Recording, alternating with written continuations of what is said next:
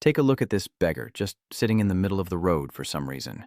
And he mumbles to himself like an old man. Everyone thinks he's handsome, but a little slow. He just sat there, gazing at the peaceful scenery of the castle, but behind that foolish facade. Here was another man whose past knew no bounds. With the sword Co in hand, he destroyed everything in the blink of an eye, slaughtering those who dared defy him and mocking the world. Thus, he was dubbed the Absolute Devil, the most evil human in the world, regardless of nation or age, a title reserved for the strongest in the world. After dealing with a few troublemakers, an ice spell suddenly blocked his path. Then, a figure clicked their tongue, drawing the attention of the Absolute Demon. The 8 immortals, paragons of justice, descended to Earth to judge him, demanding immediate punishment. They never expected a human to be unable to stop him, so they descended to deal with the Absolute Demon on humanity's behalf. Yet even facing dozens of immortals, the Absolute Demon showed no fear, enduring their magic. Sealed in the deepest part of Dongting Lake, after 1,000 years of imprisonment by the 8 immortals, the Absolute Demon never expected to be betrayed by those drunken revelers in the heavens. But thinking about it, he realized it was because he was too weak. Everyone he knew was gone after he was released from the seal. Since no human could live for 1,000 years but him, the demon of annihilation wandered aimlessly, drifting with the clouds and wind, trying to live out the rest of his days, as if held back by the ghost of the past. Had his imprisonment made him this way? However, his life would change forever after meeting this girl, clinging to life, a fragile being he couldn't help but stare at, even kneeling to take her pulse. As the girl groggily opened her eyes, his heart skipped a beat, for she resembled someone he once knew. Feeling guilty, he decided to heal the girl, realizing she wasn't sick but simply unconscious from hunger. Searching, he found some pills that had been stored for a year. Unused. Better diarrhea than death, he thought. No sooner had he thought it than he fed her a pill and quickly left, before she could wake up and cling to him. 2 clear skies stretched high above, bare branches reaching up. Jianyu, asleep at the base of a tree, was suddenly awakened by a noise. A warm bun is presented before him, and he silently observes the girl and the pastry. With glistening eyes, Hosaomi looked up at him expectantly. Slightly perplexed, Jianyu asked indifferently, "What is it?" The little girl silently looked at him, then smiled brightly in response. "Steamed bun." He looked at the girl before him, and she continued to stare at him with wide eyes. "I didn't ask for it. I asked why you're giving it to me." He remained silent, thinking, does she want to repay me? The girl still offered the bun with a warm, sunny smile. He turned away, his coldness startling her. "I won't eat it." He found the child strange, unusual, someone without fear or hatred. The next day, as he sat beneath the same tree, Little Blossom came running with more bread. The day after, the little one sat in his lap, happily sharing a cake with him. And for the next half-month, she brought him food every day and sat with him as he ate. I ate the food the child brought me every day. Perhaps after 1,000 years of war, facing countless horrors, these things had become distant to me. The child's innocent and pure smile was foreign to me. Foreign, but not unwelcome. The scene shifts to a bustling, lively neighborhood. A man shouts rudely, "Hey, kid!" the sound catching his attention as he arrives. The yelling only intensified. "How dare you steal from me? You've done this too many times. Today, I'll teach you a lesson." A curious crowd gathered, including him. Oh my God, everyone's gathering around. This brat has stolen from me so many times. "What are you going to do?" The little girl trembled, clutching her head. "I'm sorry." The sharp scolding continued to echo. "How dare you steal from someone as good as me? You'll pay for what you've taken." He glanced down, parting the crowd as he approached. "How dare a child like you steal?" As if seeing through everything, his brow furrows slightly. "Is she giving me stolen goods?" As the man moved to strike the girl, he swiftly retaliated. "A thief like you needs a beating to learn. Call your parents here." A surge of pain contorted his face as his fingers were twisted, and the girl lay unconscious on the ground as he screamed in agony. "It hurts," he thought, quickly leaving with a terrible feeling. How frustrating. I've been living off the food she brought me for half a month. Annoyed, he walked quickly, wondering where she had gotten the food. He thought back to the bread she brought him every day, which he simply ate to survive. Little did he know, she stole that food while being beaten. He flew into a rage, teeth clenched. "I don't like this. I don't like anything. Why do I feel so unhappy?" He walked and walked, not realizing he'd wandered into the forest. Damn it, I wandered aimlessly and ended up here. He couldn't help but be surprised by the sight before him. Standing before this majestic landscape, he never imagined it would be the darkest place in his life. A prison that held him for a millennium. Standing by the lake, Dongni felt the breeze, unable to believe that he, a martial god, had slumbered in such a desolate place, then sighed. He was no longer connected to Lake Dongting. Just as he turned to leave, a face emerged from the bushes. "I found you." The girl was covered in filthy wounds, and he frowned, looking perplexed. "I only helped it once, so why does it keep following me?" He then asks the girl with a haughty look, "Why are you looking for me?" A hesitant Hosaomi stammered, I don't want to be alone anymore. Please don't leave." He silently looks at Hosaomi. "I have seized my own life, a solitary one."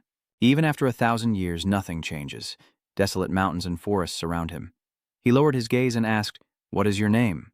The little one quickly replied, Hosaomi. He gently stroked her head, wondering if her hardships were fate, then perhaps accepting this child could create a world where the current him is needed.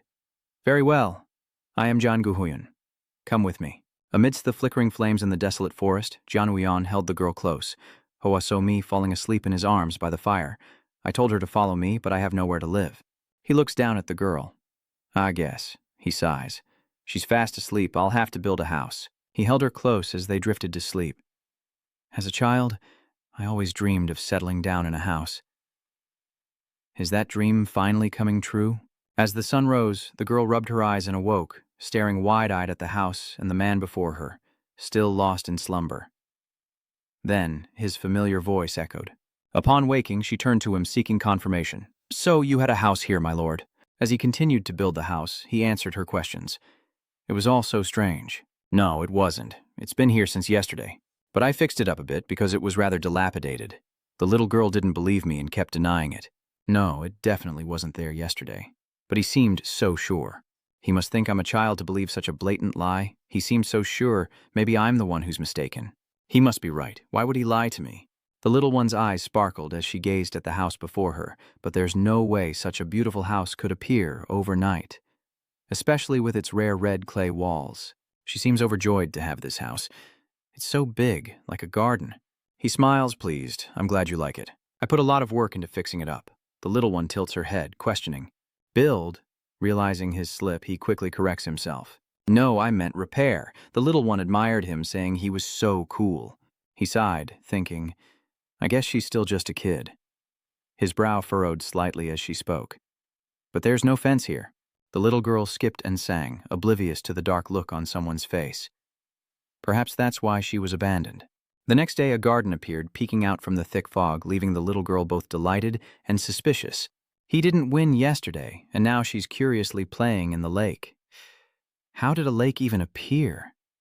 He glanced at the little girl, lost in thought, and couldn't help but smile at her face. He thought to himself, there's still much to do. The bed and furniture, I'll make them one by one. He seems to be taking care of everything for the little one, and I can't let her go hungry, so I'll go beg. He chuckled to himself, thinking that this busy life wasn't so bad after all. He was pulled from his thoughts by a call of master, but he put his hand to the child's mouth and said, "Don't say anything."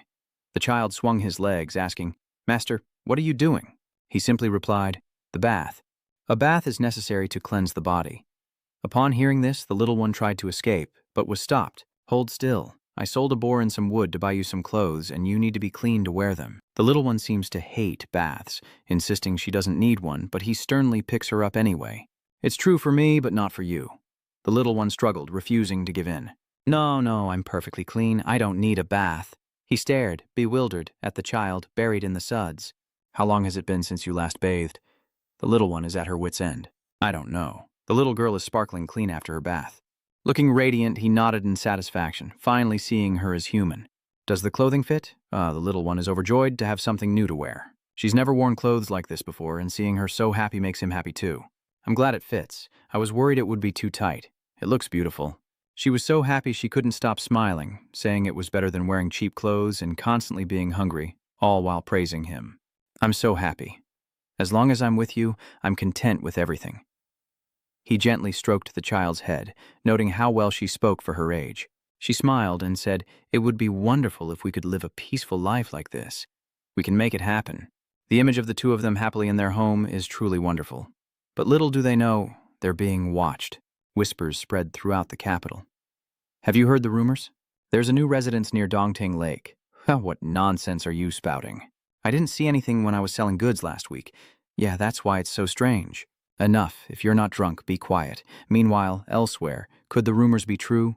Then the man reported that he hadn't seen it himself, but such rumors were indeed circulating. Hongjun scoffed. Impressive? A mansion built in just a few days? Another lie, I'm sure. I'll take a look while I'm out for a stroll. Later that night, he and some guards walked with lanterns, whispering to each other, "The governor hasn't seemed well these past few days, has he? It's because of a group of bandits roaming Hunan. Even the royal family is troubled by this. I'm sure the governor is worried too." What was that? Has it really gotten this bad? It's all because of Jiang Bishan. Jiang Bishan, the leader of the bandits, is Jiang Bishan. He was a top-tier martial artist. Assassins dared not approach him. His horsemanship was excellent. He could escape even when pursued by a superior rider. When someone sent him his family's heads, Jiang Bishan grew suspicious and violent, spiraling out of control. But he'll soon be wiped out by the imperial court, so you don't have to worry. At least, I hope not. As Hongyun spoke, lost in thought about the unsettling year, his eyes suddenly froze on the hazy landscape. When, unexpectedly, a house veiled in mist appeared before him. Look, is what I'm seeing real? It is. There's a mansion. Suddenly, the guards all knelt down, chanting, "Forgive me, Buddha, forgive me." The official beside him was aghast, unable to believe in ghosts, but Hong Quan remained unfazed, saying, "Of course not, let's go in." But before he could barge in, something stopped him. He turned around to see what it was. Uyan stares him down. "I don't recall inviting any guests." Hong Gun, sensing a bloodthirsty gaze, hesitantly asks, "Are you the master of this estate?" He nodded. "Yes, who are you?" Then he introduced himself. "I am Hong Wo Trang, the governor of Nachduang, and I assure you, I will not be weak." "Am I speaking to a government employee?" Hearing this, he introduced himself. "I am Jian Uyan." Then he pointed and asked, "Did you build this mansion?" He scratched his head and replied, "I didn't build it. I just renovated an abandoned house," which annoyed him. "Are you kidding me? This is government land. You can't build or live here without permission. Don't tell me you didn't know that." But Uyan fires back, "So why don't you agree now?" With that, Uyan tossed the beast's corpse at his feet, stunning him. "I told you to close your eyes." And so, Hongwo closed his eyes in anger, determined to capture him, but Uyan was fearless, wondering if he should wait a little longer to avoid further trouble while Somi slept. And so he reluctantly followed him. Honggun, emboldened, sneered, "You've chosen the wrong person today. I won't let you off easy, so be prepared. You've sucked up to the governor, so you won't just be drowned, you better survive." But when he looked Uyan in the eye, he hesitated. Heavens, those eyes are fierce. I need to deal with him quickly and get some rest. After walking for a bit, Uyan suddenly stopped, causing the guard to angrily shout, "What are you doing?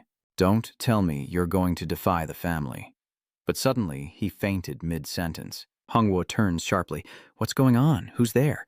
Then, arrows rained down, causing heavy casualties as soldiers vomited blood, leaving only Hongwo and Yu alive. "What's going on?" Terrified, he asks in a trembling voice, "Who is it?" Suddenly, the enemy shouted, drawing their attention. "You're brave to wander around out here." Then he realizes it's Jiang Bisha, sneering, "Today is your death anniversary." Hong Utrang's presence terrifies the young man. "Damn it, this was a mistake. It's been over 6 months since his family was killed. I didn't expect him to target me now." In this situation, Uyan spaced out, thinking about something else entirely, a sleeping child, and how noisy these guys were. Hongwo realizes this guy is useless, and with only a sword, he can't fight a dozen men.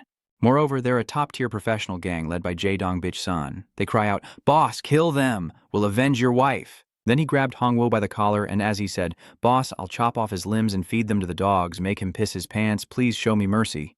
The other man didn't hesitate to stab him in the gut. I've always wondered when I'd hear those words, and there's no day more joyful than today. I want to see that panicked face forever, but I can't, so I grab his head. "Today is your funeral." Hongo is speechless with fear. He throws him to his men, and I'll let him taste hell. "Yes, boss, make him scream. Please, save me. I'll do anything. Please save me." Now one of them is pointing at him. "What should we do with him, boss?" The boss then silently looked at the restraints on his hands, saying, "I see." Then he broke the restraint, saying I was lucky. If it weren't for them, I'd be in big trouble. "You're lucky, kid." After being untied, Uyan just stood there, while Hongwo begged and pleaded. "Please, save me. I'll do anything. Just save me." Which made Uyan feel a little guilty, and he teased him. "Even though you don't have hair over there, wait a minute." It makes him uncomfortable. "Are you talking to me? That man?" You nod. "Yes, I'm talking to you. What do you intend to do with him?" He replied, "I'll kill him just like he killed my family." Yu Hyun concluded, saying that just looking at him, he must have killed many people. perhaps even more than him. So, basically, this official is just taking revenge for those who were killed, right? Which is making his subordinates indignant. What? Is that guy crazy? So he stopped his men and sneered, "Are you trying to save him or something?" Seeing the man's pathetic state, he couldn't help but scheme. There were about 50 of them, and he spoke up. "Officer, do you want to live? If you want to live, there's one condition. Never disturb my estate." This infuriated the thugs. That madman, what nonsense is he spouting? You've lost your mind. Meanwhile, Hongjun wondered if the manor he mentioned was the house from before, when Uyan repeated, "What do you think?" "Not a bad offer," he frantically replied. "If you save me, I'll do any—" before being kicked by his subordinate, who told him to shut up. As Uyan's protector, he warned them to back down or be injured, angering them to no end. "What nonsense are you spouting?" Before the thug could finish, Scarface lunged at him with his sword, but with one swift move he was sent packing to the afterlife, foaming at the mouth, and his comrades rushed to his side in a panic. Zhang Yu and Hong can't believe what they're seeing, frozen in place with fear. What nonsense is this? Even he has to admit that Zhang Yu is one of the 3 strongest members of the Dark Faction. I didn't see his movements. How could someone like him be captured and tied up? This kid, he might be stronger than me, but now it's one against many. We have the numbers, and haven't I faced countless foes stronger than myself? Yet facing this formidable opponent, he breaks a sweat. I should kill him instantly, then order the others to finish him off. The group then swarmed around Uyan. Zhang Bitch smugly thought he should finish him off in one blow, immediately yelling for his death as the group leapt into the air, charging at him. In that instant, a thought sparked in Uyan's mind, and his eyes turned cold. Should I kill them? It takes no effort at all, they'd all die in one strike. Suddenly, Uyan hesitated. The thought of bloodshed again unsettled him, but in a flash he seized a bandit and cleaved him in 2. Zhang Beach was terrified. It didn't even take him a second. After throwing his sword, Ian began using stones to shatter the arrows, quickly taking down BCH's men. Zhang Bi thought in fear that a normal person wouldn't even be able to tell what he was doing. Could a human really do this? He's on a different level than any martial artist I've ever faced. Revenge is out of the question. One wrong move, and I'm dead. The moment Baeksan realized this, he yelled, "That punk!" and began to run for his life, abandoning his defeated subordinates. It was the fastest he'd ever run in his life. Uyan tossed the stone in his hand, thinking emotionlessly. He ran away? What a coward, nothing like his appearance. Hong Yun, seeing Zhang Bi run, shouted, "No, don't let him escape!" He grabbed Uyan's leg and begged me to catch him. "Please, catch him for me." Uyan scoffed inwardly. What a coward. He watched him go, knowing he wouldn't chase a fleeing enemy, but this was the only way to end the mansion dispute. He had to listen. With that thought, Uyan leaped into the air, closing the distance to Zhang Bi in a few steps. The old man was stunned to see Uyan, who, before he could even speak, slammed his head into the ground, knocking him unconscious. After the battle, Hong Gun, covered in dirt and hanging from a tree, said, "Governor, our agreement ends here." Uyan glanced over.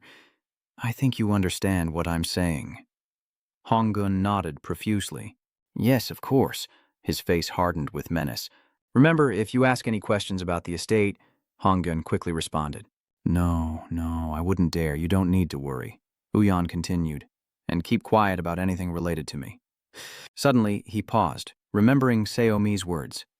"Uncle, please smile when you talk to others. People are scared when your face is so blank," he thought and forced a smile. "Good, you understand." Hong W trembled with fear at the sight of him. A monster. He really is a monster. What is someone like him doing here? I can't possibly stand against him. I have to give that monster what he wants. I won't go near the mansion, or even the mountain in North Hunan, Yayang Market. Uyan takes Seomi for a walk, and she delights in the sight of people laughing and talking. It seems the bad guys in this area have been caught. I was quite scared when it was just us in that forest. Wyon looks at the child and asks, "Are you still scared, even with me?" Shyly, Somi answers, "A little." Seeing this, he reassures her. But now that he's been caught, a scent suddenly attracts Seomi's attention, while Uyan remains deep in thought. The robbers have been caught, and the tattoo guy who was scoping out the mansion has disappeared. Min suddenly feels an emptiness beside him, only to find Somi gone, drawn away by the sweet scent of candy. With sparkling eyes, Seomi ran closer. "They look so yummy, Uncle." It was then that Uyan realized, gripping his injured hand, he thought to himself, I forgot that raising a child requires money. So much money. Yayan recalls his childhood. When he was alone, he could sleep soundly with just a pillow and hunt to stave off hunger, he mused. Having lived like this since childhood, I don't know how to truly earn money, but supporting another person requires a vast fortune. Seeing Saomi so happy, he blamed himself. Why did I only remember now? Yuyan didn't dwell on it, quickly calling out to Saomi to turn back. The little one, losing interest, simply agreed. Okay. With that, Yuyan quickened his pace, telling himself he had to find a way to make money fast. Yuyan walked so fast that Shirt couldn't keep up, when a loud scream echoed through the vast mountains. Uncle, look at this. The sound came from Somi. The little one busily digs in the dirt, muttering, just a sec, almost done. Yuyan asks suspiciously, what are you doing? While heading home, Somi happily pointed at something, her face covered in dirt. I want to bring this flower home to my husband, she says as Yuyan teases her. Can you even do it? It looks like it's stuck pretty deep in the ground. The child proudly flexes their newfound muscles. Of course I can. Saomi is strong, or so it seems, but as she struggles to pull the flower, her face is drenched in sweat. Suddenly, Yayan notices something strange. These footprints aren't ours, but we're the only ones who've traveled this road toward the DH estate. While Somi plucked the flower, Yayan noticed the surrounding grass had been pulled up as well. Had someone intentionally planted this flower? After much effort, Somi finally uproots the plant, giggling as she tells Yayan, I told you I could do it, but there's some kind of pouch attached to it, and I see it. Let's see what it is. With that, Saomi lifted it up. I'll try opening it. Let's see what's inside. Before she could finish, an extremely shrill sound echoed from afar. How dare you touch it? What do you want? The young man, clutching a knife, rushed forward. The girl was caught off guard, and the blade was nearly upon her. In that moment of life and death, Yuyan gripped the attacker's wrist, forcing him to drop his weapon. His hands restrained, the young man questioned him. What were you trying to do? The young man looked up, wondering who this was. Yuyan's grip tightens, and the man trembles. What is this? How is he so strong? Yuyan immediately throws him off, sending him crashing to the ground. Saomi, standing behind him, stared in wide-eyed shock. Then suddenly her eyes closed and she began to fall backward, but Yuyan reacted quickly and caught her. Cradling the child, he wondered if she'd fainted from shock. Yuyan gritting his teeth as he glared at the young man. I sensed someone approaching, but why target a child like Somi? If they try to hurt her, they're dead. They probably just wanted to scare her. Yuyan breathed a sigh of relief that at least they didn't mean any harm. Looking at the bag hidden beneath the flowers, he couldn't help but wonder what they were protecting so carefully. He cautiously opens the bag, a sinister smile spreading across his face. This is it. Yuyan approached the unconscious man, hoisting him onto his shoulders, thinking he might be useful. As twilight descended, the young man stirred, groaning softly as he awoke, his eyes darting around in confusion. Where is this? Yuyan asked. You're awake? He asked, narrowing his eyes. Who are you? Yuyan quickly responded. I am Yuyan. He looked into Yuyan's eyes, fearfully thinking, what is that look? A look not only dangerous, but murderous. Yuyan cuts to the chase. When you attacked the shirt, I wanted to kill you then and there, but I changed my mind. Do you know why? The young man stammered. I don't know. Yuyan, hearing this, asks, You don't know? The man stammers fearfully. I really don't know. Yuyan moved closer, sitting next to him. Everyone has value. How much do you think your life is worth? Hearing this, the man blankly replied, I guess about 100 million tiles. I'm right, aren't I? Are you? Yuyan glances at him. Your worth is quite high. The young man turned away, stammering, but I think that's what I'm worth. I thought you were just a thief, worth maybe a silver coin, but you set your own price. You must be confident. Yu-hyun paused, then chuckled. So your life is worth 1 million tiles, plus another million for trying to kill So-mi. That's 5 million tiles total. Hearing the price, he was speechless with shock, as Yuyan looked down at him with a chilling gaze. This is the price you'll pay to stay alive. The maids fawned over him, offering delicacies. Oh my, Governor, you've worked so hard. Please, Governor, try this dish as well. Hongan replies with a smile. Okay, I appreciate the thought, but I can only accept your kindness. I still have things to do, so I must be going. Then he rushed out the door, leaving 2 maids to think, he's so cool. Meanwhile, Hongan, on the other side of the door, was screaming internally, This is so annoying, so much trouble. He collapses to the ground, helpless. The way people look at me has changed. Well, they think I'm the one who caught the infamous Zhang Bishan. The problem is everyone sees me as a hero now, not to mention the royal family's trust in me. A nervous official reports that a golden Buddha statue has disappeared from the palace, likely the work of a skilled thief. The official continued with a smile. Since this matter requires absolute secrecy, I was thinking if you could lend us a hand, it would be simple for you. After all, you single-handedly captured Zhang Bishan after all your subordinates were defeated. I'm glad the prefecture has someone like you. Hongwan could only offer a wry smile. The official raised an eyebrow, reminding him, "You can do it, I'm sure." He stammered, "Yes, rest assured." Back to the present, Hongwei thought, "Damn it, if you're going to steal it, do it in a way that no one will notice. This is torture. Why did you let them find out it was missing? Who is that stupid thief? Why does the celestial realm give me so many trials and tribulations?" Cutscene. Samte, bruised and battered, sweeps the courtyard. He lamented, "Why does the heavens give me so many trials and tribulations?" Samte wondered in bed the night before. 5 million yang. How can I get 5 million when I can't even get one? Moreover, he'd stolen and sold treasures his whole life, but never even touched a million nai. He sighed, glancing at Yuyan's frown. That look in his eyes. He wasn't kidding.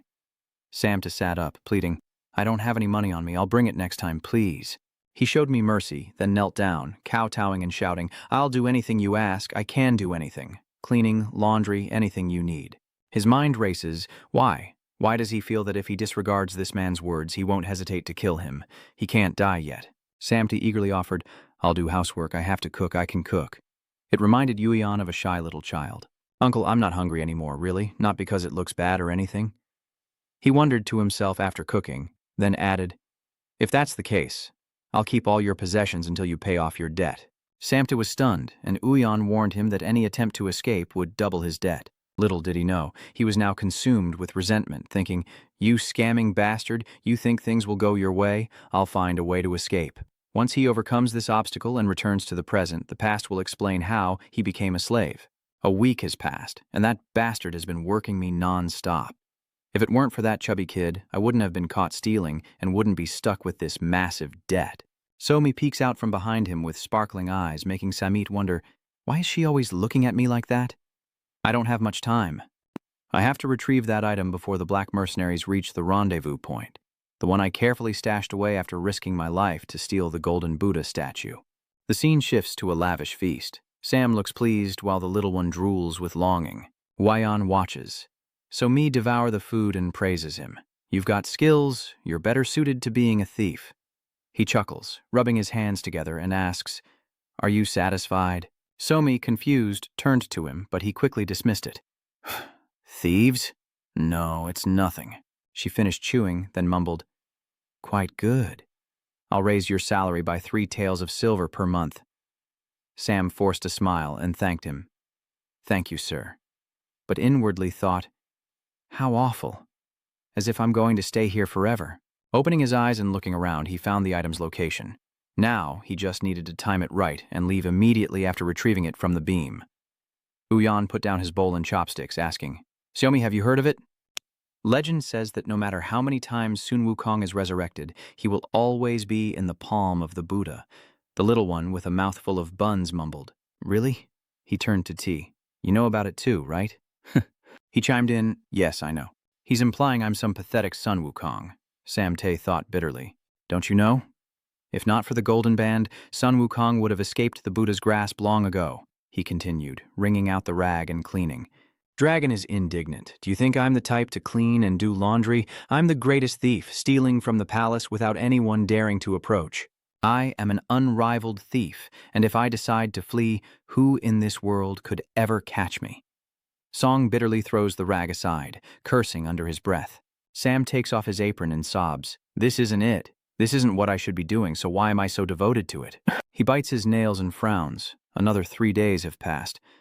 Black Spear must have arrived and be waiting. If I'm late, I'm dead for sure. But if I hide in this manner, I won't be caught. And even if I am, I'm not worried, because he's here. I'm a thief, stealing and selling other people's valuables to live a life of luxury, not a servant. Suddenly a voice startled Sam to, "Hey, are you there?" He rushed over, replying, "Master, of course I'm here." Yuyan, carrying his fishing rod and leading Somi, gave instructions. "I'm going fishing with Xiaomi and we'll be gone for a while, so take care of the house." Samta realized this sudden opportunity meant Uyon had let his guard down after a few days of good food. A rare opportunity, he flattered, clasping his hands. Understood, sir. I'll keep this place spotless. Uyon tilted his head, reminding him, I've said it before, but remember, running away will only double your debt. He waved his hands dismissively. What are you talking about? I would never disobey you. He continued, unconcerned, I don't care if you run away, but you'll understand why Sun Wukong was stuck in the Buddha's palm. Samart lowered his head, a sly smile on his face, feigning understanding. Yes, of course, he thought to himself excitedly. Farewell. He's finally gone. Farewell, Xiaomi asked, puzzled. Uncle, why are we suddenly fishing? There's still plenty of food. He picked up a branch and drew a circle in response. It's nothing. Just keep fishing. I have something I need to take care of, she asked. Will you be back soon, Uncle? He reassured her. Of course. Simi happily gets up, agreeing with the question. So I just have to stay inside this circle? Uayan smiled sweetly, praising him. You're so clever. Deep down, I knew I'd have to set up a barrier here to keep wild animals or strangers from finding you and causing trouble. I'll be back soon. The little one smiles sweetly and obeys. Yes, sure we'll catch lots of fish. He responded, I'm looking forward to it. Then Yuyan teleported in, and Hong was still racking his brain. What can I do on my own? I have to capture Jiang Bisha. This burden is killing me. Seriously? He cleared his throat from behind, and the man frantically turned around, asking, Who are you? With a sly grin, he crossed his arms and said, I have a proposition for you. Care to try? Meanwhile, Samte was trying to make a quick escape.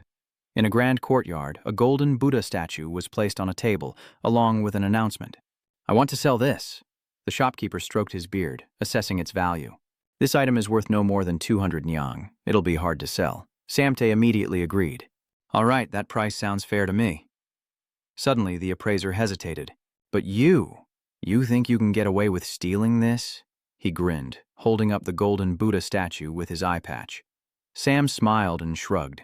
The shopkeeper handed him the money bag, warning him to be careful. The 6 ministries are on high alert after Jiang Biashan's capture. It's dangerous. He takes it in and asks, Jiang Baishan. He explained, that's exactly why things are so chaotic. He's the powerful bandit who rules the entire Hunan region. And that's why there are rumors that the governor will be moving to the central district. Samta scoffed triumphantly. I understand. Don't worry, I won't breathe a word about you if I'm caught. The shopkeeper chuckled. I'm not worried at all. Suddenly, hurried footsteps approach, and a servant bursts through the door. Something's happened. Samt was frantic as the shopkeeper stammered a question. What's going on? The servant stammered. The Quan Bin are surrounding us. It seems there's a traitor in our midst. He quickly stood and asked, Who did this? A sudden noise caught his attention. Samt now climbs out the window, waving goodbye. Well, I'll be going now. He tried to stop him, shouting, Hey, wait! When did that rascal steal my money bag? He jumps down, saying, Good luck to you. The shopkeeper on the upper floor curses, You little thief. The courtyard gates burst open, and a voice commanded, Arrest them all!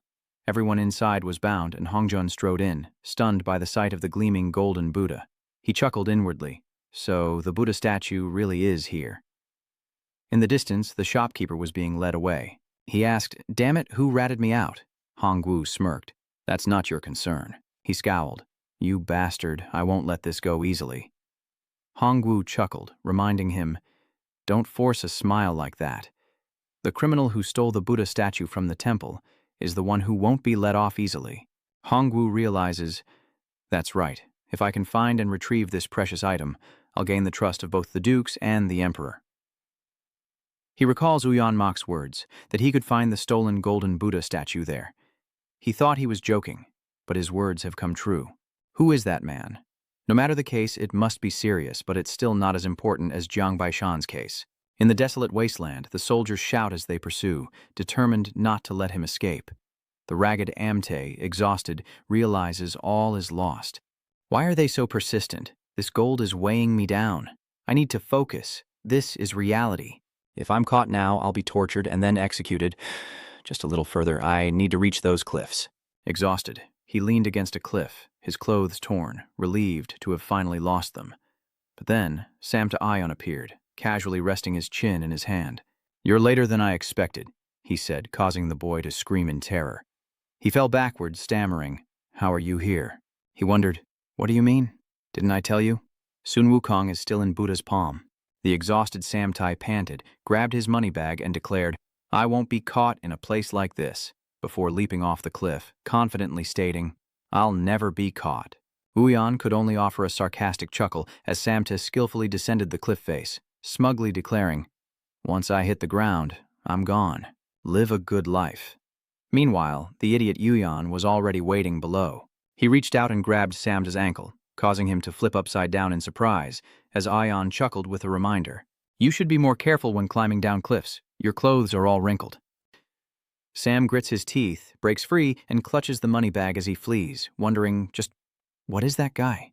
Here at the docks, Uyan sits with his arms crossed, even here, and there he is, again, riding a horse. No matter how far ahead I get, he always appears. As the sunset descends, Uyan taunts, "I told you, you're still in the palm of my hand." Exhausted, Samta curses under his breath. "Damn it." "Ugh," he chuckled, reminding him that the debt would double for running away, making it 10 million NEI in total. "You can pay 2 million with that bag, leaving a balance of 8 million. Hearing this, he gritted his teeth, tears streaming down his face, and furiously threw a punch, cursing, "You damn bastard!" Uyan, still teary-eyed, suddenly remembers, "Oh, I forgot to collect the bounty for Jiang Biashan's head. I'll use that money to buy cake." And Samtae's fist is already flying towards his face. Outside, the trees stood still without a breeze, as curses and complaints echoed endlessly. "Damn it, damn it, damn it." Inside the manor, Samtae grumbled as he cleaned, feeling utterly wretched, unaware that Somi was watching him from behind the door. The child's eyes widened with amazement at the gleaming house, while Samtae harbored resentment, thinking of Uyan. After being caught, he nearly worked me to death for a measly 3 incense sticks, which he stole from me in the first place. A moment later, he bowed respectfully, extending his hands at the words, "You cleaned well. I'm pleased, so I'll give you some gold coins." Then he groveled, "Thank you, old man." After cleaning up, he sat down, frowning and blaming himself. "It seems my life has given up on escape. After that, I tried to run away many times, but each time I was beaten to a pulp and never succeeded." The image of Uyan grabbing him by the collar like a sack flashed in Samtae's mind, and he ruffled his hair, saying, "I'm out of ingredients. Guess I have to go to the market." As he walked, he fumed. Why does this estate have to be in such a remote location? I want to be back before he returns from the hunt, but even with swift steps, I'll barely make it in time. Suddenly, Samtae stopped, his eyes turning cold as he glanced back, thinking. Meanwhile, Saomi, who had been secretly following him, was startled and quickly hid behind a large tree, flustered that she'd been discovered. Before she could finish, a voice echoed from above. "Hey, why are you following me?" But Samtae was faster, standing right in front of her. She was about to explain, but then just smiled awkwardly and said nothing. This seemed to bother Samtae, who coldly told her, "Don't smile or follow me. Go back. If something happens to you, my head will roll." He turned to leave, but before he could take a step, Somi's tiny hand grabbed his sleeve, and she spoke in a small, slightly hurt voice. "But I don't like being alone," she said, nuzzling her face against him, his expression still unreadable. Samt pried her hand off, saying, "Do you even know where I'm going?"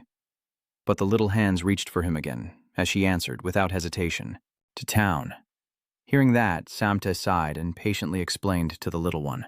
"That's right. I'm sorry, but I can't take you to a crowded place.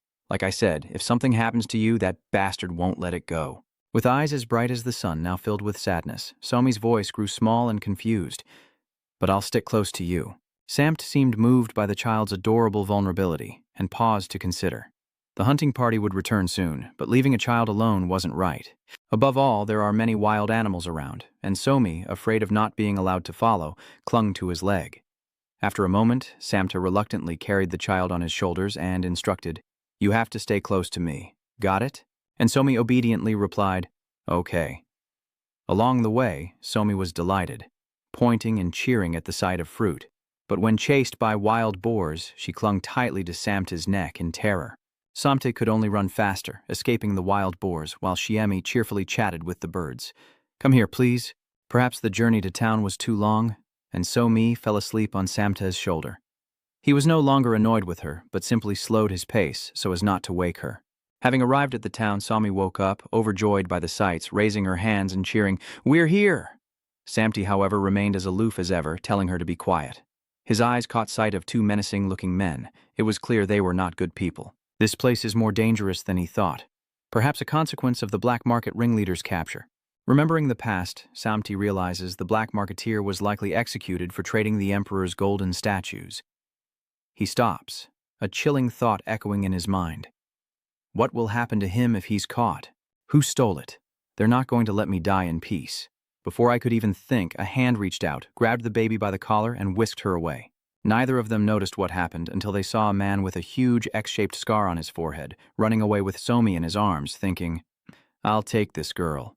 The little one, however, doesn't seem scared at all, but rather smiles with amusement, thinking, "This uncle is fast." Sant panicked, screaming internally that he was surely doomed, then rushed toward the man who took the shirt, yelling, "Hey, you bastard! Do you know who you're messing with?" Samt was shocked again. He knew the swift feet technique. Damn it. Annoying, he chased after him all the way out of town, shouting, "Hey, I said stop!" Something felt off. He was being led into a trap. But why? If I just left him alone, that bastard would have saved her anyway. But if I let that happen, he'll take my life too. I remember Yuyan looking down at me like an animal, seething with murderous intent. "So, you lost my girl." Samti panics, screaming as he runs even faster. Damn it, I was a fool to bring that kid along. Why does something always have to happen? But he calms himself, realizing his swift steps technique means he's not slow. Before falling into the trap, he just needs to catch up and take back the girl. He uses his swift steps and manages to touch the kidnapper's shoulder. "Hey, you bastard, give her back to me now." But instead of fear, he just laughed derisively. Take a good look around before you get cocky. This time, Susamte was truly stunned as he looked around, cursing inwardly. Damn it, when did this happen? He was surrounded on all sides by the man's associates. Each of them looked fierce and intimidating. Then suddenly, one of them jumped up and landed a surprise punch on Samit from his blind spot, knocking him unconscious. Meanwhile, Oyan returned to his mansion, silent and lost in thought. The house felt so vast. He remembered Samte busying himself in the kitchen, Somi by his side, gesticulating and beaming. He'd always thought being alone was normal, but somehow he'd grown accustomed to those lively days. It seems Somi went to town with Jangsamte, but that place is truly dangerous now. To keep Sayomi safe, I have to find them. Meanwhile, Samti desperately shields the tiny Sayomi. No matter how much they beat him, he wouldn't let go. Ignoring the blood and bruises, he only cared about protecting the small figure in his arms. The thugs, tired from the beating, stood over Samti, frustrated, wondering why he still wouldn't give up. One of them even stomps on him, while the others lean in to see him still clutching the shirt. The one with the bat and cap seems to be their leader. He says the kid's stubborn, meaning that Brad is important to him. He orders his men to bring the kid out so he can tear him apart piece by piece in front of this bastard. Hearing this, Samta looked up at him as if he were a demon, then looked down at the shirt, perhaps fainting from fear. He remembered his little sister from the year before, sweetly looking at him and gently asking, "What are you doing, brother?" XT looked at her as if she were the only jewel in the world, and smiled. "You're awake. I was just counting what I stole today." Seeing the loot, her eyes lit up, but she was also worried about her brother. "That's a lot. Stealing so much must be dangerous." Samti smiled at his sister, gently reassuring her. "Why worry? Our parents are gone, so from now on I'll protect you. Don't worry about a thing. Just stay healthy. I'll take care of you until you die of old age." Children are so easily pleased. With just a few words, she was smiling again. Okay. From the stolen goods, she picked out a clean outfit, put it on, and showered it with praise.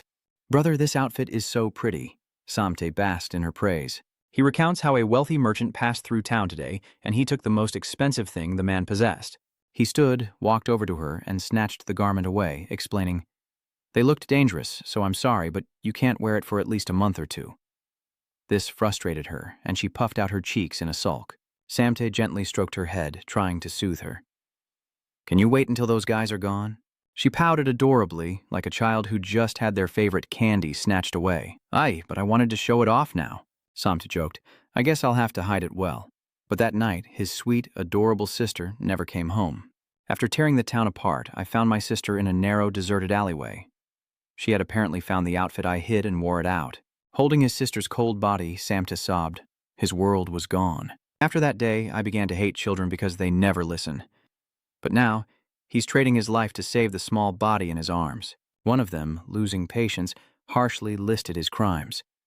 "Because of the item you sold, our boss was executed, and to avenge him, we're capable of far worse." He then reached out to pull Feng So Mi from Same's grasp. The kid's screaming, "Let me go!" he yells, not caring. Hey, stop struggling! Suddenly, Samta grabbed him, and even though he was down, he still managed to ask, "What are you going to do to the kid?" You bastards. Without a word, he kicked him hard in the face, yelling to let go of that trash. Seeing this, Somi panicked and screamed even louder. The little slave bit the man holding him so hard that he threw the child to the ground in pain, cursing, "Damn brat!" Despite being thrown, the little one didn't cry, but quickly stood up, shielding Samta, who was lying on the ground behind her. Surprised, he stammered, "What? What are you doing?" The reddish-brown-haired man, bitten by the child, is now furious, drawing his sword and glaring at Sumi. "How dare you bite me?" Samti screamed at the child with all his might. "What are you doing? Run!" But all he got in return was a firm "no" from Xiao Mei, and he saw his sister's image once more. The little girl turned back to smile at him, as Samta anxiously pleaded with the child standing in front of him. "Please, listen to me. You'll die too." But the child's answer remained the same, louder this time. "If I do that, Uncle will be left here alone." Samt was stunned by the child's words, and the auburn-haired man flew into a rage, lunging at Saomi with incredible speed. Is this crazy rat putting on a show? Die. But Yuion arrives just in time, stopping the blade, seizing his arm and breaking it. Shirt looks up, surprised the sword didn't fall, and says, "Uncle, next is Yuion's cool scene where he beats up those guys all by himself."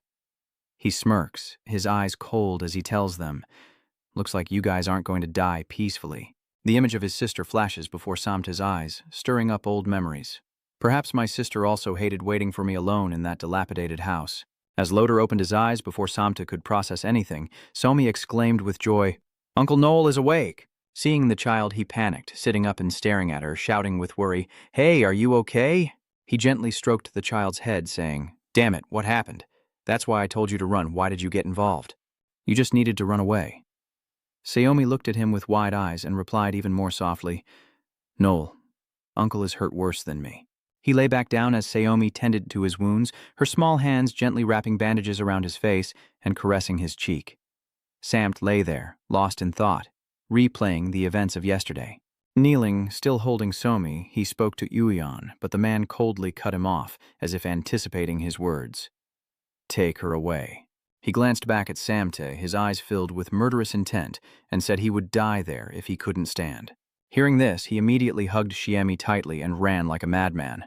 Thinking of this, Samte closed his eyes tightly. He couldn't remember what happened after that, and then he opened his mouth to call out to the little one.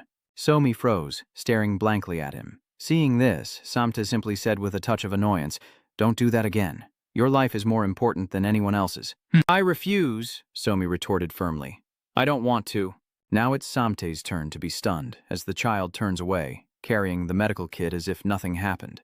"I refuse, but I would do it again if I had to. I don't want to lose my family again. Uncle was probably just thinking of running away." Siomi's words startled Samta, filling him with embarrassment. Did she realize? Somi's firm words echoed, "But I would never do that. I will become strong and protect everyone, so don't say things like that." With that, she grabbed the medical kit and left the room, leaving Samta alone with his doubts.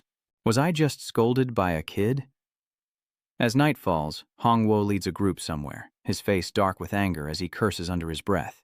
"Damn it, these past few days have been chaotic, and now there's a gang fight near the village. Why does everything keep coming my way?" A man behind him spoke hesitantly. "Governor, there's a strange report attached below." He turned back lazily, asking indifferently, "What?" He immediately relays the information he received to Hongwo. The victim's wounds were all concave and inverted. What kind of madness is this? Just ahead, the culprit, reeking of bloodlust, raises a blood-soaked hand to the face of his victim, ignoring their pleas for mercy. The soldier behind him saw the scene and didn't dare step forward, only shouting at Yuion, "How dare you!" Meanwhile, Hongo was panicking inside, but within seconds his panicked expression morphed into a beaming smile as he rubbed his hands together and spoke in a fawning tone. "Tia, greetings, my lord. What brings you here?" Weian cast a cold glance at him, not hurrying to answer, but after a moment he pointed to the people lying sprawled on the ground and slowly replied, "They were planning to kidnap and murder people. They're bandits who associate with that black spear from last time." Hong stammers, then turns to his men, screaming at them to seize the intruders. The first two soldiers ran up, looked at each other, and one asked, "Hey, do you know him?"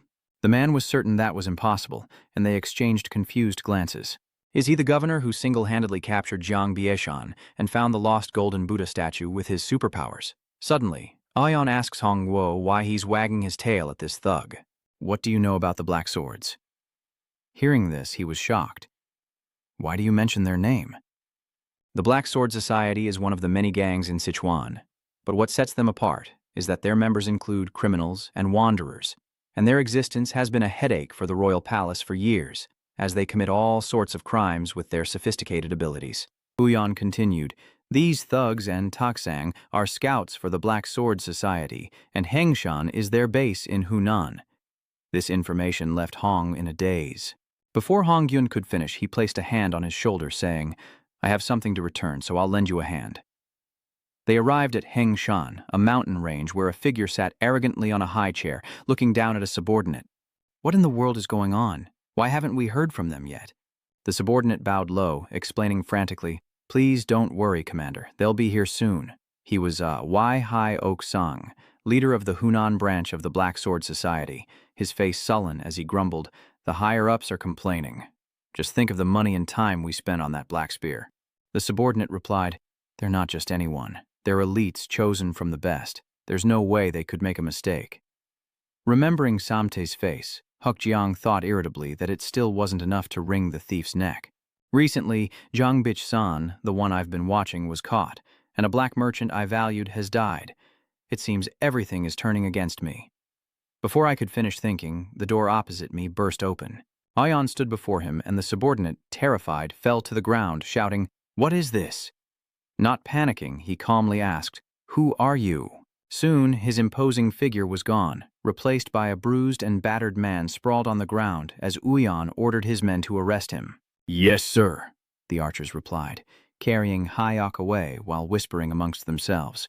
Is he really a member of the Black Sword Society? You've truly lived for this day. Wayan noticed gold coins falling from Hayo's body and stopped, thinking of his starving family, before approaching the soldiers and saying, Wait, thinking to himself how great it would be to have something valuable to buy snacks for Somi.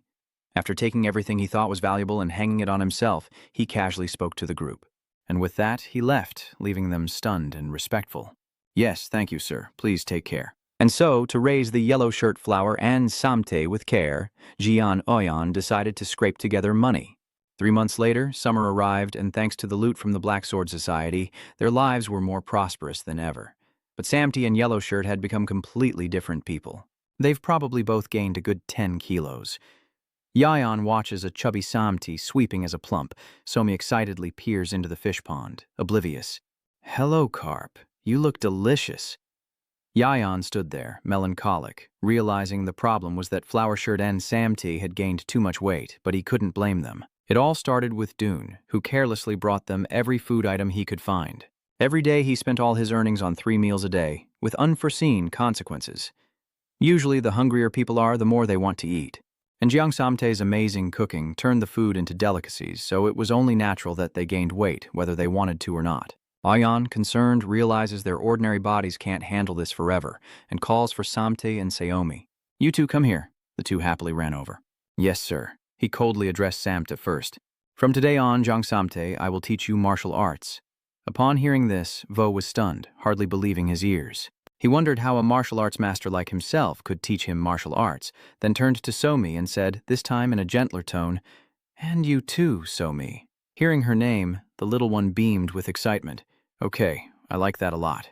Seeing that, he said nothing more and simply told them, Go out and buy some manuals. Somi happily agreed, but Samte, being more knowledgeable, spoke up. But sir, the problem is they only sell things worse than third-rate goods out there. Uyan chuckled. That's why I said buying these is perfect for your level.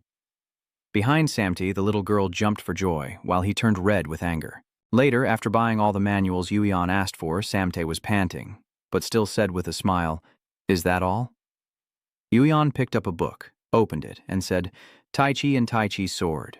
I've heard of them, but I don't seem to remember. Samte interjects, You don't know it? It belongs to the Wudang sect, one of the 9 major sects. Hearing that, he chuckled, Wudang and Jiang Sambong. What an interesting name. Samte could only manage a wry smile.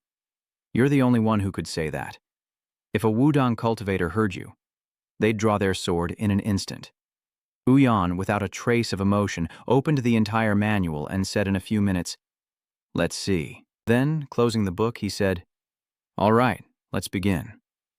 After Samte and Saomi had been diligently practicing until they were exhausted, Uyan slowly approached and said, "Why are you two flailing around like that?" The statement left them dumbfounded, as they replied in unison, "But that's what the manual says." Hearing this, Uyan coldly replied that following the book wasn't enough to be enjoyable. Then he threw the secret manual to the ground, declaring, "There is no path in martial arts to begin with. People create martial arts, so they create manuals to prevent others from stealing what they have created. Move in the way that feels most comfortable to you. Only then can you create your own path." As if enlightened, Samte and Saomi eagerly responded, "Yes, sir." By afternoon, Samte was sprawled on the ground, lamenting, "I can't go on. Just kill me now." Meanwhile, the little one was happily training, turning to me with a bright smile, like a breath of fresh air. Uyan forces a smile, clapping to encourage Somi. "Well done. I can see your martial arts prowess." He tells himself he never intended to teach Saomi martial arts. He just wanted her to exercise and get stronger. If they do well, they'll soon return to their original forms.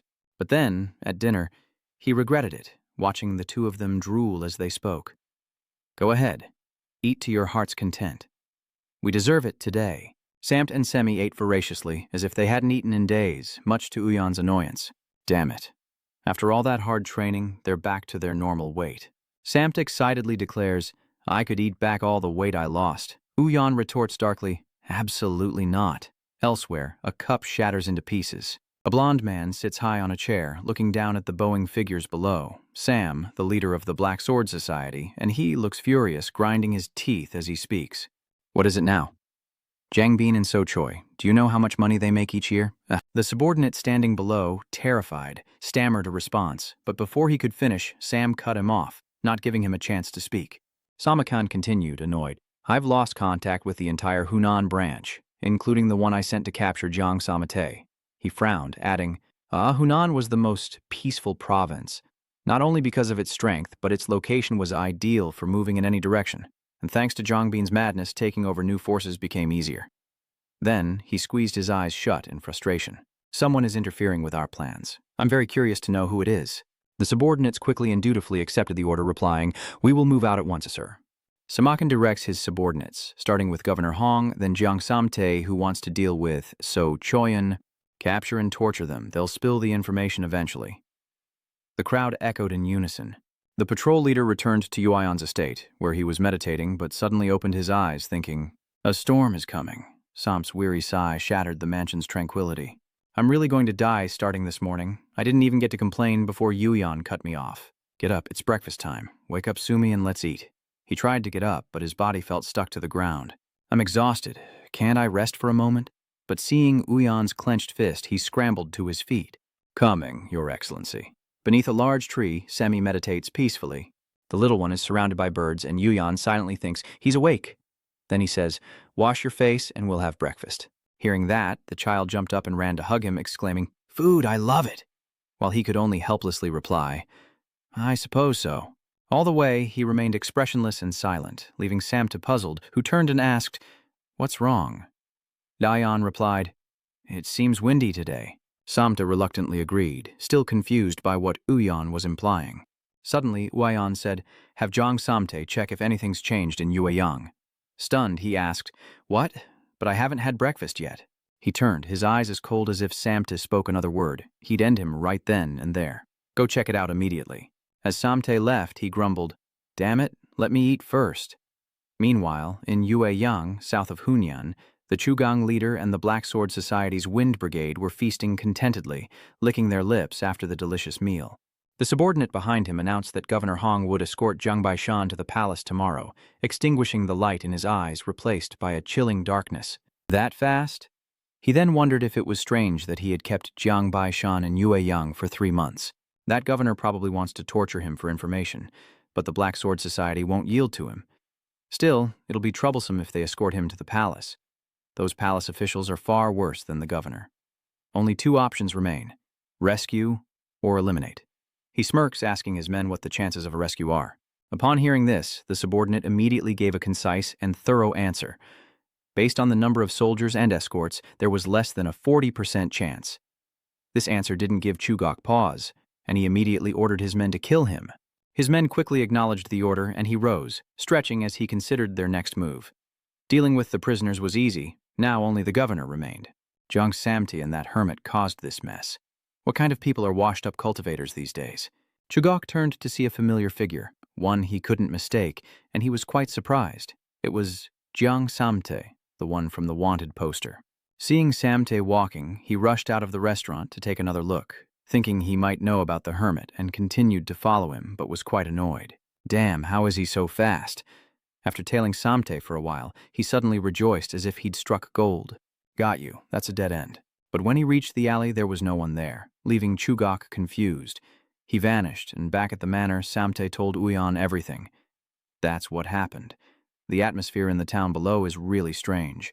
I was even followed by a weirdo. I'm sure the Black Sword Society won't let me off easily. Wyon remained calm, responding softly and asking, I understand. Now, explain in detail what the Black Sword Society did. Samin hesitated, saying there was nothing special. Everyone knows the Black Sword Society was founded about 50 years ago by an unknown man. No one knows who the founder is.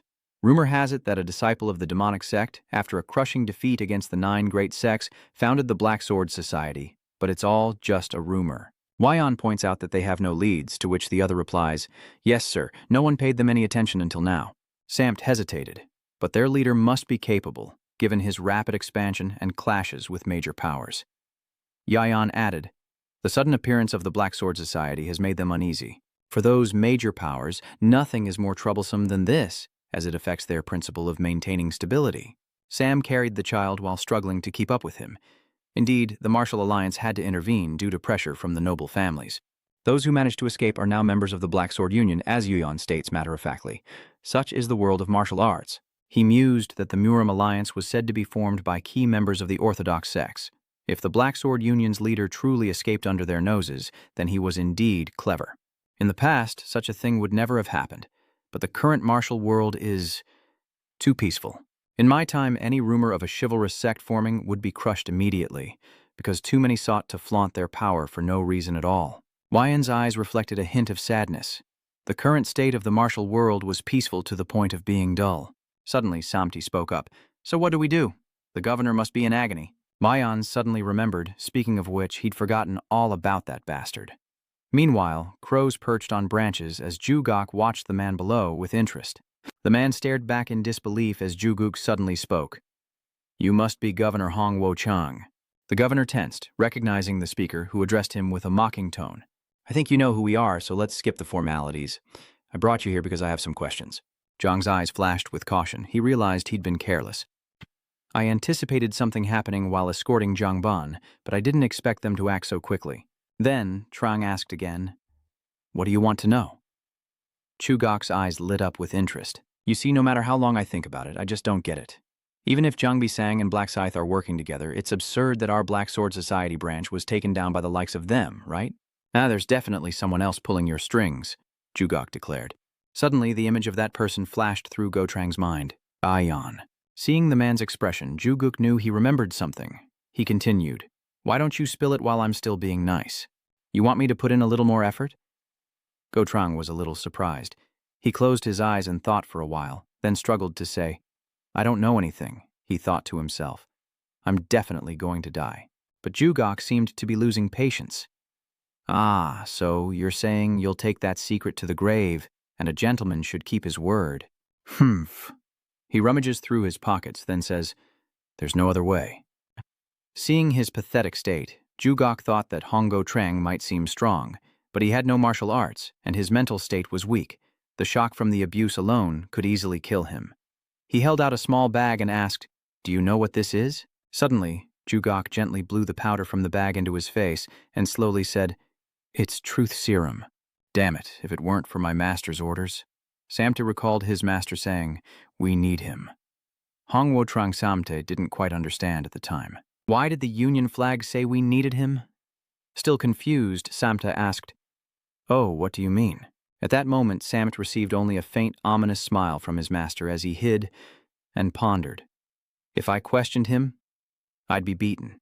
And if I ran away and left that guy to die, he'd beat me to death for sure. I have to find a way to save him, but how? All he could think was how annoying this was. What did it matter if he died sooner or later? Then, Samte used his power to sneak up on them as they talked, and Chugak froze as he saw the light. What's this? Then, a powerful impact sends his subordinate flying. Then, Samte appeared with a spectacular kick, thinking his only option was a surprise attack, followed by escape. Without hesitation, Samte grabbed the page and ran as fast as he could. Chugak indifferently ordered his men to give chase, secretly thinking that it was Samte's lair. Outside, the henchmen relentlessly pursue Samte, causing him to panic. They're closing in. He ran, tears welling up in his eyes, silently pleading, "Master, please come save us. I can't believe I'm putting my faith in someone like him." Yuyan stood beneath the moonlight, embracing his sword. He gently drew his sword, the blade kissed by the moonlight as he raised it to the sky, admiring it for a long moment. Then a smirk crept across his lips. He thought to himself, is it showtime? In the still sky, the moonlight illuminated the dark forest. After being carried for a long distance, Go Trang collapsed on the ground, only to have his mouth suddenly covered. Samt whispered to him, "I'll let go if you stay quiet." Confused, Gut whispers, "Who are you?" He glances sideways at him and whispers, "Jiang Samte is a subordinate of the great human." Go Trang's eyes suddenly sparkled as if he had found an idol. "That person," he muttered to himself. "Father, if it weren't for him, I wouldn't even be breathing right now. You have no idea how many times I've been saved." Samt playfully sticks out his tongue where the others can't see, thinking that he should say something about that so that Somi can live comfortably. He pondered, but first he had to use him to escape safely. Samte whispered, "Those guys will chase us to the death, so prepare yourself. First, I have to get away to find a chance for revenge." Suddenly turning around, he saw them staring back. Both of them were startled. Then Samte picks up Go Trang and continues to run, wondering how everything went wrong. Deep in the forest, they both gasped for breath after their long run, thinking, "Damn it, we're cornered." Samit quickly stepped in front of Trang, defensively.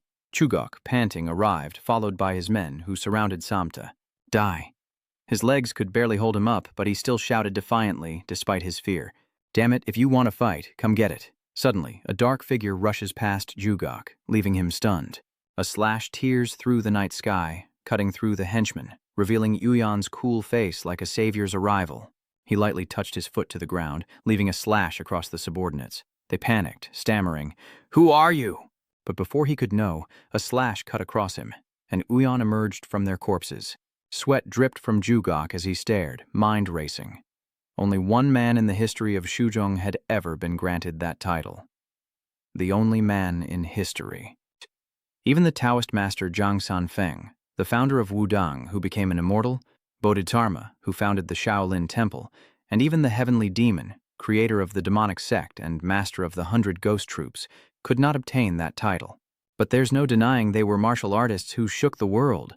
Chuguk trembled as he looked at the man before him, muttering, "What kind of martial arts is that?" Then he thought, but only the undefeated god never lost. That's why he became a legend. Samte slumped to the ground, his legs no longer able to support him. His voice tinged with resentment. "Why are you so late?" Yuyan asked, a bit impatient. "So noisy." Samte pointed an accusing finger at the cloaked figures. "It's their fault." Chugak recoiled at those words, his voice laced with panic. "What have we done?" Yuyan suddenly interjects. "You're with the Black Sword Society?" Chugak trembled, stepping back. "Yes, we are disciples of the Black Sword Society. Knowing that, you still intend to stop us?" He slowly approached, saying, "Collecting trash just creates more trash." Chugak quickly retorted, "We're not useless," but Yuyan impatiently cut him off. "You talk too much. Prove your disagreement." He recalled Dubian's movements, how a few powerful strikes left his opponents lifeless, a sight that Trang found incredibly valiant. In the silent forest, Samte couldn't disagree more. "Great, my foot. He's just dog poop, a monster, not a person." Trang was a little confused. "Dogvex? Is that how you refer to your master?" Samte stated matter-of-factly. "I'd say that about the Emperor when he's not around." "What's the problem?" Go Trang is a little displeased with him. What was that?" "Look at this peasant. They're already grabbing each other's collars and cursing each other out. Samte, huh? Peasant, have you forgotten who saved you? You dare speak ill of your master, you wretch. How can a slave speak ill of his master? You deserve a beating, you busybody. I've never met anyone so nosy." Suddenly, Yuyan's voice silenced them, and Chugak's bruised face appeared before their eyes. Looking disheveled, Yuyan casually said, "Let's go home." The next morning, the government soldiers were in an uproar. Nearly all the imprisoned criminals were dead, and the few survivors were barely clinging to life. As for the governor, he vanished without a trace of intrusion. To find him, a search party was dispatched, turning Yue Yang upside down. In a tavern, members of the Black Sword Society began to murmur, "Poor governor, I'm sure he's met his end somewhere." "Hey, don't say that." They continued to voice their opinions, saying he was a great man who insisted on punishing the Black Sword Society, even knowing they would retaliate. They were all deeply moved by the governor's actions. Yes, he was truly brave. One drunken man was determined to join the search party, refusing to believe such a great man could die at the hands of the Black Sword Society, slamming his fist on the table. "Yes, that's right." Then, wiping away tears, he thought, "Just thinking about it drives me crazy." "Governor, please be safe." Elsewhere, at a secluded villa, Gotrang stood dumbfounded, seemingly unable to comprehend what was happening, while Hua Cheon-woo eyed him warily, whispering to the person beside her that a stranger was staring at them. Unaware of what's happening, Gotrang stares intently at the child Uyan is holding, the benefactor's daughter, no doubt. After a moment, he thought to himself that they didn't look alike at all. She seemed a little shy. At that moment, Seomi spoke hesitantly. "Hello, I'm Hosaomi." Overjoyed, Gotrang replied, "I'm Hong Gotrang, and I have a child your age. Come over sometime. I think you two would be great friends." So Mi seemed a little flustered. Meanwhile, Uyan is talking to the child, and if you get bored, you can make her laugh. Over here, Gong seems to be imagining something else entirely. She's so adorable. It would be wonderful if she became my daughter-in-law. Yuyan sensed something and shot a murderous glare, causing him to avert his eyes, unreachable elsewhere. His subordinate bowed deeply, voice trembling. "Yes, master." Samakan was puzzled. "Didn't you say all the prisoners were dealt with?" He rubbed his head, sounding annoyed. "That governor's missing. I don't think they failed."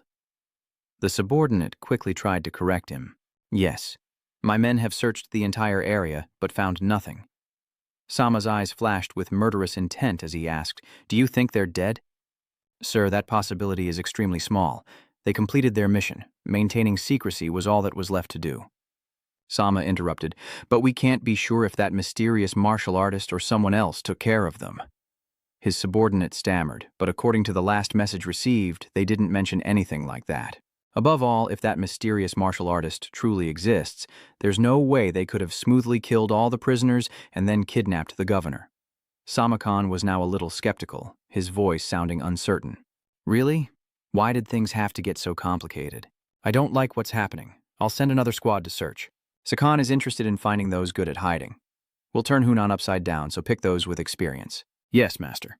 Meanwhile, Uyan ordered his subordinate Sam T to protect the manor and keep an eye on the bound leader from Nakduong, summoning troops to depart for that place in 3 days.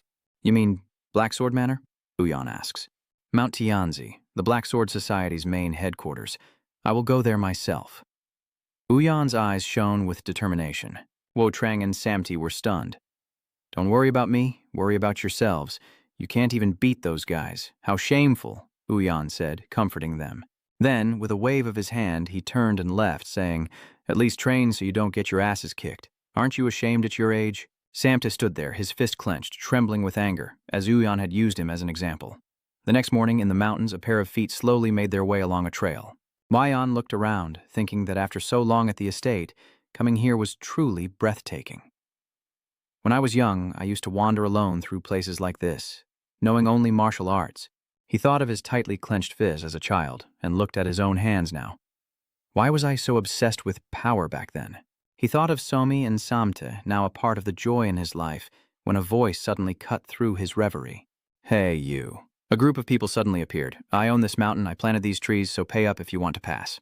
Mayan stared at the group, a bit shaken, as it had been a while since he'd been in this situation. Then said, "What if I have nothing?" They laughed and quickly retorted, "Don't be funny, grab him and search him."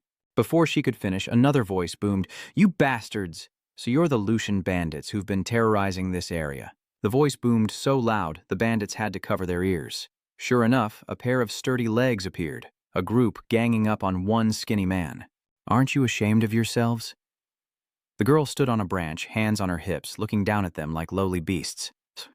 "One of the 8 great families, the Namgong clan. Gong Sohi, a member of the Murim Alliance." So he stood there, shouting, unable to believe that a group of strong men were bullying the weak. Shame on you.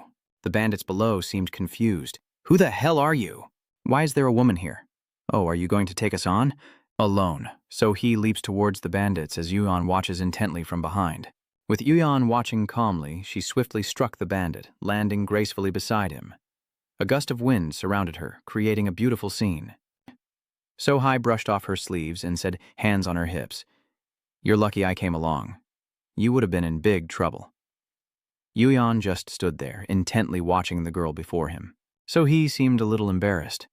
"Why are you staring at my face like that?" But when she looked back, she saw him looking elsewhere, at the sword. Yuan gave a gentle smile and said, "Your swordsmanship is good." Sohi thought to herself that he must be amazed by her extraordinary swordsmanship. She smugly said, "I've heard that a lot." But before she could finish, she noticed that he wasn't paying attention to her and was instead examining the bandits. So he suddenly jumps up. "What are you doing?" Yuan replies calmly. "Can't you see? I'm counting the money." She asked again, "Why are you doing this?" He replied, "They must have stolen this place from someone else. I'm just taking it back." And then he tossed the money to her. "Here's yours." So he caught the coin, unsure of what to do. She studied him for a moment, thinking, what's with this guy? He's basically extorting them. Suddenly, she shouts, approaching him with a pout, and holds out her hand as if it were obvious. Give me more," Yuan said calmly, his eyes closed. "That's it?" So he stomped her foot, displeased. "You're lying. I saw you collect a ton of money. I did all the work and you took all the profit. You're ignoring me." Holding the coin, she pouted and muttered, "What can you even do with just 1 niang of silver?" Yuan's eyes flashed with a searching glint. "Just 1 silver coin. I guess you're pretty rich." Sohi, oblivious to his gaze, happily chirped. "Well, I've never gone hungry," Yuan muttered to himself. "I see." His tone dripped with sarcasm. "So that's why you wield your sword with such arrogance." Sohi paused for a moment. "What did you say?" Then, a strong gust of wind blew past her, forcing her eyes shut, and when she opened them, he was gone. So he was a little confused. Where did he go? She was confused. What the heck? Elsewhere, in a small village at the foot of a mountain, the scene is rather desolate, and a bowl of noodles is served at a small restaurant. Yuan stared at the noodles before him, lost in thought. What a pain. I just wasted time on a troublesome person. Unbeknownst to him, he was being carefully watched from the shadows, and even those cleaning and drinking were eyeing him like prey. Having finished eating, Yuan decisively put down his chopsticks and left the noodle shop, wishing himself good fortune as he strode forward. Then suddenly stopped. Yuan falls silent, recalling how those men were secretly watching him. A sudden ringing fills his ears. Yuan's hand was now stained with blood, gripping a bloodied sword. He stood silently, gazing at the corpses beside him. Yuan muttered, "I knew this place was suspicious. They must have tampered with the food." He then stepped out of the tavern, surveying his surroundings and thinking to himself what a strange village it was. The villagers' eyes were dark and the atmosphere was grim. Yuan recalled Juguk's words. The village itself was the Black Sword Society. He paused, noticing movement around him. Suddenly, figures clad in black appeared on the rooftops, poised to strike. Yuan smirks. Here they are. Meanwhile, at the Black Sword headquarters, a subordinate rushed in to report, "My lord, we have a big problem." San was a little annoyed. "What, you found the missing guys?" The subordinate panicked. "That's not it, we're under attack." He stood there, annoyed, his voice growing sharper. "An attack? You're saying one martial artist came here to cause trouble?"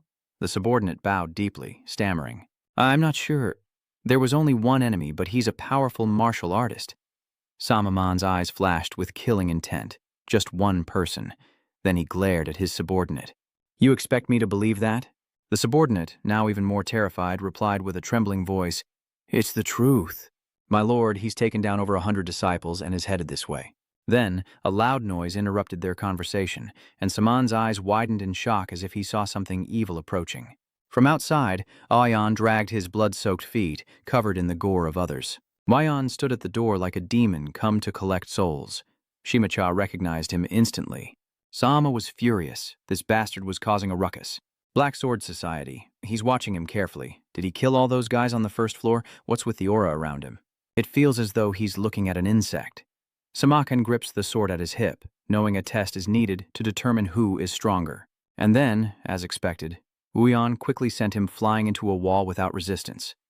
A short time later, they were all captured in that same place. Go Trang stood there, ordering his men to clean up the mess, making sure no one was left behind, tie them up tight. Suddenly, his subordinate asked the governor, "Who are they?" Ji then explained to the person beside him, "These ruthless Black Sword Society bandits are at their headquarters, so stay sharp." "Yes, my lord." But upon hearing the shocking news, he suddenly exclaimed, "Wait, the Black Sword Society? These guys are the Black Sword Society." Gontrang stated matter-of-factly, "That's right. Don't let any of them escape." The Black Sword Society members were tied to posts in the courtyard, and his subordinate acknowledged the order. "Understood, sir." He looked at them, marveling inwardly. "You can't believe what's happening before your eyes." Neither can I. Ji Trong couldn't believe that one man could solve a problem that even the royal family and the Great Martial Arts Alliance couldn't. He was ecstatic, his eyes sparkling as he thought of his idol. "Who is it?" Suddenly, a body is thrown down behind him, and he turns around in bewilderment. He stumbled back, seeing Samarkand's corpse lying before him, blood gushing from his mouth. Go Trang was a little confused. It was a voice that had suddenly appeared. The leader of the Black Sword Society is surrounded by what seems like 1,000 blooming flowers. Union, covered in blood, stepped forward with a faint smile. "I guess I'm done here." Then he turned and walked away, saying, "I'm off. I promised Xiaomi I'd be back early." "Understood. Thank you, sir. I'll visit after I've taken care of everything." Yuyan glanced at him and spoke. "All right, don't forget." Go Trang was a little confused. "Yes, what is it?" Then, suddenly remembering, he excitedly replied, "Yes, I'll definitely keep it a secret." A glint of warning flashed in Uyan's eyes. "No, I mean, I'm talking about their bounties." Gontrang seemed a bit dazed at that moment. Yes. After a long while, the Black Sword members were finally bound, and the surrounding citizens erupted in cheers. "They've finally been caught. Rotten hell, you evil bastards." The crowd began to murmur, unaware of a shadow above. So he pondered from the rooftop. Something wasn't right. The Black Sword Society destroyed. The governor must have done something great to be summoned to the palace.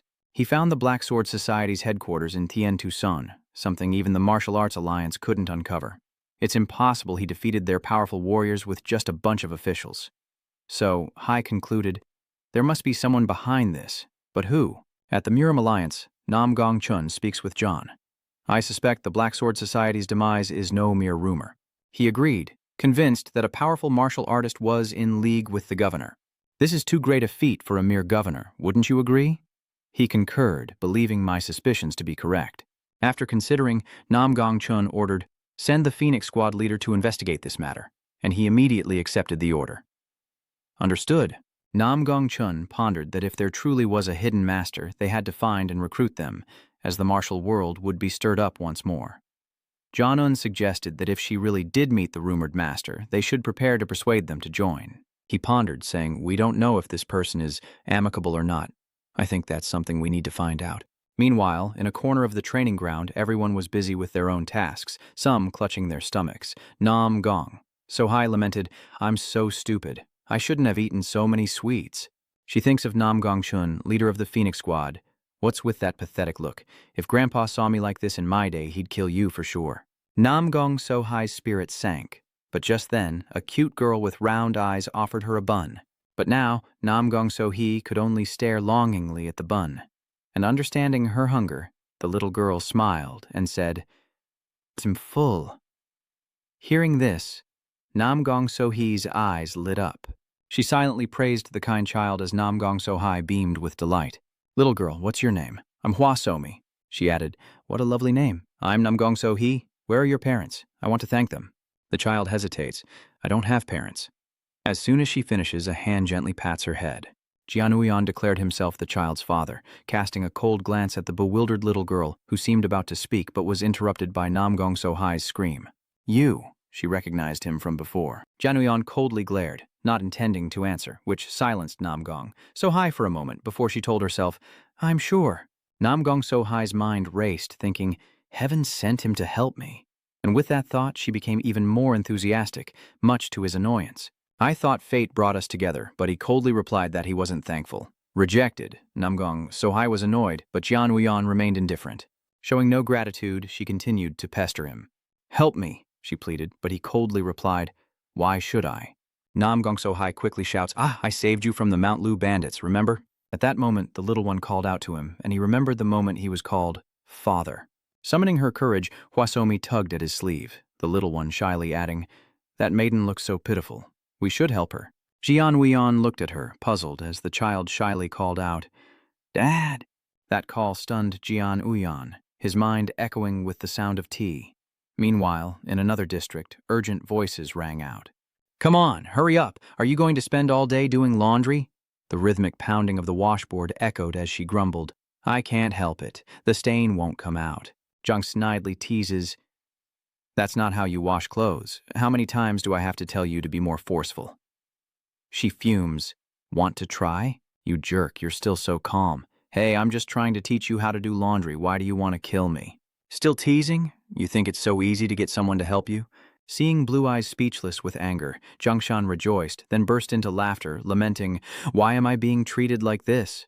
Blue Eyes recalled saying before, "I can't help you for nothing. If you help with the housework while staying here, I'll pay you." She cried, "I only need a few coins," as a worn pouch was thrown to the ground.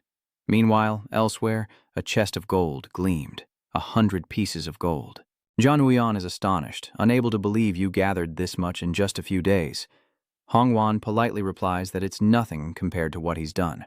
The hero asks about the other men, and is told that the palace apprehended them yesterday, and they likely won't survive the transfer to the Eastern Depot. Jian Huiyan wondered if this matter was now settled, and Hongwo confirmed it. Indeed. Just then, a commotion outside caught their attention. Seeing Hua Cheonwu playing innocently, he praised her as a kind and lovely child. Of course, I know that. Hongwo was doubtful, though. Shouldn't you take her to the study? He was stunned, then muttered, "The study." Hong explains that education is important these days, especially for young children, and what's more shameful than a kid who can't read a word and just wanders around all day? Is that so? He tried to persuade him.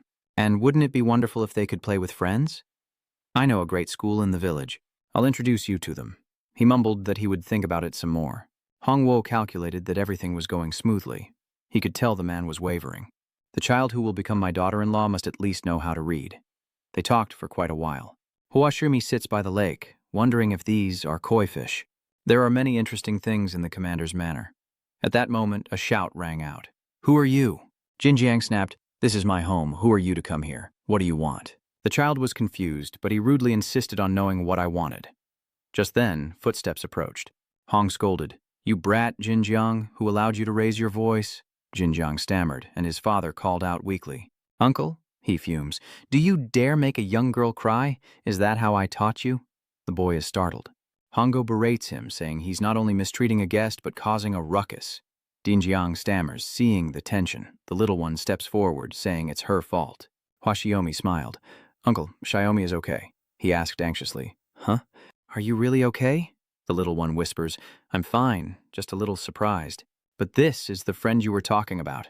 "Hey, aren't you going to say hello?" he said, annoyed. He trembled with anger, wondering why. Jinjiang wondered why his father treated that boy better than him, and then he ran off crying, "Father, I hate you." A moment later, as the father and son departed, Hua Cheomi wondered, was that boy Hong Uncle's son? Jian Yuheon seemed to agree. "What do you think? Can you befriend him?" Remembering Jinjiang, he agreed, sure that Xiaomi would become good friends with him, and suggested, "How about going to the study?" Hearing that, Hua Cheomi was puzzled. "The library? I can go to the library?" Jian Yuheon happily said, "Of course, if you want to go, you're welcome." The little one was incredibly surprised, then cheered with joy, I want to go to the study." He's happy for her. "All right, let's do it that way." Another evening arrives. The courtyard echoes with music, and I can hear the wind. Namong is skeptical if this will really be okay. Tung Thu Thu Trai is very famous in Nakduong. Jianu Haiyan was indifferent, asking what good that would do. She also wondered what was so great about that place, sighing with frustration. You truly understand nothing of this world. The more famous the academy, the more arrogant the students. He doubts you seem to understand very well, and Gong Sohi somewhat admits it. She recalls the chaos of deliberately changing her name and switching academies back then. However, in the past, she had taught them all a lesson. Despite knowing this, John Uyan is confident. After all, Seomi will be fine. She's stronger than you think. And if Seomi can't handle something, I will. Gong Sohi is curious, asking if he acknowledges being Somi's father. Then let me give you fair warning. Are you confident you won't yield, even when faced with power? She thought to herself, besides his martial prowess, I don't think he has anything else besides this estate. Gong Sohi wondered if he could handle the nobles and officials, but it was none of her concern, as she was only staying temporarily. Jian Weian had foreseen this, and of course, he would protect the boy to the end, even if the whole world became his enemy.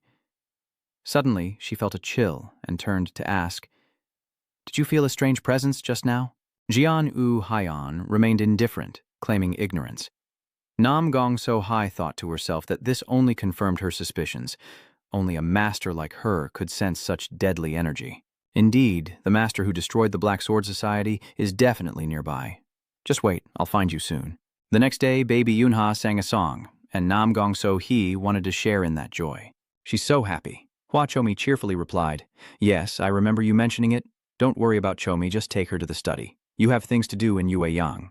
Gong Sohi lamented his irresponsibility, wondering about her father, but decided it wasn't his concern. So she told her she was sure to make many good friends, and the little one was eager and excited. Namong Sohi also instructed her that if she encountered any bad kids, she should just hit them. Hosaomi agrees, acknowledging the order. Still, she couldn't shake her unease, doubting the innocent child's ability to endure.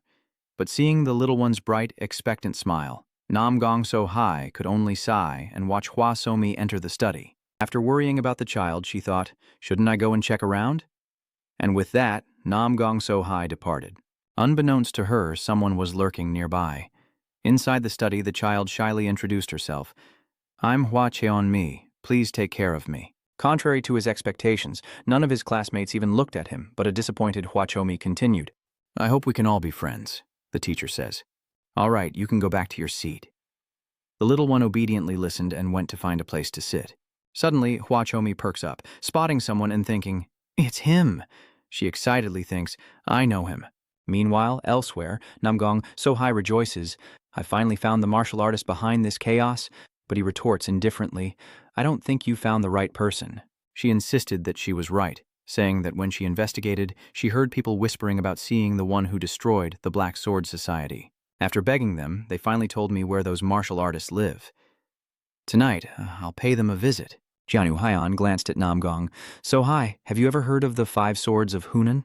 I'd like to invite them to join the Martial Arts Alliance if possible, but I don't know who they are. I've never heard of the 5 Swords of Hunan."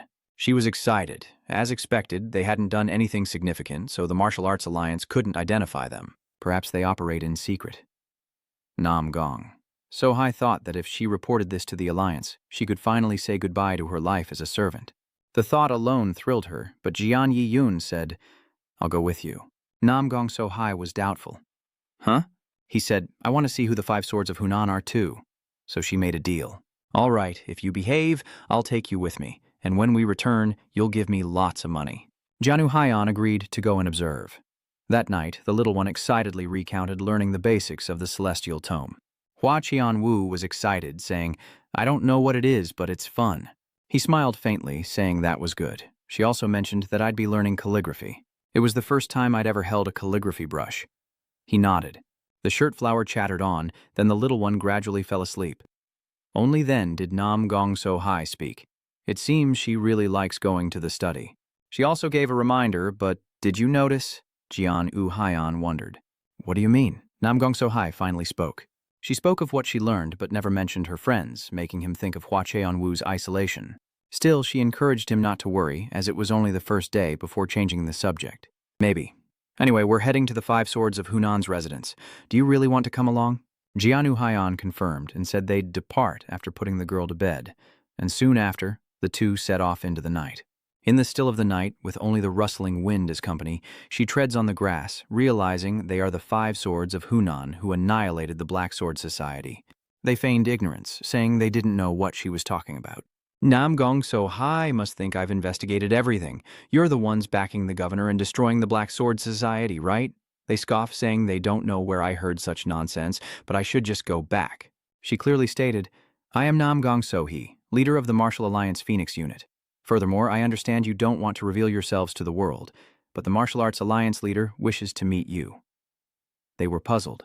The leader of the Murim Alliance, Gong Sohi, replied hopefully. "Yes, and I hope you won't refuse this request or the Black Sword Society's bounty," the leader says coldly. "I don't know who leaked that information," Mogjin admits. "But yes, we were the ones who destroyed the Black Sword Society. She rejoices. Really? Then please, show me. But Nam Gong Sohi wondered to herself, begging with her words yet questioning in her heart. Could it really be them? Their aura feels only second-rate, not yet first-rate. I think even I could defeat them easily, so she suggests. But first, can you show me the technique you used? Nam Gong Sohi hesitated, wondering if they could defeat the Black Sword Society. He was furious, asking if she doubted them. Suddenly, the ground beneath them cracked. Hi, devil, do you still doubt us? Nam Gong Sohi hesitated, astonished by their silent destruction of the tree. Masters of such power could easily conceal their abilities. He refused, saying, "Return, if you still have doubts." She hastily explained, "That's not it, I just wanted to be sure." Madok Jane firmly said, "Please leave." Nam Gong Sohi hesitated, waiting a moment as he examined the broken tree trunk, finding not a single gap. Meanwhile, at an inn, someone mentioned the 5 swords of Hunan. Madok Chen revealed that after the Black Sword Society was defeated, rumors spread that they were the masterminds helping the governor, and that name suddenly appeared. "I've never heard of them," Mujin replied coldly. "Us too." But as soon as he said that, he was suddenly struck with a painful blow. Ma Diakshayan roared, "You think we came here to talk about nonsense like this? Forgive me," he muttered. "But the 5 swords of Hunan wiping out the Black Sword Society is highly likely anyway." Ignoring him, Ma Dok Chen grew even more irritated. How dare this bastard ignore his master's words? Annoyed, he says, "I'll check it myself, keep them under surveillance." His men agree. "Yes, master." Meanwhile, in his thoughts, Gun Mujin vowed that if he ever had the chance to choose his master, he would never serve someone like him. In a dreamy scene, jacaranda flowers bloom in a dreamy purple hue as a cute little bird perched on a branch overhears the farewell. Nam Gong Sohi says to Jianu Haiyan, "It's a shame I can't say goodbye to Xiaomei in person." She reluctantly said, "It's a shame, but I need to return the 5 swords of Hunan to the Martial Arts Alliance as soon as possible." Jian Uyan replied, "I'll pass on your farewell to Xiaomei." Under her curious gaze, Jian Uyan tossed Nam Gong Sohi a pouch, saying, "Take this." Nam Gong Sohi opened it and was stunned. "I thought he'd give me a few coins, but he gave me gold." Seeing the bag of gold he threw her, she quickly changed her attitude. "You look much better today than your usual grumpy self." Jian Uyan looked at her helplessly. Nam Gong Sohi turned and waved goodbye, grateful for everything that had happened. Nam Gong Sohi took a few steps and said, "Jian Uyan, take care." The scene changed, and Jian Uyan took Hosaomi's hand as they walked. The little one looks up and asks, "Then will Xiaomei never see her again?" Jian Uyan looks down at the child and says, "If fate wills it, we shall meet. If not, then we won't." Her innocent voice questioned the meaning of his words. "What does that mean?"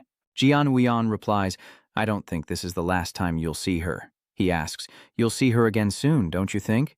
Little Blossom happily asks, "Really? Father wouldn't lie to me, would he?" Jian Uyan assures her that he isn't lying, gazing at her as he recalls Xiaomei remembering Hosaomi playing with Nam Gong Sohi.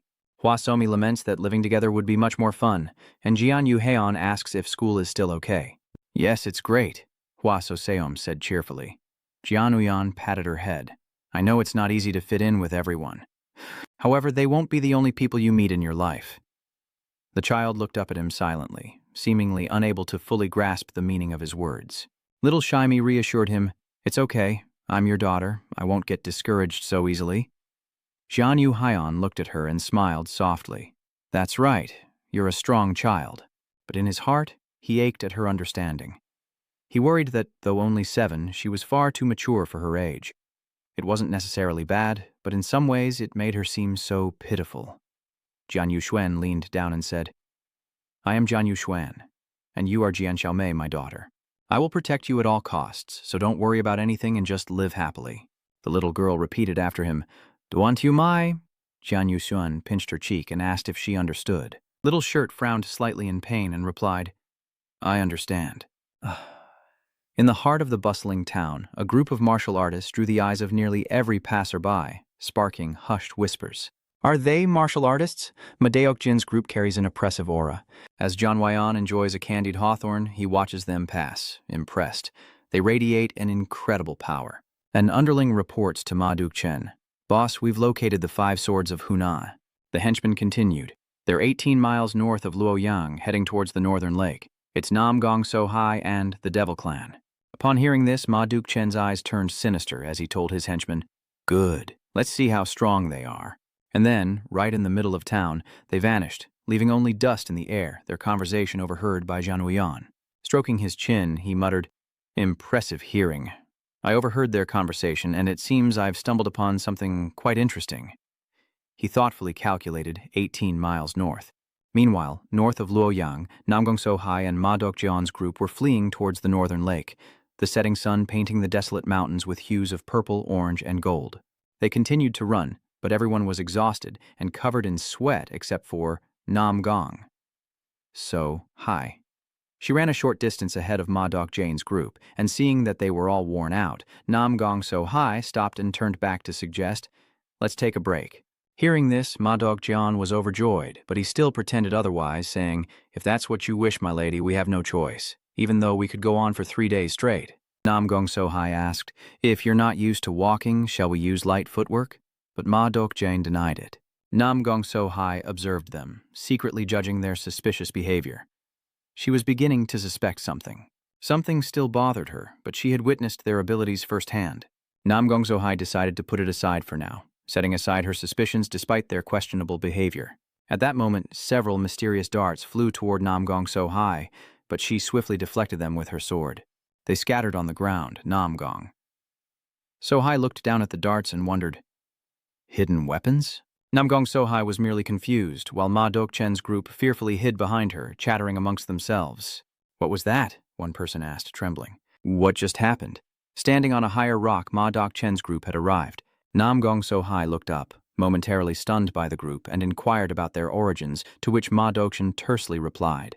Nam Gong Sohi, from the Hwangryong martial stage, surmised that this must be Ma Dokjeon, one of the top 50 from the stage, a name known to all in the martial arts world.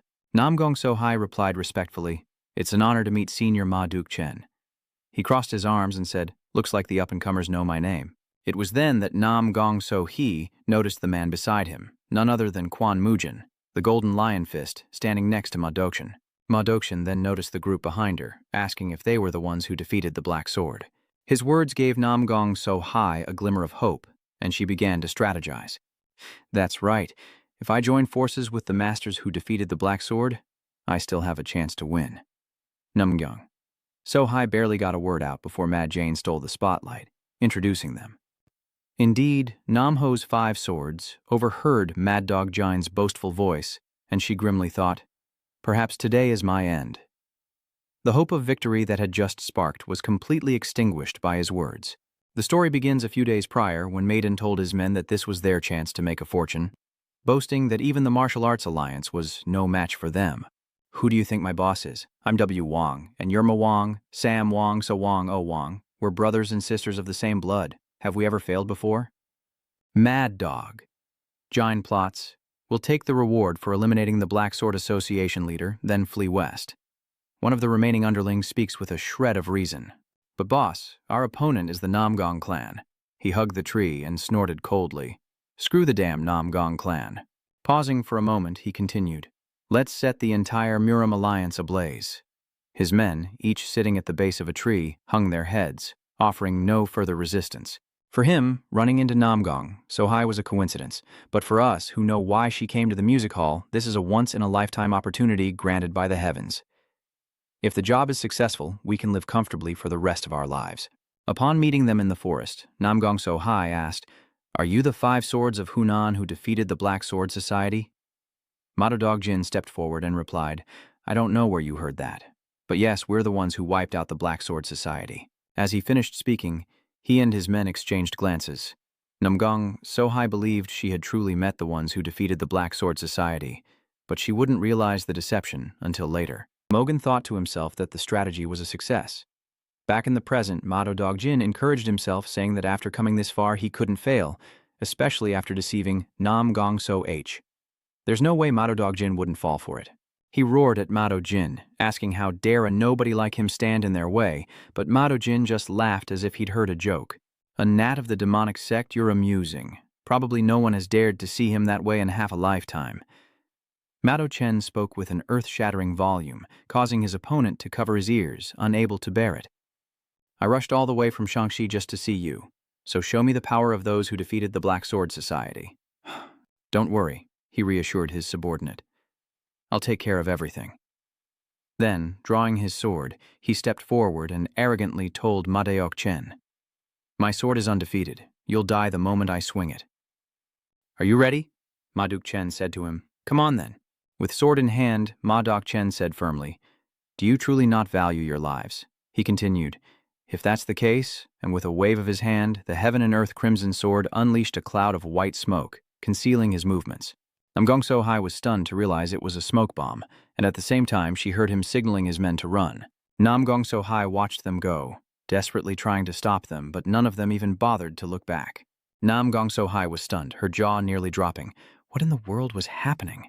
Ma Deok-chen clutches his face, laughing. The martial alliance is nearing its end. Who knew the Phoenix Force leader would be fooled by a bunch of fools? Gong Sohi gritted her teeth in anger, saying this was impossible. But Ma Deok-chen can't stop laughing. "How dare you make us run like that?" He then ordered his men to kill them without a trace. The two men acknowledged the order, drew their swords, and sped off to carry it out. Now seriously, Ma Deok-chen tells Gong Sohi, "Entertain me at least, or choose a gruesome death." Having killed the imposter, Gu Mujin thinks to himself, "Damn it, the rumored mystical martial artist doesn't exist. I thought he was a master who could make Ma Deok-chen kneel, but I was fooled by these bastards." A voice rings out, momentarily stunning Guan Mujin. Is the sky finally falling? Jian Uyan emerged from the space door, picked up a piece of wood, looked at it, and said, "Their tricks are quite interesting. A pity." Jian Uyan added, "By the way, it's been a long time since I've seen such skill." Startled, Mujin retreated, asking defensively, "Who are you? Get back to the battle." Ma Deok-chen swung his massive sword effortlessly, making it difficult for Gong Sohi to defend. She gripped her sword with both hands, bracing against his blow. Gong Sohi realized his one-handed swordsmanship was already astonishing, but his speed was even more so. And Ma Deok-chen lunged again. Gong Sohi concluded that his skills lived up to his brutal reputation as Ma Deok-chen raised his blade and sneered. "How disappointing. Is that all the Namgong family swordsmanship amounts to, Namgong?" Sohi weakly retorted, "My weakness does not define my entire family." Ma Deok-chen scoffed. "Still so defiant? Don't be arrogant just because the Sword King is from the Namgong clan." It's clear that Gong Sohi is losing this fight as her sword falls from her grasp and she collapses to the ground. Ma Deok-chen points his sword at Gong Sohi, saying, "The martial world belongs to the strong. The defeated have no voice and must bow before the victors." Gong Sohi, in despair, says, "Just kill me." Ma Deok-chen questioned, "Really? If those are your true feelings?" Just as he swung his sword to end Namgong Sohi, Ma Deok-chen roared, "Die!" But an external force deflected the sword's path. Jian Uyan approached, clutching Gun Mujin by the collar, looking down at her. "You dropped a coin." He continued, "You said you wanted to go to Henan, but you haven't even left Yueyang yet." Jian Uyan knew this would happen, a voice said. "I told you, but your eyes were blinded by fame, and you couldn't see anything else." Ma Deok-chen looked down at Jian Uyan's hand, which was grabbing Gun Mujin's collar, and asked, "What happened to him?" Jian Uyan throws Quan Mujin to the ground, and Ma Deok-chen continues, "The way you defeated Quan Mujin, you've made a grave error." He slings his broadsword over his shoulder. "I challenge you. You've come seeking me, Ma Deok-chen, and you truly aren't afraid for your own sake, are you?" Jian Uyan stood silently before him. Gong Sohi, who had just coughed up blood, weakly stood up to observe, her eyes wide with disbelief that he could defeat Guan Mujin. "He knows martial arts?" Gong Sohi thought back to when she first met him on the road to Heavenly Mountain, and not long after the black sword was subdued, a realization that came too late. "Don't tell me that's him." Gan Uyan approaches and picks up Gong Sohi's sword from the ground. She decided to unravel the mystery herself. "Who are you, really?" Jian Uyan didn't answer, saying, "I'll borrow your sword for a bit." Gong Sohi was shocked. "Hey, don't tell me you're planning to fight Ma Deok-chen alone?" Jian Uyan looked at her sword and stated confidently, "Don't worry, I'll end this quickly." He pointed his sword at Ma Deok-chen, his voice laced with a confidence few possessed. "Pick up your sword." Enraged by his words, Ma Deok-chen roared, "Jian Uyan, you arrogant bastard!" He swung his great sword like a rope in the air, screaming at Jian Uyan. Seeing Ma Deok-chen prepare to swing his sword, Gong Sohi shouted, trying to signal Jian Uyan. "Do you know who I am?" "Dodge it," she thought. "No matter how strong he is, that flimsy sword won't withstand Ma Deok-chen's great sword." Ma Deok-chen prepared to swing, but Jian Uyan stood still, showing no intention of dodging. Gong Sohi worried for her sword, knowing it couldn't withstand such a massive blade. Jian Uyan effortlessly parries with Gong Sohi's sword, a blade dwarfed by Ma Dokcheon's greatsword. He asked, "Do you know who I am?" Jian Uyan replied, "I know very well. You're just a weakling with too much confidence, aren't you?" Ma Dokcheon wields his massive blade with both hands to strike, while Jian Yuhyun effortlessly deflects the blow with a slender sword, using only one hand. Gong Sohi was astonished that he so easily blocked Ma Dokchen's greatsword with his own blade. With a few swings of his sword, Jian Uyan reversed the situation, turning defense into offense, leaving Ma Dokchen at a sudden disadvantage. Ma Dokcheon was shocked. Few could match his strength, yet Jian Uyan easily countered his attacks. Caught off guard, Ma Dokchen couldn't believe it. It was impossible that he could fight him so easily. Once again, he attacked Jian Uyan, who easily blocked the blow. This time, Jian Uyan broke the suffocating silence. "I thought you'd try to use speed to overcome the monotony of a greatsword. An interesting idea, but by focusing on speed, you failed to maximize your power." Sweat beaded on Ma Dokcheon's face as he coughed, thinking to himself, "One day, I felt the limit of relying on the greatsword's weight. From then on, I focused entirely on increasing my speed to overcome its limits, so I could wield this greatsword as easily as a twig." He roared in anger, each curse accompanied by a swing of his greatsword towards Jian Yu. "What do you even know? How dare you belittle all my efforts, you bastard!" With every swing, Jian Yuyan was quick enough to evade. With the final strike, Jian Yuyan parried, blocking the blow and flicking it away as if brushing a leaf from a tree. Jian Yuyan says, "I never underestimated it. Your speed just can't compare to mine, and that greatsword isn't strong enough." Once again, blocked by Jian Yuyan, Ma Dokchen's broadsword cracks at the point of impact. Ma Dokchen stared in disbelief at his sword, as Jian Yuyan continued, "So, I'm simply stating your worthlessness." And with that, Ma Dokchen's greatsword shattered before his very eyes. Then Jian Yuyan unleashed a flurry of attacks upon Ma Dokchen. Jian Yuyan scoffed, telling him to train for another 1,000 years before facing him. With nothing to defend himself, Ma Dokchen was struck by every blow, finally coughing up blood. Before Gong Sohi's disbelieving eyes, Ma Dokchen is killed on the spot by Jian Yun, who then throws her sword back to her. Gong Sohi hesitantly asks, "Were you the one who defeated the Black Sword?" Jian Yuyan stares at her in silence, his tone reproachful. She continued, "Why didn't you tell me?" Jian Yuhyun didn't answer, instead saying, "Don't worry about meaningless things. Sometimes it's best to ignore what you see or hear." Gong Sohi blushed, looking down, unable to meet his gaze, and remained silent. Jian Yuyan turned and walked away, telling her to consider herself lucky for surviving her reckless attempt to face that opponent with her swordsmanship. The sun has fully set, and the night cloaks the forest in a desolate, lifeless gloom. In the darkness, a battered figure hobbles along on bare feet, using a cane for support. That person was Mujin, who trembled as he struggled to follow Jian Yuyan. Sensing footsteps behind him, he turned to Mujin and asked, "Why are you following me?" Mujin bowed slightly, hesitant. "Please, allow me to follow you." Witnessing such a majestic battle, Mujin marveled at the world's powerful figures. But few could treat Mujin like a mere child. Clenching his fist in elation, he thinks he's finally found him and earnestly pleads, "You can take me to new heights. Please, allow me to serve you." Seeing he didn't respond, he approached him, saying, "Hello." Mujin pleaded with Jian Yuyan, "Can you hear me? Please, take me in." But he only casts a cold glance and ignores him. Mujin, undeterred, pleaded, "Please, let me follow you." But the unyielding Jian Yuyan retorted, "I said no." But Mujin stubbornly replied, "It's all right, I will follow you even if I'm rejected." Hearing this, he remained silent, staring without a word. The boy mustered all his strength to say, "If you won't accept me, then—" Before Mujin could finish, Jian Yun struck him in the gut, declaring, "Kill!" This kick sends Mujin sprawling, unable to rise, though he earns a sliver of respect. This kid is strong, and seeing that determination, Jian Yuyan recognizes the hatred in his eyes. He frowns, remembering his past self, like he's looking at who he used to be, and also seeing that previous relentless effort. His eyes revealed he'd do anything to climb higher. However, Jian Yuyan chose not to help. Pride is important to a martial artist, but the more hatred he harbors, the more dangerous he'll become. If he can't control his emotions, he won't last long. Something Jian Yuyan noted.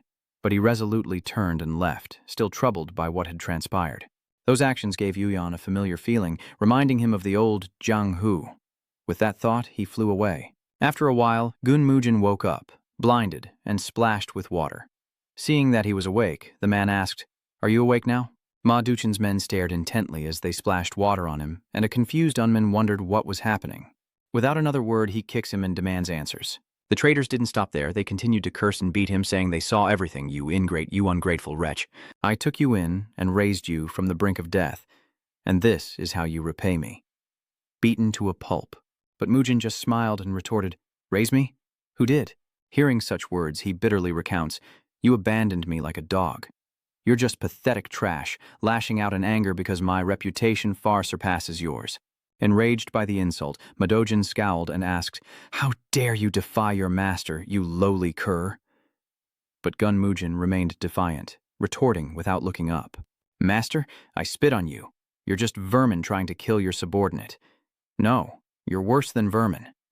Unable to endure any longer, he stepped forward and took up his weapon. "You wretch with your foul mouth." Madukchen raises his weapon. "If that's what you want, I'll grant you the most painful death imaginable."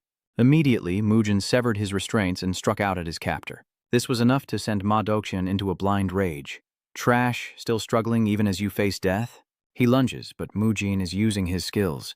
I must stay calm. His movements will slow due to his internal injuries. Seeing his chance, Mujin seizes the moment, raising his sword to strike Ma Dokchen's eye.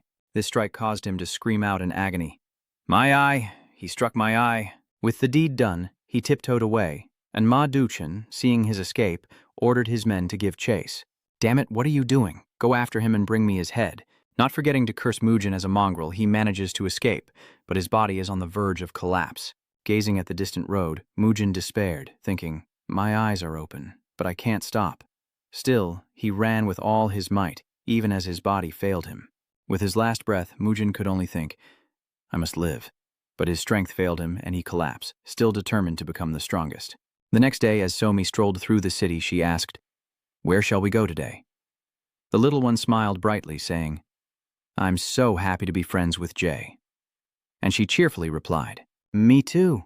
Is that right, Somi?" Suddenly, Siomi spots something and tugs at his sleeve, acting cute.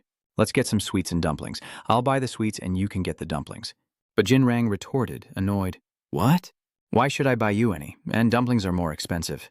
Not stopping there, the girl and Jack whined that Dayak wanted to eat. Left with no choice, Jinrang agrees. All I have to do is buy them buns, right? The two of them succeed and are overjoyed. "Wow, thank you, Jinrang." He heads to the shop to buy them the buns. "2 buns, please."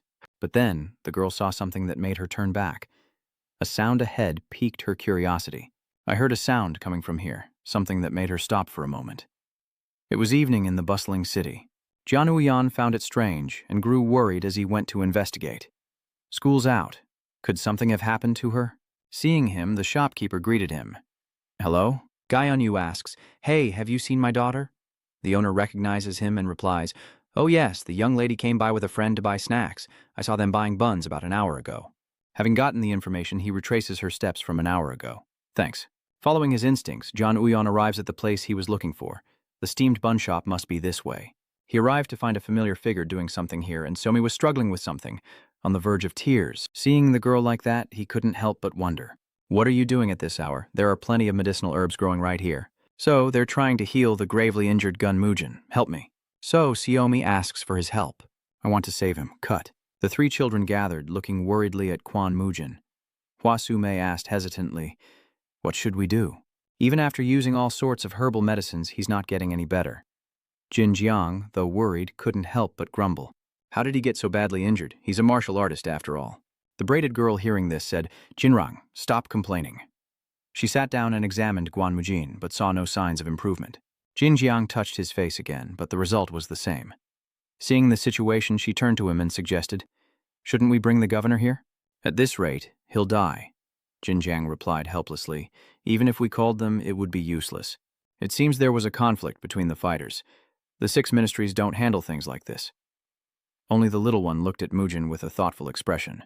Remembering his own past, Hosaomi thought he was just like he used to be. Suddenly the little one spoke up, startling them both. Hosaomi smiled gently and said, "I want to save him." Meanwhile, the child had fallen asleep on him while waiting. Jian Uyan quietly approached, gazing at Mujin on the ground, vaguely recalling his name. He was unconscious and severely injured, his fate uncertain.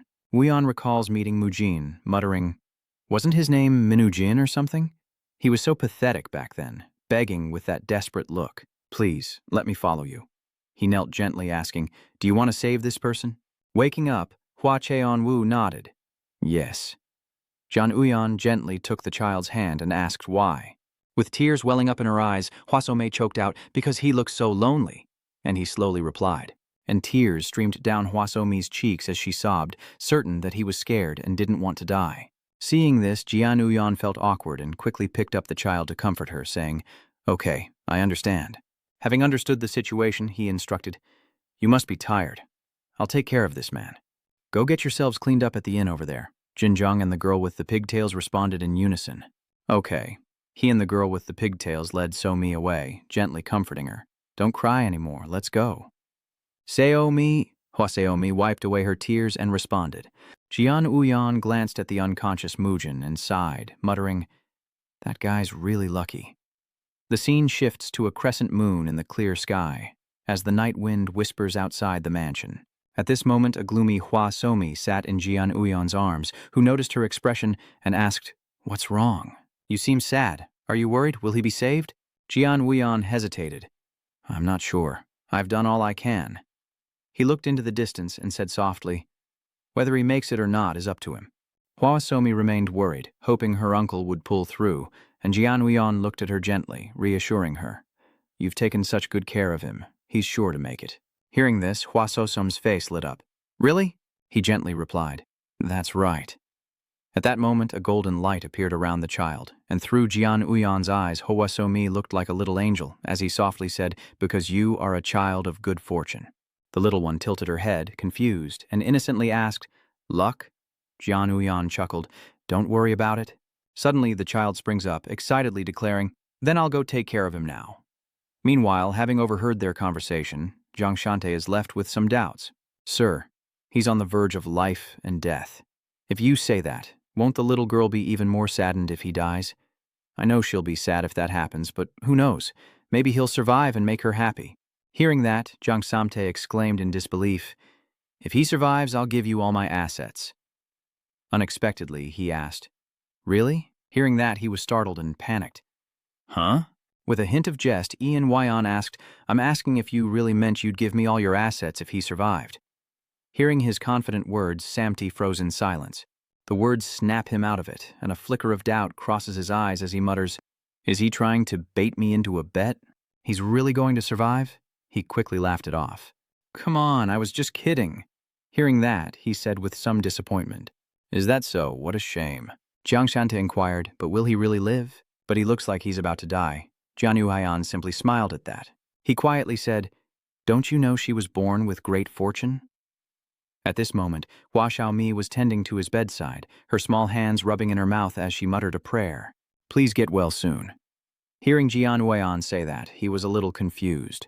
"What do you mean? It's rare for a baby to be born without cause and with the blessing of the stars. Those born with a star's blessing and great fortune are known to live a life of misfortune until their luck shines. And for that to happen, they must lose their parents or starve to the brink of death. But she met me, and that star-blessed destiny began to unravel. Even everything she touched was blessed with good fortune." Cut to a few days later. In the clear water, koi fish swim freely under the moonlight in the healing room. Mujin suddenly awakens, finding himself in an unfamiliar place, utterly confused. Mujin muttered, "Where am I? No, more importantly, am I alive?" Suddenly a child appears, exclaiming, "You're alive!" Startled, he looked over, curious. "You saved me?" With sparkling eyes, Hua Soshom waved his hands excitedly, saying, "I found you, uncle, but my father saved you." The child quickly gathered his things, eager to deliver the news. "I'll go tell my father and his subordinate that you've been revived." Startled, he exclaimed, "Wait!" Mujin looked at Blossom with confusion, asking, "Your father? Subordinate? What are you talking about?" Meanwhile, at the Muram Alliance, Gun asked, "So you've found the one who defeated the Black Faction?" After hearing her grandfather's question, Sword King Nam Gong Chun, Gong Sohi lowered her head, thinking that there are times when people need to ignore what they see or hear in this world. Gong Sohi recalled the moment she fought Yuyan. He had definitely said that. She finally spoke. That's right. Gong Sohi looked up, her eyes sharp, and replied, I found him. Upon hearing this, he was surprised and asked his granddaughter, You found the one who conquered the Black Sword Society? But why did you return alone? Not knowing how to answer his question, she remained silent, prompting him to ask, So he said he wouldn't get involved with the Martial Arts Alliance? Yes, he said that sometimes one must pretend to hear or see nothing in the martial world. Nam Gongchun paused, then asked his granddaughter, Is he strong? He fought Makjine and handled him like a child, a statement that shocked Nam Gongchun, as the Mad Dog Jine was known as a tyrant, one of the top 50 of the Golden Martial Hall. Nam Gongchun pondered, so he rejected the Murim Alliance's offer. Is he part of the demonic sect? Or does he simply wish to live a peaceful life? After a long silence, Nam Gong Sohi interrupted his thoughts. She says that Jian Yian called your swordsmanship arrogant, and Nam Gongchun's fists clench in anger. How dare he say that about the child I raised? Oh, my precious granddaughter. After his initial outburst, he regained his composure, realizing that this man had seen something the Sword King had not. Of course, it could all be nonsense, but it was intriguing nonetheless. Nam Gongchun told his granddaughter, Well done, you did great. Go get some rest. Yes, sir. His vision blurred. He saw the ceiling and the faint glow of lanterns. A bandaged hand rose, and a faint thought echoed. I'm still alive? When I couldn't move, I thought I was done for. Lying in bed, lost in thought, the young man exhales as if releasing some pressure. He can still clench his fist. He's alive, and he will improve his skills as much as necessary. You're awake? Gian Uyan said, approaching the young man's bedside. Judging by how you're moving, you should be fine. The young man stammered in confusion. You were the one from before? I'm Jian Uyan, her father, and the one who saved you. Meanwhile, a girl in a green dress was digging around for herbs in the garden. Hearing this, the young man struggled to sit up and stammered, You're the one who saved me? Jian Uyan denied it, saying, You should be grateful to that girl. Without her, you'd be dead. But tilting his head, the young man seemed to understand, his voice still weak as he replied, I understand. Thank you very much. I owe her my life. Looking at your wounds, it seems you were attacked by your own allies, Jian Uyan said, hitting the nail on the head. He continued, The martial world is a place where people will do anything to survive, even betray others. Jian U Haiyan advised him, Don't hold a grudge. If you were them, are you sure you wouldn't have done the same? The young man lowered his head. I understand. Forget everything. If your heart is stained with hatred, so will your sword.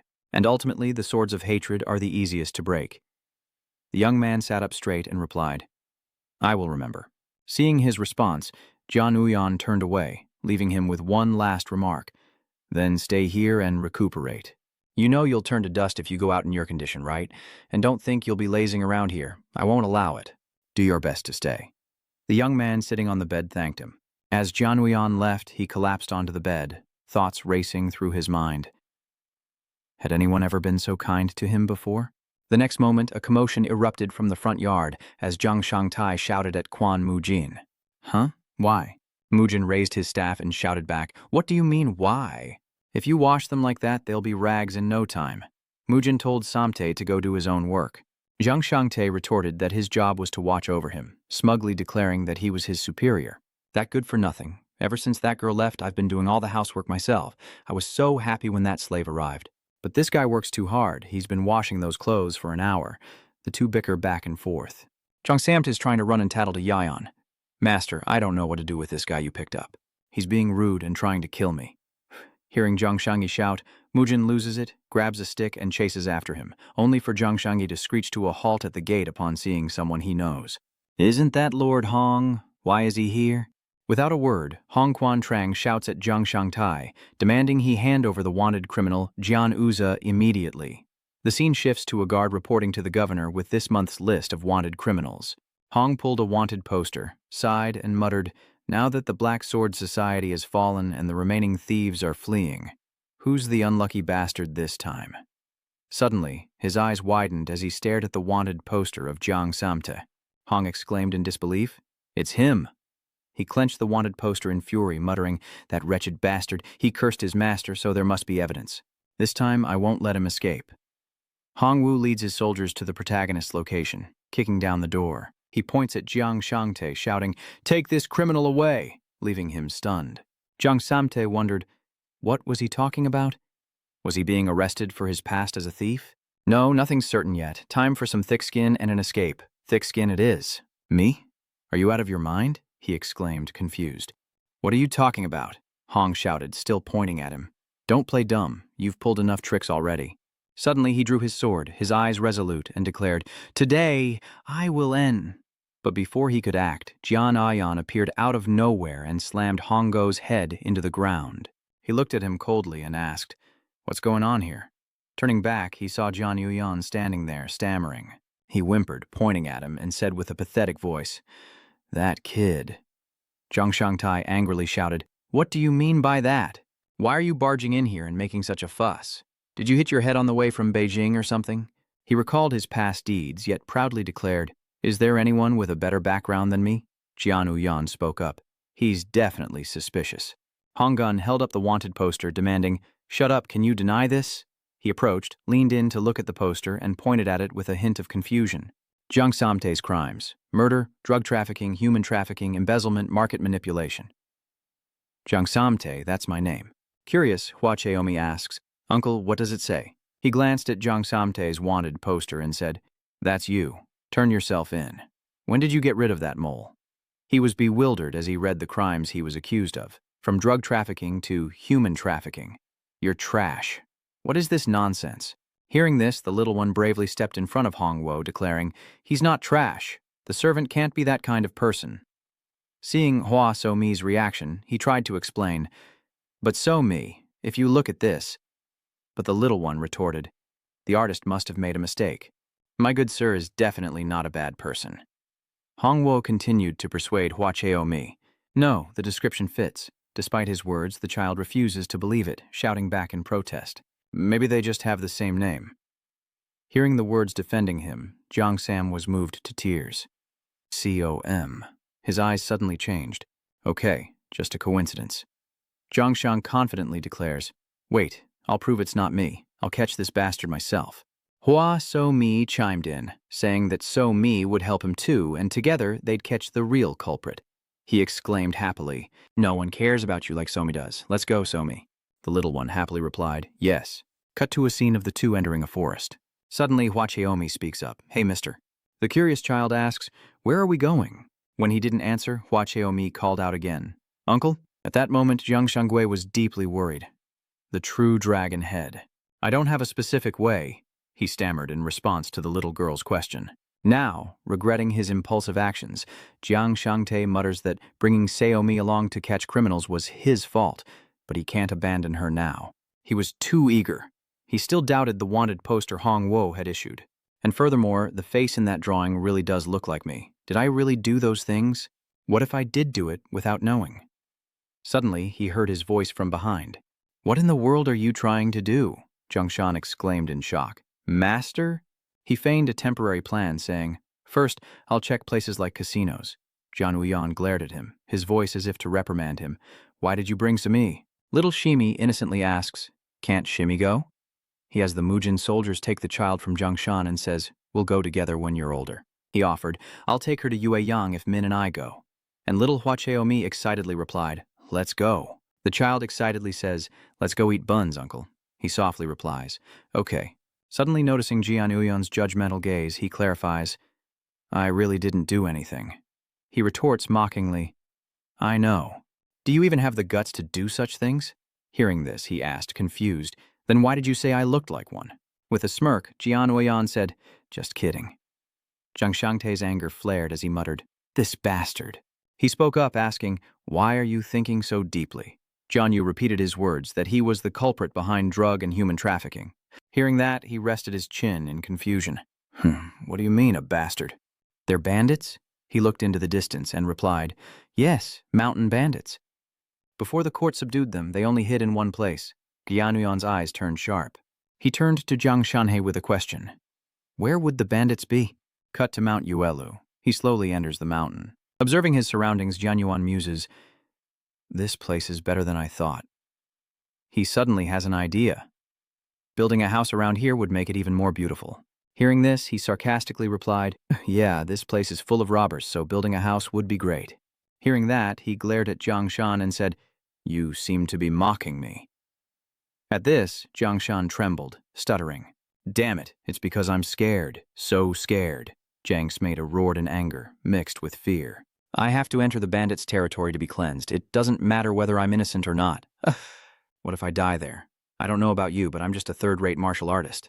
When you taught Somi and Gunmujin, I only got to eat cold rice, didn't I? I see now that you're taking advantage of me and starting to nag about other things.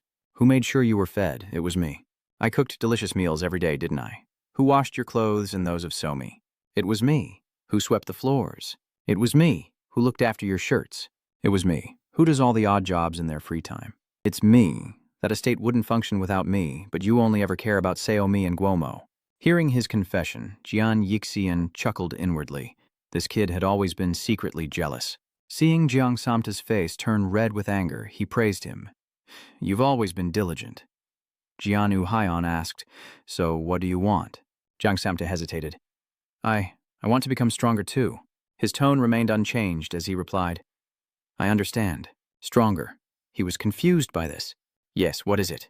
Suddenly, a bush moved violently. While Uyan remained unconcerned, Jiang Shangte became wary, but before he could react, he was violently pulled and unceremoniously shoved back. Suddenly, 2 arrows fly towards him, landing mere inches from Samta. "What's going on?" In the distance, a brazen voice hurls insults. "Damn it, you should be dead already. This is so annoying." He looked towards the voice, clearly on guard. "Who is it?" But before Jiang Shantai could finish speaking, the gangsters surrounded him. The sight of that depraved face sent a jolt of panic through Samta. "They're here sooner than expected. But it's all right." But as he turned to Jian Uyan with hope, he found him unconscious, his master by his side. The sight before him froze Jiang Samte in place, as Jian Uyan groggily opened his eyes and complained, "Oh God, this hurts like hell." Seeing him awake, he cautiously speaks. "What are you doing?" Jian Uyan asked casually, making up an excuse. "I was shot by an arrow and can't move anymore." Meanwhile, the robbers arrogantly shouted, "Hand over all your money!" Jiang Samte's eyes had long since widened. Why is he suddenly acting?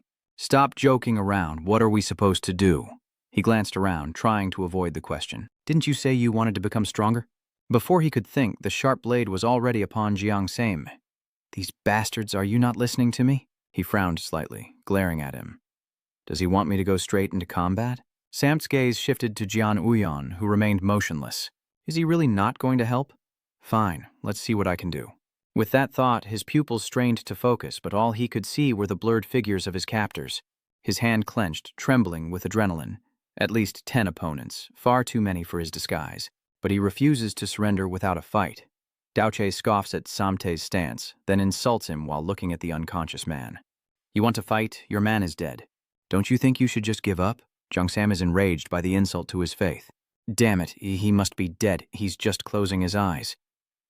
Hearing this, he opened his eyes in shock. "What?" Then Beardy charged forward, attacking head-on. Suddenly, the joyful smile of a young girl flashed through his mind. That's right. He'd defeated stronger fighters before. These highway robbers are right in front of him. His mouth moves unconsciously, silently encouraging Jiang Shangtai. "Don't run, dodge, if you want to get stronger." Following Jian Uyan's guidance, he successfully countered. Instantly, his body became so weak he couldn't lift his sword. When he looked up, Beardy was shocked again. What? Where did he go? A sudden gust of wind swept past him, driving Beard insane. What the hell? Jiang Sam successfully struck his vitals, sneering, and inwardly scoffing that he was slower than his master's finger flick. He was so stunned that he opened his mouth and roared. The archers in the distance watched, curious as to who this nuisance was, as his hands clenched tightly. He did it. Jiang Sam was overjoyed and confident in his achievement. Though his punch was weak, it was enough to distract them. Suddenly, a strange sound made him look back to see 2 arrows fired at once, but they couldn't hit the agile Jiang Sam. He soared into the air, watching them scramble in confusion as a hidden archer, shielded by the shadows, knocked an arrow, but before he could act, Jiang Sam confronted him. The archer's face contorted as he took a brutal punch, losing his balance and falling. The archer's landing cracked the ground, and his comrades were stunned to see him unconscious. The archer is down and Jiang Shangte is tiring, but he wipes away the sweat with a smile. What a performance! Before he could react, something flew past Jiang Shangtai, and he narrowly dodged an arrow. but a sharp arrow grazed Jiang Shangte, leaving a long, bloody gash. Then the commander's voice echoed out. "That bastard's just dodging. He's nothing. Don't let him escape." The subordinates quickly acknowledged the order. They advance all at once, like they're going to a festival brawl. How can he possibly plan an escape? Just then, that unmoving mouth speaks again. 2 steps to the right. A familiar voice startled Jiang Shang, but he trusted it and moved 2 steps to the right. Just as predicted, he dodged an attack from the shaggy-haired man, who, unable to land a hit, yelled, "You bastard! Don't you dare dodge!" Before the blur even finished speaking, Jiang Shangte unleashed a powerful punch, as if to crush him on the spot, striking the blur's chin and catching him off guard. Jiang Shangte felt a surge of joy, realizing he'd done it, while the thug lost his menacing demeanor after taking the blow. Jiang Samte held his counterattack stance, watching him as his subordinates began to panic. "The leader's down. Our leader—" That son of a bitch. Meanwhile, Yuyan awakens, his voice laced with coldness. This should be interesting. He defeated all his opponents with a single move, shocking him. As Jian Uyan landed, the bodies fell. Upon his return, he was met with a questioning gaze from Jiang Shante, who said, "I thought you were dead." But he just asked for the sake of asking, then flopped onto the ground. "Anyway, I made it through. I thought I was a goner back there," Jian Yuhian agreed. "Indeed, you avoided it. That was the purpose of this life-or-death battle. Without the threat to your life, you wouldn't be able to overcome your fear and self-doubt." Suddenly, a negative thought flashed through his mind, prompting Jiang Shangde's suspicion. "Is it possible that if I can't win and die, you won't lift a finger to help?" Yet instead of denying it, he affirmed his meaning. "Of course, if you want to become stronger, you can't rely on anyone. The difference between a master and a novice lies solely in how they wield their power." Upon hearing this, Jiang Shangtai's sharp eyes darted towards Urian. Damn it, he's infuriating, but why is he so cool? That expression is giving me goosebumps. What's with that look? It's making me feel guilty. Anyway, this guy seems to be the leader. Wake him up. He heard the instructions and obediently stepped back. Yes, a stream of cold water is splashed onto Maimuo's face, and Jian Uyan prepares to taunt him as he coughs and sputters. "So, you're finally awake?" Maimuo looked up at the familiar face, speechless. Ignoring his outburst, Jian Uyan focuses on the task at hand. "There's no time for nonsense. I have a question for you. Do you know this man?" Maimuo stared at the face in the picture, silent for a moment.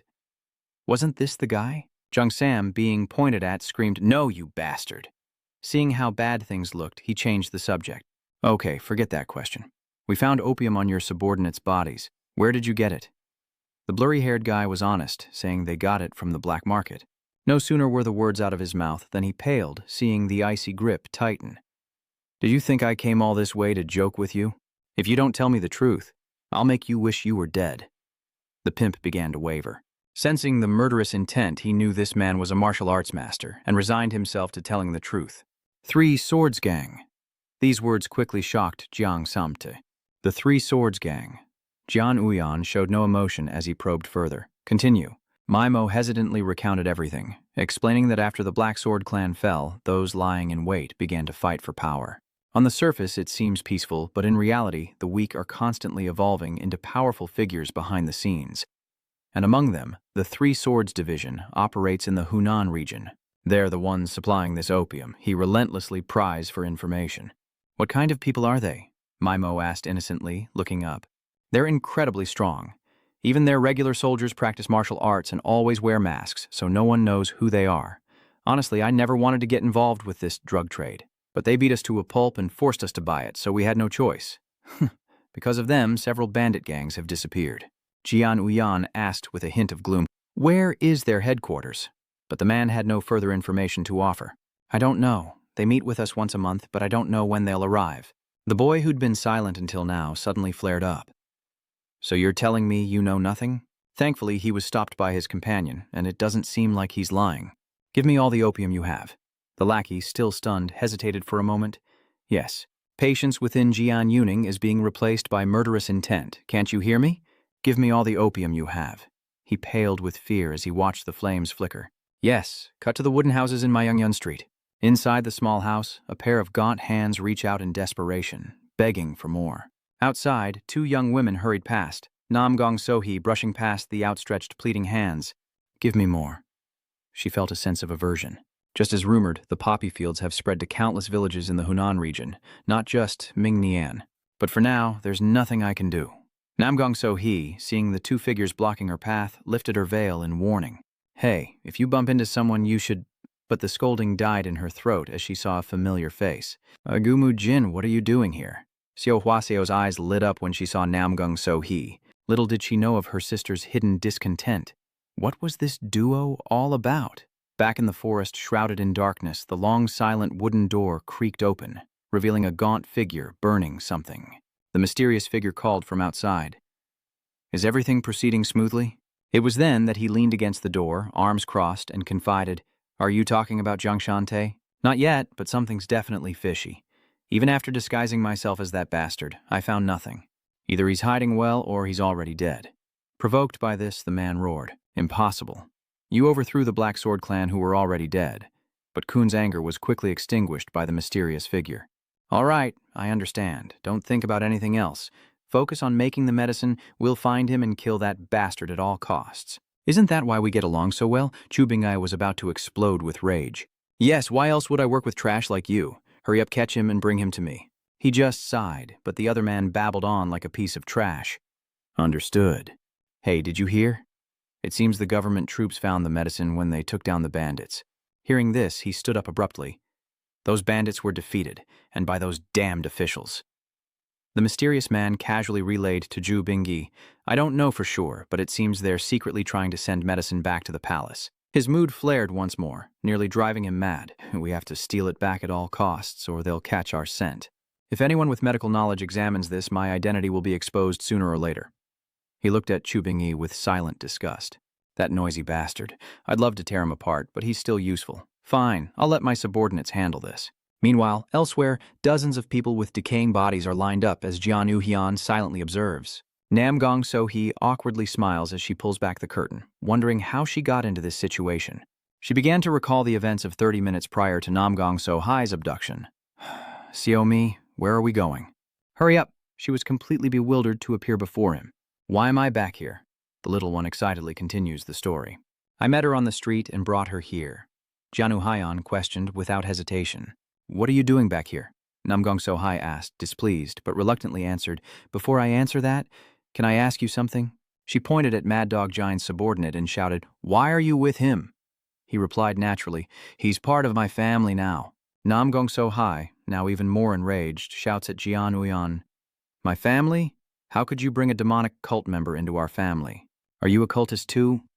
Dong Ban, who was listening nearby, blushed. Family? Did he just say I'm part of his family? I'm no longer part of the dark faction, so watch your words. That expression is shocking. Don't make that disgusting face. What nonsense are you spouting, Nam Gong? Sohi, when you're here, I'm righteous, and when he's here, I'm evil. Should I just bring a demon into the family next time? She was speechless, caught off guard. But before Gong Sohi could stammer a response, Jian Uhian cut her off. All right, it's your turn to answer the question.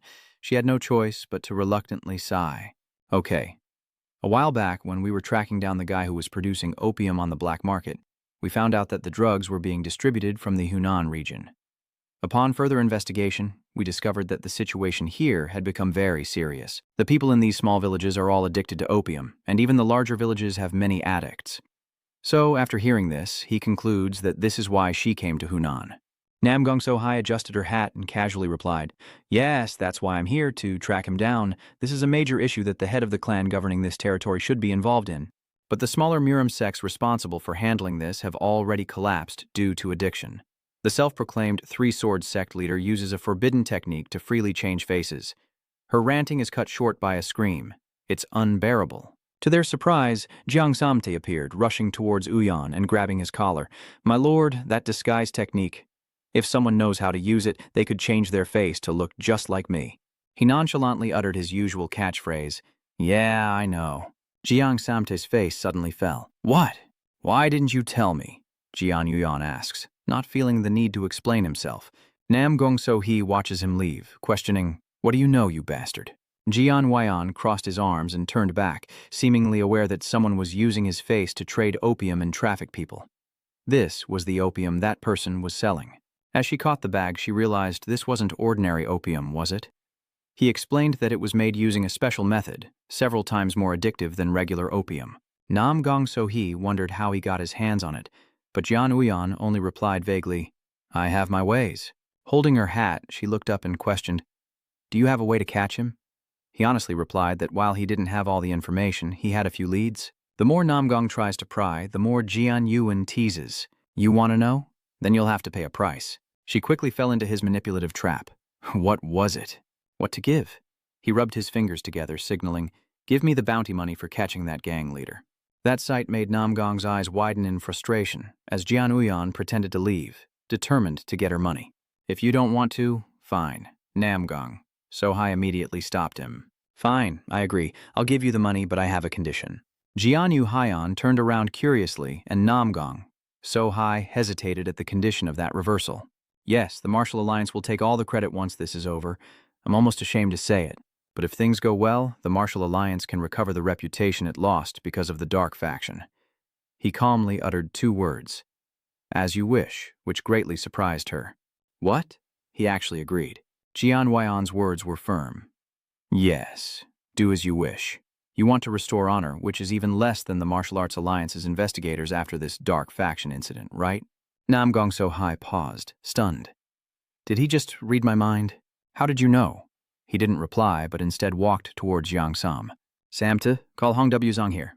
Elsewhere, where nature embraces the golden sunlight, bound and bandaged hands tighten as Hong Quan's fiery temper erupts, we're heading straight for the palace. The soldiers behind him responded in unison, while the 3 members of the Yuan group whispered amongst themselves.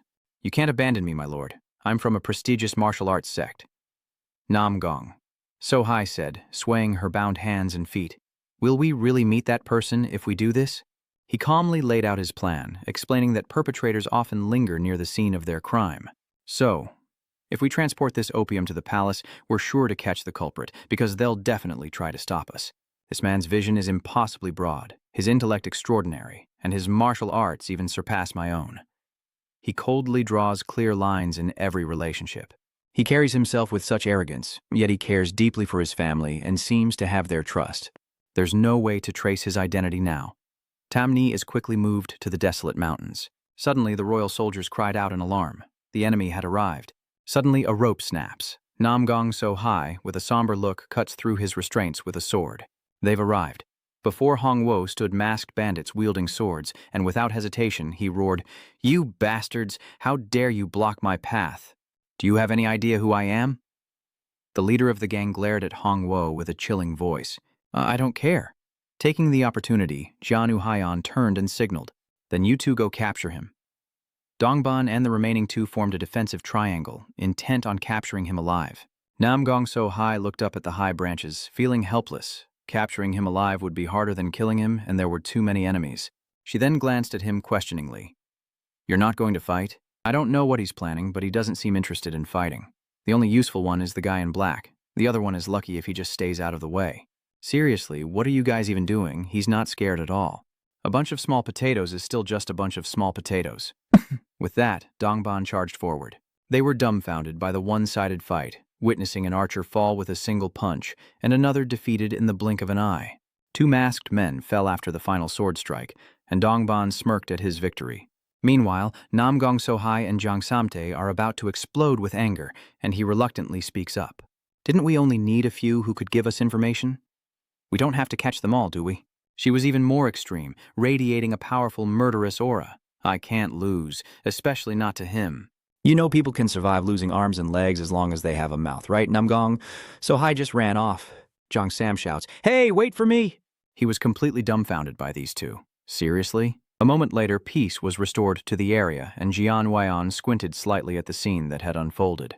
The 3 captured all the bandits, but Jiang Samte dramatically face-planted, exclaiming he almost died. Ignoring him, the 2 reported to their lord. Is this enough, sir? Jian Uyan glances around, assessing the situation. Good, this is enough for the interrogation. Suddenly, Hongwo appears out of nowhere, trying to steal the credit. All right, unmask them. His soldiers stood up straight, obediently answering, Yes, sir. He immediately grabbed a piece of the uniform, but when the guard saw the torn fabric in his hand, he froze, a grotesque face appearing before everyone's eyes. Even Namgong Sohai could sense the dread, rendered speechless as Dongban's eyes widened at the sight of the man's features. Hongwo, unconcerned with appearances, presses on. Who are you and who ordered you to do this? But his words were cut short by Jian Yuhyun's hand on his shoulder. Stop. They won't answer questions like that. The rumor that the magistrate had found the medicine was only circulating in Changsha. Scarface twitched, about to retort. His next words clearly unsettled the man. Your headquarters are indeed in Changsha. Scarface grew wary but stubbornly denied it. I don't know what you're talking about. I won't say anything, just kill me. But Jianu Hyon ignored his expression and continued to threaten him. Then I'll spell it out. You came here after hearing rumors in Changsha, so you're not from Hao. Meaning your sect is nearby, and even Namgung was surprised by this news. His sect? Scarface, his weakness exposed, gritted his teeth. You bastard, die! But before he could touch him, Ion defeated him with a single move. In an instant, Scarface was unconscious on the ground. Only then did he turn to her. Did any place come to mind after hearing that conversation? Nam Gong Sohi nodded emphatically. Yes, from what you said, there are 3 sects that fit that description, and they all belong to the Martial Arts Alliance. As she spoke, she was deep in thought, her head aching, unable to believe the Martial Arts Alliance would stoop so low again. I hope it's not them this time. Why do I feel like we're falling apart? Nam Gong. Sohi's silence made Jian Uyan waver. All right, I'll help you this time. Still not trusting him, she questions him. Really? But Jian Uyan's compassion is quickly replaced with a condition. Of course, you haven't forgotten the price for my help, have you? Nam Gong. Sohi's assumptions quickly made her want to dig a hole and hide. I understand. We're searching, right? Thanks. In the end, Nam Gong Sohi could only sigh. She followed the 3 men into the forest path. Let's go then. Elsewhere, the bald man grew impatient, raising his voice. What's going on? We sent them out a while ago, so why aren't they back yet? Chubangdi is certain they couldn't have failed. Just wait a little longer. Hearing this, the bald man frowned even more. We know that, but they shouldn't fail a mission because of a few waiting soldiers. He coughed a few times as he reassured him. Be patient. They're the ones you've been feeding with my medicine. They'll be back soon, don't worry. With that, the bald man wanted to add a little more pressure. Chubingay, it's not that I don't trust you, but the noise at the door caught our attention and the exposed shoes stunned them. You're Nam Gong Sohi. Nam Gong Sohi draws her sword with imposing flair, but her heart has been wavering for some time. I hoped his suspicions were wrong, but it's hard to believe they could commit such terrible acts under the watch of the Orthodox sects. One of them is the leader of a mid-tier sect, allied with the martial arts world. Chubangdi points at her in disbelief. Nam Gong Sohi. Isn't she the Phoenix Squad captain? What is she doing here? Nam Gong Sohi, meanwhile, stares intently at him. The other one looks familiar. Where have I seen him before? First, he must deal with those camped outside and interrogate them. Chubingyan's panic only intensified as events unfolded. He was shocked by the appearance of the expert behind her. Was that wrong, Sam? He seems to be on the same side as the alchemist who destroyed the Black Sword Society. Filled with rage, Chubingai's blood boiled. You bastard, I've finally found you, but Baldy manages to stop him. Wait, Chubingi, we need to find out why they're here first. In this, Chubingi was wiser, glancing around. Can't you guess? The higher-ups have discovered what we're doing. Don't worry, we just need to kill them, right? The ones we need to kill are coming here on their own, don't forget. The bald man suddenly turns his gaze to Jiang Shangyi. Are you talking about that guy? The madness returns to his face. That's right, if we can't kill him here and now, don't expect any help from me in the future. He was a bit displeased, but reluctantly agreed. All right, very well. And quickly, the 2 iron swords clashed. Nam Gong Sohi sheathed her sword, a surge of hatred rising within her. I must kill at least one more who besieged the honor of the Martial Arts Alliance, but there are too many. I'll be defeated at this rate. Just then, a voice appeared in her ear, telling her to strike to the right. Nam Gong. Sohi obeyed, instantly taking down an enemy. She turned back a little awkwardly to express her gratitude, but Jian Yuyan bluntly urged her to look this way first, as he was figuring it out himself. Immediately, Nam Gong Sohi gasped in realization. That's right, I remember him now. What gang? Chubingi laughed excitedly. If you're the captain of the Phoenix Squad, you must recognize this old man. Good. How's Nam Gong Choen doing? Looks like he's about to die. I haven't heard anything about him in a long time. Annoyed by his teasing, she snapped, Get lost. Guyan Uyun, watching from behind, recognized Ju Bing-yo and guessed that the man in the middle had used the copycat technique to impersonate someone. A sentiment echoed by Jiang Sam as she followed his gaze. Are you talking about him? Indeed, traces of the copy technique still linger on his face. Jianu Haiyan didn't hesitate to provoke him, saying he looked just like him, as Jiang Shan sadly eyed the wound on his face. Damn, that's depressing. Without wasting any time, he immediately assigned tasks, and now we have to catch that bastard first. You take the guy on the left. What, you want me to do it? However, Jiang Shanhe quickly put on a happy face, as he was met with Jian Yulian's cold gaze, and turned away in dissatisfaction. There are so many people here, why does he have to pick on me? Damn it. He continued to thoroughly remind him about the black-clad figure in the distance. Look closely. You take care of the one on the left. He's got a strong lower body, which is why he seems so confident in his lightness skill. Don't you think? But because you're second to me in lightness skill, you can do it, right? Jiang Shani momentarily loses focus as Jian Yulian's words echo in his mind. After him, I'm second, you're number 2? Spurred by those words, he moved with newfound resolve, determined to catch the imposter, vowing to give it his all. He glanced over, certain. Good, that one's taken care of. Jian Yulian's eyes quickly shifted to the figure standing high above. What should I do with that bastard? Seeing it all, Chu Bingyi was furious. So, you weren't mistaken when Jiang Shangdi obeyed you like that, were you? You're the one who destroyed the Black Sword Society, aren't you? He doesn't even bother denying it. Indeed, so what will you do? These words were all it took to send him into a frenzy. I will kill you. I must kill you. Jianu Haiyan frowned slightly in disdain. You seem awfully calm. Chu Bingyi, overstimulated, begins to hallucinate. You stole my home and murdered my family. You're the one who took everything from me. But he simply sighs, lamenting, Oh, it's been so long since I've seen the red aura. The one only I can see. The aura of a bringer of terror. One who harms those around them, and is full of sin. I no longer wish to create karma, but is this fate? Go to hell, you old monster. With that, he nearly turned evil, eyes wide with rage. Come on. I'll tear you limb from limb and destroy everything you hold dear. But Yu Hyun calmly looked up at Zhu Bingyi. I don't understand what you're saying. As soon as he finished speaking, a black figure appeared next to the bald guy in rags, appearing before him with a bit of blood. The punk froze in disbelief, asking, What was that? Nam Gong Sohi and Dong Ban watched his expression from the sidelines. Things happened too fast. A terrified voice echoed through the open sky. It can't be. The others looked on in disbelief. Just what kind of monster is this guy? Jian Yu Haiyan furrowed his brow and approached, finally bringing silence, while Nam Gong Sohi remained shocked at the sight of the twisted corpses that barely resembled human remains. She'd seen death before, but never like this, she thought grimly. I witnessed the process with my own eyes. Nam Gong. Sohi couldn't believe what she was seeing. The images seemed to replay in her mind, their fear so palpable they couldn't even stand.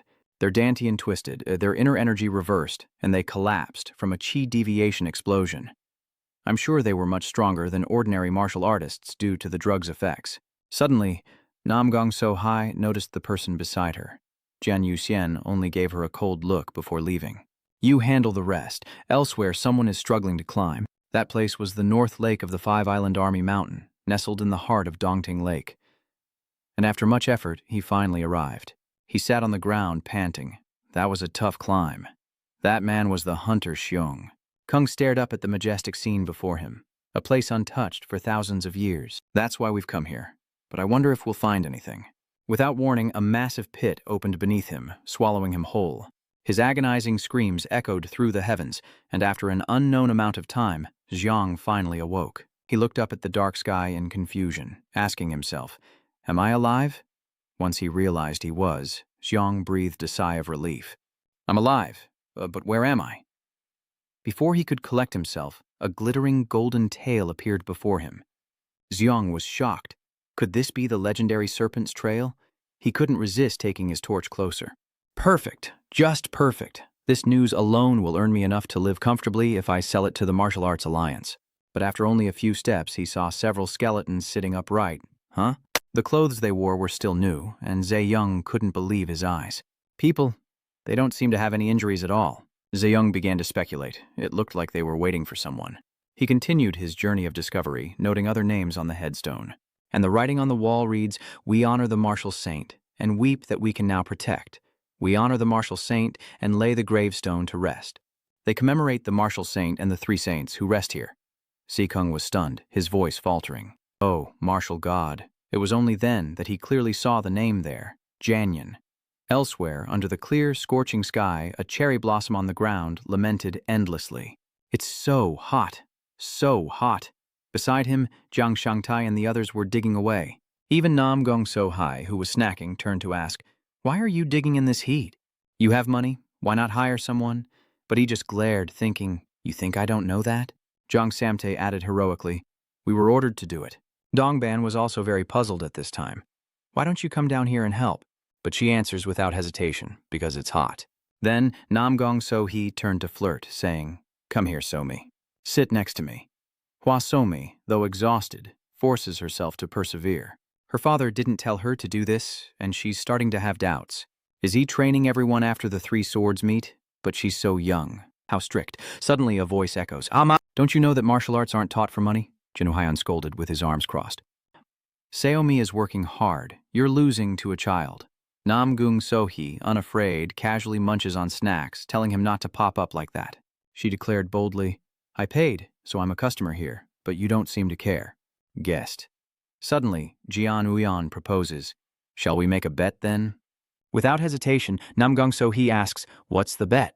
He pointed to the nearby plot of land. "Whoever's peppers, whither fastest wins." She began to waver, but before she could finish her sentence, Jian Yang announced the prize. A tile of silver. She began to waver. A tale of silver, huh? Time passed, and now it was dusk. Gong. Sohi toiled away, muttering, "I will win. I will win." Seeing this, Jiang Samte and the others were speechless. That was easy.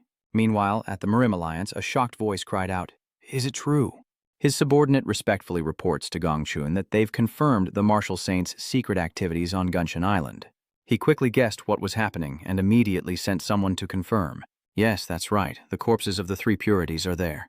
They were already incredibly famous legends. Every martial artist knew of the three saints. Zhang Sanfeng of Wudong, the monk of Shaolin, and the demonic sect's heavenly fiend. They were called the Three Sages, unmatched in skill, yet much about them remained unknown. He grew deeply concerned. This is no small matter. All of the Central Plains will be shaken if this gets out. The righteous, the wicked, the demonic sects, and the neighboring countries. Suddenly a voice spoke, startling Gong Chun. It seems the Wudong sect will have to pay a visit. He immediately turned to the person next to him, knowing that if it was indeed Tai Gongsun, who had shown grace to the Wudong sect, they would have to go. That's the Wudong sect, something Elder Heo Gong Chun knows better than anyone. Zhang Sanfeng founded Wudong and created Tai Chi, but it was Tai Gongsun who helped him understand the essence of martial arts. Zhang Sanfeng encountered Tai Gongsun at the Samwan Sword Conference, grasped the essence of Taoism, and created Wudong's current martial arts. So it's only natural that the Wudong sect reveres Tai Gongsun. Heogong also pointed out that the corpse of the Heavenly Demon Sacred Cult's greatest martial artist, Chun Mukwang, was also there, so the demonic sect would surely take action. He further emphasized that one wrong move could ignite a war between the righteous and the demonic sects, adding, "Given the urgency, I'll dispatch 200 martial artists from the Martial Arts Alliance under the command of the Wudong sect. To retrieve Tai Gongshin's remains to Wudong, I'll also need you to investigate the Martial Saint's secret cave." Heogong politely accepted, thanking the leader. Gongchun remains concerned. The bodies of Tai Gongshin and Zhan Muyang will be handled by the Wudong sect and the demonic sect. But I'm more concerned about this. Who is Namgung Lien? She's one of the three saints, but without the accomplishments of the other two, no one even knows if she's righteous, evil, or demonic, and this is bound to draw more people in. Jiang Samte now lies on the ground, lamenting, "It's so hot. You happily made the suggestion, but traveling the country in this heat is exhausting. I want to go play in the stream." Gong Sohi was excited to hear that. "I heard the water in Dongting Lake is very cool." But Jiang Shanzhe disagreed, saying the water was too deep and you'd die if you fell in. She stubbornly retorted, "You're just scared, but I'm not." Gong Sohi mocked him, saying his lips were so thick they could be used as a flotation device, infuriating him. Dongba, seeing them, urged them to stop arguing and get up. They both turned on him, saying, "Get up yourself. You don't care about anyone but yourself and you're eating your noodles slowly." Yes. Gong Sohi sighed in frustration, wondering why he was digging up this field. Zhang Shan, standing nearby, added that growing your own is clearly cheaper than buying from the store, immediately piquing her interest. How could someone like him have such innocent thoughts? They were speechless. Could it be true? They continued to speculate, but what was his true identity? He took down that entire gang in an instant. Zhang Samte added, with his martial arts skills, he might have been an assassin. However, Hosaomi declared loudly, "My father is a carpenter." The little one happily insisted it was true that her father fixed the house and built the shed, doing everything around the house. Gong Sohi remained unconvinced. "No way. Really?" Hosaomi remained adamant, and it's true. She begins to feel a little confused. He's that strong, and he's a carpenter. Jian Uyan is being teased in the streets. "Hey, Dian, want to grab a drink?" Dongban's face grew unsightly. How laughable. The child even raised a hoe and said, "My dad makes these, too." But at that moment, Jianu Hyon appeared, annoyed, telling her not to pry into other people's pasts. Gong Sohi was a little flustered. How long has he been standing there? He crosses his arms, his expression cold. Long enough, and she's judging him with her eyes again. "Someone like you, a carpenter?" Jian Uyan knew exactly what the other was thinking and immediately exclaimed, "That's enough." He finally asks about something strange. "Do you know what's been going on in Yueyang lately? It's been quite chaotic." Gong Sohi asked, hands on her hips. "I wouldn't know. I haven't left this place." Dongban suggests it might be related to the Three Swords Society. However, Jian Uyan disagreed, sensing they were waiting for something. Hosaomi then raised her hand. "I know. But my classmates were talking about it. They're looking for something." He immediately leaned down and gently asked, "What thing?" The little girl giggled playfully. "Take a guess, father." Suddenly, a pigeon descends from the sky, landing gracefully on Gong Sohi's hand. She saw the letter on its leg, seemingly guessing it was urgent. Jianu Hyon, seeing Gong Sohi stunned, curiously asked what was wrong. She remained silent, then finally, with regret, Gong Sohi said, "It seems I must return to the Murim Alliance." Time passed, and everyone came out to see her off. Shizuomi carefully reminds her, "Remember to come back and visit." Gong Sohi cheerfully agreed. "Of course." "Seomi." Zhang Samte suddenly felt a pang of regret. "She's really gone. Oh, it must be serious. I wonder what it is." But a moment later, he was surprised when Jian Uyan assigned him this task. "Samte, go find out what's going on." Though reluctant, Zhang Samte had no choice but to obey. Fine, I'm going." Here I go again. On the way, Gong Sohi's figure darts like the wind. Is she contemplating the traces of the martial saint? I've heard the legends, but I can't believe the martial saint's secret cave and the corpses of the three saints have been found. Dion Ban exclaimed in surprise, "The martial saint's secret cave?" Zhang Samte nodded, adding, "I knew it was big trouble when I saw her expression." Hong Gong Trang himself confirmed it. He realized with horror that this was no small matter. The legendary martial saint, also known as the ultimate demon, may have existed 1,000 years ago. Or perhaps he's just a myth. Dongban, full of enthusiasm, declares, "We have to go. This is proof of the martial saint's existence. If we're lucky, we might even find something good," Zhang Samte added. "That's right, master. This is a golden opportunity." However, Jian Huiyan remains calm. "I heard about it at school too. But what is the martial saint's secret cave?" Meanwhile, Haizermi innocently rests in his arms. Is it food? Is it delicious hyung? Huiyan also wonders, where exactly is the martial god's secret cave that everyone knows so well? The martial god, also known as the peerless heavenly demon, is surrounded by rumors. He's said to have killed countless people in the Central Plains. Not only was he a master of martial arts, but he was also known as an immortal who could survive anything. But in the end, he was rumored to have died at the hands of the Supreme Celestial. To think that he might find the cave of a legendary figure and receive enlightenment. Yongban wondered if this wasn't the most interesting thing in the martial world. Jianu Hyon calmly asked for the location, though his mind raced with other thoughts, and this man didn't seem fazed at all. Jiang Samte eagerly replied, "It's on Golden Mountain Island. Should we head there now?" Jianu Hyon dismissively refuses, saying it's too far, just as he thought. "I'm not going anywhere." He seemed a little hesitant after hearing that. "Is he really a carpenter?" Zhangban remarked belatedly. "Acting on emotion will make us late. We need to get there before the Martial Alliance, or the others will—" But he remained firm in his decision, seeing no benefit in going. There's nothing there. He felt a little helpless. "What is it, sir?" The lieutenant was filled with doubt. "What's going on? He's acting like he knows everything." "Don't tell me. Could he have been an ordinary carpenter who received guidance from a martial arts master and became so powerful?" "I don't know what you're imagining, but that's not it," Dongban thinks, still in disbelief. "Is that so?" He remained silent, thinking to himself, "Kim Sun Island? Is that where the legendary 1,000-year-old serpent resides? I can barely remember." Kim Sun Island is home to a 1,000-year-old serpent and other strange phenomena, covered in poisonous weeds and insects. Even the creatures that dwell here are many times larger than normal, and the great serpent exudes a dark aura. It took me decades to manage everything and leave that place, entering at 15. I was 35 when I finally escaped, after countless failures and near-death experiences battling that giant serpent. I finally survived. The only thing left there were the deep training marks on the rocks. I never wanted to see them again. Suddenly, Zhangshane cried out in alarm. "Wait, sir. The Murim Alliance will also be departing from Hunan. So many people will be heading to Jinshan Island to seek the Martial Saint's legacy. If we don't get there first..." Jian Uyan's bewilderment is startling. "No, do you think the Martial Saint's legacy is easy to obtain? Right now, neither of you can control your own power, so what's the point of gaining more? Instead of standing around saying useless things, you'd be better off training. If you're lucky, you'll soon realize the truth is closer than you think," as he ignores their exhaustion. "If you understand, then accept your fate." Jiang Shamte then added, "Even if we don't obtain the Martial Saint's inheritance, it'll be worth it just to see the remains of the three saints." Jianu Haiyan turned back bewildered and asked, "What are you talking about?" Without hesitation, he replied, "The remaining relics of the three saints. Besides the memorial tablet for the god of war, I heard there are also the remains of the three sages. What's wrong?" After some thought, Jian Yuan finally makes a decision. "I've changed my mind. Let's go to Golden Mountain Island. The island is peaceful, and the clear water is captivating."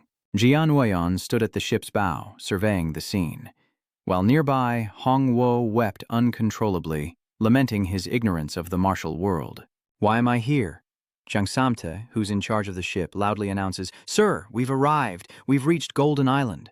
Gong Sohi was stunned to see them. "You?" She relentlessly questioned, "Why are you here again?" "And what about Seomi?" Jian Uyan replied nonchalantly, "She's playing at Hong Wusong's house." He glanced over, surprised. "What a surprise. I didn't expect to see you in a place like this. You must have heard the rumors." But Jian Uyan coldly replied, "To be honest, I have no interest." She was a little annoyed to hear that. "Not interested, but you still came to this remote island? You liar." But his next words surprised Gong Sohi. "I'm more interested in finding the remains of the three sages." She blankly approached and asked, "Aren't the three sages' remains the Martial Saint's legacy? To come all this way just for that?" But Jian Yun's attitude is dismissive. "So what?" And he didn't forget to add, "I'm sure you've already done those searches." Gong Sohi finally sighs in frustration, realizing the so-called dark agent has destroyed all the cave's entrances and exits. It's impossible to enter now. The recent rains have made the ground wet, and it might collapse completely soon. Jian Uyan pressed for more information. "So, you still haven't found the entrance?" She could only admit that she hadn't. "Not yet?" he suddenly proposed. "I want to meet that assassin." But Gong Sohi only sighed in response. "The man is dead, murdered, his body found torn limb from limb. We only recognized him by the trim of his clothes." Jian Uyan understood. The first to discover something often gains something, so it's understandable to attract attention. Then Jiang Shante, observing his surroundings, noticed something unusual, saying, "Don't you think it's quieter than usual here?" Gong Sohi then explained, "This is the martial god's shrine and the resting place of the 3,000 smokes. No one would dare cause a ruckus here." Jianu Haiyan looked up and smirked. "The martial god's shrine. What a load of crap." She retorted, "Though it's just a legend, he was a martial arts prodigy." Gong Sohi added, "Frankly, I don't entirely believe it either. Doesn't it sound far-fetched?" Having killed countless people, defeated by none, and angered the eight immortals by turning the heavenly realm upside down, he ultimately lost to Samcheon and died. There are even rumors that the eight immortals appeared to punish his sins. Despite his attempts to flee, he was captured. Yet Jian Uyan silently smirked, filling her with doubt. Gong Sohi thought to herself, this was the first time she'd seen him smile like that. She approached him, asking if the legend of the martial god was that amusing. He still politely asks, exaggerating everything to the point of absurdity, "But what are you doing here?" Gong Sohi didn't hide her intentions, stating she only came to see if any oddballs were around. Fortunately, the Martial Alliance and the demonic sect have finished their discussion, so they won't bring swords or fight here. But at this moment, someone suddenly shouts, "It's been found!" Everyone's attention is immediately drawn to the cave. "The entrance to the cave has been found?" The man's voice boomed. "It has been found." The commotion draws everyone's attention to the Martial Saint's cave. Gong Sohi says nothing more and rushes off, declaring, "I'm going." Jiang Samti then said, "I heard that between the Murim Alliance and the demonic sect, Only the first to find the entrance can enter. What should we do? Jian Uyan was helpless. I don't know either. He calmly told the group, you guys just stand here and observe the situation first. Jiang Samte immediately nodded in agreement. Okay, so what will you do? But Jian Uyan's answer shocked everyone. I'm going to take a nap. The others were speechless. A nap? Seriously? That's our lord for you. Even in this situation, he remains calm. Zhen Huaiyan doesn't waver in his decision. That's right, this long boat ride has tired me out. Let's hurry. You go into the deep forest alone and see what's there. Is this where they found the entrance in the northwest? A noise catches Jian Huaiyan's attention, and a childhood scene seems to appear before him. At that moment, Jian Uhyun remembered those precious memories as he trained diligently, and he suddenly fell silent. 1,000 years.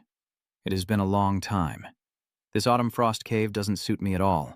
He had to hurry before they arrived. Soon, Jian Yuxian moved to the northern part of Mount Junshan, deep within the island. He surveyed the scene before him, wondering if it was nearby. Without a word, Jian Yuhyun leaped forward with all his might. And so he descended into the abyss to survey the situation. Soon, Jian Yuxian arrived at his destination. 1,000 years, and they haven't disappeared.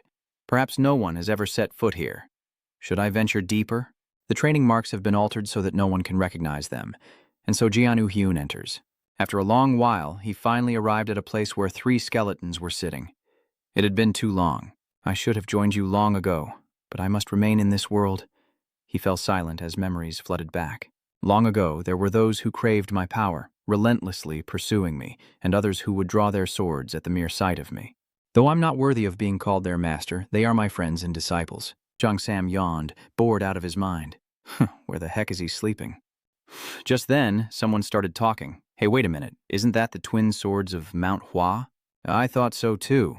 Why would someone from the evil faction be here? Their words caught Dongban's attention. The remains of Tai Gongsin belong to the Orthodox faction, Chun Mukwang to the demonic sect, and Namgung Riol to neither. Is the evil sect targeting her? He immediately felt uneasy. Bored as he was, he couldn't afford to show any weakness.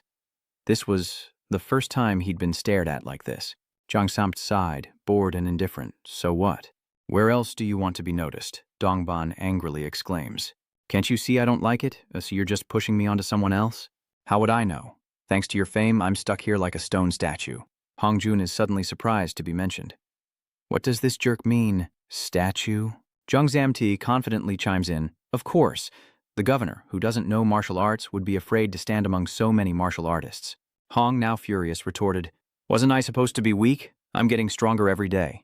Zhangban finally had to be the voice of reason. Be quiet, you're no different. Wait, what is that? Hong is still dazed, unable to react. What are you saying?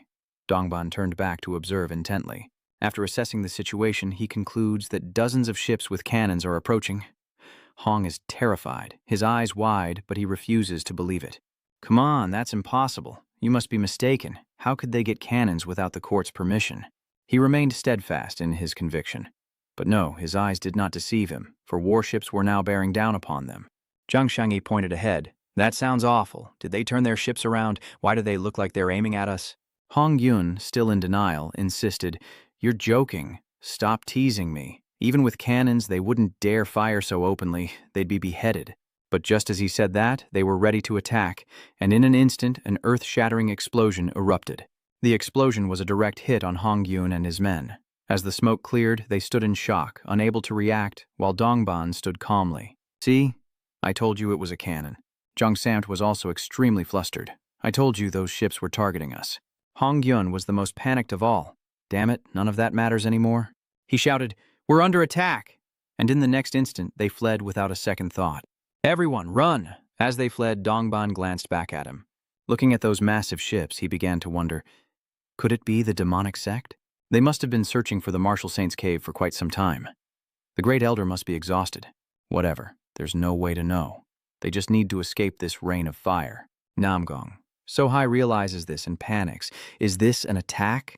She's bewildered. Who has so much artillery? Just then, an elder reminded her that this was no time to be shocked, and Namong Sohai nodded in agreement. That's right, Namgong. Sohai then recalled someone saying, Miss Namgong, something seems off. We'll scout ahead since we know the entrance. It was the demonic Gu Huang. I thought the demonic sects were just being overly cautious. Now she's confused. What to do? They're near the entrance, and this happens, but on the other hand, they just need to defend this place well. Gong Sohi turned to ask for guidance. I think it's best if we focus our strength and deal with them first. What do you think? Branch leader? He quickly came to a conclusion. I agree, since we don't know how much further we have to go to find the cave, so let's just intercept them first. What do you think, Go? He is the head of the Hanam branch of the Moram Alliance. Go Damjin, leader of the Seven Swords Wudang, agreed, as Wudang was part of the Martial Arts Alliance. Though I wish to see our ancestors' remains as soon as possible, dealing with those who desecrated this sacred land is of utmost urgency. Very well, let's deal with them immediately. Jiang Samte and the others are hardly idle either. They're all working hard to escape.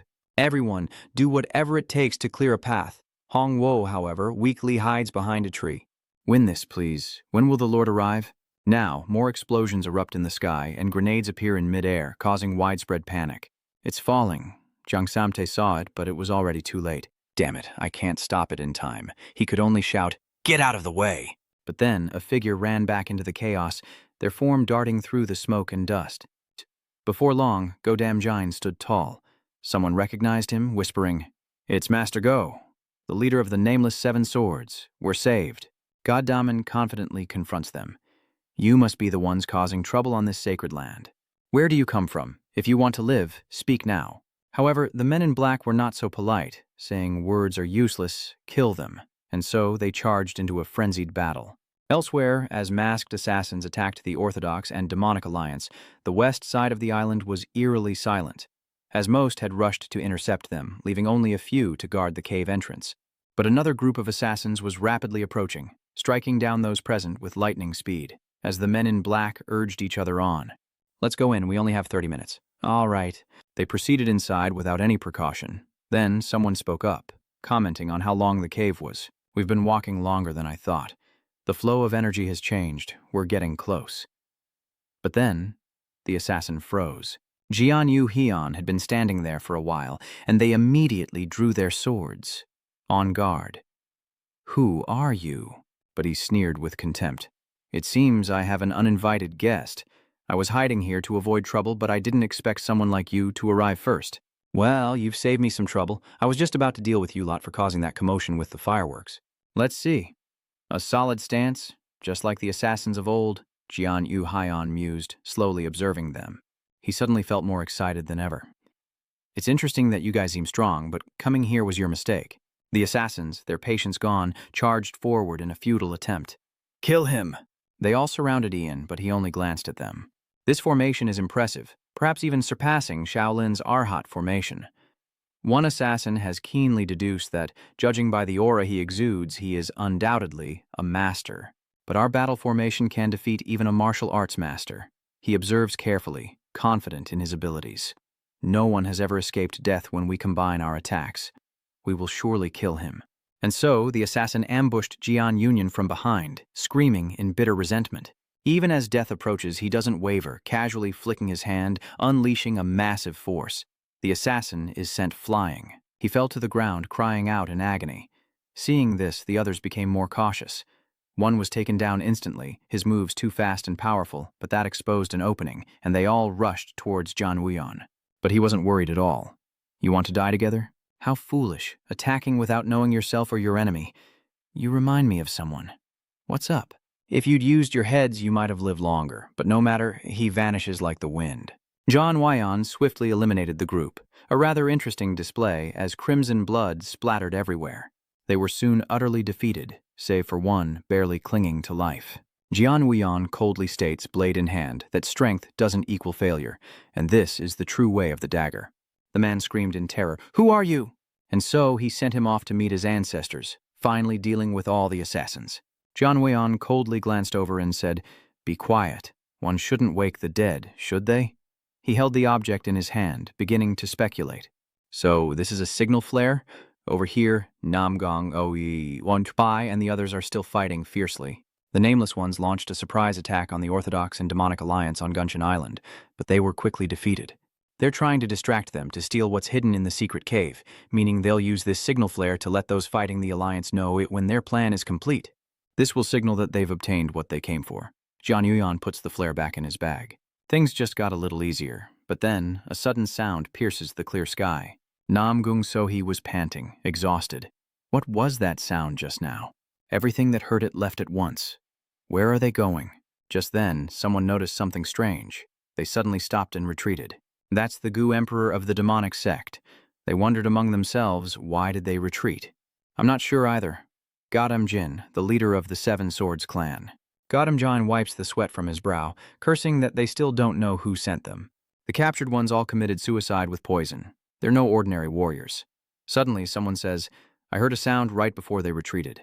Upon hearing this, he realized what it was and shouted as if to warn them. A signal flare. They all rushed off at once, towards the secret cave. We have to get there now.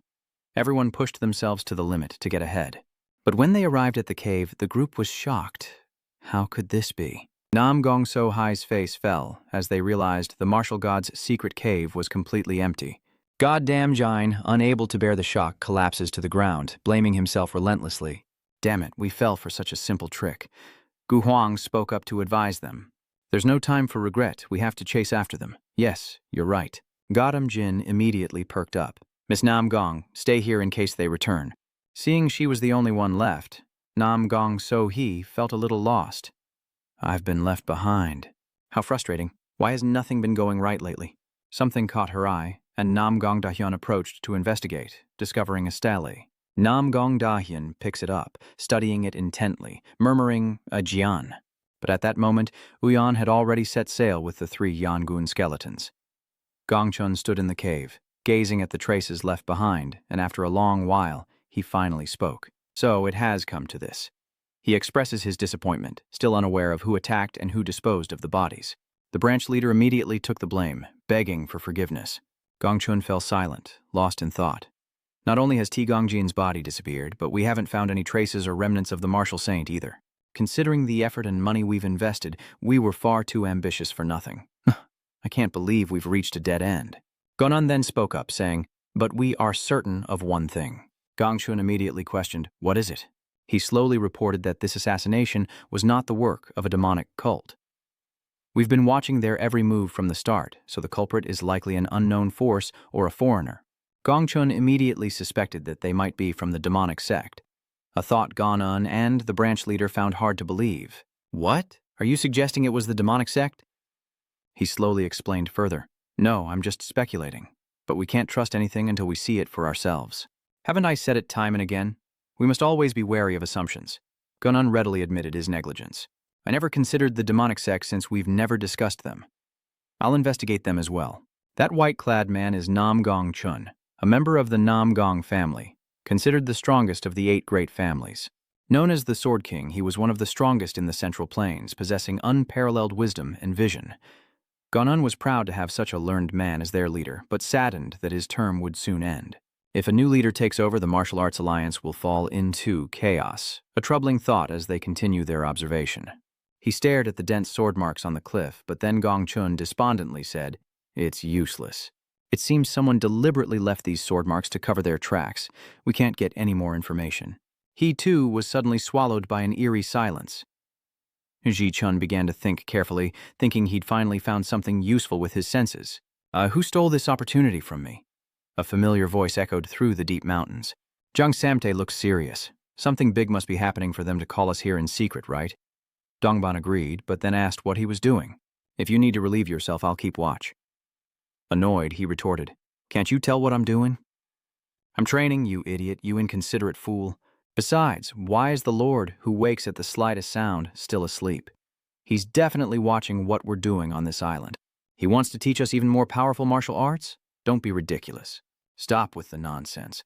Maybe he went into the martial saint's secret cave to get us something amazing. Head back first. I have something for you all. How about that? Dongban simply gave a polite laugh in response. I wonder if it's true. We have to do a good job here. Suddenly, a voice echoed from behind. So, you've arrived. Are they happy? Then they run towards Jian Uyan. Yes, master, we've been waiting for you. He apologizes for making them wait. I have some things to take care of. Dongban couldn't believe what he was hearing. Good heavens, I can't believe he apologized so easily. Am I dreaming? Next, Jian Yu Haiyan throws the bag off his shoulder, saying, Here, open it. Zhang Samti excitedly goes to see. What is it? Finally, they see it. The great treasure they spoke of. but it's just two ordinary pieces of ore, leaving them speechless. After a moment, Jiang Shangte asks, What? What is this for? Jian Yu Haiyan casually replies, It's jade. Have you never seen it before? He stammers, No, it's not that, but why would you give us this? Ignoring them, Jian Yu Haiyan ordered them to start digging, leaving the two dumbfounded. Huh? He patiently repeated himself. I said, dig, and so they continued to toil, resentment brewing, but none dared to defy him. Dongban's face darkened, and Zhang Sam's was the same. Is that so? Seeing them stop, Zhen Yixin urged them on. Dig harder! And so they dug for what seemed like an eternity, as Zhang Sam panted relentlessly. What is this for? He nodded, satisfied with their work. Not bad. Jianu Heian praised them, not forgetting to mention that at least they were good at digging. Zhang Shangde was angry, but couldn't refute. Thanks. With the task complete, he turns and points. All right, Samti, carefully bring what's hidden in those bushes over here. He's just putting me to work out of spite, ordering me to do pointless things. What the heck is in these bushes? Master, there's nothing here. Jian Weian ordered again, put your hand on it. But as Samte complied, something strange occurred. A surge of energy emanated from beneath his hand. Samt grew wary, sensing a trap. He furrowed his brow and muttered, What the hell is this? Zhang Samte froze, staring at the skeletons, his brow furrowed in confusion. After a moment he backed away, trembling, and asked, Lord, what are these skeletons? But Jian Yu remained calm, instructing them to bury the remains with great respect, while at the Henan branch of the Martial Arts Alliance, Nam Gong Sohi tapped her fingers on the table, muttering the name Gu Hiyun. They say they found that stele when they first discovered the secret cave, likely brought there by the three sages to express gratitude to the martial saint, and the name inscribed on it was John Gu Hyun. It couldn't possibly be the same John Gu Hyun, could it? Namgong Sohai sighed, trying to reassure herself. It's probably just a coincidence that they share the same name. Gong Chun suddenly entered, asking what she was pondering so deeply. It was then that she finally reacted, realizing he'd noticed as soon as he walked in. It's all right, have a seat. I'm just worried about what's happening on the island. Nam Gong Sohai doesn't hide it, partly because of that, but now there's something else weighing on her mind. Gun is intrigued.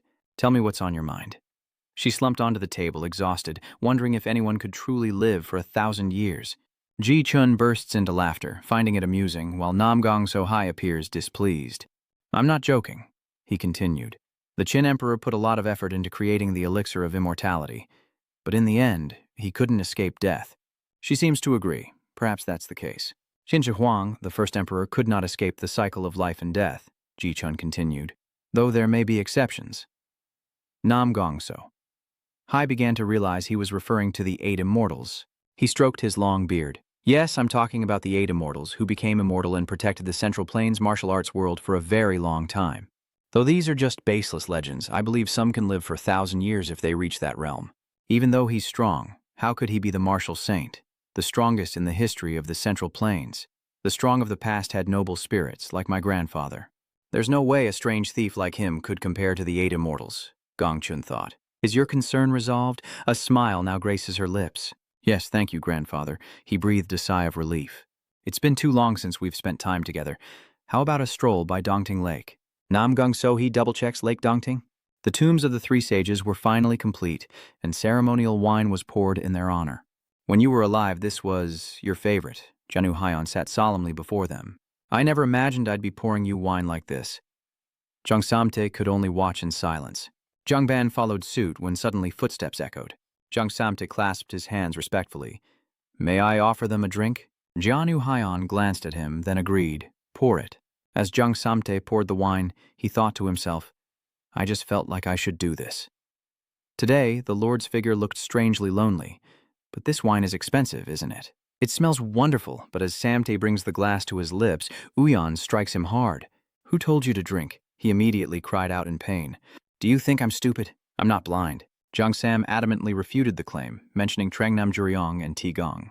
Their names are written clearly on the headstone, along with those dry bones. Everyone knows they're the 3 saints. But Jianuyan stubbornly refuses, saying I'm mistaken. But he remained confident, saying, Do you think I'm stupid enough not to recognize them? Without a hint of anger, he calmly replies, If you wish, I can turn you into a skeleton like them. Even so, Jiang Shangtai refuses to give up. Lord, please don't say such things to me. How did you get those corpses? Jianyu Haiyan is still being stubborn. I told you it wasn't me. Are you really going to keep following me around like this? Dong, on the other hand, sees through everything. You fool, stop it. He's furious. Suddenly, a childish voice echoed, prompting the servant Jiang Samte to respond. Huh? What is it? Say-oh me? The little one whines that it fell over there and she can't find it. Uncle, please help me. Jiang Samte still hasn't given up.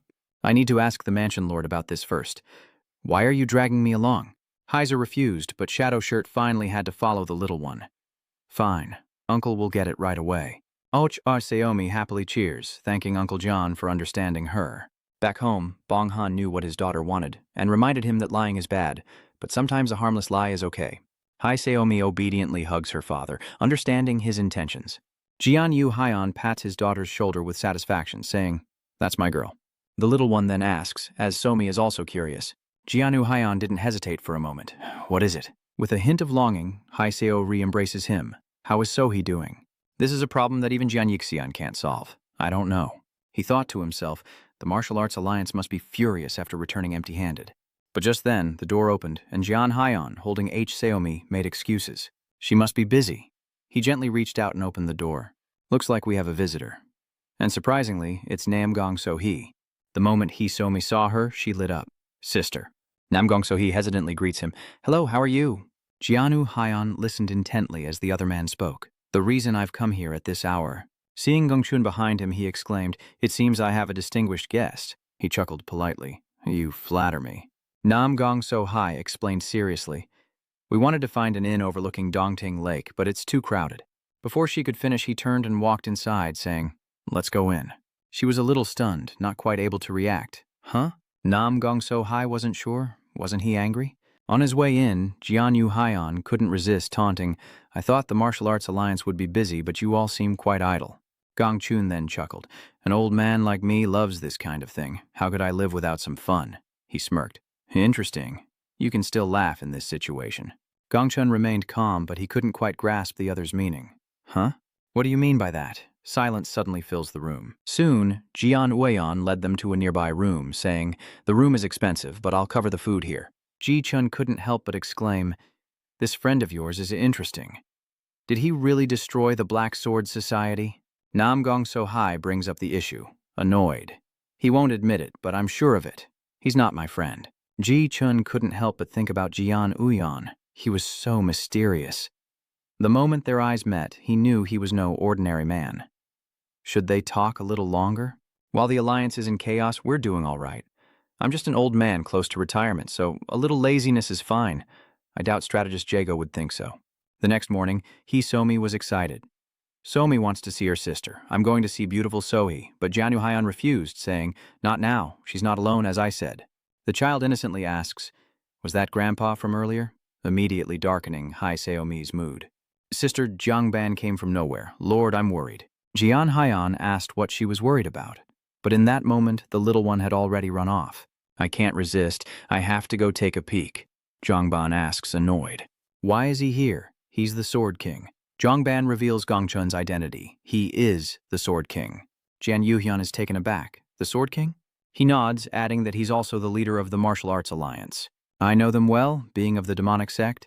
The 5 kings are all but invincible, like the kings of hell themselves. He nodded in agreement. I see. So that's the Sword King Gong Sohi that Jian Yuhyun keeps mentioning. He recalled how insane Gong Sohi was. Let me tell you about my grandfather. Not just anyone can be called a Sword King. His aura is different from other martial artists, but that's it. I don't sense any sharpness from him. He hasn't fully grasped his martial arts yet. Jiangban, curious, asked further, Did they come because of what happened on Gungeon Island? Jian Yuhyun didn't think so. Probably not. If that were the case, it wouldn't be this quiet. Whatever it is, just go with the flow as you keep your eyes on Hosaomi. The next morning, the leaves rustled, and the bright sunlight shone everywhere. Gongchun sat patiently, fishing, when suddenly the water stirred. Suddenly, someone approaches him and says, You seem to enjoy fishing. Gongchun recognized Jian Yuhyun and chuckled. Heh, when I was young, I could sit and fish all day without tiring. It's been a long time since I've fished in peace like this. He pondered to himself, realizing he hadn't had a moment of peace since Long T had grown up. When I, wielding the twin swords, fought against other talented youths. At 30, I fought for the honor of my family. Time has passed, and I've unconsciously lived to this day, but looking back, I have nothing left. He now seemed strangely relieved.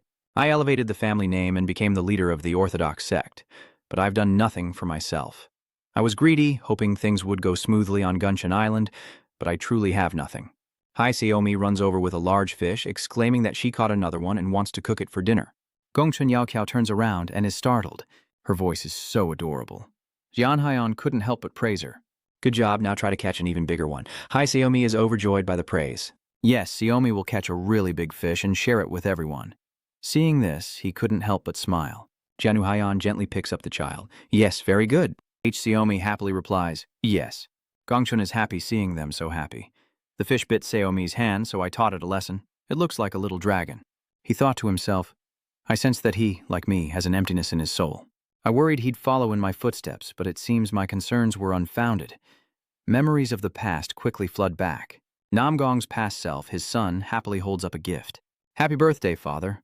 But Gongchun coldly dismisses their efforts. If you have so much free time, why don't you practice your swordsmanship? The weak are useless, and the children could only wallow in sadness, fueling Gongchun's regret. He's achieved more than I have, a man who only chases power, money, and fame. It truly is painful. Jian Yuyan also noticed the helplessness in his eyes. Through his Seo's advice, he seemed to be sending a message to Gongchun. Too much is too much. If you want to surpass something, observe your surroundings first. It will surely be helpful. Hearing this, the man was stunned, his reflection clear on the water's surface. Ji Chun couldn't help but admire him, saying, You truly are an interesting fellow. Jianu Haiyan politely replied, You flatter me. Just then, Nam Gong Sohi came running up in a panic. Grandfather, something terrible has happened. But Gun remained calm. What is it? She replied, still catching her breath.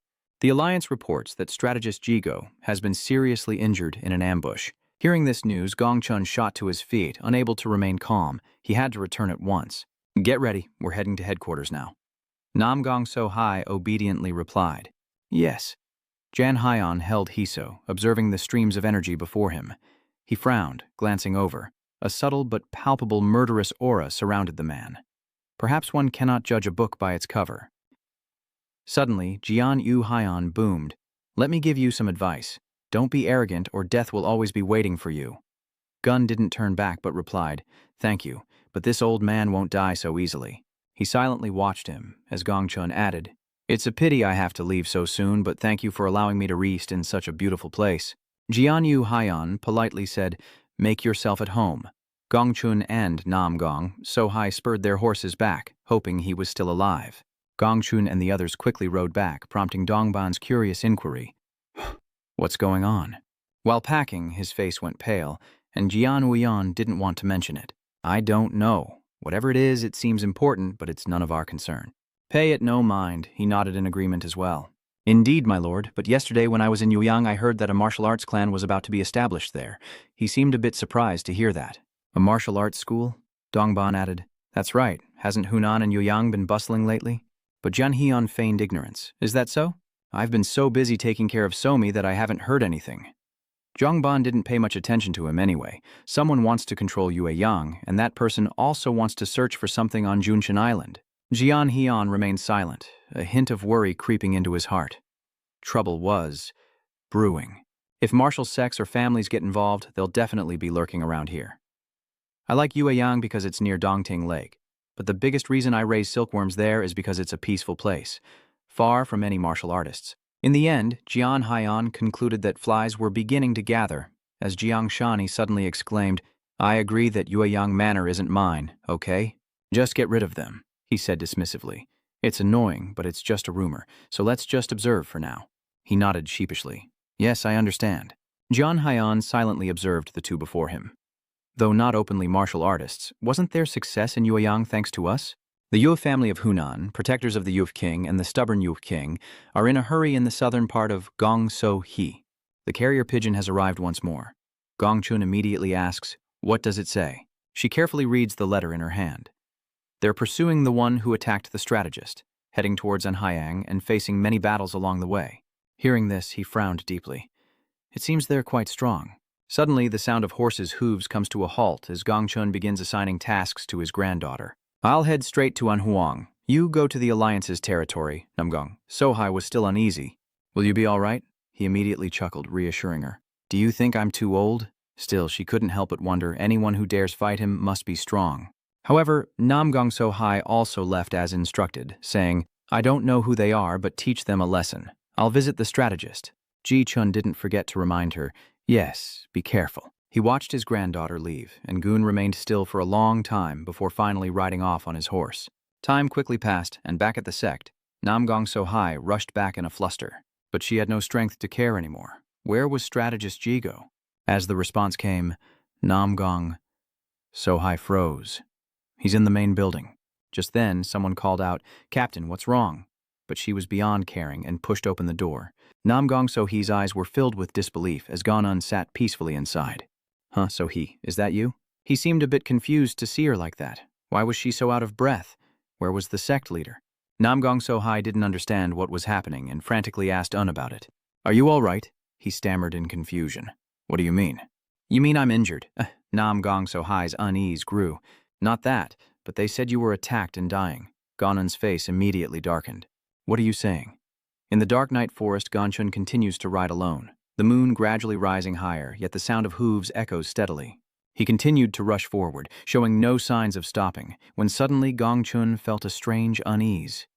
Something wasn't right. It was indeed a carrier pigeon from the Martial Arts Alliance, but following the letter's path revealed no trace of the Alliance. Just then, a wire snapped taut, and the horse, caught off guard, tripped.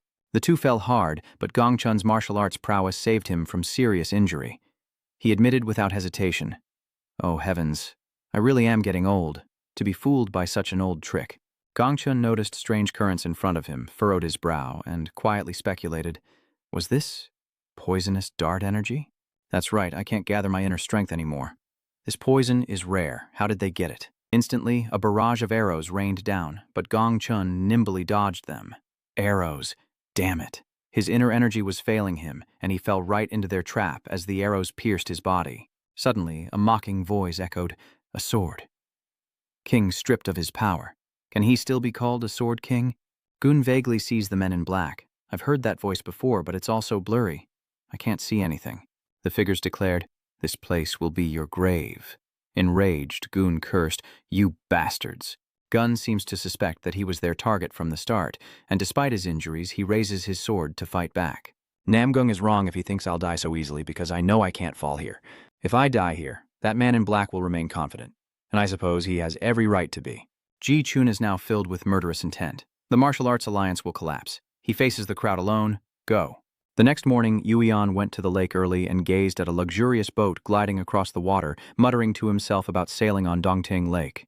Wuyan sat cross-armed on a rock, lost in thought about Saomi. Would she like this? To make her happy, he decided she should experience sailing on a boat, so he'd have to find one.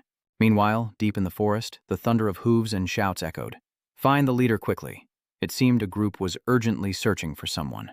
The horses galloped as if skimming the ground, disturbing the forest's tranquility with their clamor as one man shouted, searching everywhere. Among them was Sohi, her face tense, realizing she'd been lured into a trap.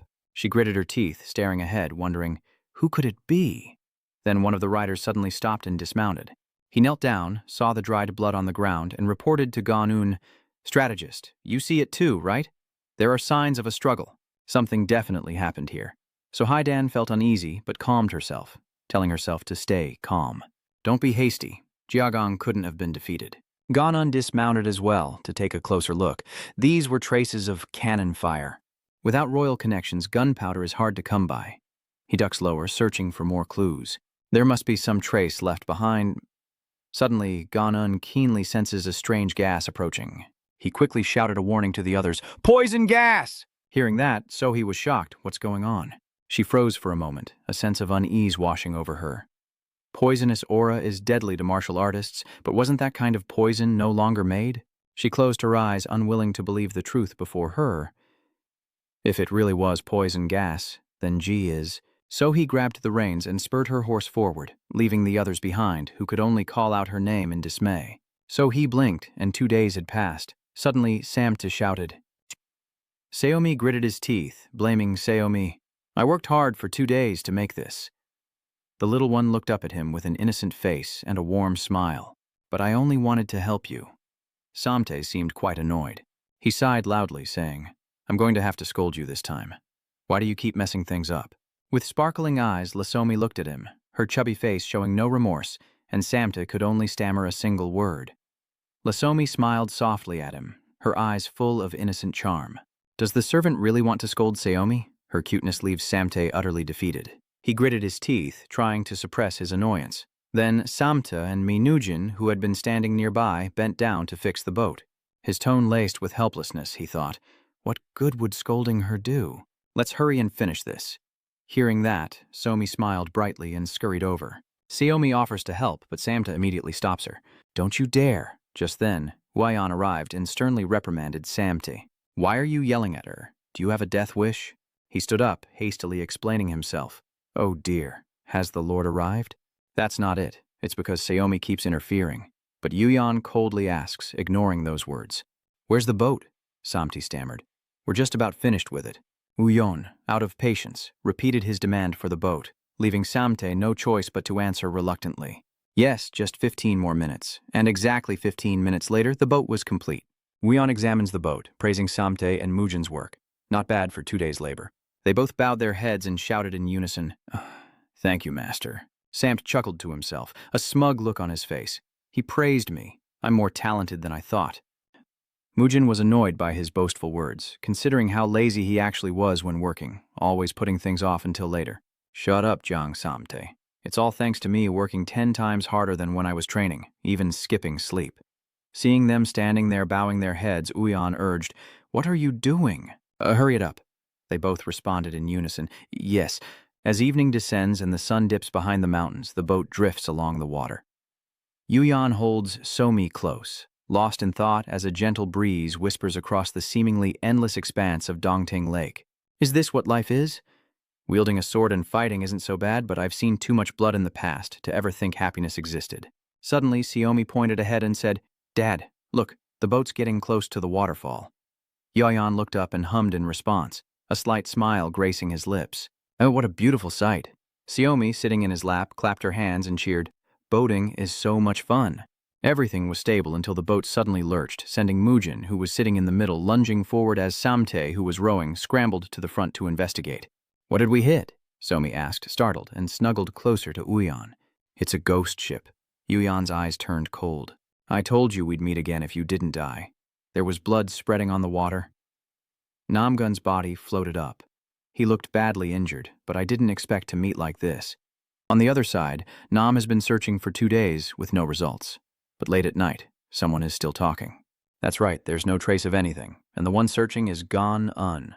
His face was grim. Many wanted the Martial Alliance Lord dead, from the Grand General to the gangs, but it's been a month and a half and still no leads. Suddenly, another voice spoke, surprising Gong Un. It's a shame, but it's been too long. Perhaps we should give up. Hyukmun from the Empire's second most powerful family crossed his arms and said with a smile, The events on Gunshan Island have already spread. The Martial Alliance is humiliated enough. The situation is already complicated. Do you want people to know the Martial Arts Alliance leader was attacked and is missing? Those words only made Gong Un feel more helpless, and he slammed his hand on the table. Hai Okimun carefully reminded him, The Namgung family has already sent someone. Our priority now is to watch over the Alliance. Upon hearing this, Gun made his decision. I know it's time to hand things over to the Namgung family. I want to abandon everything and search for the chief, but I must return to the Alliance first. Later, after their conversation, Hyokmun visits Sohi in her room. He raised his hand to knock, but no one answered, so Hyokmun opened the door and stepped inside. Sohi was still awake, pensively holding a blood-stained piece of cloth. Why are you still awake? Sohi's face is filled with sorrow. Father, could it be the family? Hyokmun approached, gently patting Sohi's shoulder in comfort. Grandfather wouldn't die that easily. Her eyes welled up, but her voice was firm. Remembering how her grandfather doted on her as a child, she thought, Father is right. I will do anything to find him, no matter what. Another day, at Yuyan's residence, it was late in the afternoon. Namgung Chun slowly opened his eyes, groaning softly from the throbbing pain of his wounds. He looked up at the ceiling, utterly astonished. He's alive? Namgun recalled the battle that night. Even after neutralizing the poison, I survived against multiple enemies. He glanced aside with a sneer, thinking, Fate doesn't want me dead. Just then, a voice startled him. Looks like you still have the strength to laugh. The voice belonged to Yueon, who stood with his arms crossed, coldly observing Namgun. He didn't recognize him, his eyes full of surprise. "Who are you?" Yueon calmly stated, "My name is Yueon." Namgun, still in bed, asked him, "Did you save me?" Yueon coldly replied, "No, you intentionally crashed into my ship." His answer was unexpected. "Is that so? Well, I must thank you anyway." After a brief exchange, Namgun smirked. "Then things will proceed as you say." His voice laced with self-mockery, he stated that Sword King Namgun was dead, while Yueon remained cold, treating him like any other man. "I can inform the Martial Arts Alliance if you wish." Namgung Chun silently stared at him. His gaze lingered on Yueon for a moment. "Everyone used to praise you, the leader of the Murim Alliance. We respected you greatly." They all admired him. The Namgung clan existed, thanks to the Sword King. Namgung Chun slowly closed his eyes and spoke his wish. "Forget it. Can you let me stay here for a while?" Yueon didn't agree right away. He paused to think, then replied, "As you wish." Namgung Chun thanked him. "Thank you." But he added one condition, his eyes sharp. "You'll have to work. I won't allow you to just eat and lie around." "You mean this dying old man has to work for his keep?" Yueon didn't turn back as he slowly headed for the door, replying, "Yes, because here all people are equal, regardless of age or gender." Before leaving the room, he paused. "If you're feeling better, you can start working now." With that, Yueon left and closed the door, leaving Namgung Chun alone to slowly sit up and lean against the headboard. His eyes gazed into the distance, a slight frown creasing his face, as Namgung Chun recalled the events of that night. They planned an ambush. But who's the mastermind? With the martial arts tournament looming, the only one with a motive, could the culprit be an insider? Thinking this, Namgung Chun chuckled self-deprecatingly. "I'm old now. What evil scheme could they be plotting?" The next morning, Sohai and Hyeon Maun returned to the forest where Namgung Chun had vanished without a trace. She gently touched the cracks on the ground as Hyeon Maun spoke up from behind. The ambush was discreet and thorough, so he slowly rose, her voice devoid of emotion. "First father, and now grandfather." She bit her lip, a look of frustration on her face. Hyo-mun continued, "No, he's still alive." Hearing this, Sohai immediately turned around. "Are you saying Grandpa is in a dangerous situation?" He confirmed with certainty, "That's right." So, Hai clenches her fists, her eyes filled with determination. "Just help me find my grandfather. I'll do anything." Suddenly, a servant's voice rang out. "Master, there's blood here too." Hai Okamun and Sohi rushed over, and he knelt down to examine the fresh blood. "The blood is fairly fresh." He stood and asked the servant, "Where would this blood lead us?" Hanhan replied, "En Haiyang, there's a stream here that flows into Dongting Lake." Hai Okmun's eyes lit up, and he immediately ordered them to launch the boats. He thought to himself, the Sword King is nothing short of the symbol of the Namgung clan, but if he was attacked to this extent, it seems his inner strength has dissipated. I doubt such a great Sword King would want to reappear at the martial arts competition in his current state. Following the trail of blood, Hai Okmun and Sohi stop at the edge of the lake. He made it this far. The blood trail ends here. Hyakmun leaned down to examine the blood trail, then ordered, "Search this entire area thoroughly." He paused, then asked Sohi, "The Jigo Alliance is searching as well. Didn't I tell you to find their strategist?" Hyukmun reminded her to use all her abilities to search, while at Yuyeon's residence everything was peaceful. In the courtyard, Seori's laughter filled the air as Namgung Chun lifted her high, her face beaming like a flower. "I'm so happy. Namji Chun even suggested an idea. Let's have another fishing contest today." Somi happily agreed. "Yes, I'd love that." Unlike them, Samtae and Mujin couldn't find any joy in it. Their faces were grim. "What was that old man doing?" Samtae muttered, shivering as he watched Namgung Chun, who had been near death just weeks before. "He's already back on his feet after only half a month."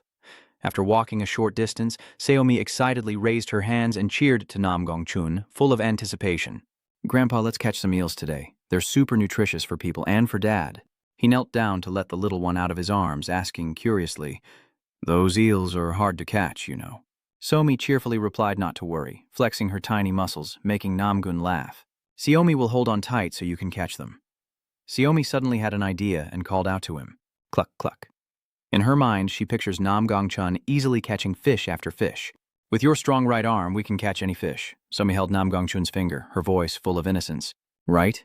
The old man paused, taken aback by her words. Namji Chun grimly glanced at the stump where his arm used to be. Soon after, Nam-gun led Seomi into the forest, toward the lake. He suddenly asked her, "Seomi, is anything difficult for you?"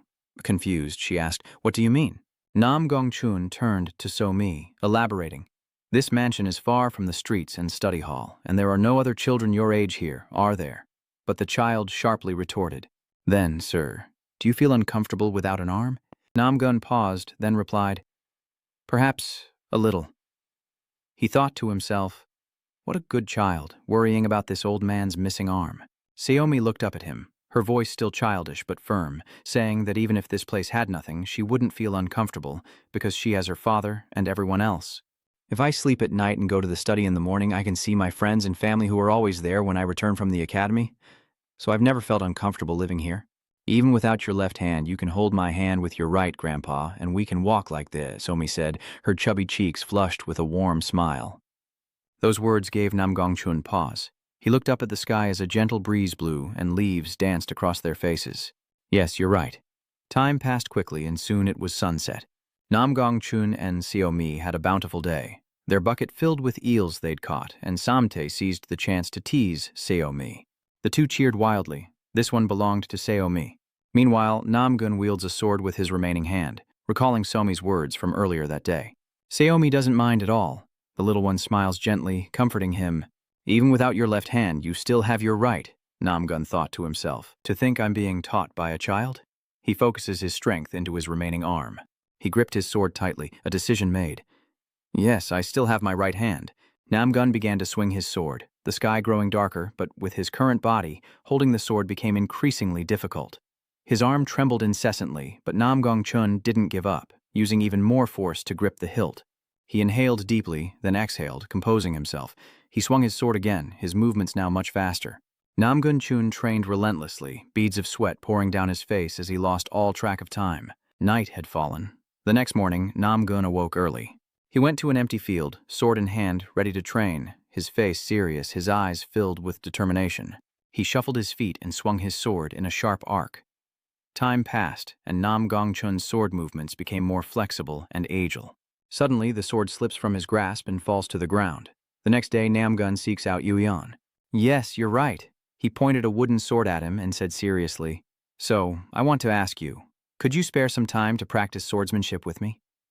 Yuyan coldly asked, looking at his severed arm. "With that arm?" Nam-gong-chun shrugged. "You can take it easy on me. I'm pretty used to it by now anyway." Hearing that, Yuyan paused to think, realizing that even without his sword energy, his foundation and fighting style were still based on the Heavenly Earth Crimson Sword, fundamentally different from both Gun Mujin and Jang Samtai. He had witnessed the Nam-gung clan's swordsmanship through Gong Sohi before, but now the Sword King would use the same martial art before his very eyes. With that thought, Yuyan smiled and agreed. "Very well, I accept." Nam-gong-chun thanked him. "Thank you." In the days that followed, Mujin, Seomi, and Samte began secretly observing the two. Hiding behind bushes, they looked like spies. Mujin turned to Samte and asked, "Who do you think will win?" He confidently replied, "The Lord of the Manor, of course. Even the Sword King would have a hard time winning with only one arm." Mujin looked ahead, wondering if this was the right path. Meanwhile, Yuyan and Nam-gong-chun took their stances. He tilted, sword in hand, his eyes filled with resolve, while Yuyan appeared far more relaxed. He slowly tightened his grip on the sword's hilt. Though just training, both were serious, as the other three watched from afar. After the last strike, Yuyan coldly asks, "Why aren't you using your full strength?" Immediately after, Nam-gun springs up from the ground. He lunged forward with incredible speed, ready to face Yuyan. Yuyan's words echoing in his mind. "Why don't you use your full strength?"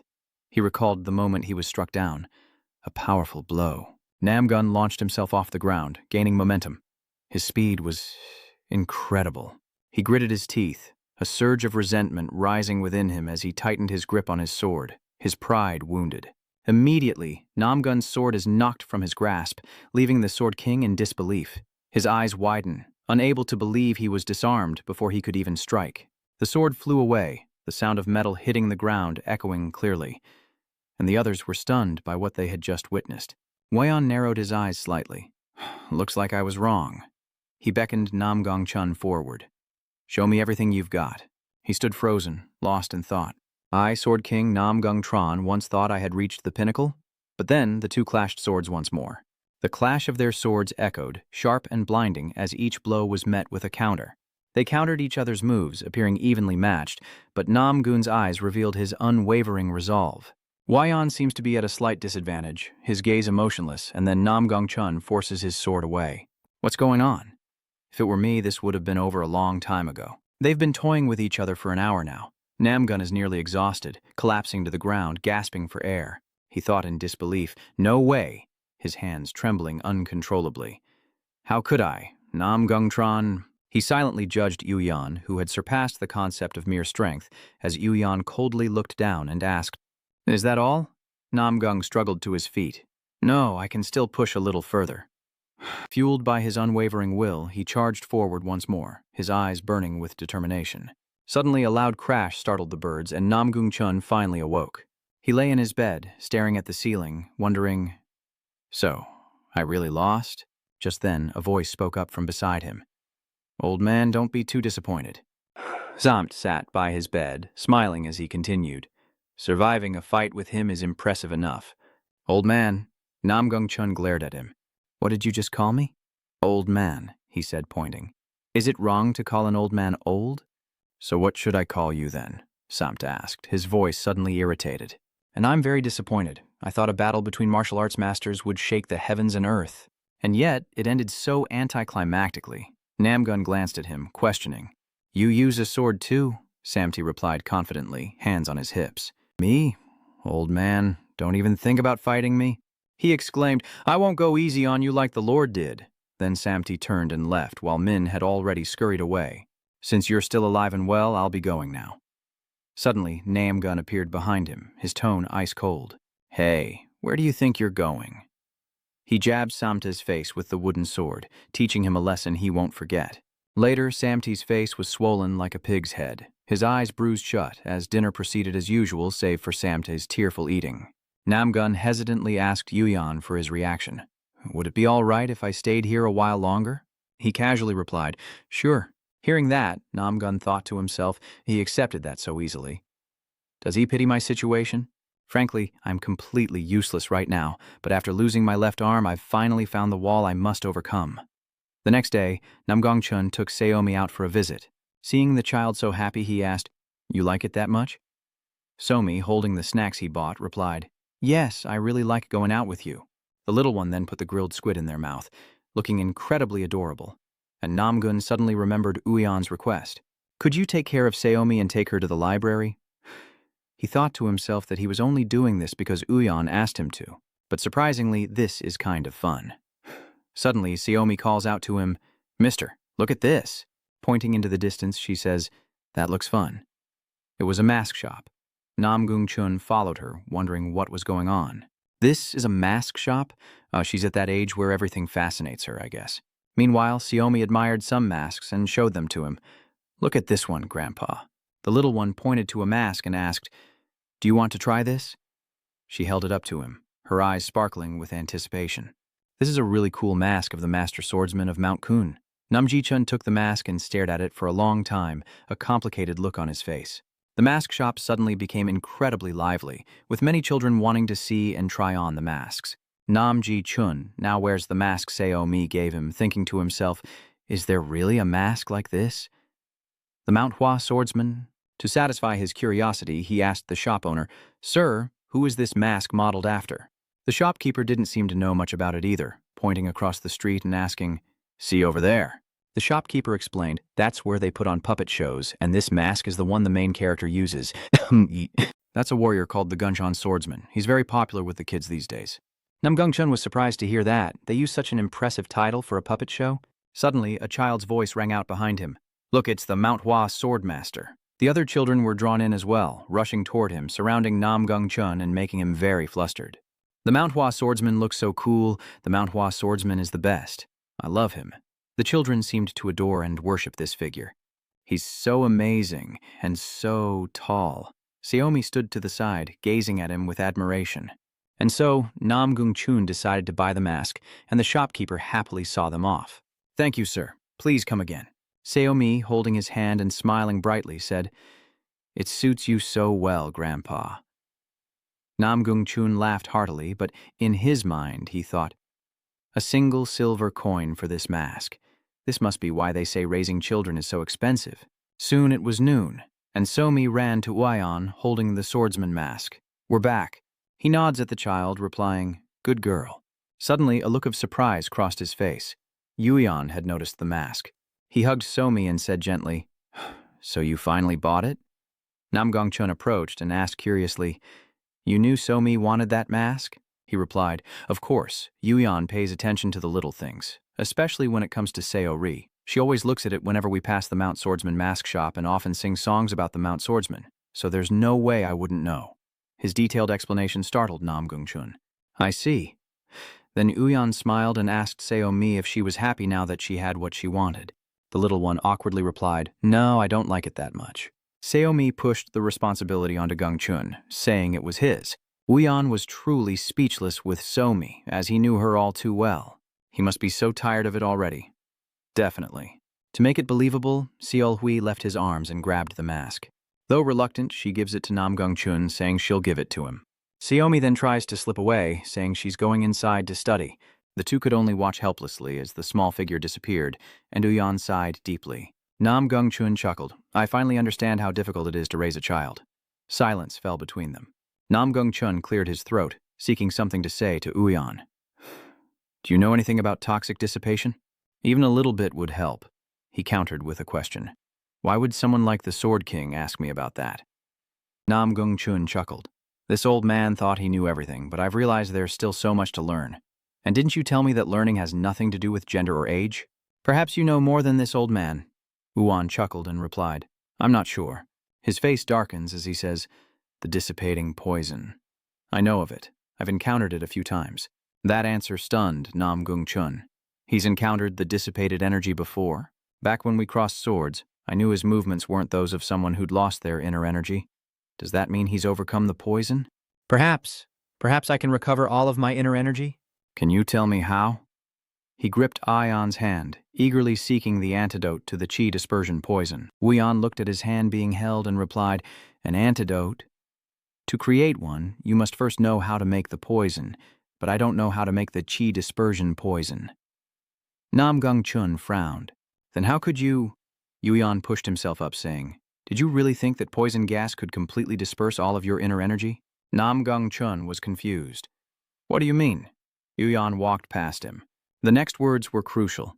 The poison didn't scatter his inner energy, but merely blocked its flow. Therefore, the inner energy you possess remains intact within your body. You simply can't dispel the poison gas, so its circulation is blocked. Nam Gung-chun's eyes widened, a flicker of hope igniting within him. So, you're saying there's still a chance for me to be healed? Uyan glanced back, saying yes, but because his meridians were blocked, he needed acupuncture to open them, a concept that seemed foreign to Nam Gung-chun. Acupuncture? Just then, Samte rushed in, shouting, Master, there's big trouble. Seeing Samte's urgency, Uyan asked, what's all the commotion about? He replied breathlessly, the Martial Alliance. The news left Nam Gung-chun stunned. The Martial Alliance had chosen a new leader. Uyan, however, didn't seem surprised. I know. Samt, not quite hearing, asks for clarification. Calmly, Uyan replies, was I unclear?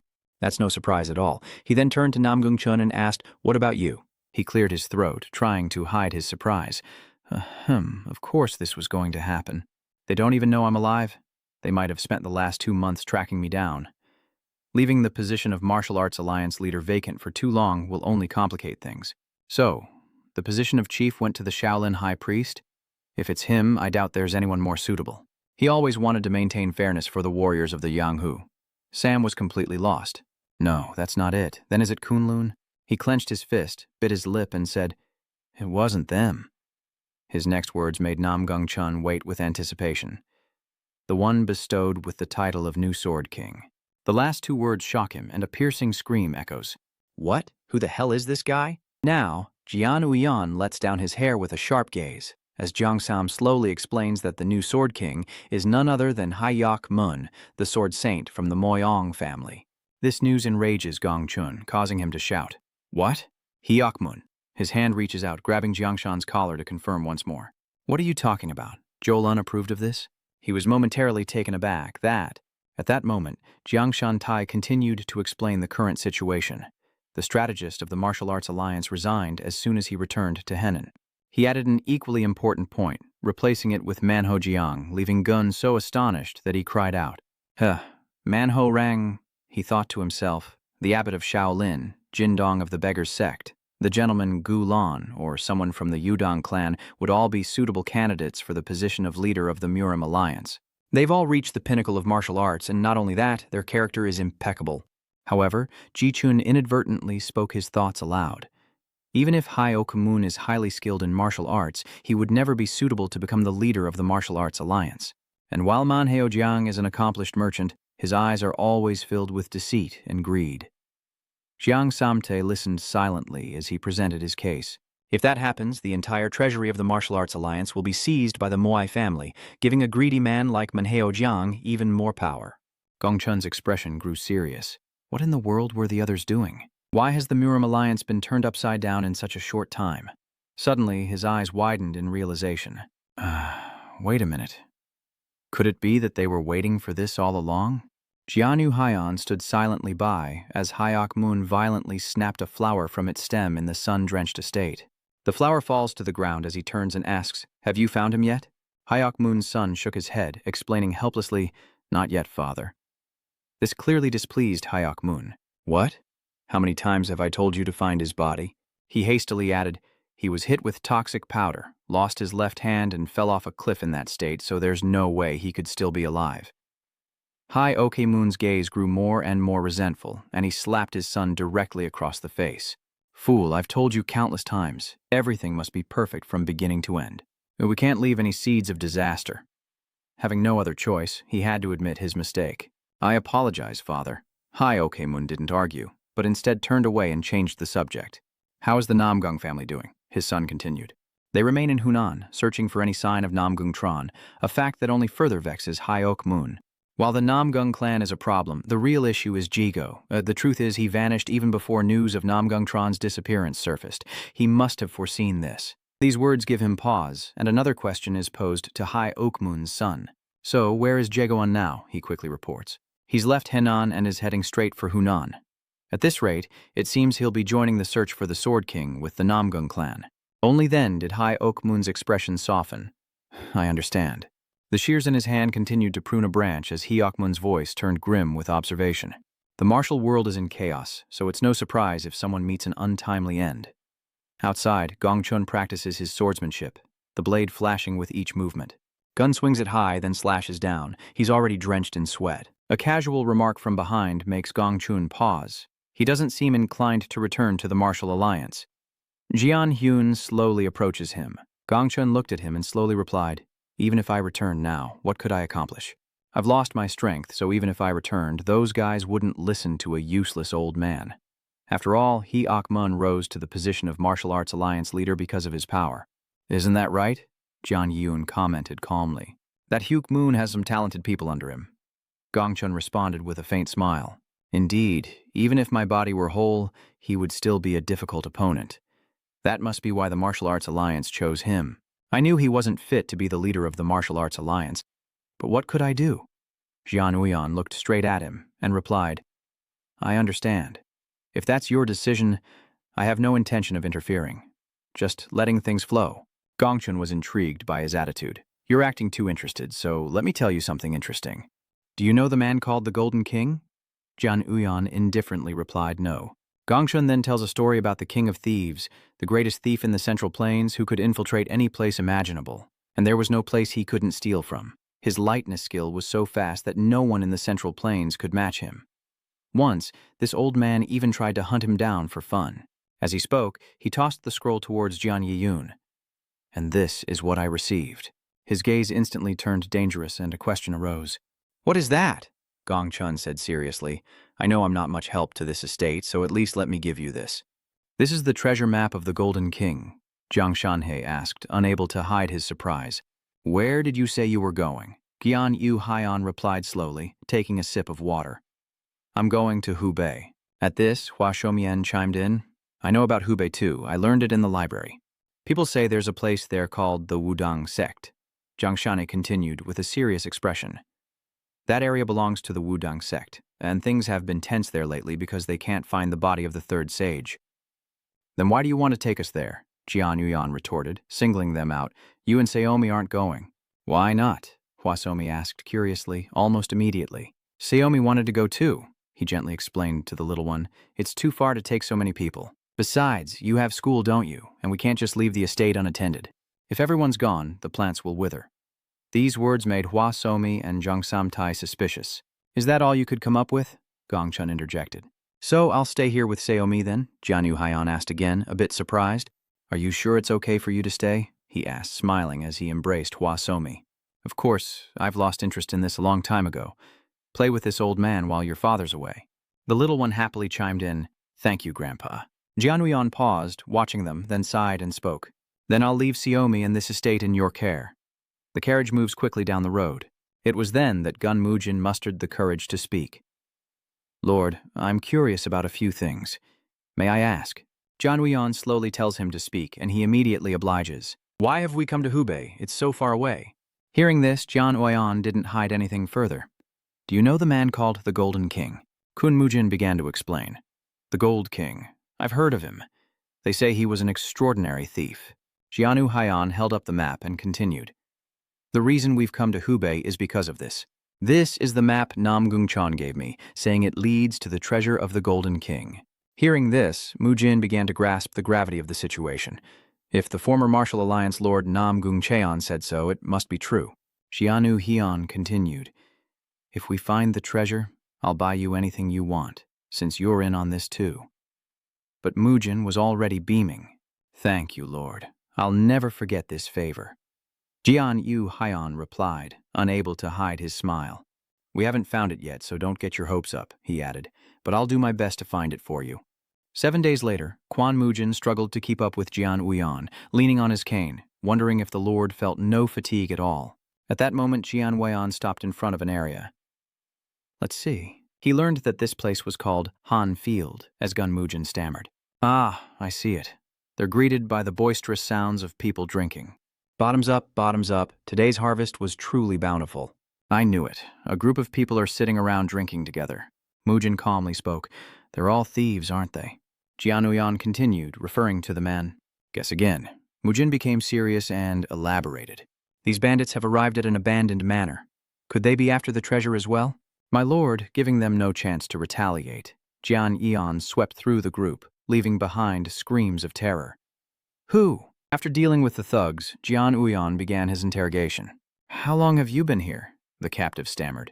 About a year, he continued. Did you find any trace of anyone living here when you arrived? He hastily explained that they hadn't. Jian Uyan continued his questioning. Did you find anything? They denied it, claiming there was nothing, and only then did he let them go. Then get out of here. The men scrambled away. Thank you, sir.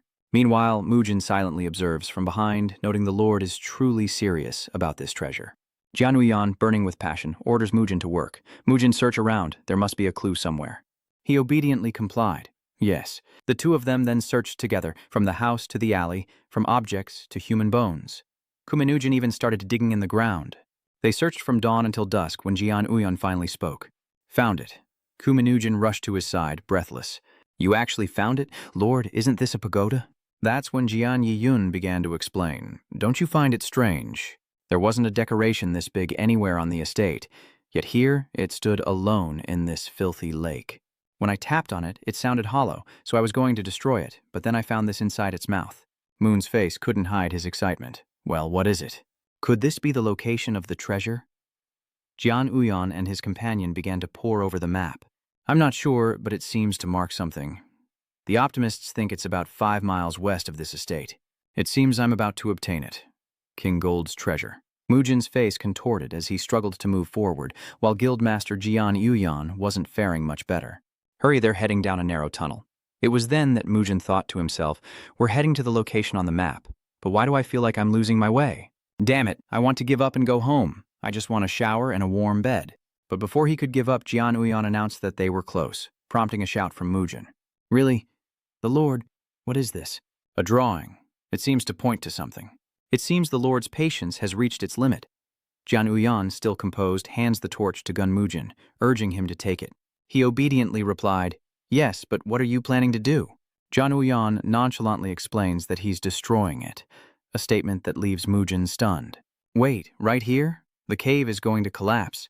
But Jian Uyan simply creates an explosion, his steps measured, while Gun Mujin can only gape in astonishment as the cave doesn't collapse, but is blown away. It was then that he saw something, stammering, "Chief, the scenery in front of us is clearer." Only then did Mujin realize, "We've finally returned to where we started?" With a furious expression, Yan Yuxian preemptively said, "Don't say anything, just listen obediently." "Yes, damn it. So we've just been wandering around this place? I'm so easily fooled." But Jian Uyan hadn't given up. He stared at the lion statue for a moment before making a move that shocked Quan Mujin, who cried out as he saw him smash the statue. My lord, even in your anger, destroying everything is too much." But then Mujin froze, for before him, inside the stone lion, was a chest. With a smirk, Jian Yan muttered, "You should have told me to destroy this stone statue from the start. How dare you lead me around with a fake map?" Then he chuckled, a chilling laugh. In Uyan's mind, he thought, "This is truly the first time I've been this angry since the age of the blood demon." Mujin trembled beside him, while Guildmaster Jian forced a smile.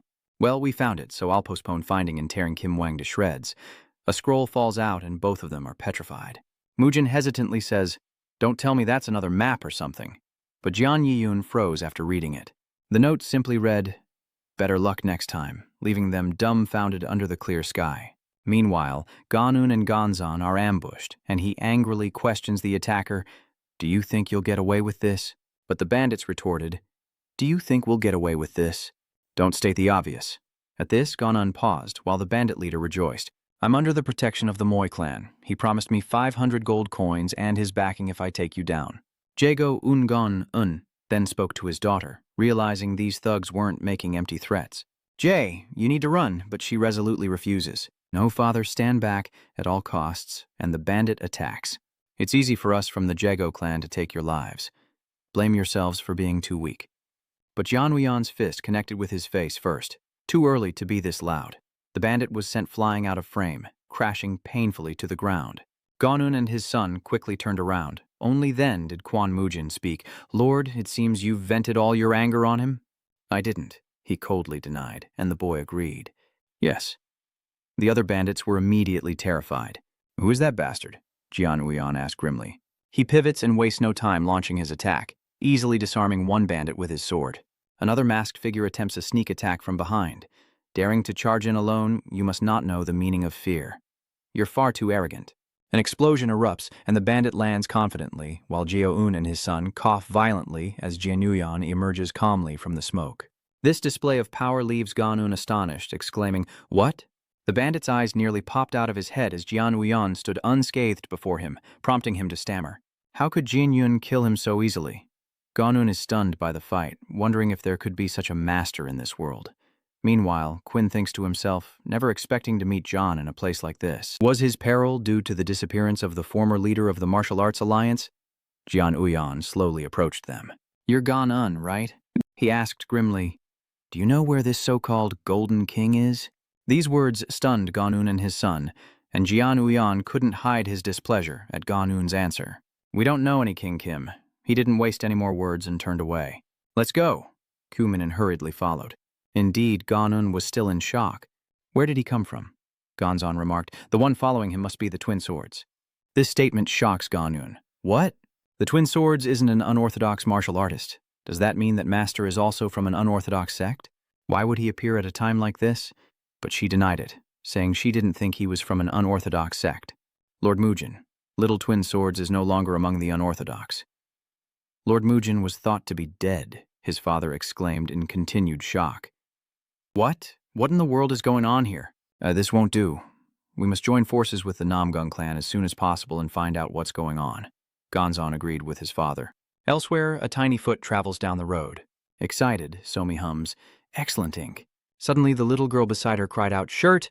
Hosaomi turned and asked what was wrong, as the little girl tugged at her hand and pleaded, "Instead of going there, let's go somewhere with adults. There have been a lot of scary strangers on the streets lately." Hosaomi asked, confused, "A scary uncle?" The little one then spaced out for a moment, seeing the figures of adults behind her friend. Hua Cheon's eyes widened in confusion. The old story is remembered as Gongchun once asked the child, "Saomi, why do you hate martial arts so much?" "If you try it, you'll love it," Hosaomi insisted. But Somi hated fighting. Hearing this, he explained, "Martial arts aren't just for fighting. We can learn them to cultivate our minds or improve our physical fitness. For example, it would be useful if you wanted to protect something precious to you." Hosaomi crossed her arms, realizing she really should learn it. As evening falls on the estate, Hwaseom excitedly announces, "I'm home!" The little one almost freezes, then squeals with delight at the sight of Jian Uyan and Gunmujin's return. "Well," he says, naturally embracing the child. "Are you well?" Hwaseomi obediently replied, "I'm well, father. Did you return safely and in good health?" Hearing this, Jian Yiyang continued, "Of course I was angry, but as soon as I saw her, my anger vanished. My innocent little girl asked, 'Are you angry, Daddy?'" "Why?" The question left both Jian Yiyang and Gunmujin speechless.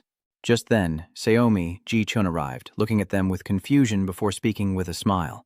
"Why are you angry? Don't tell me you couldn't find any." This sensitive topic immediately soured Jian Uyan's expression, and he chuckled, reminding him, "I don't want to talk about it."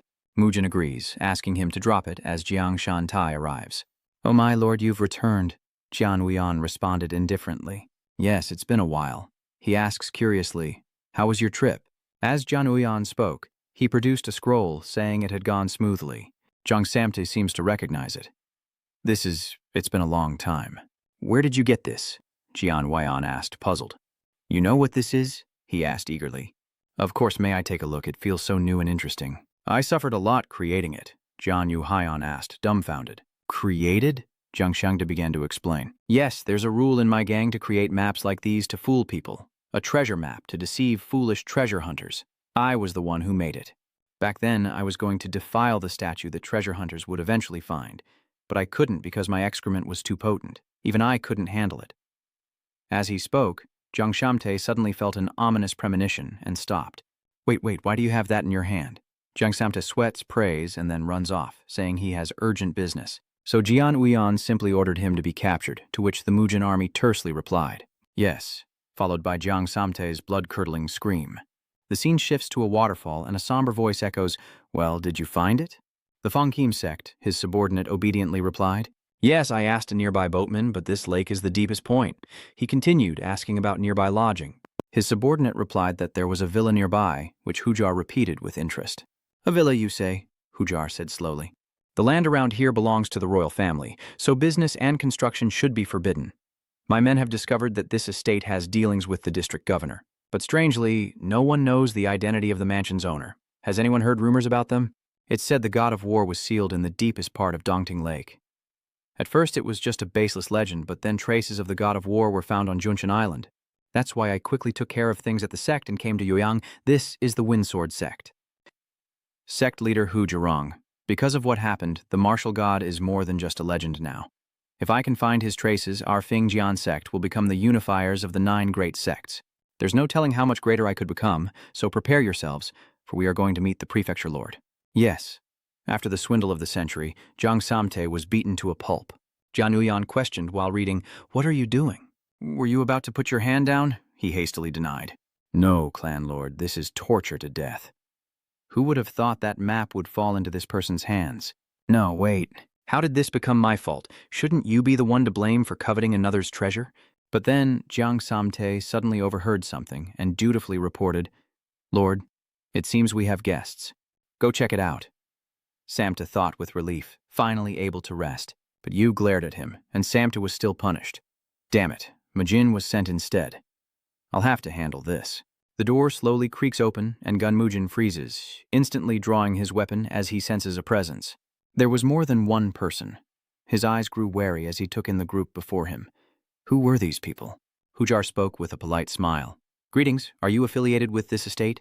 Mujin remained wary as he asked, "Yes, and who are you?"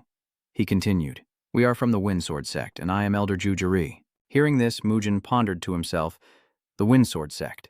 The man eagerly proposed, "Surely that introduction is enough. I wish to meet the master of this estate." He politely asked them to wait a moment, and once alone, Hujiri stared at Jiang Shante with a puzzled look. What happened to him? How did he end up like this? Soon enough, Jian Uyan appeared. "You said you wanted to see me?" Hujar observes him, secretly assessing him. Is this man the owner of the estate? He then introduced himself. I am the Lord of the Windsword, but Jian Yan cut him off. I've heard enough. Get to the point. How dare you treat our leader this way? Hujar growled, clearly displeased. If that's the case, I'll keep it brief. Sell me this estate. These words left Jiang Shanai stunned, Mujin gaping, and Jian Yang stone-faced. Hujari threw another bag of money on the ground, arrogantly demanding, check this out. In his mind, he imagined the protagonist's dog-like expression. It's silver. Silver coins. I put quite a bit in there. I'm sure you'll be interested. Jian Uyan paused, looking at the money bag below, then kicked it away. This action stunned Jerry Chu and his men, at which point he explained, it's not enough. Chu Jerry's men angrily shout that this guy is insane, asking if he even knows who they are, but he stops them, telling them to stay in order. Then tell me, how much is enough? Jian Uyan honestly stated that 10 million tiles of gold would suffice, but he didn't seem to care. Your joke has gone too far, he quietly retorted. Does that sound like a joke? Hujari replied flippantly. So you're joking around because you don't want to sell it? We're leaving today, so come find me if you change your mind. With that, he and his group departed, leaving Kuo Mujin to finally speak. My lord, judging by his behavior, it seems he won't give up easily. What should we do? Jian Yu Haiyan requested the old man be summoned, a name that caused Gong Chun to pause and reflect. The Swordwind clan. I heard of them when I took Xiaomi to the study. Rumor has it the Windsword clan now controls the streets of Luoyang. This is the first I've heard of them. Why? It's not uncommon for sects to rise and fall. But their brazen actions are certainly strange. Jian Wuyan continued. Sir, if you have power, it's only natural to want to use it. This must be the same for them, Gong Chun added. Besides, he left quietly, so it's not a big deal, right? Jian Yu Haiyan explained. No, his appearance was deliberate, and it seems he needs this mansion to fulfill his purpose. They will return. Across from him, Hua Cheon Ma, who had been playing with Zhang Samte, returned to Hujarion, who was studying information about Jian Uyon. His daughter was currently studying at a nunnery, and he himself was unemployed. Right? His subordinate replied. That's right, Hujarion continued. To settle in a place like this, he must have bribed the district magistrate handsomely, and the cost of attending the academy wouldn't have been cheap either. Where did he get all that money? He speculates that the money came from an inheritance, a realization that dawns on Hujari. I thought 200 taels of silver would be enough, but things are becoming deadlocked. We have no choice. Deal with the study first. The subordinate obeyed without question. Understood. The wicked Hujar muttered that if they bothered his daughter, he'd have no choice. Do you think so? Back at the estate, Hua Cheon-woo anxiously looked around, searching for his family. Only when she saw who she was looking for did the little girl's eyes light up, and Hua Chomai rushed towards Gongju. Grandpa smiles as he welcomes the little one, asking if school was fun. Little Hosaomi excitedly replied, yes. But just then, a noise drew their attention. A teacher emerged from the corner.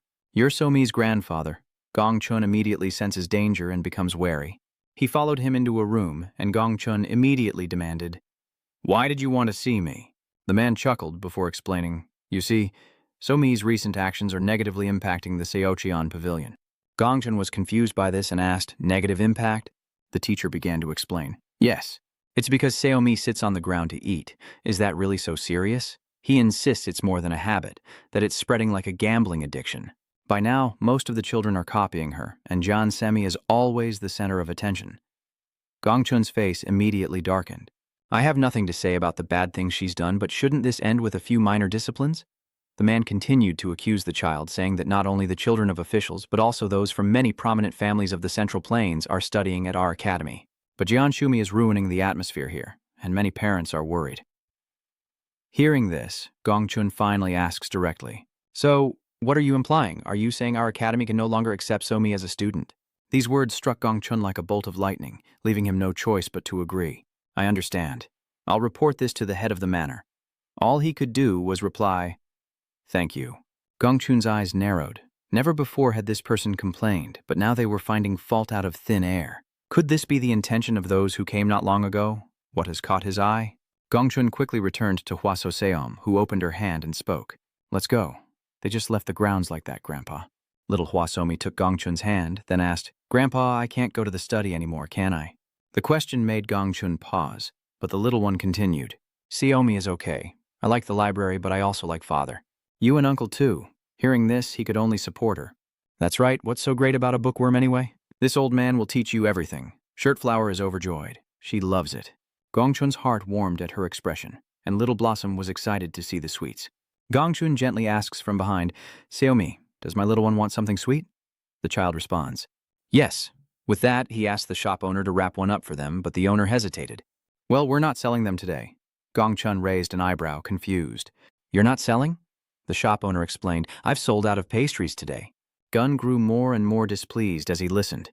What do you mean by that? If these aren't pastries, then what do you call them? The shopkeeper was cornered.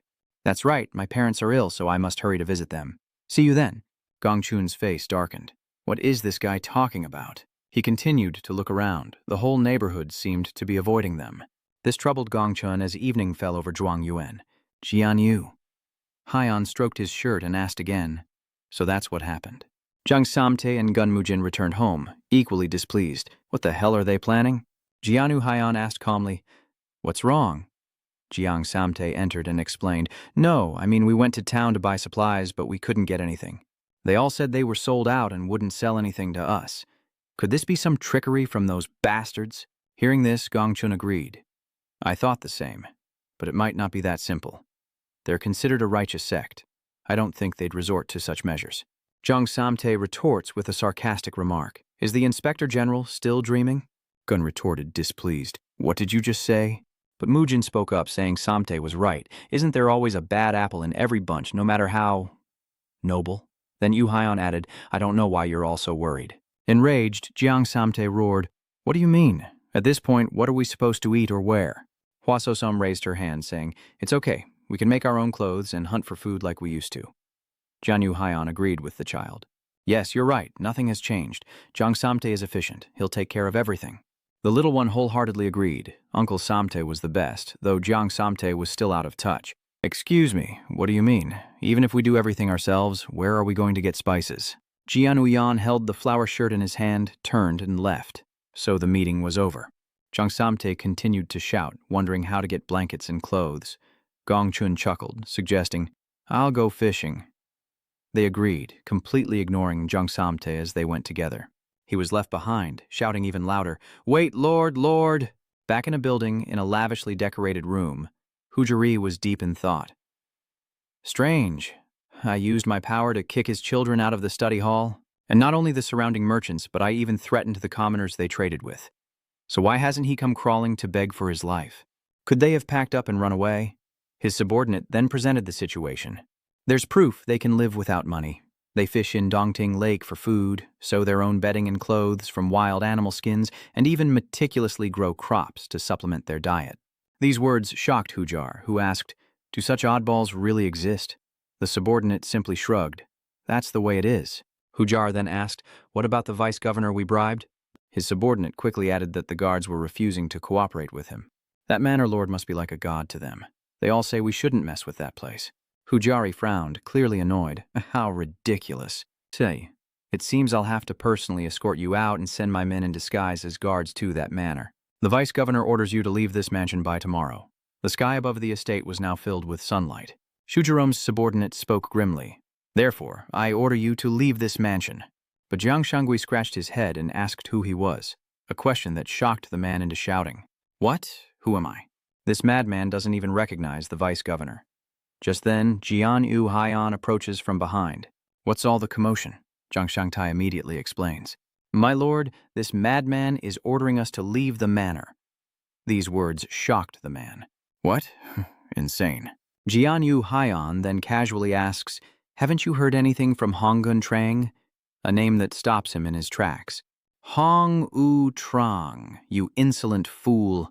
How dare you address the district governor by name? Besides, since the governor isn't here, I have the authority to act in his stead. Jianu Haiyan pressed on, asking, so what if that's the case? He roared, I order you to leave this estate immediately. To which he calmly replied, I have nowhere else to go.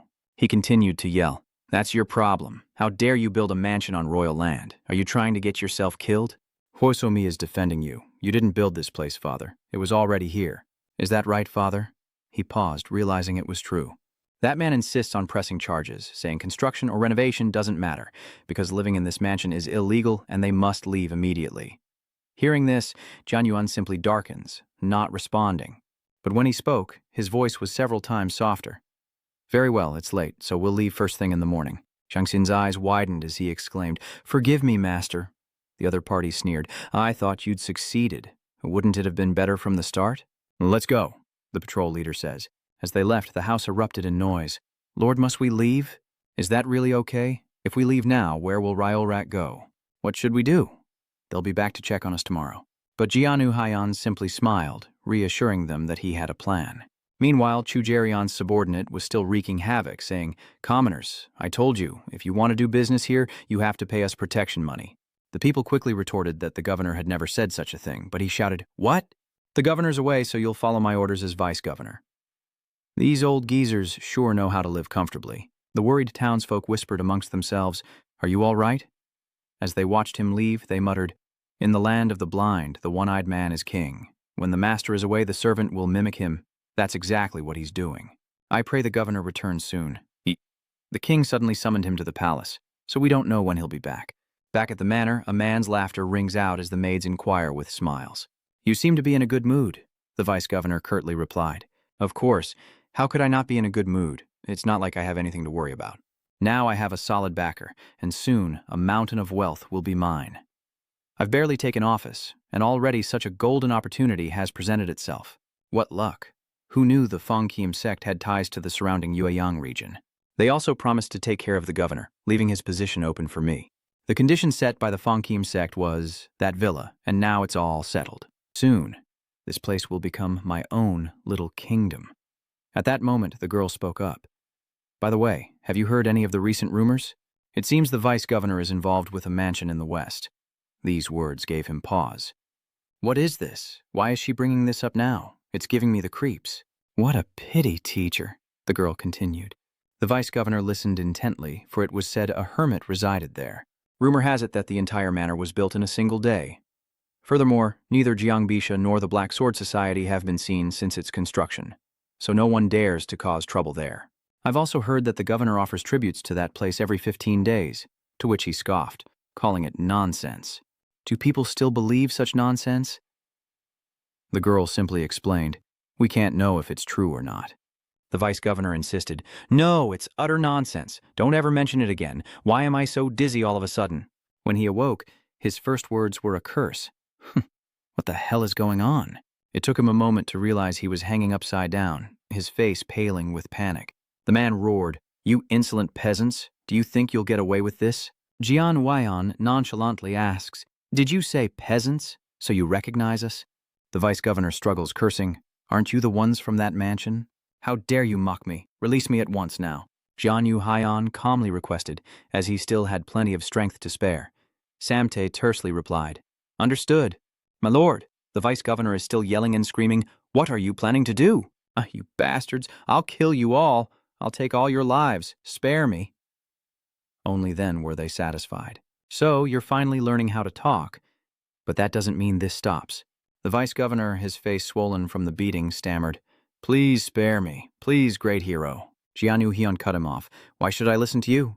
The man continued to plead. Is this about the mansion? Hujurionong is the one who orchestrated everything. That estate belongs to you, so you can do whatever you want with it now? Hearing this, Jian Yuyang replied, I don't know what estate you're talking about, but thank you anyway. Gun, sweating profusely, thought. He said he had a perfect plan, but he didn't expect this kind of plan. This isn't something he should be doing, but it feels so good. Then Jian Uyan spoke again.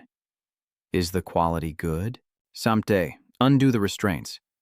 He was a little disgruntled. So soon?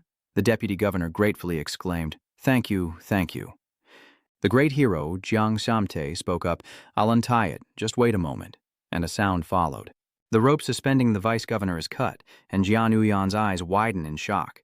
As he plummeted down the cliff, Jiang Samte finally realized the gravity of the situation, cursing, and then a terrifying sound echoed, causing everyone to freeze in shock. 10 days later, Hujari waited impatiently at home, a strange feeling growing within him. Those bastards who should be dead are still living large, and the vice-governor I told to handle things has suddenly vanished. How did things turn out like this? Frankly, I could abandon that estate and have my men search around Dongting Lake, but my pride is at stake. I've spent too much money and time on that estate, so I must have it at any cost. Suddenly, a subordinate rushed in from outside, and Hujari asked, "What's the rush?" The man reported, "We have a problem. A body has been found at the foot of Yulu Cliff." Hujar pressed on, but the next words made his eyes widen in disbelief. The body was Vice Governor Yu Yakyung, and he was so shocked he had to ask, "What?" The door burst open, and a soldier turned to face him, asking, "What brings you here?" He began, "I heard the Vice Governor has passed away. Is it true?" The soldier nodded. "Yes, his body was found just today." Hujar continued, "I know who the culprit is," as disbelief washed over the official. "What do you mean?"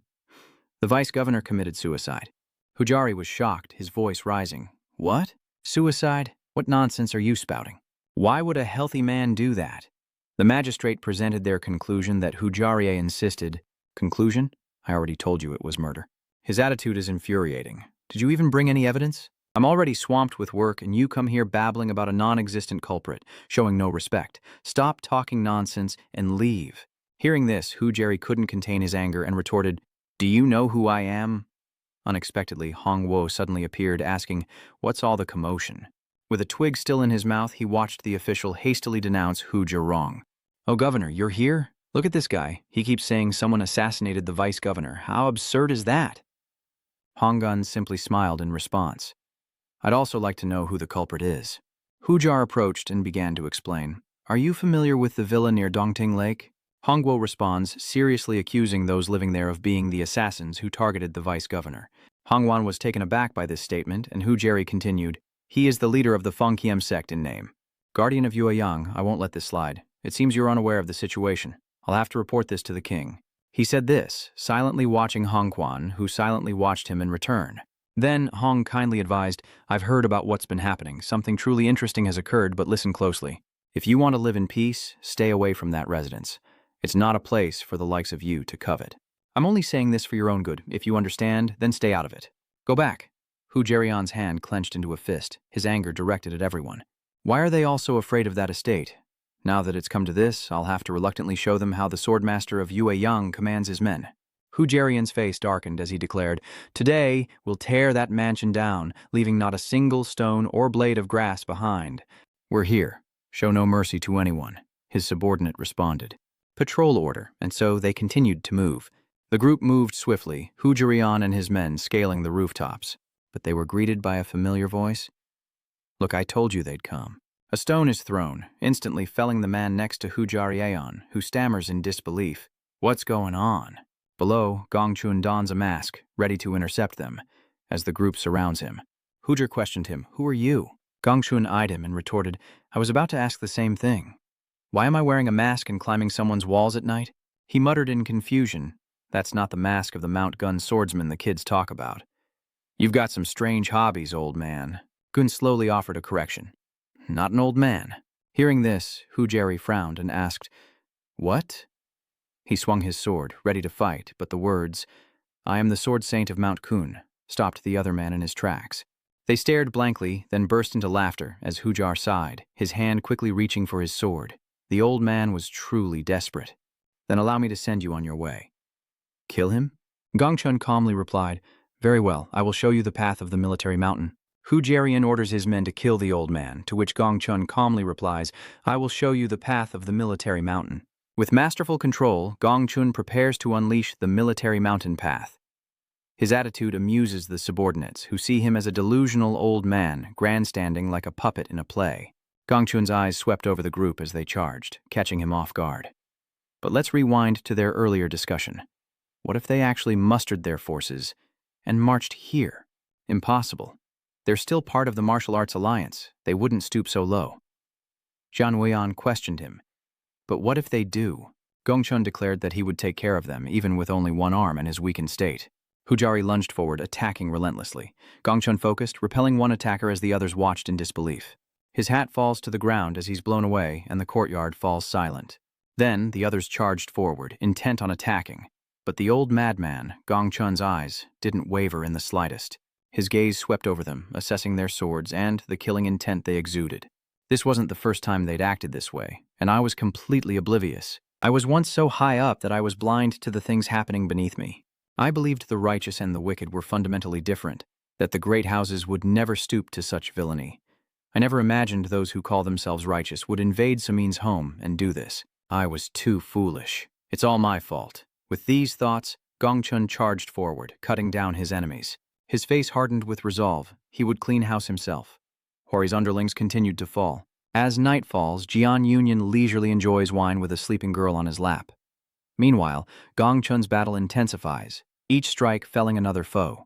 But these guys just keep coming, and Gongchun keeps pushing them back. Seeing this, Hujarie only grew more enraged. His men were facing Gongchun alone.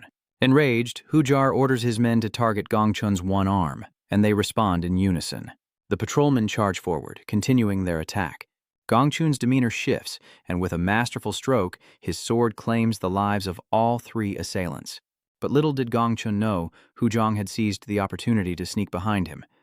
Gongchun's eyes widened in shock as Hujong declared, "Now, silently enter your coffin." Meanwhile, Mujin calmly remarks, "Is he all right, Patriarch?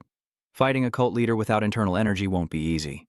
Jian Uyan calmly agreed, saying he would have to risk his life. "Do you know the difference between someone born with a silver spoon and someone without luck?" Mujin replied softly, "I'm not sure. Is it effort?" He began to explain. "No, it's instinct." This confused Mujin. "You're talking about instinct?" Jian Uyan nodded in agreement. "Indeed. Gifted martial artists, no matter their circumstances, can always instinctively find a path to overcome." A drop of blood falls to the ground as the battered Gongchun pants and mutters, "Oh man, that wasn't easy." Hujari finally pointed his sword at him, saying, "So you can swing a sword a few times and think you're good? Your swordsmanship is impressive, but you're finished." The two then immediately engage in battle. The light and pressure from their swordplay radiated outwards as Hujaran smirked, secretly thinking, "This is the difference in skill. The old man's fundamentals are good, but he's just a novice who doesn't even know how to use internal energy." The light mixed together in space. As Hujarian attacked Gongchun, he thought he couldn't possibly lose to such a man. Yet Gongchun bravely blocked his sword strikes, even as he was being cut and blood splattered. Gongchun was pushed back, spitting blood, nearly beaten to a pulp. Hujarian then spoke, "You dare step up in such a state? Do you have a death wish?" The old man sneered at Gongchun, who was lost in thought. "I don't stand a chance. The difference in power with and without the technique is staggering. And I dared to call myself a sword king, but what is this feeling? This feeling, the one I had as a child, facing something I couldn't beat and the burning desire to overcome it no matter what. I thought I'd never feel this again. This exhilaration." Gongchun then issued a challenge to Hujarian. "What are you doing? Come on!" Hujarian was annoyed by his attitude. "Is this guy getting up again? Fine. If you want to die faster, I'll grant you your wish. Just don't regret it." The sky remains clear, the estate peaceful as if nothing happened, yet Gongchun is utterly defeated. He pushed open the doors to find Q Minin and the Yuyan people waiting inside. Ji Chun returns in a hard-won victory, barely able to speak. "I've returned," he whispers. As he finished speaking, Gongchun collapsed to the ground, shocking Quan Mujin. Did he really win, without any martial arts? Meanwhile, Jian Uyan remarks with satisfaction that he must have learned a lot. Report to Lord Mujin. He moves quickly. "Yes, all the subsequent troubles are passed on to Hong Yu. What are you all doing?" "Arrest them and take them to the Ministry of Punishments." "Understood." Curious onlookers gather, wondering what's happening. "I heard they were caught killing innocent people. They'll rot in prison." "Good, they've caused us so much suffering. Over here." Hosaomi looks at him with sparkling eyes and asks again, "Grandpa, who were you fighting?" Ji-chun chuckled and denied it. Though the little girl wasn't convinced, "No, so me, I wasn't." "Do I look like someone who goes around fighting?" Hosaomi retorts, arms crossed. "You fight, don't you? Fighting is bad." "That's what my dad says." These words struck a chord with Gongchun. Kumin and Jiang Samte froze in place as Hua Cheon-woo approached Jian Wuyan affectionately. "Right, father. We shouldn't fight, should we?" He agreed with the little one, saying that fighting is bad. Adding to that, there's Jiang Shanghe. "Indeed, our Lord never fights. He just beats people up single-handedly, and you'll face the consequences immediately." Then Jian Wuyan spoke up. "At least the Sword Peak sect issue has been resolved." Jiang Samte then added, "Yes. Since the governor cleaned up the scene, this incident won't be exposed. But we still shouldn't be careless, even with the Mujin. If a new gang comes to Lac Duong, the same thing could happen again." Gongchun suggested that there isn't a major power in Lac Duong right now, is there? "So what if we put up a sign and become a prestigious clan?" Elsewhere, people are talking about them. Tuansan Sword. That's the first time I've heard that name. It's the name of a puppet show the kids have been enjoying lately. Sadoha continued to ask, did that guy destroy the Sword Peak sect? Yes, but our investigation also revealed that Lord Jian Uyan is highly suspicious. Sadoha interrupted loudly. Everyone is suspicious. The disappearance of the Sword King has bored me to tears. I think I'll pay those bastards a visit. This is Sadoha, leader of the demonic sect. In the silent night manner, the meeting continues, Jianuyan's face betraying nothing as Gong Chun makes a suggestion. How about we put up a sign establishing our clan? If rumors spread of a prestigious family gaining influence throughout Yueyang, these troubles will lessen. A suggestion enthusiastically supported by Jiang Samte and Gun Mujin.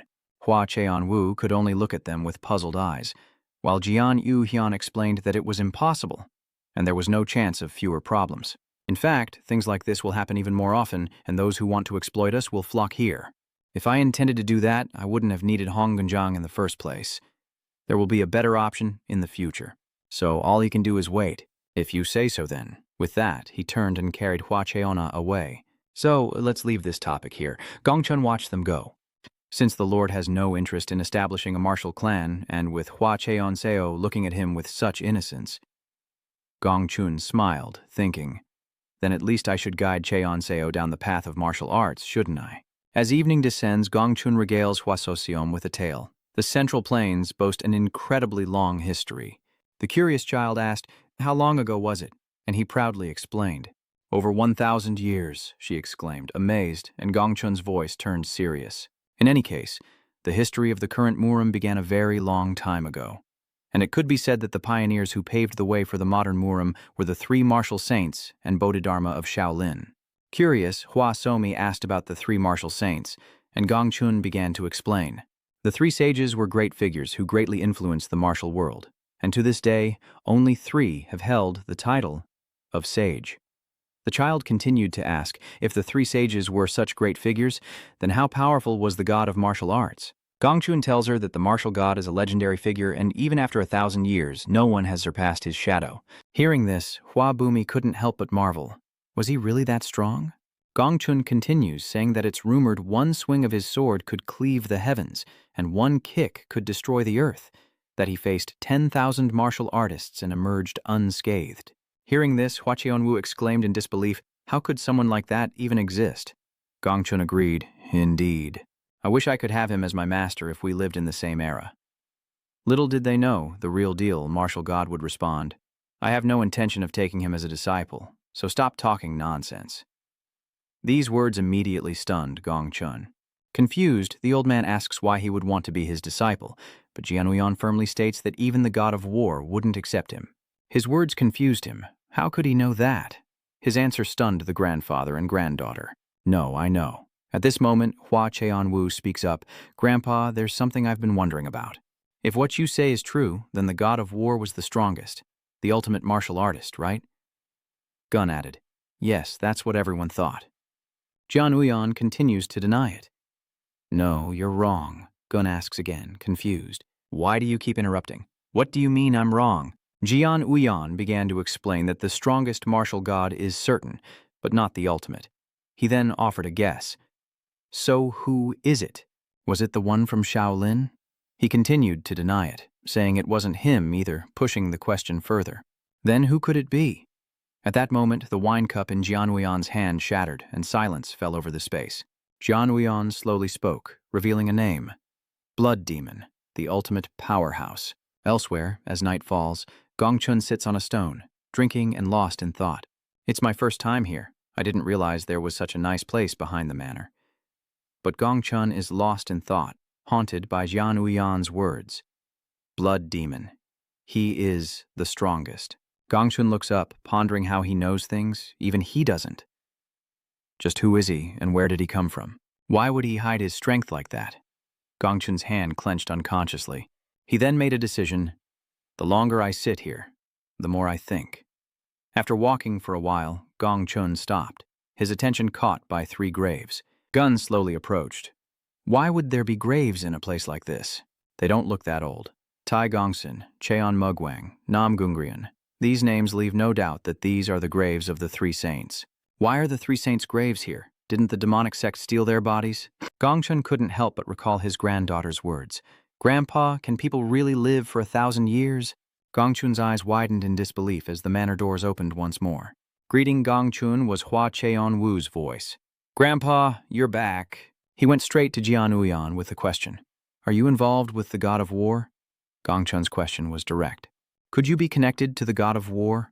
You possess extraordinary inner energy for your age. Speak as if you know events from 1,000 years ago, and even have the three saints' tombstones near your estate. But Jian Uyan denies everything. I don't understand what you're saying. Those three graves aren't the three saints. Don't lie to me. Those graves look like they were built just a few months ago, around the same time the three saints' bodies were stolen. I don't know what those names mean. If that's the case, then Yue Yang has the invincible saint. Gongchun remained firm, replying, Don't think you can avoid this. My guess is that you must be a descendant of the god of war. Hua So-seo looked at him blankly, while Gun Mu-jin was slightly surprised by that conclusion. And Jian Uyan pondered as he looked at him. Gongchun paced back and forth, continuing his deduction. You must have found the martial god's legacy in this Nam Lake, and that's why you know about the blood demon. Bringing the bodies of the three saints here too, as a descendant of the martial god, you must want to pay your respects to their souls. Silence filled the air before Jian Uyan scoffed, his contemptuous breath building into laughter as he spoke. An interesting theory indeed. Both right and wrong. Gongchun questioned loudly. What do you mean wrong? If you're not his descendant, then what are you? You couldn't possibly be the god of war, could you? Just who are you? In a somber tone, Jian Anhayan replies, My name is Jian Anhayan, and you are my family. Whatever my identity may be, that will never change. What more could you possibly want? Is that not enough for you? If the Swordmaster of Mount June says anything more ridiculous, I'm leaving. Only now do Jiang Samte and Gun Mujin join in the fun. Is he truly a descendant of the god of war? It seems so. That would make sense. Gongchun calmly affirmed, I think so too. Hearing this, Mujin spoke up. So, the person we're following is... Before he could finish, he completed the sentence, must be the greatest under heaven. The mountains are still green, the sky is still blue, and the clouds are white. With the last strokes complete, he wiped the sweat from his brow. A sign is inscribed with the words, Jiangnan Lake. Hosaomi's eyes sparkle as she exclaims, So powerful! This is the first time I've seen calligraphy with such spirit. He smiled, replying, Thank you. All the hard work was worth it. The little one raised her hand, suggesting that Somi also wanted to learn calligraphy, to which Gongchun agreed. All right, this old man will teach you everything he knows. But before lessons could begin, Yan Uyan's voice echoed from behind. What do you think you're doing? He hastily clarifies. I'm just making a sign. Jian Uyan continued to state his point. I was so adamant about not starting a martial arts family. Ji-chun continued to persuade. Hearing this, he was relieved, thinking that if that were the case, it wouldn't be so bad. After all, many places have signs that don't necessarily mean anything. But then, Hua So-seom's voice ruined everything. Father, we're hanging this sign in front of our house, right? It looks so cool, Jian Yu-hyan agreed almost immediately. He needs to let it go. He's not planning on coming back? It's been months, Ji-chun replied nonchalantly. Forgive me, but I have no intention of returning. Just think of me as an old man looking for a place to rest. He flatly refused, saying there was no place for him to build a grave here. He jokingly went along with it, saying he'd be grateful if he was buried next to the three sages. Jian Yu-hyan insisted, I told you, they're not the three sages. Gongchun didn't bother arguing further. All right, I probably only have a year left at most. That's this body's limit. Now that my inner energy is scattered, this body will age rapidly. I thought I had lived a full life. Suddenly, Hua Cheonmi's little hand tugs at his clothes. Grandpa, are you going to die? Ji-chun hugs the little one and continues, Don't worry about a thing, So-mi. Life and death are inevitable. It's a fate that no one can escape. Just remember this old man sometimes. That's enough for me. Hearing this, Little Blossom couldn't help but feel sad. The girl bursts into tears, giving Jian Yujian a headache. He tries to comfort her, repeating, So this so-called chi dissipation poison is really that potent? As Gongchun comforted Hosaomi, he replied, I'm not sure, perhaps I'm not strong enough, but I think it's indeed potent. He suddenly suggested that the old man could recover if he used spirit herbs. This confused Gongchun, and he asked, Spirit herb? Gun hesitated, asking, Are you saying you can heal me if you have spirit herbs? Jian Yu-hyan didn't hide anything, replying directly, It's quite difficult to fully recover, but if we have spirit herbs, at least I can clear the blocked meridians. Then, Hosaomi chimed in, her face wet with tears. 'Hosaomi chimed in, her face wet with tears. "Father, what are spirit herbs?" Janu Hyan begins to explain. "A spirit herb is a flower or plant containing spiritual energy." Ji Chun then asks, "So, what kind of spirit herb do I need?" But he received a rather nonchalant reply. "Doesn't matter. Any kind will do." Gun curiously probes further, "So, do elixirs work as well?" Within the Namgung clan is a rare elixir called the Azure Pill, but Yuyan blocked him, saying he shouldn't covet what belongs to another. Upon hearing this, Gong Chun exclaimed that herbs that grow naturally also have similar effects. This is a problem. Spiritual herbs are rare and precious, and even a fortune might not be enough to acquire them. In short, the only way to get them is to find them myself. But where do I even begin to look? Unless we get lucky, it'll be hard to find any. Jiang Samte and Gun Mujin each sighed. Seriously, he woke us up so early. Will there even be any spirit herbs on this mountain? Gun calmly added, "Just follow me quietly. There should be some on this mountain." This mountain's treacherous terrain keeps most herb gatherers away. The towering peak exuded a palpable sense of danger, making it a likely haven for rare herbs. They let the flower spirit down, reminding it that the area was dangerous and not to wander off. The little one happily ran off. "Yes, don't worry. I'll only go where it's safe." Ji Chun was a little surprised to see the child's appearance. "Are you looking for them too?" Hosaomi, the chameleon, obediently responded. "Of course. I'm helping you find them." Ji Chun couldn't help but feel moved. "Such a good kid, Mujin. I'm leaving Hosaomi in your care." Mujin readily agreed. "Don't worry about a thing. Take care." Hosaomi waved goodbye to them. "Good luck, sir. Time flies, and it's already evening." "Good heavens," Zhang Shangtai lamented in frustration. "Does spirit herb really exist here? I've been searching for hours and haven't found a trace." Goon wasn't faring much better. Even though I knew it wouldn't be easy, I didn't expect the search to be this difficult. He continued to grumble, knowing that finding spirit herbs wouldn't be easy even for master herbalists who only find a few a year. Good heavens, at this rate I won't find anything. Why doesn't he just ask the Namgung clan for help? But his words were immediately rejected. "I've cut all ties with the family, so that's impossible," Zhang Samte lamented. "In any case, I can't understand those righteous, noble families. And lately, strange rumors have been spreading." His words piqued Gong Chun's curiosity. "What are you talking about?" "What strange rumors?" Zhang Sam looked up to explain. "It's about the Sword Saint." The current leader of the Martial Alliance, Gong Chun, continued to inquire, "Hyokmun, what about him?" At this point, he told me that he doesn't care about politics and only abuses his power, and it's rumored that over 100 merchants have been threatened into donating to the Martial Arts Alliance. This information widened Gong Chun's eyes in shock, and he exclaimed, "How could this be?" Zhang Sam casually picked his nose and replied, "I don't know any more than that. Didn't I say it was just a rumor? Anyway, that's why everyone thinks the Murong family is shaking the authority of the royal family and living in luxury with the wealth they've squeezed from small businesses." Gun fell into thought upon hearing this, while elsewhere, Mujin pointed in a direction and spoke. "John Shumi, I'm going to search over there, so stay put." The little one waved in response, and with that, Mujin left, reassured. Left alone, the child exclaimed that Hosaomi was hungry, her attention drawn to the bushes in front of her. The child's eyes lit up as they spoke. "Is this Solomon's seal?" "This is edible. I should bring back a lot to share with everyone." Then Hua Qianwu spotted another plant, and the child grew even more excited. "There are so many edible plants, and the sun is already setting." Jiang Sen spoke with boredom as he and Gong Chun returned, the sun setting much faster on the mountain. "Let's head down. It's a waste to come back tomorrow and lose another day." The old man hasn't said a word this whole time. I shouldn't have told him about those rumors. Kongshin wondered to himself, "What are you plotting?" But his attention was immediately diverted. Gun approached, asking, "Hosaomi, what are you doing?" The little one quickly looked up at him and said, "Grandpa." Gun followed up, "What are you digging for?" Hwasamzi quickly rummaged through her pockets. "This one." She then offered it to Gun. With a smile, she asks, "Hwasomi offers it to you. Would you like to try some?" Gun smiles back at the child. "Is that Solomon's seal?" "I dug up too much, huh?" Blossom smiled in acknowledgement. "Yes, I was going to bring it back for you, father," she replied to Gong Chun's teasing. "What about you, Grandpa?" Hwasoseom quickly rummages through her bag, then holds it out to Gong Chun. "Here, I dug it up because it looked pretty, so I'll give it to you." His eyes widened in surprise. "Could this really be a 10,000-year-old ginseng?" Mujin and Zhang Shangtai exclaimed in unison. "What?" Only Hua Qianmi is naively unaware. "A 10,000-year-old ginseng?" Gong Chun asked, a little excited. "To find a 10,000-year-old ginseng here, Among all spirit herbs, this is top tier. Hosaomi points to a direction as she explains. Behind that rock, Minin and Jungsamte were speechless, while Gongchun was so happy he lifted the child up. Well done. You've done so well. Hosaomi replied, I'm dizzy, Grandpa. The child's eyes were already spinning, and Gongchun was overjoyed. So, you're my good luck charm. The furious man was none other than Jungsamt. What? Behind a rock?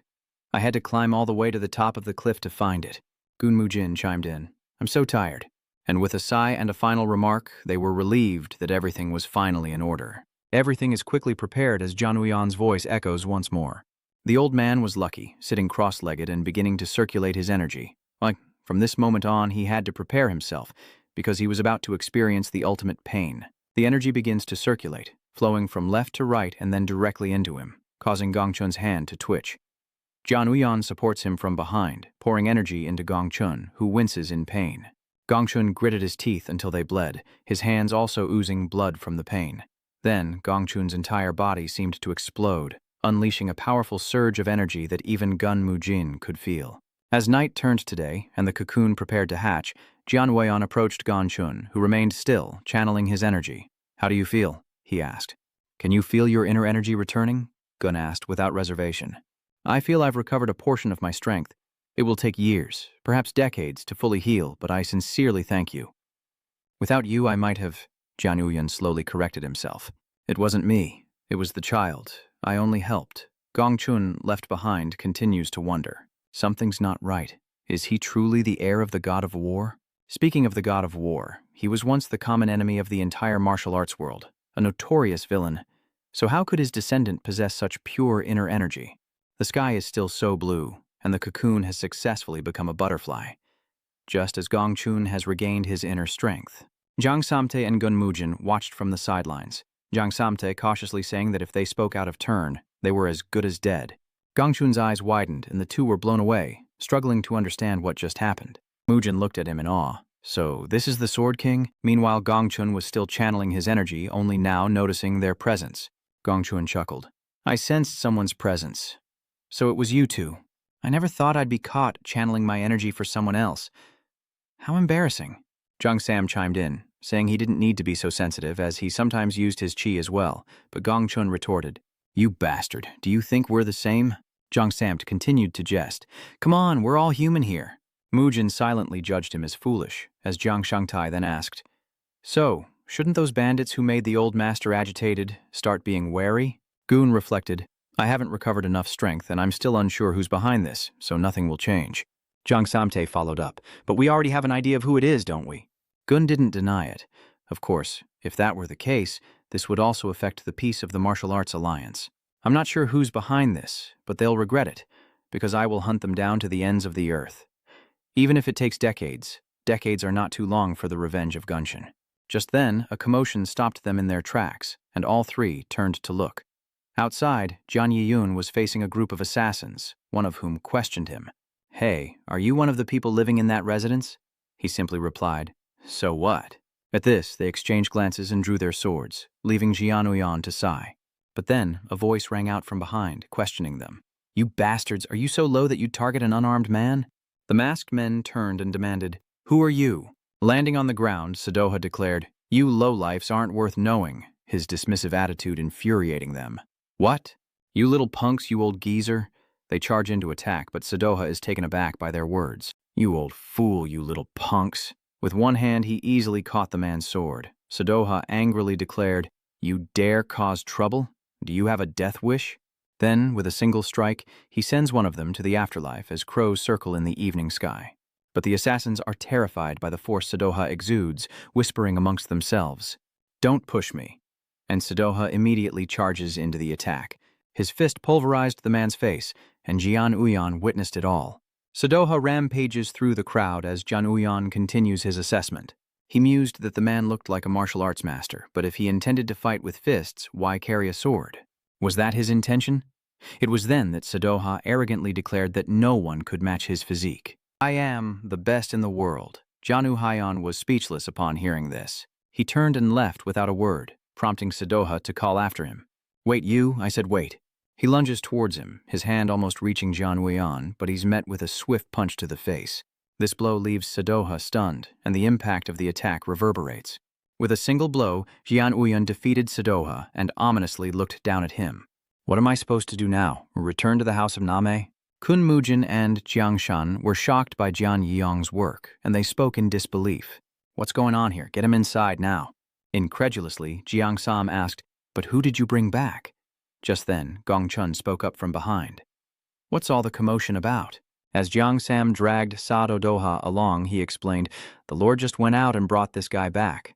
He's incredibly heavy, and when Gong Chun saw Sadoha, his face went blank with shock. Gong Chun pressed on.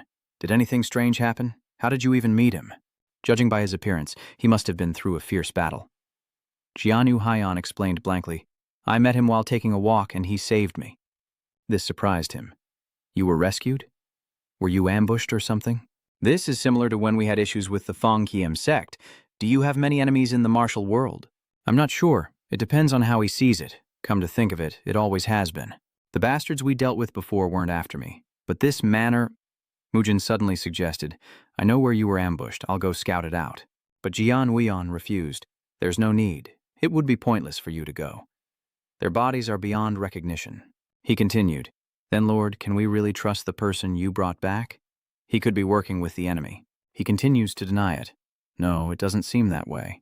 Mujin then suggested, so we just leave him be? If he wants us to hand over the estate again, this trouble will repeat itself, won't it?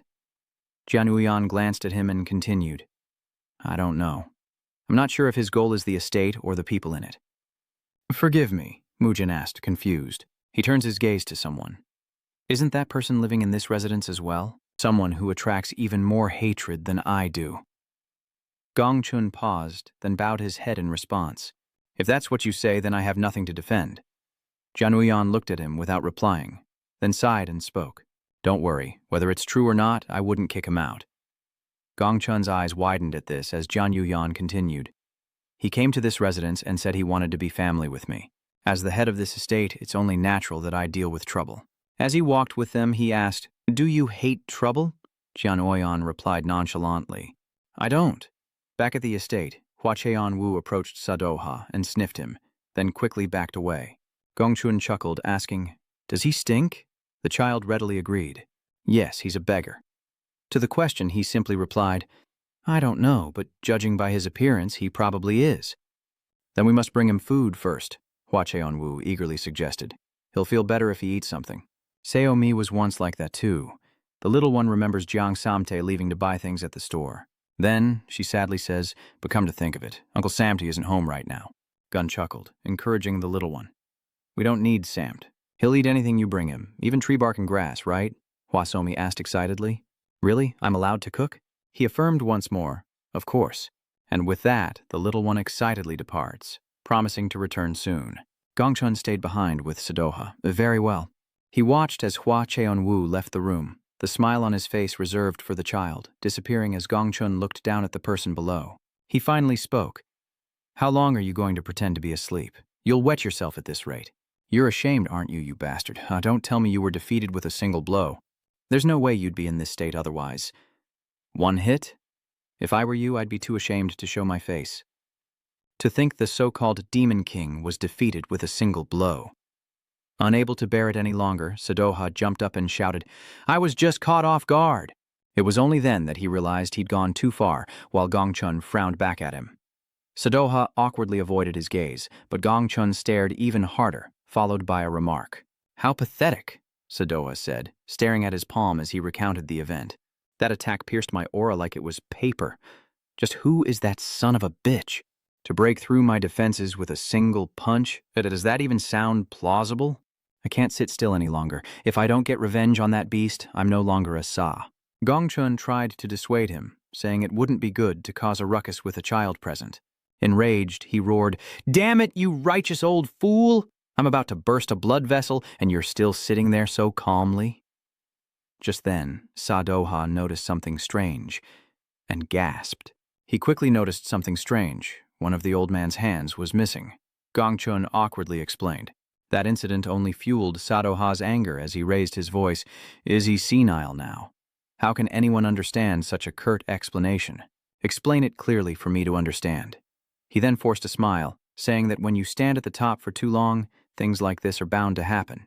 Seeing Gongchun's disheveled state, he exclaimed, and Sadoha could only stare at him in silence. He was puzzled, asking how someone with so much experience could look so pathetic.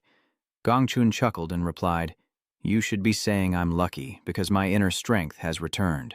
Based on the information you revealed, I'd guess he uses a poisonous gas to scatter his chi?" Gongchun agreed, saying it was highly likely. Sadoha suddenly exclaimed, "Then I look forward to meeting the one who brought down the mighty Sword King.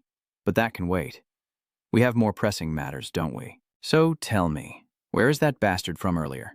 Ji-chun, seeing his reaction, immediately warned, "If you continue like this, you're really going to be in trouble." Just then, a voice echoed from the doorway. "I thought you'd be bedridden for a few days, but you look as good as new." "You." Sadoha immediately drew his sword to attack, then lunged forward. But as Sadoha swung his sword, Gian Uyon nimbly leaped away, disappearing from sight. But Sadoha was shocked to find no one there. Vanished. He couldn't believe what he was seeing. Suddenly, a childish voice startled Sadoha. "Grandpa." He then saw Hosaomi approaching with a bowl, and she said with a gentle smile, "Please try this." Sadoha remained silent, glaring at Hosaomi, while Jian Uheon urged, "Drink up. It's your punishment for brandishing your sword in my house." The child immediately retorted, "Punishment? It's not a punishment at all. This is delicious. I even tested it myself." He then realized his mistake. Indeed, I shouldn't have brandished my sword in front of a child. So Sadoha changed his tune and curiously asked, "Did you make this for me yourself?" "I'm very happy, thank you, child." Hosaomi was momentarily stunned by his words, then beamed with joy as Sadoha took the bowl and introduced himself. "My name is Sadoha." Somi happily introduced herself, and upon hearing her name, Jan Uyon immediately complimented her, saying it was a lovely name. Overjoyed, Somi rushed to hug Jan Uyon, while Sadoha savored the soup. He stood motionless, observing the old man's actions. Sadoha finished the soup, still smiling cheerfully, but the next moment his face turned ashen. The little one is stunned as Sadoha collapses, and Hosaomi grows even more frantic as he hits the ground. Outside the grand estate, all is peaceful, but inside, the child sighs with sorrow. As she wrung out the cloth, she muttered in dismay, "It tasted delicious when I tried it." Why did Grandpa Sadoha faint after drinking it? Next, the little one placed a wet towel on Doha's face and suddenly paused, detecting a strange odor. A foul smell was coming from his mouth. Seeing this, the little one thought, "All right, I'll help him shave. At school, they taught us to keep our bodies clean when we're sick." Then she rummages through her little box, and after a moment, her eyes light up. Overjoyed, she finds a knife and immediately sets her sights on the unconscious Doha. Now, Hosaomi stares intently, preparing to act. Time passes, and the little one excitedly says, "I'm so good. I cut it so smoothly." On the floor lies a pile of Sadoha's severed beard, as Hosaomi follows through by shaving him clean. Now, the child is completely focused on the task at hand, when suddenly, Hosaomi freezes, remembering something. The child then realized, "That's right, I almost forgot. I have to go shopping with father today. Time to get ready." Cut to a study filled with countless books. Gongchun is in his room, deeply engrossed in a book, recalling what he's heard, that one punch was enough to defeat the leader of the demonic sect. His skill must be beyond my imagination. Could he be on par with the 3,000? Suddenly, a piercing scream echoes, startling Gongchun and drawing Jiang Samte's attention from his cooking. Mujin, who was cleaning up, was equally surprised, and everyone rushed to the source of the sound. Soon the three of them were in front of Sadoha's room. What's going on? A moment later, they were all silent at the sight before them, and then he couldn't help but burst out laughing. The three mocked him, and he growled, "You bastards, stop laughing." Meanwhile, Hua Cheon-woo strolled happily down the street, drawn to a stall, one gourd for Cheon-woo, one for tea. Suddenly, Hosaomi remembered Sadoha crying and complaining, "My beard!" So the little one offered to make it up to him by sharing a skewer. Jan Uyan quickly reminded her, "Eating too much will make you sick." Hosaomi quickly explains, "It's not just for me, I'm going to share it with him too." He's puzzled by her words. In the end, Jian Uyan gave in to Hosaomi, delighting the stall owner. "Thank you, and take care." Time passes, and before he knows it, it's late afternoon. The little one happily sings, clutching a pile of candied fruit. He can't help but wonder if she likes that man so much. Why did she bring back so many? Then he saw Hosaomi innocently reply, "Yes, with this many, I can apologize." Jian Uyan was even more puzzled by what she said. "I'm sorry." Little Huashenmi excitedly ran into the house.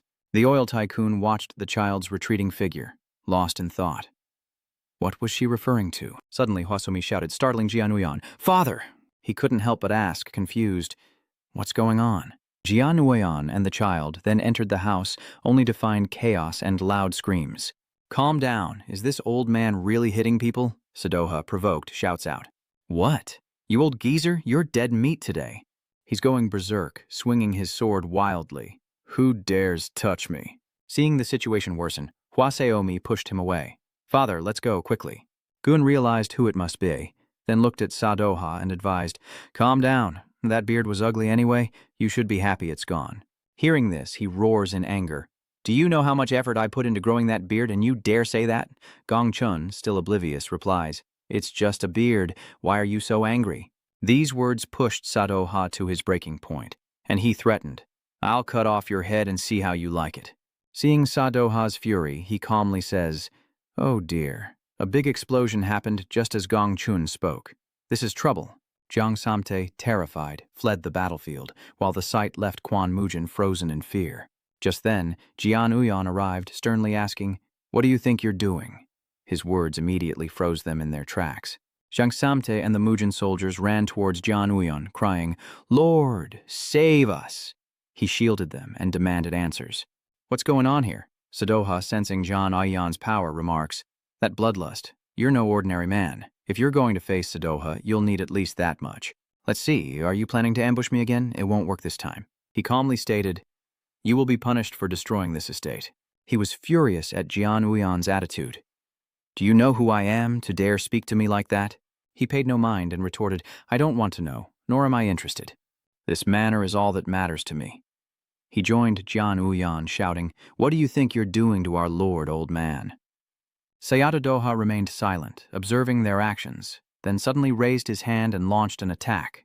A powerful blast immediately hurtled toward him, but just in time, Jian Uyan raised his hand to counter, saving Jiang Samte. He narrowly escapes, collapsing to the ground in shock as Zhang Shang remains clueless. "What's this? And you're standing there, judging my temper. You use such deadly force over something so trivial." Still, he wouldn't stop there. No warrior would accept such humiliation. Jian Uhayan spoke without fear. "Unless that martial artist is as weak as you, an empty barrel making a lot of noise, daring to call yourself a martial artist. You have some nerve." Now, Sayadoha suddenly responds with excitement. "Then you must be nothing before my power, right?" Then, with a sinister grin, he confidently glanced at Sadoha, accepting the challenge. "Come on, I'll teach you a lesson." Jiang Samte and Gun Mujin are stunned by Jian Uyan's attitude. Gong Chun silently watched everything unfold as he displayed his own might. At this moment, Sato Doha had vanished from his sight, a scene that held no surprise for Jian Uyan. Burning with murderous intent, he charged forward, saying, "I told you to come at me first." Sadoha seized the opportunity to strike. He thought he had succeeded, thinking his opponent was afraid, but Sadoha was suddenly ambushed and coughed up blood. His body falls heavily to the ground, and Sadoha can only watch in stunned disbelief as he speaks. "You must be surprised, but it's too early to celebrate." Sadoha, ambushed, cursed through gritted teeth, while Uayan confidently stated that he would have to repair the mansion he destroyed, so he shouldn't worry. At least his limbs would remain intact. A massive explosion erupted, and sharp blades sliced through the air as the two figures clashed violently amidst the smoke and fire. Du grits his teeth, drawing his sword back for a ferocious strike, unleashing a shockwave as he brings it down. Uyan casually closed his eyes, effortlessly catching the cold blade between two fingers, infuriating Do, whose brow furrowed with rage. "Are you underestimating me?" Uyan coldly opened his eyes, repeating Doha's words. "It's not just contempt," he says, nonchalantly mocking Doha's furious sword attacks. "You're too weak." His eyes widened in disbelief and resentment as he stared at Uyan, who finally retaliated against Doha, igniting a fierce clash between them. A massive explosion erupts, and a stream of red liquid sprays out. He freezes, his eyes squeezed shut, his face contorted in pain as he coughs up blood. Doha gritted his teeth, clicking his tongue in frustration as he dug his heels in, cracking the ground. A surge of dark energy enveloped him, sending debris flying as he unleashed the Heavenly Demon Legion's footwork. Dongban clutches his shirt, eyes wide with terror at the sight before him, the advent of the Heavenly Demon. Gong Chun raises an arm, his eyes fixed on the battle, never wavering. Wyon stood within Doha's aura, unfazed, merely uttering a soft exclamation as a cut across his face drew a line of red. Doha's eyes gleamed, raising his sword in praise of Ion's composure. "You have a good spirit," he sneers, then brings his sharp blade down on Yuyan. He remained still, emotionlessly watching Doha before finally unleashing his attack. Doha glares and screams, while Yuyan silently observes with cold eyes. A slash mark ran across the ground with lingering spiritual energy rising from it, as Doha and Yuyan stood back to back. Yuyan's eyes remained as cold and indifferent as ever. He gently closed them, and with lightning speed unleashed a final, decisive blow upon Doha. He plunged his sword into the ground, and Doha began to falter. Clutching his sword, he desperately fought to stay standing, his breath growing shallow as he rasped, "I've lost." As soon as he finished speaking, he collapsed before Yuyan's eyes, the moonlight illuminating the magnificent estate. Gun approached Yuyan, gently gesturing as he asked, "The estate's a mess now. Are you all right?" He answered bluntly, "Of course not." He helplessly reminded him that this is why one must be restrained, even if provoked by that old thief. Wyon explained grimly that he couldn't let anyone harm his loved ones, then suddenly stopped, eyes wide with surprise, prompting Gong Chun to ask what was wrong. He took a few steps forward, stopping at the footprints on the ground. Yuyan crouched down, coldly remarking, "It seems we have another guest." It was then that Gong Chun noticed and exclaimed in surprise, "Footprints?" He tilted his head, looking curiously at Yuyan's back. "Are you going after them?" Yuyan stood up and replied grimly, "No, it's too late now." His hand clenched into a fist as he declared with resolve, "But no matter, I'll catch them if they dare show their faces here again." Yuyan raised his hand, burning with determination, and declared that they must repair the estate first. Light spills into a room in the manor, illuminating a simple cup of tea on a wooden table. Heogang reaches for the cup, leans back, and takes a sip. Hee-jong questioned the masked man about the situation. "So, what's the status?" The man, sweating, replied, "I've lost all contact with the men I sent." He slams the teacup down. "So, this is the Sword King's doing?" The masked man bowed his head and replied, "After investigation, I've confirmed that it wasn't the Sword King's martial arts." He recalled the mangled bodies lying in a pool of blood.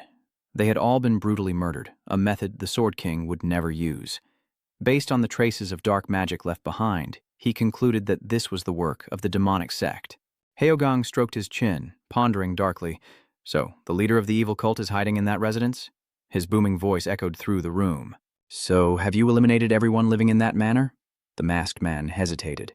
"We haven't been able to determine their origins yet, so we haven't been able to eliminate them." "So, in the end, you failed to eliminate them?" he asked, bracing himself for punishment.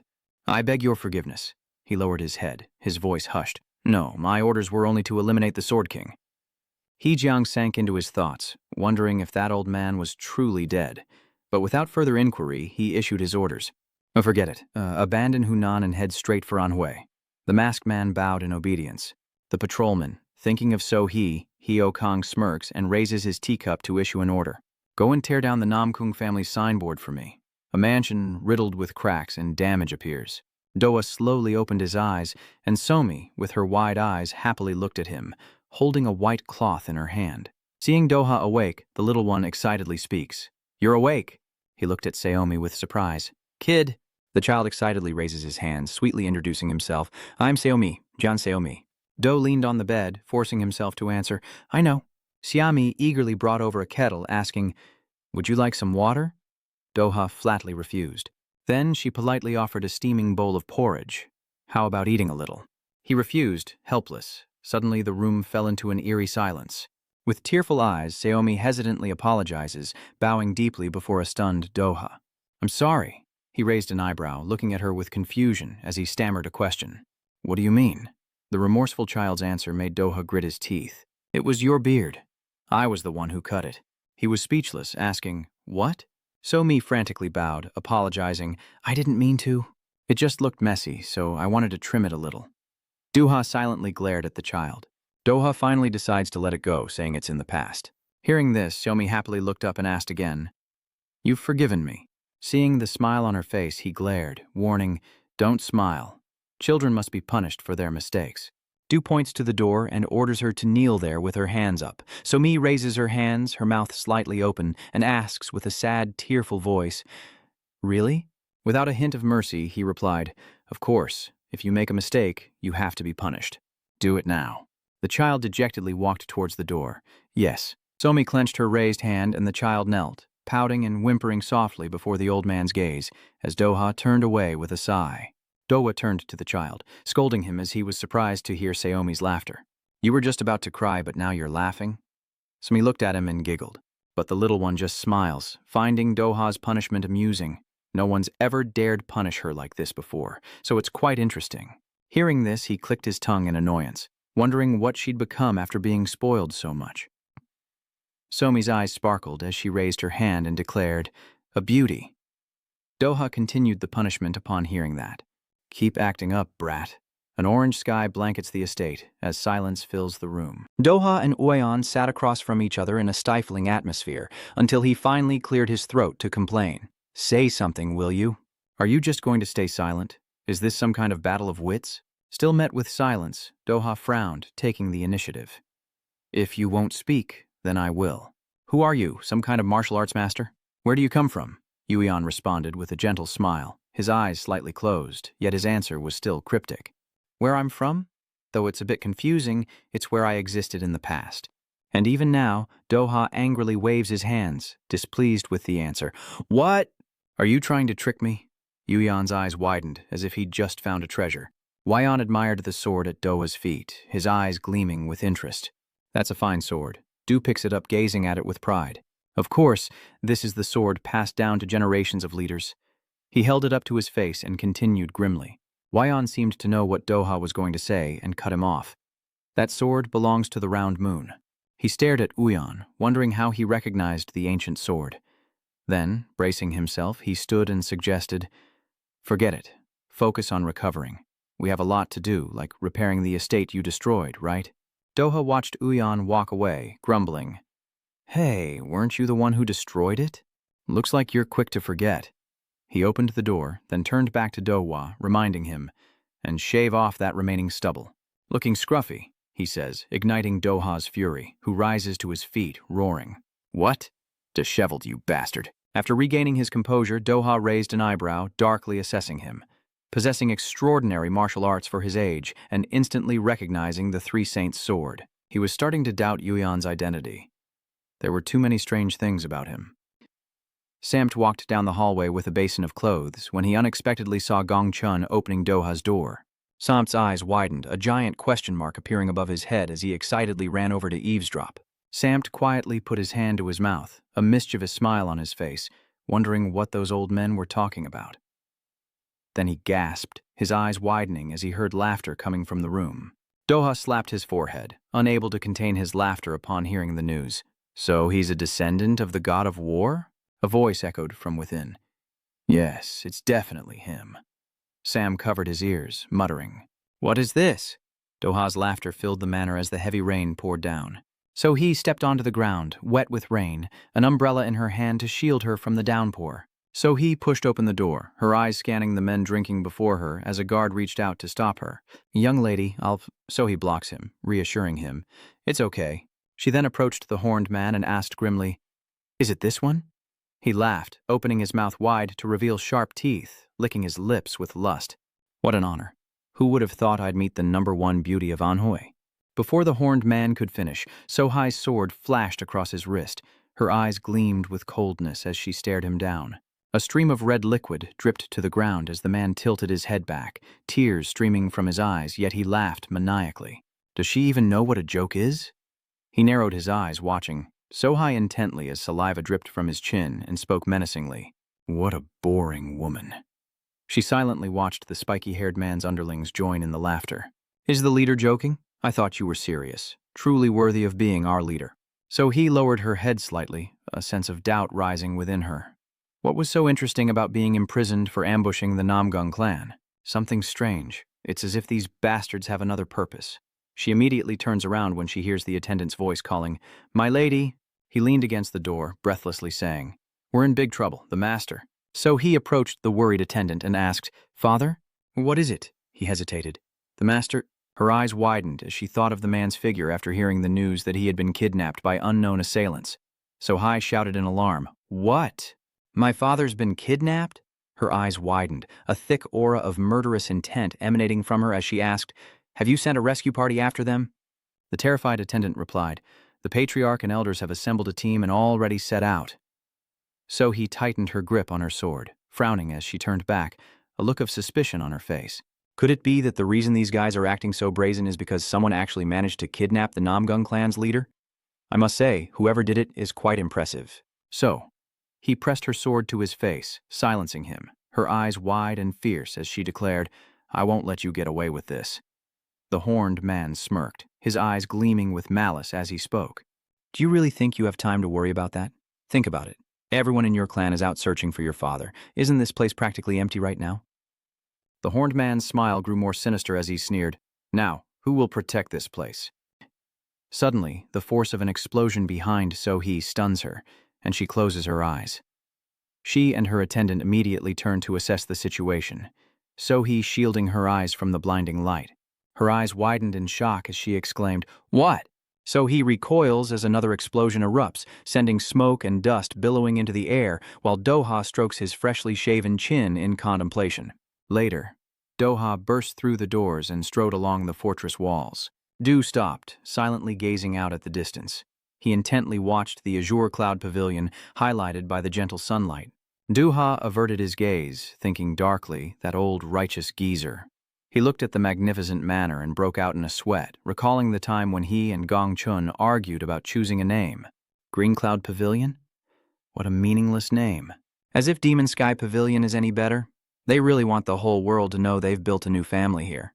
Duha silently assessed the situation, thinking no one could mistake this for an ordinary residence. But it was none of his concern. With his hands behind his back, he strolled leisurely under the gentle sun, lost in thought. "I'll be returning to the demonic sect soon anyway. Because I left without a word, I must return soon."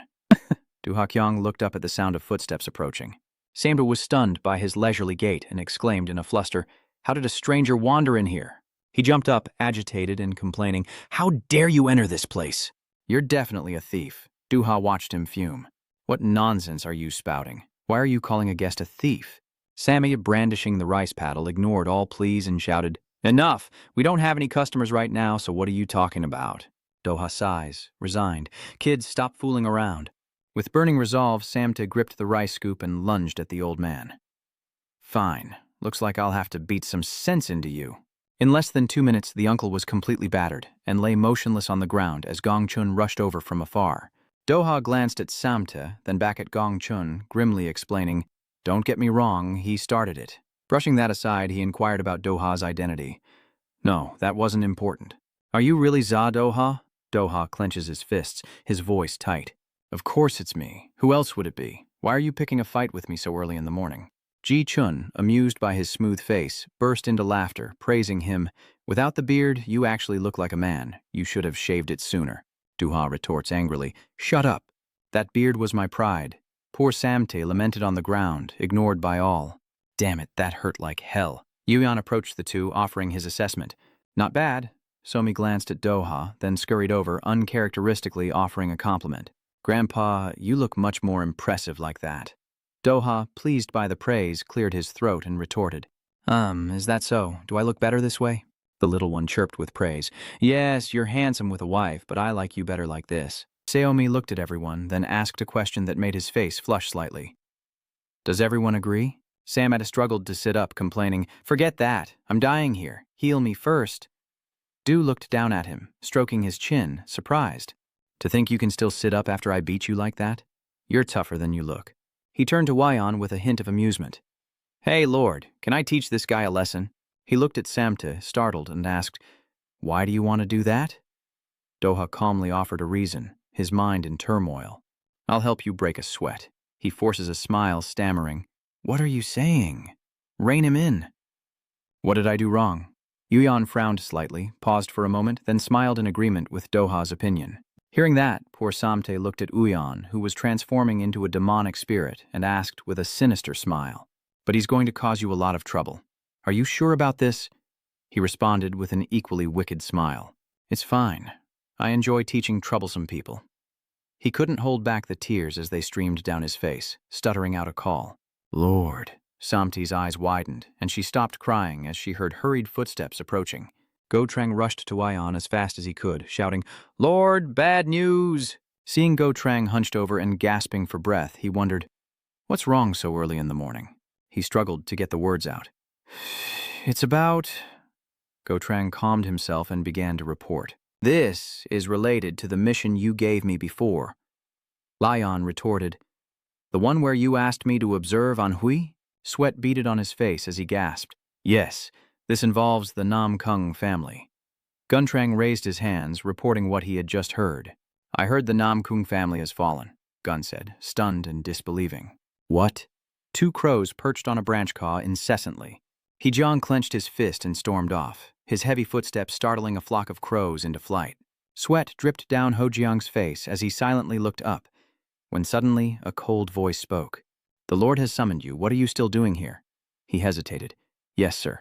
Hesitantly, Heogang approached the partially open door, surprised by what he saw inside. He bowed respectfully to the blood demon standing in the center of the hall. Greetings, Lord.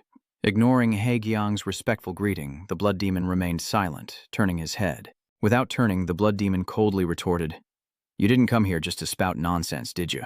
No, my lord. It's about the Nam Kung clan. He looked up, forcing a smile as he reported. As you commanded, Sword King has been assassinated, and He Akmun has been elected as the new leader of the Martial Arts Alliance, and the Nam Kung clan is now on the verge of collapse. The blood demon exhaled coldly, emphasizing each word. On the verge of collapse? Not collapsed? Heogang hesitantly begged for more time. If you would grant me a little more time? Without a word, he subtly signaled with his fingers behind his back, and in an instant, a sharp slash headed straight for Hejiang. The blood demon descended the stairs, saying callously, I ordered you to eliminate every member of the Nam Kung family, leaving no one alive. He stopped before Hejiang and growled, You couldn't even handle such a simple task? Pale and gasping for breath, he was still filled with dread. But as Hejiang looked down at his bulging belly, he felt a wave of relief. I'm still alive. The blood demon glared menacingly, issuing a stern command. This is your last chance. Eradicate every last member of the Nam Kung clan. Yes, master. He then turned and fled from the tense scene as fast as he could. The blood demon watched Hejiang's retreating figure with a sharp gaze, thinking this time would be different. His eyes narrowed as he recalled his past self, lost in thought. Though I once rose to a position of great power, I was never called the strongest. That will not happen again. A clear blue sky blankets the verdant hills as Somi leans her head out the window, letting the wind carry the scent of leaves through her hair. The little one exclaimed excitedly, Dad, there are so many big trees. Yuyan sat next to her, arms crossed, and glanced at Saomi. Doha averted his gaze and spoke, leaving Ayan puzzled by their behavior. What's wrong with you two? He sighs, putting on a miserable act. Too many people know who I am, so I had no choice, Somi playfully explains. That mask is the demonic Sky Soldier, the only rival worthy of the Sword Saint of Gun Mountain. Yuyan crossed his arms, a mocking look on his face as he stared at Gong Chun. Birds of a feather flock together, he says, sweat dripping down his face. What do you mean by that? Gong Chun reached for Doha's mask, fuming as he grumbled, Old man, what do you think you're doing? Gun complained, frustrated. I have to take this off. It's too embarrassing. Doha retorted without holding back. Weren't you the one who started this? I don't see anything shameful about it. Inside the carriage, Gong Chun and Doha's heated argument echoed loudly. The heavenly demonic soldiers sound impressive, but I'm the one who's ashamed. Dongban stared ahead, wide-eyed. He turned, pulled back the curtain to report, and saw Doha and Gong Chun in a heated fight. Lord, there's a strange group of people ahead. Uan approached, pulled back the curtain, and looked outside, where the pitiful Uha knelt on the ground, begging, Please, have mercy on us. Uan turned sharply to Gong Chun, making a suggestion. It's your time to shine. He clenched his fist, confused, and asked, What are you talking about? He casually replies, Isn't it typical for the Mount Kun Swordmaster to help those in need? And if there's a Mount Kun Swordmaster, shouldn't the demonic heavenly troops also show their faces? Ji Chun sighs in reluctant agreement. Fine. Tightening his grip on his sword, Du quickly leaps from the carriage, landing on the ground, not needing the help of the Manhwa swordsman. The assassins heard the noise, whirled around to face Doha, and took a fighting stance, warily shouting, Who are you? Du smiles with amusement behind his mask, then quickly slashes at each assassin. Yunha's eyes light up with joy, and he clasps his hands together, gratefully watching Doha. He flailed his arms, thanking Doha as he approached. Thank you, sir. Sir Onha's eyes widened, his body stiffening as he felt the cold blade against his neck. Pale-faced, he stared at the sword pressed against him and asked in a panic, "Is something wrong?" "My lord," Doha said coldly. "After I saved you, you're just going to say thanks and wipe your mouth clean?" Gong Chun said, appearing behind him with a complaining tone. "What do you think you're doing? How are you any different from those thieves?" Ha glared at Doha, who was grumbling in protest. "Taking a little reward. What's wrong with that after saving their lives?" he retorted, resolute. "The demonic sky troops don't act this way." He glanced at a noise, seeing Uyan hunched over, picking up a bulging money bag. He cast a judgmental eye on Uyan, exclaiming, "What are you doing? You can't take your eyes off those gold coins. It's quite the haul today." Uyan squinted at Samte, who had just called out to him.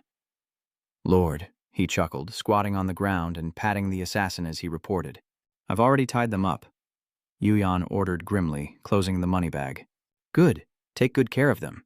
I can take them to the authorities and get some more money." Samte eagerly obeyed. "Yes." With sweat beading on her face, Yunha gaped, wondering about these people. He watched the Yuan members bustling about, secretly judging them. What strange people. I must not get involved with them. Nearby, Samte was no different, bringing a huge bowl of food straight to his mouth and gulping it down, leaving Yunha speechless at the Yuyan's terrifying appetites. He sat at the table, hands clasped, wondering how things had come to this. Ha recalls the moment Yu Hyun stared at him, proposing when he learned they were headed to the same place. "You're going to Anhui too? What a coincidence. We can travel together, and you can provide us with food and lodging. Just think of it as payment for saving your lives." He grimaces, clutching his empty coin purse, utterly heartbroken. My hard-earned money. After a hearty meal, he cleared his throat, chopsticks in hand, and began to complain. "This inn is worse than I thought." Yunha, sweating bullets, suggests, "Next time, let's pick a better place." Wyan reluctantly agreed. "That's good." He suddenly turned his serious gaze to inquire about the situation. "Do you know anything about the situation in Anhui?" He looks down at his hand on his chin, hesitating. "Are you talking about the attack on the Namkung family?" "That's quite surprising." Ji Chun paused slightly at Wu Ha's words. But the Bloodsek's recent actions made this somewhat predictable. "It's because the Namkung clan failed in their duties." Wyan voiced his surprise and curiosity as Blood Cult stirred, averting his gaze as he told Uyan everything he knew. They've only recently appeared, so their origins are still unclear, but they're powerful enough to control all of Anhui. He asked, puzzled, "But won't the Martial Arts Alliance deal with them soon?" There's still too little information for the Martial Alliance to act. Even now, with the future of the Namkung clan at stake, Wu Ha watches him casually close his eyes and wipe his hands after the meal. "That's right, but we'll reach Anhui soon enough, and we can confirm everything ourselves, though there's no need to verify anything. It's not our concern anyway." He wiped the baby's mouth with a cloth and said, "We're just going there to have fun, see the sights, and eat our fill." Then, Yuyan quietly cradled the full baby in his arms. He gazed at the distant moonlight in the dark sky, lost in thought. Beyond this mountain lies Anhui. I wonder how that place has changed after 1,000 years. Each leaf on the trees sways gently in the night breeze. Upon arriving, Yunha bowed deeply, bidding farewell to the Union members before the Anhui province capital. He smiled brightly, finally free from the Yuyan crew. "Then, I'll take my leave here." Without a word, Yunha turned and ran, leaving Doha to grumble unhappily at his retreating figure.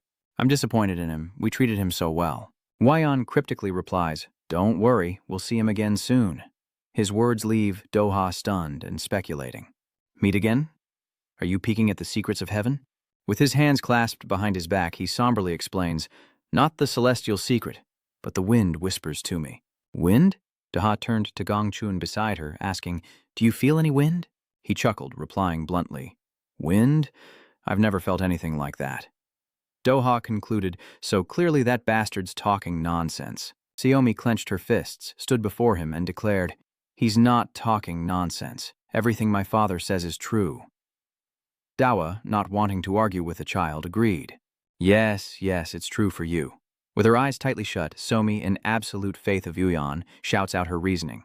"No, even Uncle Jiang and Uncle Quan know that what Dad says is true. If Dad says someone will die, they definitely will. If Father said a dog was a cat, I'd believe him. If he said dog poop was medicine, I'd eat it."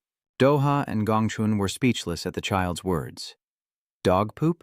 Wyan glared at them both, asking grimly, "What do you think? You want to eat dog poop?" He was helpless, but completely agreed, At the summoner's command, Samti angrily turned to Trongban, grumbling, "Are you crazy?" As the orange sun sets, Yuyan's group is in an uproar. "Just kidding.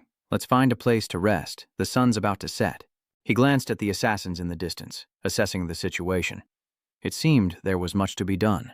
Tomorrow morning is something to look forward to, as Gong Chun makes an offer to a slightly surprised Uyan. "Until tomorrow morning, allow me to take care of our accommodations."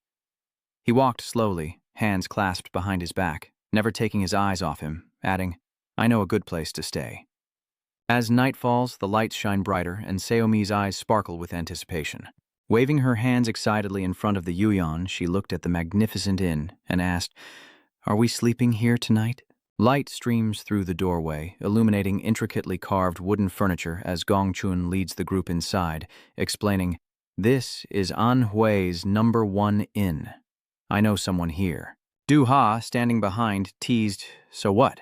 He couldn't even speak to them, as the lamp in the corner cast a silent light on the wall, and the man in white smiled brightly, clasping his hands in a warm welcome. Gong Chun subtly moved his hand and asked, "Are there any rooms left for us to rest? Are you looking for a specific type of room?" He placed a few coins in the attendant's hand as a request. A private room would be ideal. He raised his eyebrows, gaping at the money in his hand. "If he gave me 5 silver coins and asked to stay in the outer building, I'd be trembling and sweating." Gong Chun placed his hand on the white-robed man's shoulder and called out to him. The other guests drinking wine paused at the white-robed man's loud voice. "Shall I take you to the outer palace now?" They whispered about the Yuyan group. A day at the outer palace cost a whole gold piece. How outrageous. They're definitely showing off. Gong Chun heard every mocking word from the guests. But isn't that mask worn by the heroes that kids adore? Those guys must be out of their minds. Before the luxurious door, White Shirt stammered a request. "Then I'll take my leave." Inside the room, Gong Chun faces Uyan, gently offering, "You take this room. The lord of the manor should have the best." Somi gazes at the room with hard eyes. "This inn is amazing." The little one excitedly waved their arms, expressing their joy. "I'll show Jin Rang as soon as we get back." He smiled, looking at Somi with delight. "I'm glad you like it. This is the famous Yellow Dragon Inn, known even in Beijing." Gong Chun paused at the sound of footsteps approaching from outside. The innkeeper, standing outside the door, cleared his throat and requested, "I am the owner of this inn, and I've come to greet you." He approached the door and replied, "Enter." Receiving permission, he opened the door, and the innkeeper reverently expressed his sincerity. "It's an honor to have you, and I'll do my best to serve you." "Is this how we greet each other?" Sweat beaded on his face as he gaped in shock, and the innkeeper immediately knelt, stammering apologies. "Just as I suspected. The Lord of the Murim Alliance is still alive." Gong Chun held the mask, a title he once rejected. "Don't call me leader of the Murim Alliance anymore. I left that position a long time ago." Gong Chun sternly warned to keep his survival a secret as the guest inquired with narrowed eyes. "Yes, don't worry about a thing. Is the reason you've returned perhaps related to the Namkung family matter?" "Sword King," he asked, his voice echoing in the room. "Yes, do you know anything about it?" The innkeeper hesitated. "That story? Well, it's a long one, if you have the time. Do you mind hearing the whole story?" Yuan glanced at the innkeeper in agreement. "It's all right, never mind." He lowered his eyes, gently raised his hands, and began his story. "I see. It all began 2 months ago. Amidst a peaceful scene, a voice echoes." "So, that's how it was?" Ji Chun lowered his head, lost in thought.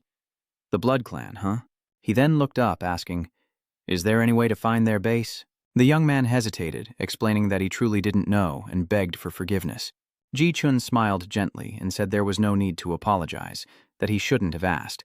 Then they both stood up, and Ji Chun politely said he'd taken up too much of his time. "Go get some rest." The man, feeling awkward, replied, "Yes, I'll take my leave then." A man had been watching their every move from afar.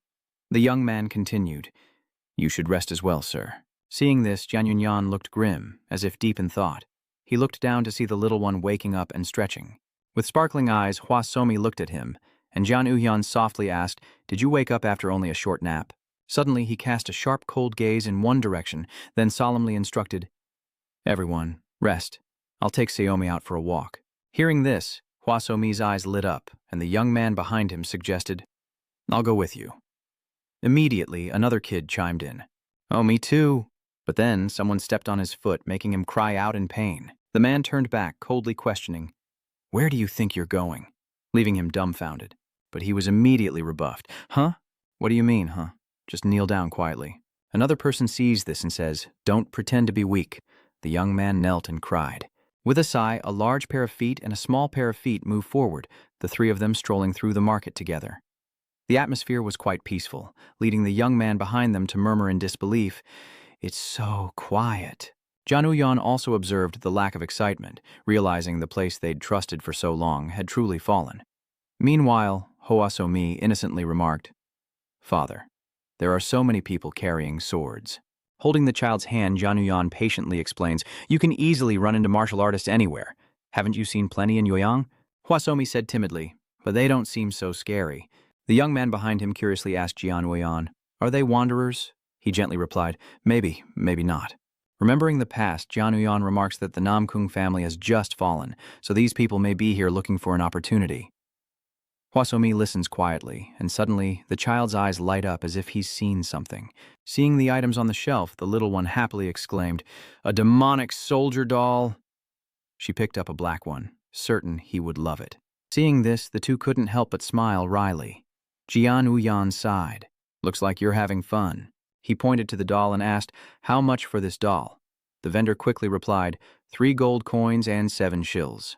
Jian Uyan held the Libra doll and seriously asked if she wanted this one. Hosaomi hugged the doll tightly, as happy as a little puppy. Having received the money, the vendor happily said, "Thank you, sir." Taking the opportunity, Jian Yihyun asked, "By the way, do you know where the Namgung clan's estate is?" "What? What are you planning to do there?" Using a flimsy excuse, Jian Yuhyun said, "It's the most famous place in Anhui, so I want to visit it." Immediately, the vendor hastily warned, "Sir, have you lost your mind? Don't go near that place. Even if we can't see the blood cult, they could be lurking anywhere." But Jian Yuan insisted that he would handle any problems himself and asked for the location. The vendor reluctantly explained that he just needed to follow the main road. He made a throat-slitting gesture, warning him once more. It's best not to go if he values his life. A few days ago, a group gathered there and went for a ride. They all died. Hearing his warning, the little one asked fearfully, "Brother, are we still going there?" Jian Yishan quickly patted her head to reassure her, "Don't worry, little one, we're not going." Hosaomi asked again, cutely, "Really?" He affirmed again, "Really? Really?" And so the three of them continued on their way. The vendor cautioned that if this was his first time in Anhui, there were many other places he could visit. Anywhere but the southern manor. But Jian Uyan was determined, saying, "I'll act on my own." The scene shifts to a tower at night, lit by flickering golden lights as Hosaomi drools in her sleep. Jian Uyan carefully adjusts her blanket, then quietly slips out, careful not to disturb her. A young man and Gongchun were in a serious discussion, stopping when they saw Uyan. Gongchun carefully asked, "Is Saomi asleep?" Jian Uyan replied, "Yes, she's fine with Samte and Mujin here." He asked again, "Are you really going?" Uyan was resolute. "Yes." He coldly makes his decision, heading towards the Namgung family estate, as we cut to a girl running for her life. She glanced back, relieved they weren't being pursued, but Nam Gong Sohi was deeply worried. The Martial Alliance should have sent a cleanup crew by now. But I haven't received any news. It seems they're deliberately ignoring me. She now realizes the truth. There are spies within the Martial Arts Alliance. Lost in thought, she was oblivious to her surroundings. Seeking help from the Martial Arts Alliance would be suicide. I need to find somewhere else, somewhere I can survive and plan for the future. That's it. Why didn't I think of it sooner? Sister, I should go to Yueyang. A man in black knelt and reported, "We've captured the Namgung clan members and their leader." But the frizzy-haired man spoke up, "And you lost track of Nam Gong Sohi?" This causes the black-robed man to hesitate, explaining that she's been evading them like a rat, leaving no trace. Frustrated, he asks, "Where did you lose her?" The black-clad figure guesses somewhere between Hubei and Xinjiang, but the curly-haired man thinks otherwise. She wouldn't go to the Martial Arts Alliance. After all, she's a clever woman. He angrily reflects that if she sees the Martial Arts Alliance is unwilling to act, she must have realized it's no longer a safe place. Where could that rat be hiding? He looked at the man in black and asked, "Even if she runs to the ends of the earth, she's still within my grasp. She's not a problem. I'll catch her eventually. The important thing now is to quickly take over Anhui." "How goes the task I assigned you?" The man immediately responded. "You don't need to worry about that. After the fall of the Namkung family, many forces have chosen to either go into hiding or join us. At this rate, Anhui will be completely in our hands in a few months." But the man with the frizzy hair didn't seem pleased. He angrily huffed. Months? Too slow. Who knows what could happen? We need to finish this quickly. Hearing this, the subordinate quickly replied, Yes, sir, understood. The frizzy-haired man drank his wine and inquired, Anything else to report in Anhui? The man reported seriously that a strange group of people had recently appeared in Anhui, though it didn't seem important. The man with the curly hair was wary upon hearing this. A strange group of people? The man recalled what he'd observed. They were currently staying at the Yellow Dragon Inn. 2 of them are wearing masks? The spiky-haired man asked curiously. Masks? The man nodded hastily. Yes, they're wearing the masks of the Manhwa swordsman and the demonic heavenly soldier. Hearing this, the frizzy-haired man sprays his hair, confused by what's happening. Suddenly, he bursts out laughing. Aren't they just clowns? He smirked, lost in thought, before slamming his fist on the table and issuing an order. Go check those guys out. He ordered them to investigate the suspicious figures, but only to observe and not to be discovered. Then the frizzy-haired man continued. Now that the Namkung family has fallen, what if something else happens that angers the 10 great sects? The other man quickly obeyed. Patrol leader, he sternly reminded, return swiftly. It's time to use the remaining members of the Namkung clan as hostages. The other man replied, Yes, sir, I'll get right on it. After a while, the man left, leaving the curly-haired man to drink alone, gulping down alcohol like water. Suddenly, he stopped and grinned wickedly, then pondered. The Namkung clan's destruction was his master's will. Death awaits those foolish enough to stand in his way. Cut to a villa where dusk settles over a scene of desolation, like a junkyard. Seeing this, Jian Uyan was horrified, realizing the enemy was numerous, using not only explosives, but also highly skilled attackers. He paused for a moment, then asked, Is it the blood cult? Or does he have someone else in mind? Gun replied softly, I'm not sure. He frowned, realizing the scene was even more tragic than he'd imagined. Suddenly, Gongchun noticed something. He rushed over, a sense of urgency in his movements. Gongchun carefully picked up a wooden plank, staring intently before breaking into a smile. Seeing him like that, the 2 Yan Uyans were confused. One youth pondered, while Yan Uyan looked around, slowly approaching the bloodstains. Observing, Yan Uyan mused, Thankfully, it seems not everyone perished. Hearing this, Gongchun was shocked and hastily asked, How do you know? Pointing to a spot, Jian explains that someone was dragged away, a theory Gun agrees with. Look at the blood here, you're right. Suddenly, hurried footsteps approached them. The masked youth quickly noticed this, turning his head and saying to Gongchun and Jian Uyan, Looks like we have company. The 3 of them then looked up to see who was coming. A masked elder coldly demanded, Why have you come to this place? Seeing him, Jian Yun immediately had an idea. A red mask. Is that a sign of the Blood Brigade? Before he could speak, Gongchun stepped forward, his brow furrowed in question. Then why don't you explain why you've come here?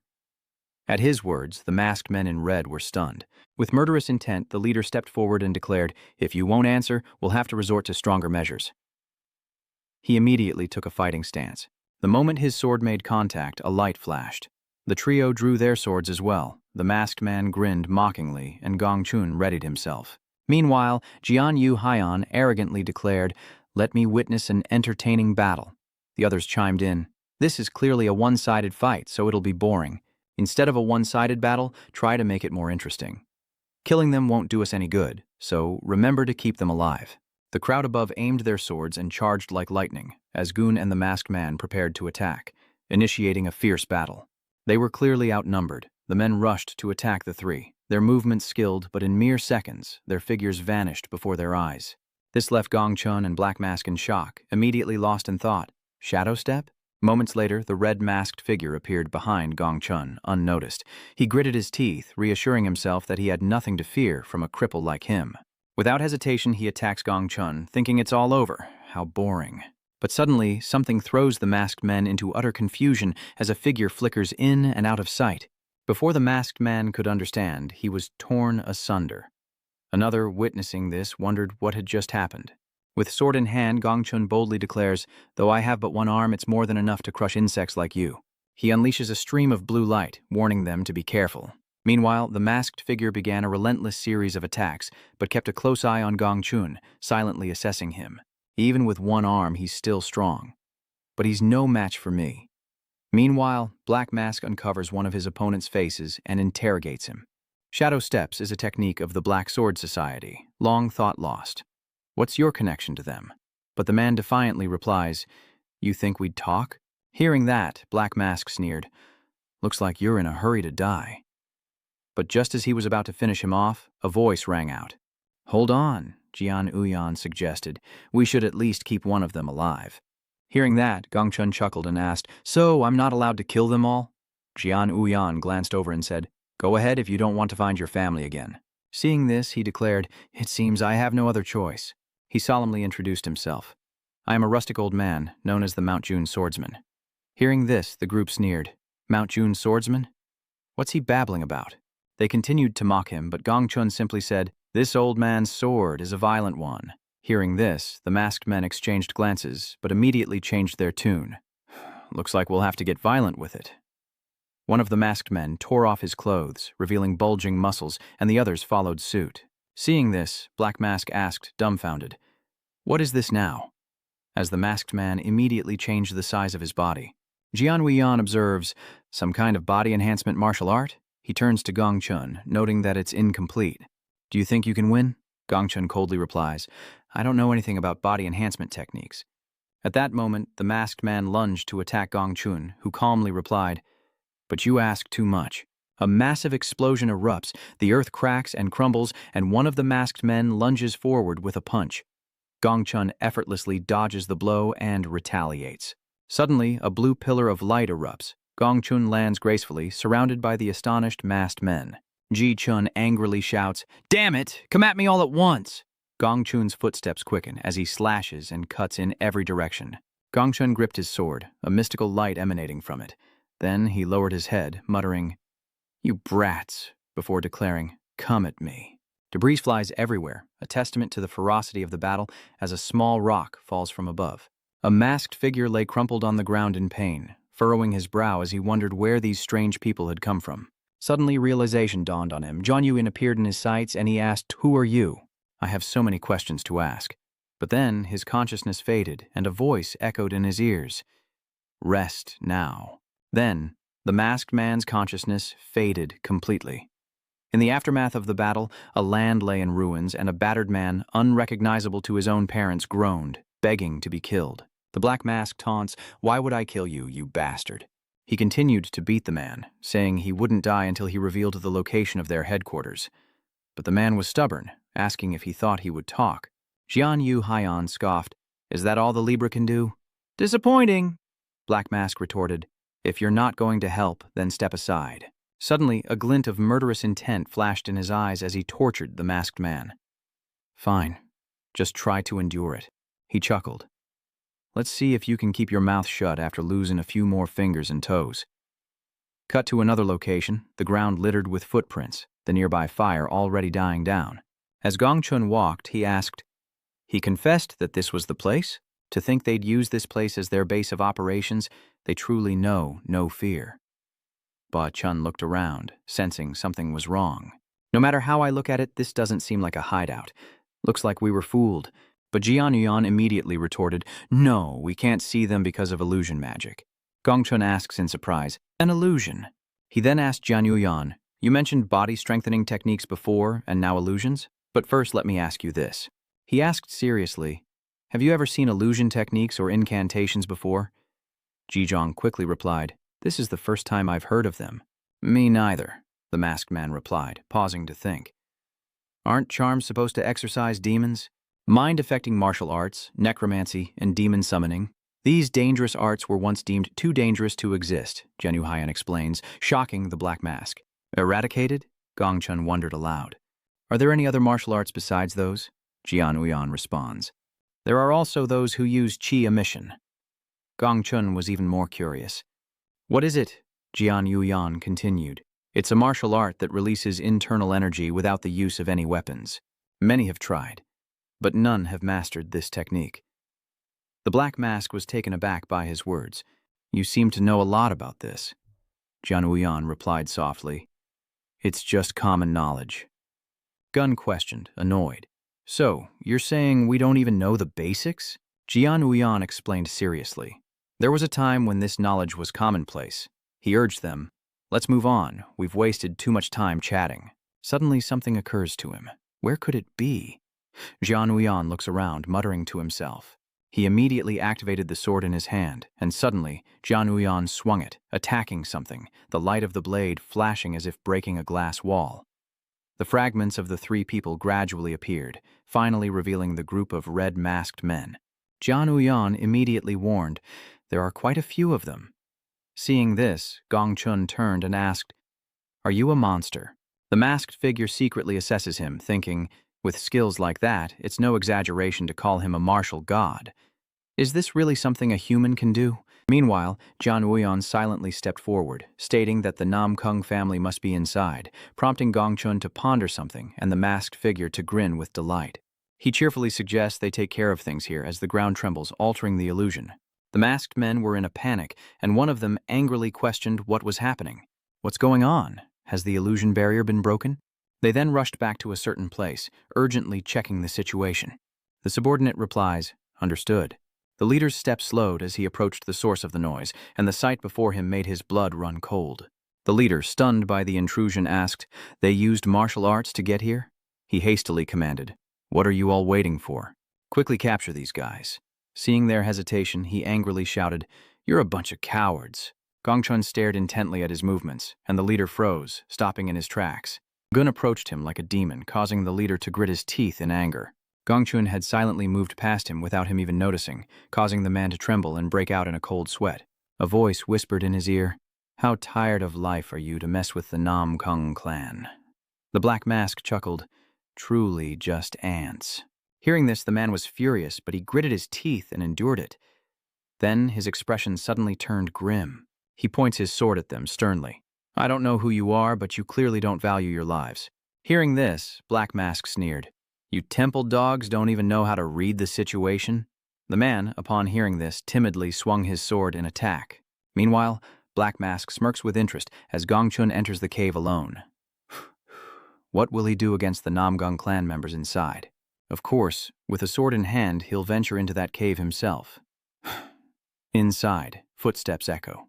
Gong Chun places his hand on the rock wall, feeling the dust on his palm. Gong Chun wondered if the children were imprisoned here, knowing this was the worst place for the wounded. Suddenly, someone attacked him from behind, annoying Gong Chun, who thought, "I wanted to stay calm," but he was about to reach Gong Chun when a part of the black-clothed man was effortlessly sliced off. The muscle-bound men screamed, closing in on Gong Chun, surrounding him. He glanced around, annoyed. "I don't know what this body enhancement is, but they're not human anymore." Gong Chun drew his sword, held it out, and the muscle men rushed toward him. They roared and screamed, and with a dark look, Ji Chun declared, "You will pay the price." He gripped his sword, his eyes piercing, and with a single strike, he cut down the horde for their transgressions. Something appears behind Gong Chun, and he immediately turns, his eyes filled with murderous intent. "I won't forgive any of you." Another massive explosion erupts, and the black mask grinds his heel into the faces of the muscle freaks, sneering. "Muscle enhancement technique, was it?" he said as he walked. "Is that all you've got?" He charged into the fray, relentlessly cutting down his foes, even if they resorted to dark magic. Black Mask swung his sword, a purple light flashed, and another explosion sent the muscle freaks flying. The leader finally appears, his brow furrowed with anger at the scene before him, and demands, "Who are you? Why are you standing in our way?" All he could think was, "He gave us the power to defeat even the Nam Kung clan. Who are these guys? I can't fail here. I have to find a solution." Meanwhile, Jian Uyan silently observes, deep in thought. Suddenly, the leader had an idea. If they lacked the strength, they could just take him hostage. So he immediately ordered, "Capture him." Obeying, the muscleheads rushed towards Jian Uyan. The leader laughed maniacally. "It's your fault for standing there like a stone statue." The men rushed towards Jian Uyan, but he remained still. Seeing this, the masked man glanced over and asked, "Are you serious?" In response, Jian Uyan smirked, and with a wave of his hand, the men were sent flying. "You're pretty sharp." Seeing this, the leader was utterly bewildered, gaping in disbelief. Seeing their body parts scattered on the ground, he muttered in confusion, "What?" He stared at Jian Uyan in disbelief, muttering that it couldn't be. Seeing the carnage around him, he screamed in madness, "No way!" He clenched his fist, thinking, "I finally obtained the power I craved and was about to have everything in my grasp." But little did he know, it would all crumble in an instant. "I can't accept this." The masked man sneered at the scene, while Jian Yiyong silently observed the person before him. Seeing him like that, he seriously assessed, That guy's really lost it. That's the side effect of the body enhancement technique. Now it's no use trying to capture and interrogate him. He coldly said, "Let's just end this." The figure quickly approached Jian Uyan. Another piece of land is destroyed as Jian Uyan stands motionless, a large hand reaching for him. The leader appeared behind him unnoticed, only to be met with a devastating blow. Then Jian Uyan sent him to meet his ancestors. The masked man, witnessing this, was apprehensive. Jian Uyan had effortlessly defeated his opponent with one hand, an astonishing feat. In a dark and tattered prison, a middle-aged man sat quietly on the ground. Gray eyes slowly opened, glancing to the side. He approached a sleeping boy, gently touching his shoulder and saying, "Wake up over there. The soldiers are in a frenzy." "What's going on?" Fully awake and alert, the boy asked, "Has the rescue party finally arrived?" The bearded man, beads of sweat forming, anxiously warned, "That's a strange sound. Don't let your guard down." Just then, soldiers appeared from nowhere, fleeing and screaming, "Help me!" And just like that, they were sliced to pieces, a gruesome sight that made him recoil in shock. "What's going on?" another voice echoed, and both men curiously peered out of the iron bars. A deep, weary voice lamented, "Good heavens, I should have at least left one alive." Though the man wore a mask, the other man recognized him by other means. That voice. His eyes widened as he touched the bars, crying out, "Father!" Hearing this, the soldiers inside the prison panicked. The Sword King is still alive? That appearance and way of speaking, is it really him? Gun, however, didn't respond and said in a deep voice, "Stand back." Swift and precise cuts appeared, and the iron bars of the prison cell were sliced into pieces. As the dust settles, Gun exudes power, and the man rushes toward him from the destroyed cell. "Father, do you know how desperately your son has been searching for you?" he said, gripping Gong Chun's shoulder with a voice full of worry and joy. As he spoke, the man's eyes drifted downward, noticing the exposed sleeve on his father's left arm. His brow furrowed in anguish. "Father, what happened to your arm?" But before he could speak, Gong Chun calmly pushed his hand away, patted his shoulder, and said bluntly, "I'm not your father, just an old man known as the Gun Mountain Swordsman." The man's eyes widened, full of confusion, and he asked, "Father, are you—" but was interrupted by another, "I am Elder Nam Gongjian. Don't you recognize us?" But Gong Chun responded coldly, "I told you, I'm the Mount Gun Swordsman, just a rustic old man. I only saved you by chance." They exchanged worried glances, the middle-aged man thinking, "Father, after a lifetime of devotion to the Namkung clan, why do you pretend not to know us? Could he be suspicious of the Namgung clan's downfall, or is he planning to retire from the martial world this way?"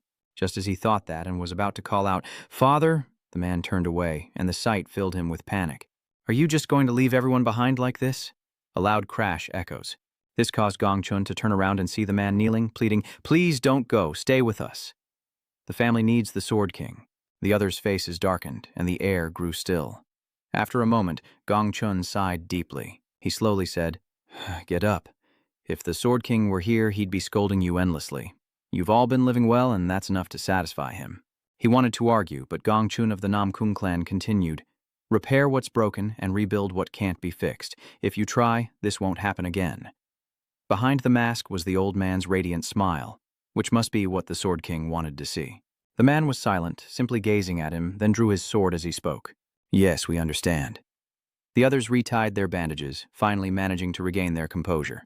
He told Jiandong, "Elder, let's break through and find a place to hide. I'll help drag the mastermind into the light." Elsewhere, Duha angrily threw down a book and sighed.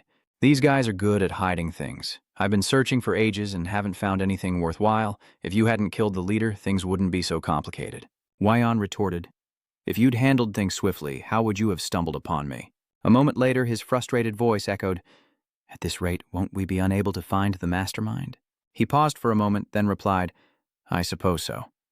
Suddenly, Yu looked up and saw Gong Chun smiling brightly, saying, "Sorry to keep you all waiting." Seeing that expression, Doha jokingly asked, "You old geezer, was the reunion a happy one?"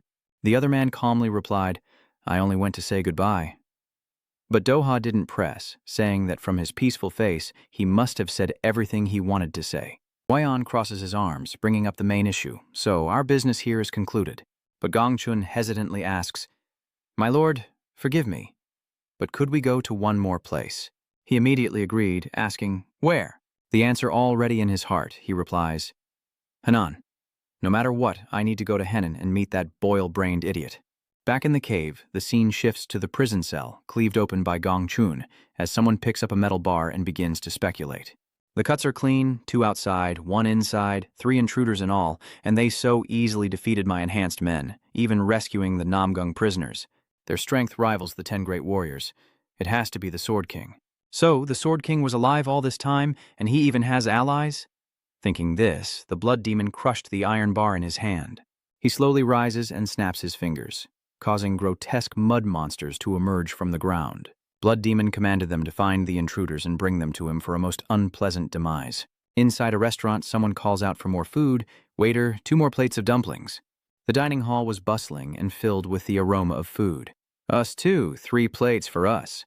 The owner stood frozen behind the door, thinking to himself how many dumplings were being ordered today before his attention shifted elsewhere. Wow, she's really putting it away. I'm getting hungry just watching. A tiny hand clutches a dumpling as plates of them pile up before Sami. Her eyes sparkled with delight as she savored the delicious food. Amused, the owner approached, saying, "So this little one is the reason?"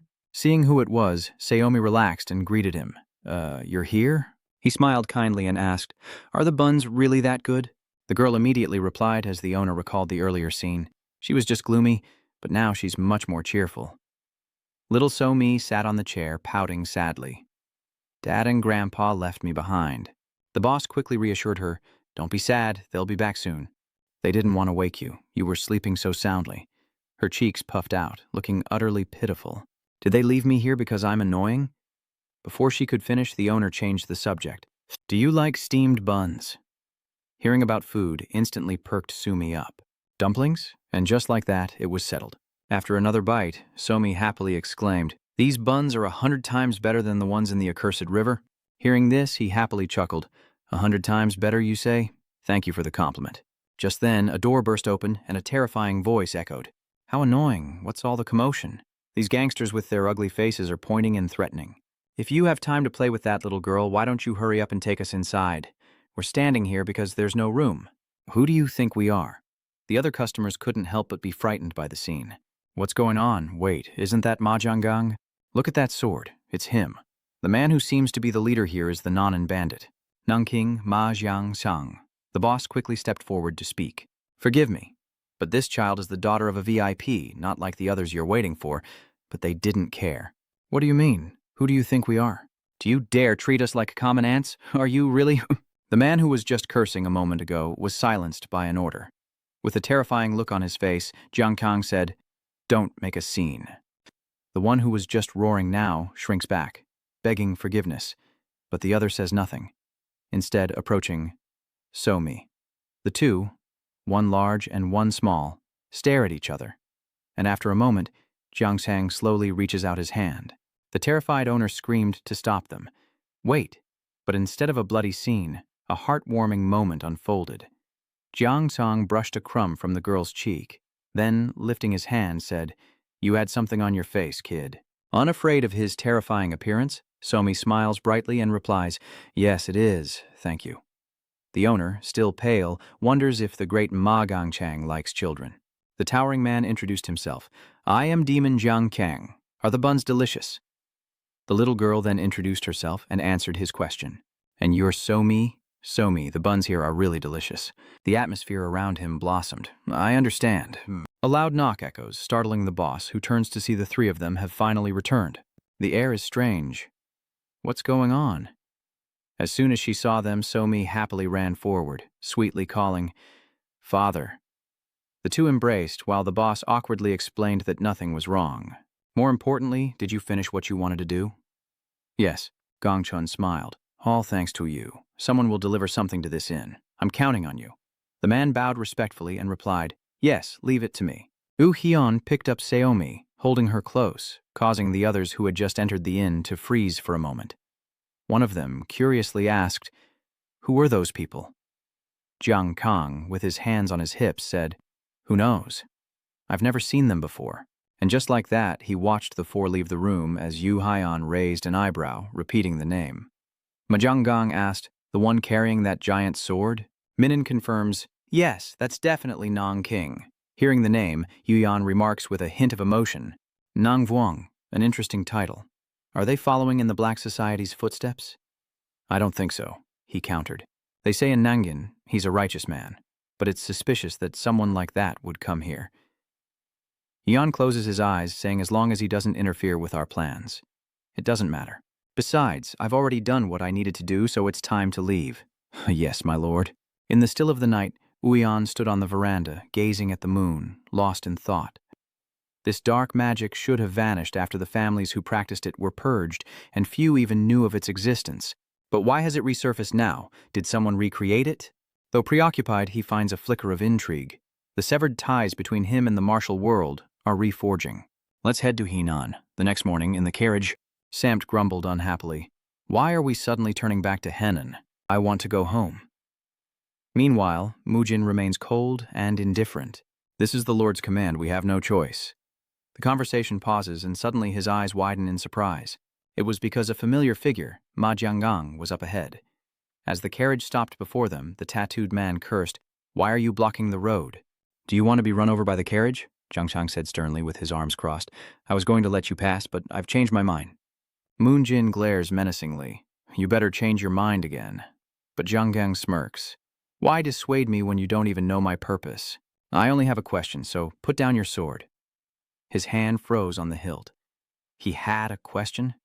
His expression darkened as he asked, though it felt more like an interrogation. "Do you know anything about the 20 demons?" A lavish meal is laid out on the ground. While chewing, Xiaomi happily praised, "This is so good." Seeing this, Jiang Chang, sitting opposite her, maintained a cold expression, but his voice was full of affection. "What a lovely girl. I have a daughter about her age. Forgive me for what happened at the inn. Yuyan doesn't hold grudges over small matters, so don't worry about it." And he gets down to business, asking for more details about the nomad corpses that turned into zombies. At that, Zhang Kong grew serious and explained that the dead men were known as the 20 demons. He repeated the name, curious. He explained grimly that they were known for wearing strange clothes and demon masks, leaving Doha and Gunjung feeling rather helpless. "Looks like we're being mistaken for them. We do wear strange masks, after all." Jiang Chang chuckled, diffusing the situation. "But speaking to you directly, I can tell you're nothing like them." Doha shivers. "Then thank you. Only Yu Haiyan is deep in thought? Corpses turning into zombies? Is it a magic village this time?" Samt had asked curiously while serving the soup.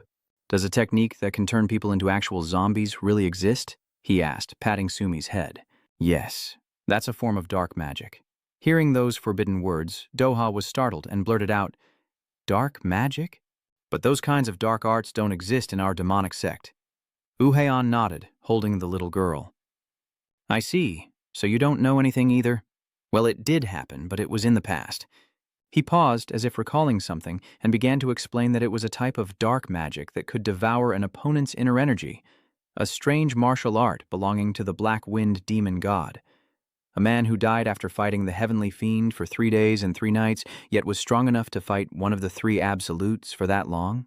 "I've never heard this story before," Gunshan added. Black Wind Asura was astonished that such a person existed, but the strangest thing now was the continuous appearance of countless, mysterious martial arts. After listening to their conversation, Zhang Chang slowly sat up. "It seems you don't have any information about the 20 demons." Yu Haiyan glanced at them. "Then we'll be going now." Zhang Chang turned and waved goodbye. "Thank you for your time."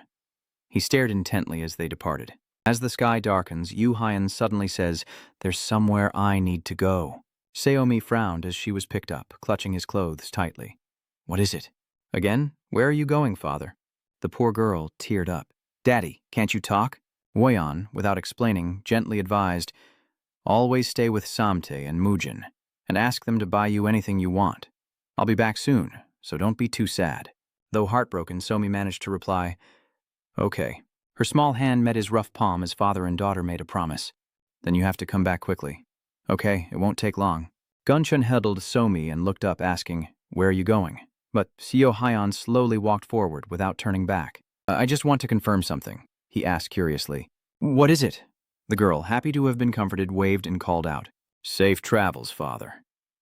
A gentle breeze swept past as the one who bid farewell was now running. Gasping, Jiang Sang looked back and cursed, "Damn it!" A group of masked demons were chasing him, the same ones he'd been searching for. "And now they've gathered to hunt me down. All my subordinates turned into zombies. They're definitely from the 12 devils, but my martial arts are useless against them. How can I defeat them? Lost in thought, Zheng Chang is pierced by strips of cloth. He coughs up blood and collapses. Zhang Sang, with no strength left to flee, could only ask, "Just what are you people?" A flash later, the masked figures' heads fell to the ground. The air grew still, and then a calm voice echoed. "From the feel of my blade, they're not human. I wondered how strong they'd be, but they're just walking corpses." Zhang Kong, panting, looked up and asked, "Who are you?" Yu Haiyan stood before him and said, "If you can't move, just lie still. I'll take care of them. A corpse that can use village magic? I don't know who's behind this, but they're pretty skilled." Hearing the new term, he immediately sat up despite the pain. "A corpse using village magic? What do you mean?" But as soon as he spoke, dark shards pierced through Uiyan, blood trickling down as a masked demon lunged forward. In the dark night, Uiyan stood alone, surrounded by a horde of masked demons. Zhang Xiang desperately grabbed his massive sword, thinking, at this rate, he'll die. No, I have to help him escape. Meanwhile, Uiyan shifted his feet slightly and lifted with all his might. As the praise echoed, the ground beneath him shattered. Not bad. Uiyan gripped his sword, while the other man stood frozen. He was just hit. How did he? Using the dust cloud as cover, he makes his move. Meanwhile, a figure watched silently from a tree branch below as Uiyan slashed at one of his foes. The old man hurried away. Just who is that guy? How could he defeat the 20 demons so easily? I must report this at once. But as he turned, he saw Uiyan smiling up at him, asking, "Where are you rushing off to?" In an instant, he was right behind the old man, whose face was now drenched in sweat from fear. "You're the one who ordered those corpses around, aren't you?" Jian Yu Haiyan landed a crushing blow, causing his opponent to cry out in pain. He coldly stated, "While I'm still being civil, quickly reveal the mastermind." Receiving no answer, Jian Uyan grew even colder, losing his composure as he frowned, "Or I'll inflict unimaginable pain upon you, and don't even think about running." The air hangs heavy as he corners his opponent with chilling words. Body enhancement technique, demon devouring technique, and even necromancy. All forbidden arts lost to time. Just who are you people? Sensing the threat, his opponent loses his composure, stammering, "I don't know anything." Suddenly, Dan Haiyan noticed the Taiji 2 symbol on his weapon. Quickly deducing his identity, he spoke. "Damn it." Feeling exposed, the opponent quickly tries to escape. "Damn it. That's the information I wanted to hide the most. Now, I have no choice." With that thought, he swung his weapon at Dan Haiyan to distract him. Zhang Haiyan dodges the attack and makes a swift escape, knowing that if he can't win, his only option is to run and fight another day. Suddenly, his opponent's heart skipped a beat. His eyes widened in confusion as his body plummeted to the ground. His body slammed against a nearby rock, leaving a bloody smear on the ground, and he trembled, thinking, "I can't move." Before he could process what was happening, an immense power struck him, causing excruciating pain and unconsciousness. And ultimately, death. The battle leaves behind a desolate wasteland as Yan Hieon stands in the tree, turning his back on the corpse. That scene made Ma Jiangshang reconsider his thoughts. The world is vast, and some people are unfathomable. In the aftermath, Zhang Haiyan went to the river to wash away the remnants of battle. Sitting by the bank, wringing out his clothes, and marveling at the feeling of returning to simpler days. Covered in wounds, Zhang Haiyan put his clothes back on and muttered into the silent night, "I've killed them all."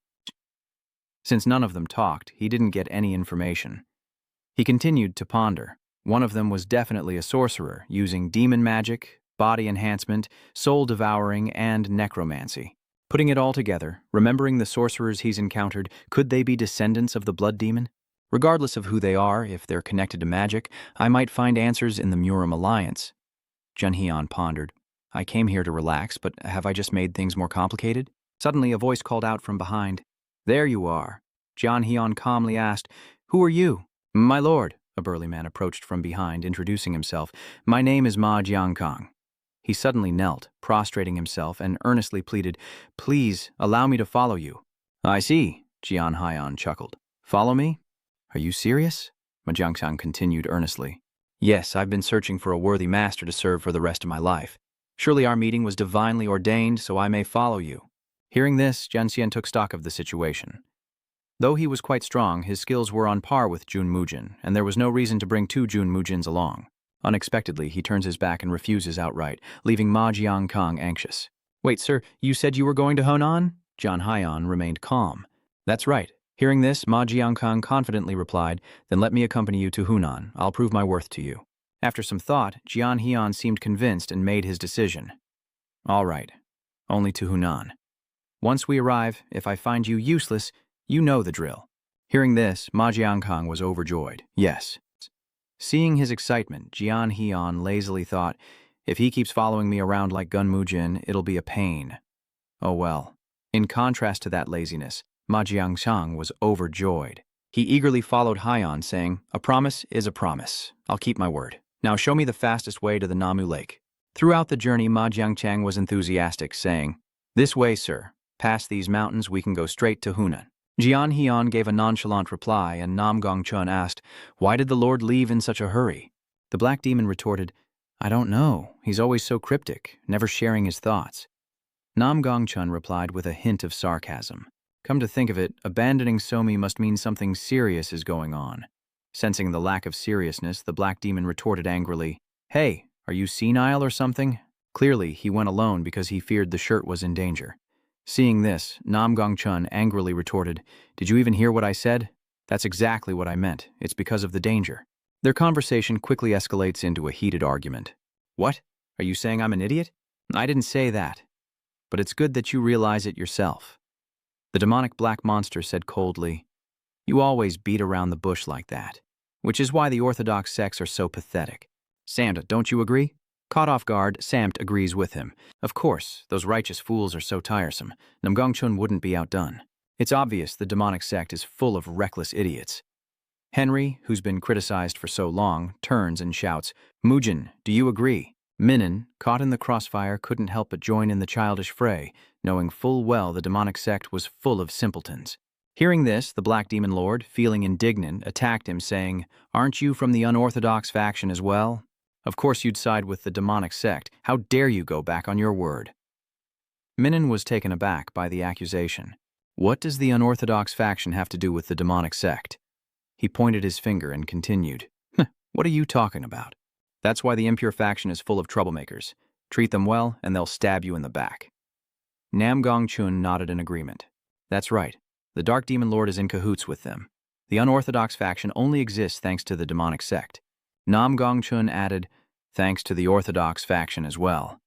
Struck from both sides, Minin was now trembling with anger, not even caring about that fact. The two old men continued their lively discussion. It's been a while since we've agreed on something. Indeed. Hearing this, Minin gritted her teeth, thinking, You old geezers. Suddenly, Seol Hui appeared, saying loudly, Everyone stop arguing. She approached the two old men and scolded them. Both of you, stop it, or I'll tell Dad. The two elders were flustered. All right, sorry, Somi. With that, she turned to Mujin and said, Uncle, please stop it. Seomi is so cute. All right, let's get dinner ready. Minin couldn't help but soften at the sight of her. All right, over here. Gasps of breath came from the curved door as a bewildered voice spoke up. Is anyone here? Gong Sohi called out as she entered. Why? I'm covered in mud. Sohai clutches her head and cries out, Why is everyone gone now? Exhausted, Sohai collapses, saying, I finally made it here and no one's home. She laments, This can't be happening. Suddenly, Sohai grabs a fishing rod, saying, First, I need to fill my stomach. Meanwhile, in the room, Nam Gongchun admits he's late. He wondered if he'd gotten lost, but the Black Demon King immediately denied it, saying there was no way someone who could fly straight here could get lost. Suddenly, a voice from the next table chimed in. I heard the sword demon is now trapped in Trio Lac. The Black Monster Lord, sounding bored, replied, What is that sword demon up to now? Now his reputation is even worse than mine. Nam Gongchun nodded in agreement. Who knew? But rumors are just rumors, after all. He thought to himself as the whispers spread, what exactly was the Murong clan up to? It's unbelievable that he's using the power of the martial arts alliance for his family's benefit. Suddenly, a clear voice echoed from behind. I'm back, Somi said, waving from Min's shoulders. Grandpa? Nam Gongchun was overjoyed to see her. Beaming, he approached Somi and said, You're back? Suddenly, he turned to Minin and asked, What's the situation outside? Hearing this, he reported what he'd scouted outside. Nothing special, just quiet as usual, not looking like anyone was plotting anything. The old man listened, understanding the situation. Minin asked about the next steps in the plan. What would the old man do now? The old man pondered, then replied, "First we wait for the Lord to return, then we decide." Hearing this, the man responded. Unexpectedly, a group of people ran over and shouted, "Goon Mujin, they're barging in!" The nerve. The doors burst open, and 3 imposing figures wielding swords strode in, their faces grim. They pointed at Minnan and boomed, "Fancy finding you here. Your luck has run out." Sensing the tension, the black demonic dragon asks, "Who are these guys?" Minnan replies, "Well, let's just say I have a few enemies." Seeing the man's frightening expression, Somyeon worried, "Where are you going?" "Uncle Kuan?" Seeing this, Nam Gongchun immediately reassured the child, "Don't worry, he's not hurt." Still, Seomi was worried, but it looked dangerous. To reassure her, Nam Gongchun coaxed, "Let's go play outside." But it was too late. Seomi jumped from his arms. Inside the room, a thug shouted, "Get out of here! Today we're settling accounts with anyone who stands before Minang." Seomi ran to stand in front of him, declaring, "Don't hurt Uncle Guan." Seeing this, the thugs yelled, "What do you think you're doing, kid? Do you even know who you're protecting?" Hearing this, she didn't hesitate. Whether she knew or not was irrelevant. Uncle was uncle. The thug couldn't contain his anger and drew his sword, threatening, "Move aside if you don't want to die." Before he could finish, he was punched in the face, the force sending him flying. A voice rings out, "How dare you!" Jian Haiyan steps forward menacingly, each word laced with fury, "Raising your voice at my daughter?" Seeing this, Seomi said suspiciously, "Well, the onlookers are already gossiping. Is the Martial Alliance really going to let Gwen Mujin run around in broad daylight? If he doesn't openly confront them, the Martial Arts Alliance won't bother with a martial artist from an unorthodox sect." They spoke to each other with suspicion. "But Jiang Pyo, is he really dead?" "I've heard that too. Rumor has it he was seen in Henan. I didn't expect he'd still be alive." Jan Haiyan noticed the crowd and said, "Quite a few people have gathered here. Mujin, it's my fault." Hearing this, he reassured him, "It's all right. Life needs a little excitement to be interesting." With that, he turned to Gongchun and asked, "Forget about that. What are you going to do now?" "Everyone's already come to Hunan as you asked," the old man replied. "I want to verify the rumors, but from what I've heard, he's not simple."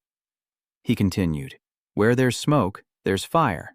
Even if I haven't seen it myself, hearing so much makes me certain." With that, the old man clenched his fist, showing his resolve. "I must get inside the Murim Alliance." Jian Haiyan remained calm. "Is that even possible?" The old man replied that there was a passage inside the Alliance Inn, known only to the successive leaders of the Martial Arts Alliance. Hearing this, Jian Haiyan nodded. "I understand, but if we want to get there, we must first deal with those outside." At this moment, Ma Jiangchang stepped forward, pounding his chest and saying, "Leave it to me." Mujin interjects, "No, I will witness this." Jian Haiyan inwardly assesses Sam Ta, thinking he's more foolish than he thought. He then looked at Mujin, who seemed somewhat useful, and finally Ma Jiangchang, useless but reliable. He crossed his arms and ordered, "Let's all go and see if you've improved at all." The 3 responded loudly, "We obey, Lord. This won't take long." Now only Samte remained in the room, and the 2 locked eyes in silence. Realizing the problem, Samte pointed to himself in confusion. "Me too?" The Dark Demon Master chimed in, "Go out there and test what you've learned from me." Hearing this, Samte hesitated. "If I go out there, I'll die." Hearing this, the Dark Demon Lord lectured, "A martial artist must live and die by the sword, so why fear death?" Samt, not to be outdone, scratched his head and retorted, "But my job is just to be the cook for the manor." A second later, he was beaten black and blue and thrown outside. The 3 stood ready to fight, while Haiyan and the 2 elders watched from above, arms crossed, assessing the situation. Nam Gongchun knew that with the Drifting King, Ma Jiangchang, present, few would dare to act rashly.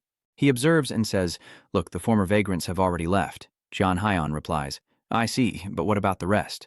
He continued, "Then we'll just have to see." At that moment, Seomi, who had been playing with a teddy bear, ran over. Clinging to the railing, she curiously watches the fight unfold as Jian Haiyan's voice echoes, wondering just how strong the remaining fighters are. Suddenly, a clear voice rang out, "How dare you cause a disturbance here?" M. Ho steps forward, trying to defuse the situation. "Have you forgotten this is the Martial Alliance's territory?" The ringleader, seeing this, explains, "That man is a martial artist from the unrighteous sect, and many here have a grudge against him, so I will act on their behalf."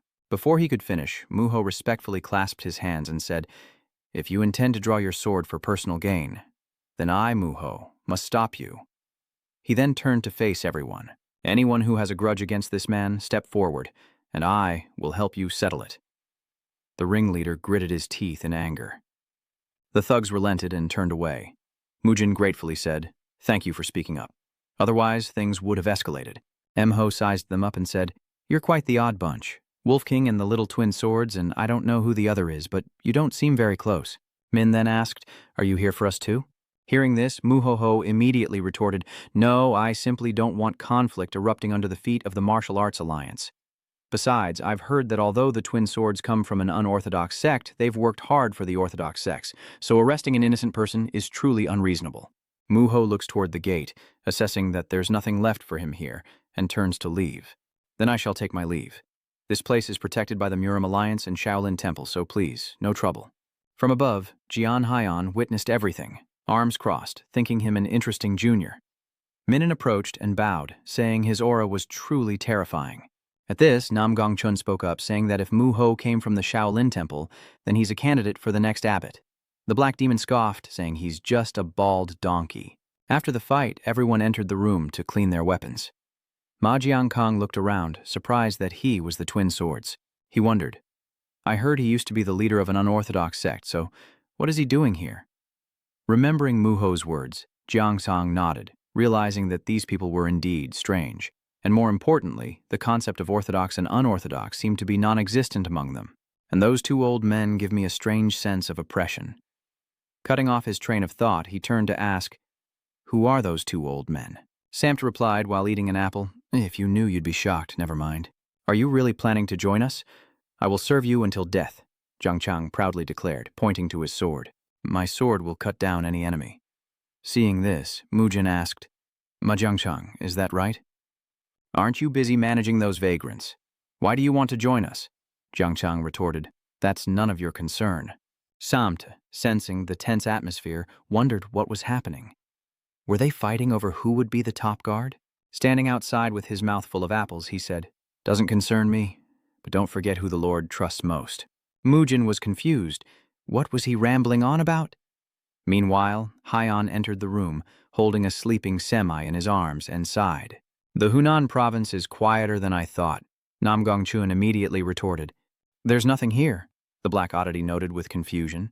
How did he know? He explained it was because it was too quiet, right? The 10 great sects only have a few members present, and we haven't seen anyone from the 8 great families. I think I'll have to go into the Murim Alliance and take a look around. The Dark Demon Lord then exclaimed, "Are you serious? You really want to infiltrate the Martial Alliance?" Namgo asked suspiciously, "You're not planning on going, are you?" To this, the Black Demon Lord calmly replied, "Of course I'm going. What else would I have come all this way for?" Nam Gongchun stroked his beard, speculating, "To protect So-mi at the inn." He denied it immediately, saying, "That's not it." He hastily explained, "I wanted to see what the Murim Alliance was like, so I went all the way from Henian to Anhui and then to Hunan."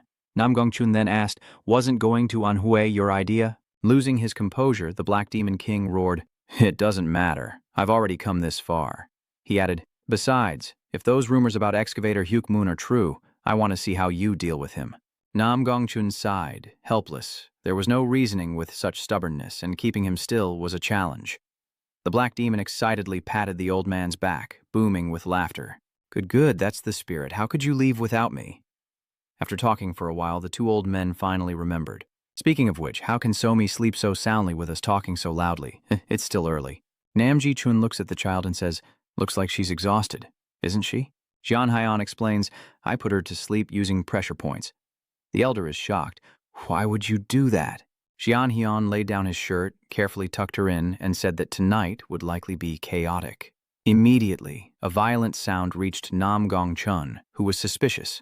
Hearing the noise, he rushed outside, shouting, "What's going on out there?" A huge explosion echoed, and the two elders exchanged a worried glance.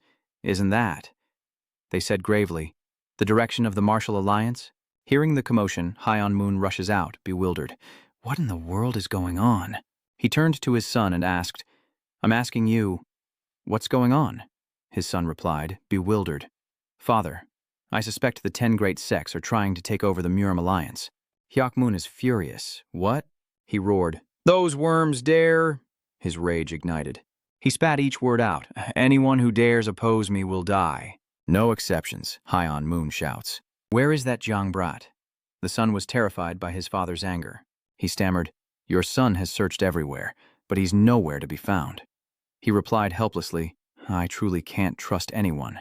Below, the crowd was in an uproar. The Martial Arts Alliance was furious, demanding his immediate resignation.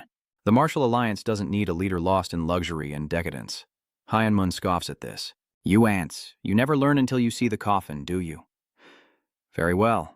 Hyanmun spat out each word, try and force me to abdicate. With that, he charged into the crowd, hacking and slashing. The battle was painted crimson with blood, and Nam Gongchun stepped forward, sword in hand, to witness the carnage. Gripping his sword, he roared, Die! Jian Hyun surveys the scene, arms crossed, and asks, Is that Hyuk Moon? Nam Gongchun, pale, wonders, How can it be? He recalled his own unhappy childhood, the image of his father dying in his arms. Father, please open your eyes. You can't leave like this. Witnessing the scene, he wondered how the Murim alliance could have fallen so far. Meanwhile, the battle raged on with brutal intensity. As the daughter cried out for her father, Hyanmun showed no mercy and swung his sword, declaring that if she was in so much pain, she should join him in death. Suddenly, a sword flashes, attacking him, and Nam Gongcheon rushes forward, but his son leaps in to take the blow. Hyanmun points his sword, threatening, Who are you? How dare you point a sword at me? Do you know who I am? He coldly replied, I am the Gunshin swordsman. Hearing the voice, Hyanmun hesitated. Wait, I know that voice. It's the one who's always been in my way. That aura, that spirit. It can only be Nam Gungtran, there's no mistaking it. The mysterious figure behind him couldn't help but speak. You barely escaped death, and now you're rushing back to embrace it? If that's what you want, I'll gladly oblige. Receiving no response, he grew impatient. Old man, are you up to it? Nam Gongcheon replied, This is something I must end myself, so I hope no one interferes. Who knew the leader of the Murim alliance would become so corrupt? As a swordsman of the mountains, I cannot ignore this. Hyanmun scoffed. But what about that kid? Is the masked guy trying to entertain me? From behind, a son cried out, Father, be careful! But before he could finish, a powerful fist struck his jaw. John Hyun lazily remarks, You shouldn't interfere with such an amusing fight. The real battle has begun. Hyanmun scoffs, You think you can beat me with just one hand? Nam Gongchun doesn't hesitate to answer. Of course, he thought, his expression like a mask slipping, a mocking sneer as if to say, I've never once beaten him since I was a child. He charged forward with conviction, but this time things would be different. And the battle began. Hyuk-moon attacked relentlessly, but Nam Gongchun simply dodged each blow. Growing impatient, Hyuk-moon unleashed a flurry of attacks. You have nowhere left to run. Meeting Nam Gongchun's gaze only fueled his rage. That look, it's sympathy. He shouts, Don't look at me like that. I'm not so weak that I need your pity. Nam Gongchun retorts that his heart is rotten beyond repair, to which Hyuk-moon replies with a gnashing of teeth, asking if he intends to lecture him. He drew his imposing sword, gathered his strength, and growled, First, let me teach you a lesson. He swung his sword and shouted, You say my heart is rotten? The sword pointed at Nam Gongchun's eyes, followed by words of rage. See if you're any different from me. A massive explosion erupts, and Nam Gongchun uses all his inner energy to retreat. He kneels, watching his sword shatter, as Hyun immediately grasps the situation. His inner energy has transformed, like a new force of nature. Gasping, Nam Gongchun wondered how such oppressive, evil energy could flow within a human. Suddenly, Hyanmun lunged forward, his eyes black with dark energy, and swung his sword mercilessly at Nam Gongchun. Nam Gongchun collapses, seeing Hyanmun's murderous face, thinking, His eyes are filled with bloodlust. He won't stop until I'm dead. Hyanmun swung his sword gleefully, and Nam Gongchun thought, Is this the end? Suddenly, a voice cuts through the air. Stop. Hyun steps in, stopping the fight, using just 2 fingers to bend the sword, shocking Hyuk-moon. The sword flies into the air from the force. Jean Hyun speaks, That was quite a spectacle, but let's stop here. Nam Gongchun was confused. You say he should stop, but Hyanmun doesn't seem to want to. He's getting ready to fight. Stop. Who are you to say anything? He grabbed a sword from one of the men he'd killed. Blinded by ambition, Hyanmun declares, I won't forsake this golden opportunity for some nobody. He charges towards Jean Hyun, sword raised, screaming, Die! Suddenly, in his excitement, Haiyan Maun is met with a devastating punch to the face. Though just a fist, the force is immense, sending him flying. Not stopping there, Haiyan flew in for a relentless attack, sending Hyok Moon into a panic. How could this be? He gritted his teeth, thinking, none of my sword strikes can touch him. Impossible. Not even the Sword King could do that. Suddenly, Jian Haiyan interrupted his thoughts, saying, you're thinking too much. He continued, and as soon as he finished speaking, he lunged forward to finish off Hyok Moon. Your moves are too simple and boring. A loud explosion erupts, and the sun immediately rushes over. Father, he said, kneeling down and shaking his father. Father, are you all right? Father? At that moment, Haiyan Maun suddenly rose, surrounded by an unprecedented aura of dark energy, causing his son to kneel in fear. Jian Haiyan's father, standing nearby, also spoke up, sensing the dark energy that seemed to emanate from him. Who taught you that? Haiyan Maun casually replies, you think I'd tell you? With that, he lunged at him, screaming, you're going to die! The dark energy surrounding Hyok Moon made him terrifying, as his son desperately tried to stop him. Father, please come to your senses, he cried out miserably. Father, please stop. But the dark energy had consumed Haiyan Moon's mind, leaving him with nothing but the desire to kill, until a gasp behind him revealed his son, collapsing from his injuries, and reality crashed back. Guanjun, how did you get hurt? Wake up. Haiyan Moon cradles his son, regretting everything. How did things come to this? Answer me. Jian Haiyan mocked his foolishness, pointing out that he had struck the fatal blow himself, a realization that stunned him. What? What is this? Recalling the battle, he realized he was the one who swung the sword that took the young man's life. And Haiyan Maun cried out in anguish.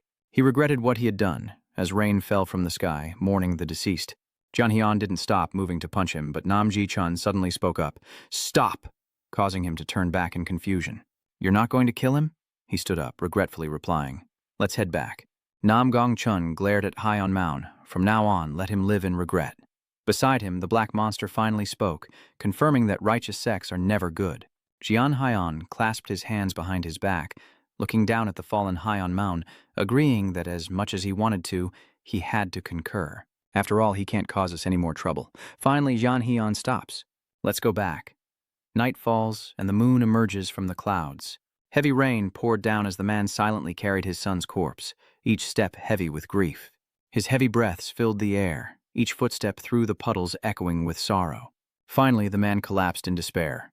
In the pouring rain, Hyok Moon laid his son's body on the ground and sat there, dazed. You should have killed me too, Nam Gung Tran and his pathetic sympathy.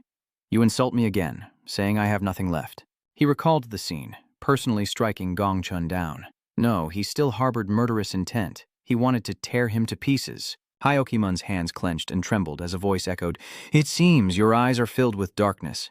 He looked up as a dark figure slowly approached. Before Hyok-moon, the blood demon appeared, towering under the cover of his servant's umbrella, his crimson eyes fixed on him, observing. With a slight smile, he asked, Didn't you just feel a burning hatred to tear your enemies apart, while also being consumed by utter fear? Hyok-moon's pupils contracted in horror. Who are you? The blood demon extends his hand. Who I am is not important. Come with me, and I will help you eliminate the darkness within.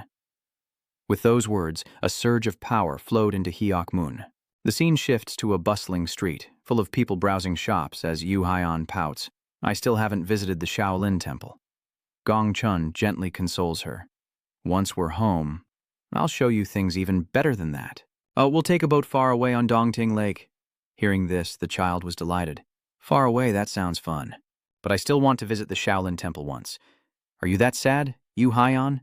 He took something out and placed it in the child's hand, saying, This is from your father. As soon as he let go, a pagoda appeared, and the child gasped in excitement. The child immediately showed off. Look, Grandpa, it's the Shaolin Temple. Do-hyuk, intrigued, asked, Where did you buy that? I want one too, Oyan replied nonchalantly. I made it myself, which left him speechless. What? He repeats that he made it himself. Do-hyuk seems unable to believe it, this thing. So he rushed to intercept Uyan, asking him to make one for him. He flatly refused, saying no. Do-hyuk couldn't understand why, but Uyan simply shrugged. Too troublesome. He clenched his fist, unwilling and biting his teeth. After all we've been through together, can you really bring yourself to refuse? Samta whispered in his ear. I have a way. Do-hyuk remained skeptical. Will it really work? He nodded firmly. Having no other choice, he clicked his tongue and reached into Luke Lai's belt, then Do-hak stepped in front of Jian Uyan once more. He offered a deal. "Sell it to me for 10 silver coins." And without hesitation, the man agreed. "All right, I'll make one for you later." Do-hyuk was stunned. Was it really that easy? Finally, Uyan gets his hands on the 10 silver coins, though the man still regrets handing them over. A martial artist obsessed with money? That's not a good look, he chuckled calmly. Without money, how can I feed my child? This reason silenced Do-hyuk. Oh, right, I guess so. Meanwhile, Xiaomi is given a candied fruit skewer by the kid. The little one's eyes light up. Thank you. Samta suddenly wondered, thinking about the task the old man said needed to be completed. Is it done? The reason you ask is because these two didn't come last night because they had to protect the young miss. Nam Gongchun indifferently replies, I'm not sure. Nothing happened. Sam was suspicious. Yesterday was chaotic, and he was even with the Lord. Something must have happened. The way he's hiding it, it must be big. Could he have killed the Martial Alliance leader? His tone was furious as he clenched his fist. Someone's awfully chatty today. Samti trembled and quickly stepped aside. Clearly nothing happened yesterday, so just ignore him. Good heavens, how will they deal with the aftermath? Times like these call for Samya to step up. Without me, I wonder what will become of this place. Mujin shoots a judgmental look. He recalls seeing the Martial Arts Alliance engulfed in flames yesterday, even from afar, fearing a great calamity will soon befall the martial world. Meanwhile, at a vast estate, a torrential rain pours down. Inside, the room was decorated with imposing grandeur, exquisite rosewood furniture, and sturdy gold-lacquered pillars. In the tea room, a hand grips a cup tightly and slams it down on the table as the Tang family of Sichuan speaks up, puffing on a pipe. It's hard to believe the Murong family has fallen like this. It's all over. The Peng family of Hebei expressed that it was inevitable. Wasn't it because the sword of death had gone too far this time? The Huangfu family reflected that the Nine Factions Alliance's attack on the Martial Arts Alliance leader was clearly wrong. The Yan family of Shenzhou added that both the Sword King and the Sword Fiend have disappeared, and the Martial Alliance is more unstable than ever. The Tang family suddenly asked, how is the Zhuge family doing lately? Someone replied, it seems he's still searching for the Sword King. I've sent him word, but it seems he has no intention of negotiating with us. He can hardly bring himself to side with us. The Yan family suddenly chuckled. Well, it seems we should call ourselves the 5 great families instead of the 8. The martial world has fallen into chaos, so we're here to stabilize things. The Tang family analyzed. As for the 9 Demise clan, they dare to look down on us and even try to bring down the Sword Saint. I believe we all agree that we can't let them run rampant any longer. Finally, he concluded, very well, let's assume we're all in agreement. I'm here today to announce that we will abandon the defunct Martial Arts Alliance and establish a new one under the banner of the Skyblade clan. Above, an eagle soars, a letter tied to its leg. Below, the carriage speeds forward, accompanied by a voice of surprise. The Skyblade Alliance? Nam Gongchun reads the letters, frustrated, wondering what these people are thinking, while Du-hak, arms crossed, explains that the orthodox martial artists are now divided into 2 factions.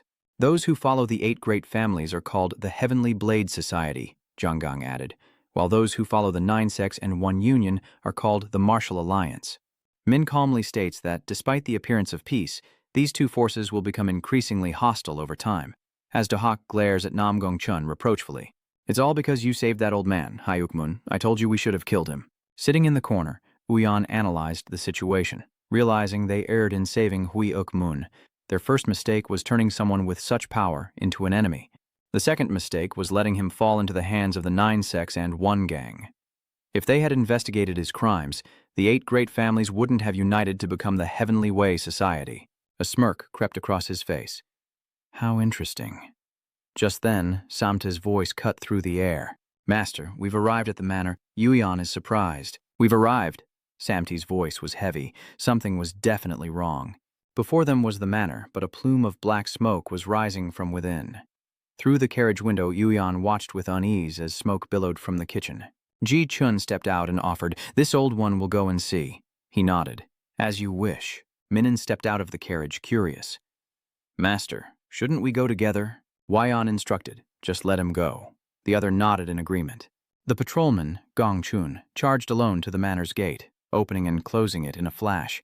Moments later, Nam Gong Chun vaults over the wall and sprints away, turning back in a frenzy. Do-hyuk is confused by Gong Chun's flustered state. What's wrong, old man? He froze for a few seconds, sweating profusely, then suddenly grabbed Yu Haion's hand, pleading. Let's go together, he wondered. Me? Gong Chun expressed. Someone more suitable than me. Yuyan realizes, I guess there's someone among them. He nodded firmly. That's right, even you couldn't help but give me a judgmental look. Wyon slowly entered, thinking as he went, did that old man really run away? Unbelievable. Is someone taking a bath in this humid atmosphere? The thought made him furious. This was his space for Sohi, and someone dared to bathe here? He wouldn't stand for it. Looking inside, he froze for 5 seconds. Sohi was naked in the bathtub, covered in bubbles. Wyon's hands fell from the door, the atmosphere thick with tension as they stared at each other, unblinking. After a long pause, he mechanically asked, What are you doing here? Sohi froze, then felt like she was about to shatter, and a heaven-shaking scream echoed through the vast estate. After a moment, she retreated into herself, speechless. Curious, Soseo poked Sohi's hair with a wooden stick. Wyon couldn't help but question, You did this on purpose, didn't you? Gongchun initially feigned silence, but moments later he cheerfully picked up his teacup, brimming with excitement. You think so? I was so surprised I ran away. I can't believe you just barge in on someone while they're bathing. What's going on? Did you peek at the bathing maiden? I can't believe it. Dohak sat beside him, stroking his chin as he speculated. Was he planning to push his granddaughter onto him? Gongchun continued to feign ignorance. Hey, I'm asking you, did you see anything or not? Answer me. Dohak glances at Yuyan, but will that blockhead be fooled? Gun continues to bluster, but a righteous young man like him probably wouldn't dare commit such a sin that carries the responsibility for a girl's life. Just then, Xiaomi pulled Sohi forward, exclaiming, Grandpa, Sohi has something to say. All eyes turned to where the little girl was headed. As she entered, she immediately bowed and apologized. I'm sorry. Swa sincerely explained, I truly didn't mean to enter anyone's home. I called out for a long time, but no one answered, and I had nowhere else to go.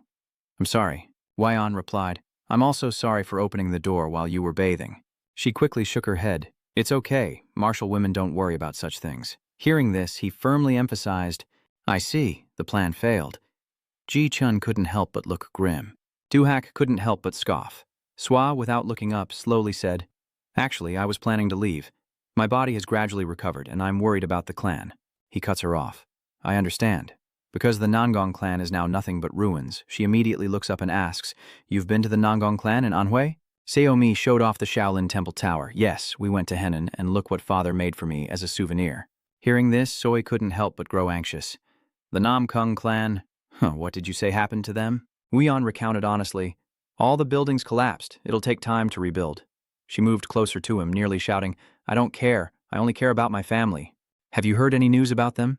Yuyan calmly recounts, I heard that after the warriors of the Namgung clan annihilated the Violet Blood Group, they disappeared. Soi's tense expression suddenly froze, and she collapsed to her knees, a sigh of relief escaping her lips. Thank goodness. A voice then spoke, They're all safe. That puts my mind at ease. Tears streamed down Soi's face, and she was stunned to hear that voice. Wait, that voice. Sohi looked up at the people sitting at the table, her eyes fixed on Gong Chun, who was wearing a mask. What's going on? Grandpa, is that really you? Sohi asked, standing up and approaching him. Gong Chun, sweating profusely, avoids her gaze. I don't understand what you're saying, young lady. She held his hand tightly, certain that she couldn't mistake his voice. What happened? Why are you here? What is this mask? Ji-chun was flustered, and before he could explain, Sohi embraced him tightly. I knew you were alive. He chuckled softly. Hey now, you're squeezing me too tight. Sui was stunned. Ji-chun slowly reached up and removed his mask, revealing his face and a gentle smile. Swa sobs, calling him Grandpa. Unable to contain herself, she embraced Nam Gong-chun, confirming her suspicions. Why didn't you contact me? Yuyan and Somi watched the reunion from outside. Come outside, you bad man, she scolded. You're so mean, Dad. He's surprised. Me? Somi nods. Yes, he should have told her sooner, so she wouldn't have cried so much. Uyan laughed at that, but if her grandfather didn't want to say anything, how could I? Some things are meant to be hidden, and some are not, and the truth is about to be revealed. The perceptive child hesitates, then asks, Will you be going back now, Grandpa? He shook his head slightly. I don't know. Let's see what they do. Suddenly, Seomi has an idea, playfully saying, Marry her, Dad.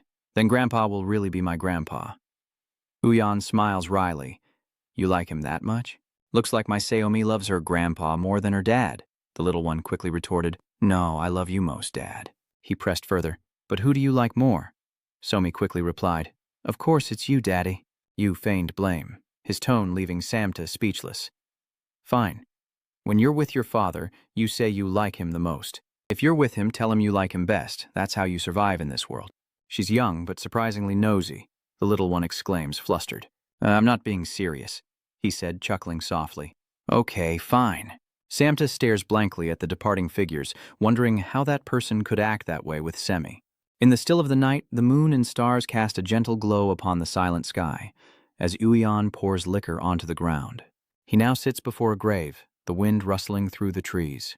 The swirling leaves only accentuate his solitude, and a profound loneliness flickers in Uyan's eyes. He recalls a memory from the past, when Ayan's face was without a scar. Spare me, she pleads. He scoffs, pointing his sword at the girl before him. How laughable. You attacked me, called me a demon. Now you want me to spare you? That girl is Jorian. Knowing escape was impossible, she still clung to a sliver of hope, begging for life, because she was foolish and unwilling to die. Seeing her then, Ayan felt a pang of compassion. For a martial artist who wields a sword, there is no greater shame than begging for mercy. He couldn't understand why the girl before him trembled as she pleaded for her life. At that moment, the image was ridiculous, yet intriguing. Nam Jorian, a woman who would later become one of the three heavens, known as Sword Heaven. After sparing her life, I gave her the name Nam Kung as we first met south of the city gates. I never imagined she'd use that name, a name that would later become part of the Nam Kung clan. Back in the present, Master Im, drunk, chuckled softly. Fate is truly fascinating. 1,000 years have passed, yet that connection remains. If someone would freely pass on those techniques, only one person comes to mind. If so, that person's descendant may still be alive. The past's karma extends to the present, inescapable, no matter how faint the trace. Once again, I must journey to the central plains. The next day, the morning sun cast a golden glow upon the curved rooftops of the manor. Samte looked blank, completely confused. What do you want me to do? He holds his sword, and across from him Sohi does as well. Wayan stood by, arms crossed, observing the strange atmosphere. He said in a nonchalant voice, "What to do?" "Fight," Samta says, dumbfounded that they're suddenly fighting. "Are you serious? You really won't kill me?" Swa was also angry. How could someone who hasn't trained long fight her? She's challenging you, not underestimating you. Hearing this, Samta bit his lip in anger and couldn't help but sigh. A martial artist should never be careless. If you can't apply what he taught you, your arrogance will be defeated by that weakling. Muyan said sternly, "Let's begin." And with that, both fighters radiated intense energy. An hour earlier, Sohi humbly requested, "May I spar with you and learn from your martial arts?" After a moment of silence, Jianyu turned away from Sohi, stating bluntly, "I refuse. I don't believe you have anything to learn from me." She's easily provoked. "Are you trying to run away?" Uyan indifferently replies, "Think whatever you want." Swa provokes him again. "Are you afraid of me?" But he remains calm. "I don't care what you think." She persistently clung to him, begging, "What is this? Just fight me already." Yu Haiyan said lazily, "I don't want to fight meaningless battles. If you want to fight that badly, go ask your grandfather." Swa pointed out the vast difference in martial arts between me and his grandfather. Suddenly, he paused, thought for a moment, and said, "Or I can arrange for you to fight someone else." She frowned, her face twisting in confusion. "What? Fight someone else? Is there anyone here strong enough?" Uyan says meaningfully, "Of course." Back in the present, the person he was referring to was none other than Samta, and that's why this fight is happening. Looking at him, Sohi puffed out her cheeks in annoyance. "What the hell is this?" "I understand he thinks I'm not strong enough. But how could he tell me to fight someone who's only been learning martial arts for a little over a year?" As if reading her mind, Uyan spoke. "I can assure you, you stand no chance against him." "What? Explain yourself." "He may not look like much, but he's a skilled fighter." Meanwhile, Samta raises his sword, full of fighting spirit. "Begin, and I'll teach you a lesson." The provocation ignited Sohi's anger. "You have a death wish?" He's already backing down. "I'm warning you, I won't hold back," Jian Wuyan cautioned. "You don't have to do this." From the start, Sohi aggressively attacked Samt, while on the small boat, Somi and Gongchun caught a large fish. Time passed and the sunset painted the sky red. Samte gasped for breath, sweat dripping down his face. Across from him, Sohi was in no better shape. Her sword-wielding hand was scratched, and she planted her sword in the ground to keep from falling, her heart filled with disbelief. "How can this be? I should have been able to take him down with one strike, but I haven't landed a single blow." His attacks, however, were too careless. Unwilling to accept this, Soy pushed forward, lunging towards Samut with great speed. This can't be happening. The clash of their swords echoed with a deafening ring. Meanwhile, Nam Gongchun arrived with Jian Uyan to observe as Soy's relentless attacks were clumsily blocked by Samte. He's analyzing each sword movement. She's getting impatient. Nam Gongchun chuckled, observing his granddaughter's every move. Then Ji Chun seriously affirmed he's her nemesis. Meanwhile, despite Sohi's relentless attacks, Samte manages to parry every blow, fueling her growing frustration. After years of honing her swordsmanship, she refuses to lose to someone so new to martial arts. Fueled by rage, Sohi unleashes a deadly strike. Samte barely dodges, the blow tearing through his sleeve. Her eyes filled with murderous intent as Samte fearfully retreated behind Jian Union. I almost died, so I was stunned. I couldn't land a hit. He's hiding behind you. He questioned angrily, Hey, were you really trying to kill me? Isn't that cheating, Lord Governor? Wyon says approvingly, You dodged well. You're still alive. Samte questions his very existence. Is that really what you think? She gripped her sword tightly, realizing she'd unconsciously poured all her strength into that last strike, as Uyan consoled her, saying that was the only way she wouldn't die. It seems this first match has come to an end. Sohi staggers and collapses to the ground before him and Samte. She was a wretched sight, that last attack having been her final move. Someone like Samte shouldn't have been able to avoid that. What's going on? Wyon continued, saying he was a scoundrel worse than a third-tier martial artist, as Samte widened his eyes, and the chief reminded him to turn around and go inside. If that's how it is, don't even dream of competing with me? Sway, what are you doing? Sant was told to prepare breakfast, and he hastily replied, Yes, sir, I'll be on my way. On the field, only Sohi remained, bitterly gritting her teeth, while Samte, who had just defeated her, remained oblivious. That night, pale moonlight filtered through the swaying trees, casting an ethereal glow as Dong Fangu, the evil sex strategist, held a torch over the bodies below. He frowned slightly. Strange. There are no signs of a fight? The man beside him replied, That's right. I can't find any traces. Dong Fangu picked up a corpse's withered hand, examining it closely. He analyzed that there were about 20 mummified bodies, mostly first-class martial artists and cult experts, none of whom were easy to defeat. I initially suspected an ambush, but the clues on the ground suggest otherwise. It's as if their hearts simply stopped. I must catch the culprit before the leader returns. This bodes ill. Between Moy, Mr. Hugh Moon, and the Heavenly Way Society causing chaos in the Martial Arts Alliance, I have a headache. I wonder how we should act from now on. Suddenly a noise echoed from behind. Fangu turned, only to see his subordinate with vacant, soulless eyes. A tall figure with disheveled hair obscuring his face gripped the subordinate's head with one hand, then smirked with an eerie smile. Then, with a swift motion, he ripped the subordinate's head off. Fangu, horrified, stammered, Who are you? He wondered if this man's strength rivaled or even surpassed that of their leader. A commanding voice ordered, Kneel. Fangu stared in disbelief as his body was compelled to obey, the torch falling from his hand as he knelt before the towering figure. His cold voice echoed, I am your master now, and you are all my subordinates. The tall figure's eyes glowed red beneath his disheveled hair. He was the Bloodstorm demon god. The Heavenly Way Assembly centered around the 8 great families, while the Martial Alliance focused on the 9 sects and 1 gang. The Righteous Path was once unified, but now divided into the Heavenly Land Society and the Martial Alliance. It faces an unprecedented crisis. After Mo Yong-hyuk resigned, Kwanseong Chongjin became the new leader of the Martial Alliance. Seeking to escape this crisis, he sent an envoy to the Heaven and Earth Society to propose unification, but the heads of the 8 great families flatly refused, further escalating the conflict between the two sides.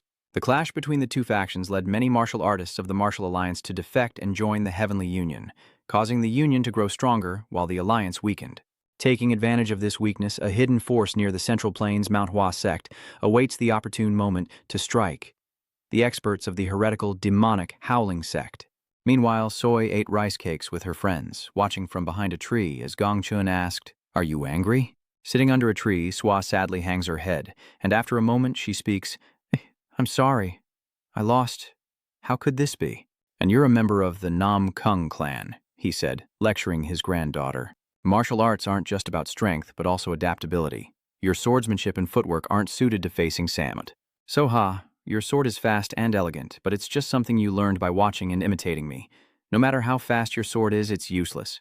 When faced with an opponent faster than you, like now, you're still too inexperienced. I'm sorry, she buried her face in her arms, hiding her tears. I've disgraced the Namgung clan. I've ruined their honor, built over generations. And in front of grandfather, no less. I tried so hard to prevent this. There's no need to be so heartbroken, and no need to apologize to me. All of this will be a learning experience for you. He gently stroked her head with his wrinkled hand, his eyes filled with affection. It's okay. It's okay. At that moment, tears welled up in Sohi's eyes as she rushed to embrace him. Meanwhile, back in his room, Samta admired himself in the mirror. What am I going to do? I'm just too handsome. I defeated Gong Sohi of the Namgung clan. He suddenly clenched his fist. He throws punch after punch into the air, followed by a high kick, a powerful side strike. His foot hung in the air. Had he thought he wasn't meant for martial arts? Though his attacks weren't as strong as Namgung Sohi's, they were enough to make him a martial artist. With that thought, Samte couldn't help but burst out laughing, peeking in from behind the door. Soma was bewildered. Sam is so strange. Within the Martial Alliance manor, a resounding voice echoes. The formation of the Heaven and Earth Society has caused too much turmoil. Elder Moon, Bajong of the Hwasan sect, slammed his hand on the table in indignation. Our Hwasan disciples have done their best to resist, but they have suffered significant losses. Half of Shanxi has been seized by Mu Huangchang's forces, and if a total war breaks out, it will surely become a life-or-death battle for Mount Hua. Moreover, as you know, they've joined forces with the Northern Sea, making it difficult for Mount Hua to stand against them. The Wudong Elder Hong acknowledged the dire situation of the Mount Hua sect, but explained that Wudong was also preparing to block the movements of other forces, such as the demonic sect, making it difficult to offer assistance. Wudong's situation in Hebei was no better than Mount Hua's. The power of the Murim Alliance was declining, and even the Green Forest bandits were stirring, requiring much effort to suppress. Shaolin Temple is probably the only one doing well right now, right? Asked Shaolin's Jinja with a frown. Any movements from the Heaven and Earth Society? He asked gravely. Nothing special. It seems unifying. Their opinions is difficult without a leader. Hearing this, he stroked his beard, deep in thought. Indeed. Have we located the Zhan family yet? Bijong replies. We're searching in Hunan. Zijin raises a hand in thought, realizing that winning over a family might just remedy their current predicament. He pondered that only the wisdom of the Zhan family could sway the 9 sects and the 8 great families. Without them, the Heaven and Earth Society was just an empty shell. Ultimately, Soeng Jin implied that the Shaolin Temple would send people to support Mount Hua, and Baekjong bowed his head in gratitude. Thank you for returning to the Yuyan estate. Swai asked suspiciously, Are you really not coming back? Ji Chunpyong picked up his teacup and chuckled, explaining slowly, I've decided not to return, as I'm no longer the Sword Emperor or the leader. Hearing this, she tried to persuade him, saying that with the right person, the Heavenly Realm Society and the Martial Arts Alliance could join forces once more. It's only been 3 months since he's been gone, but 3 months is not a short time. Besides, this was their wish all along. The Martial Alliance and the Heavenly Demon Order pursue different ideals, making cooperation impossible now. Gongchun lowered his eyes, lost in thought. Seeing him like that, Sohi silently waited for an answer. After a moment, the grandfather spoke, Go and forge your own path. With that, Gongchun turned his gaze towards the window, where Uyan sat reading beneath a large tree. Seomi enjoys herself on a swing, while in another room, Doc, Samti, and another person play Go. In the training yard, Mujin tirelessly practiced his swordsmanship, a peaceful scene that brought a smile to Nam Gongchun's face. Sua's eyes widened at the sight. She sighed, feeling sorry for the newly appointed leader, Master Zongjin, who was about to lose her support. Hearing this, he turned to Sohi inquisitively. Do you mean you want to stay here with me? Suai stands up with her hands on her hips and puffs out her cheeks. How can I leave alone when you're here? Ji-chun couldn't help but laugh. While outside, Seomi swung on a swing, her innocent face beaming with a pure smile. Inside the room, the grandfather and grandson smiled at each other, creating an unusually peaceful scene. While in the deep forest, sunlight struggled to penetrate the leaves. The sound of slow footsteps echoes. Suddenly, the blood demon stops, speaking unexpectedly. It seems he has something to say?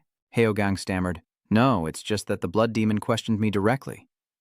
You're curious as to why I saved Yang Hyuk Moon, aren't you?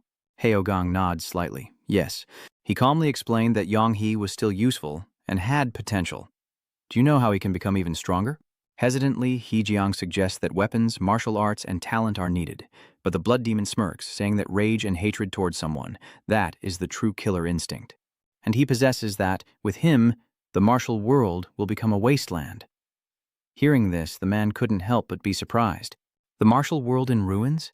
Doesn't Master Blood Demon want to rule it and control it? The Blood Demon turned and walked away, his tone still calm.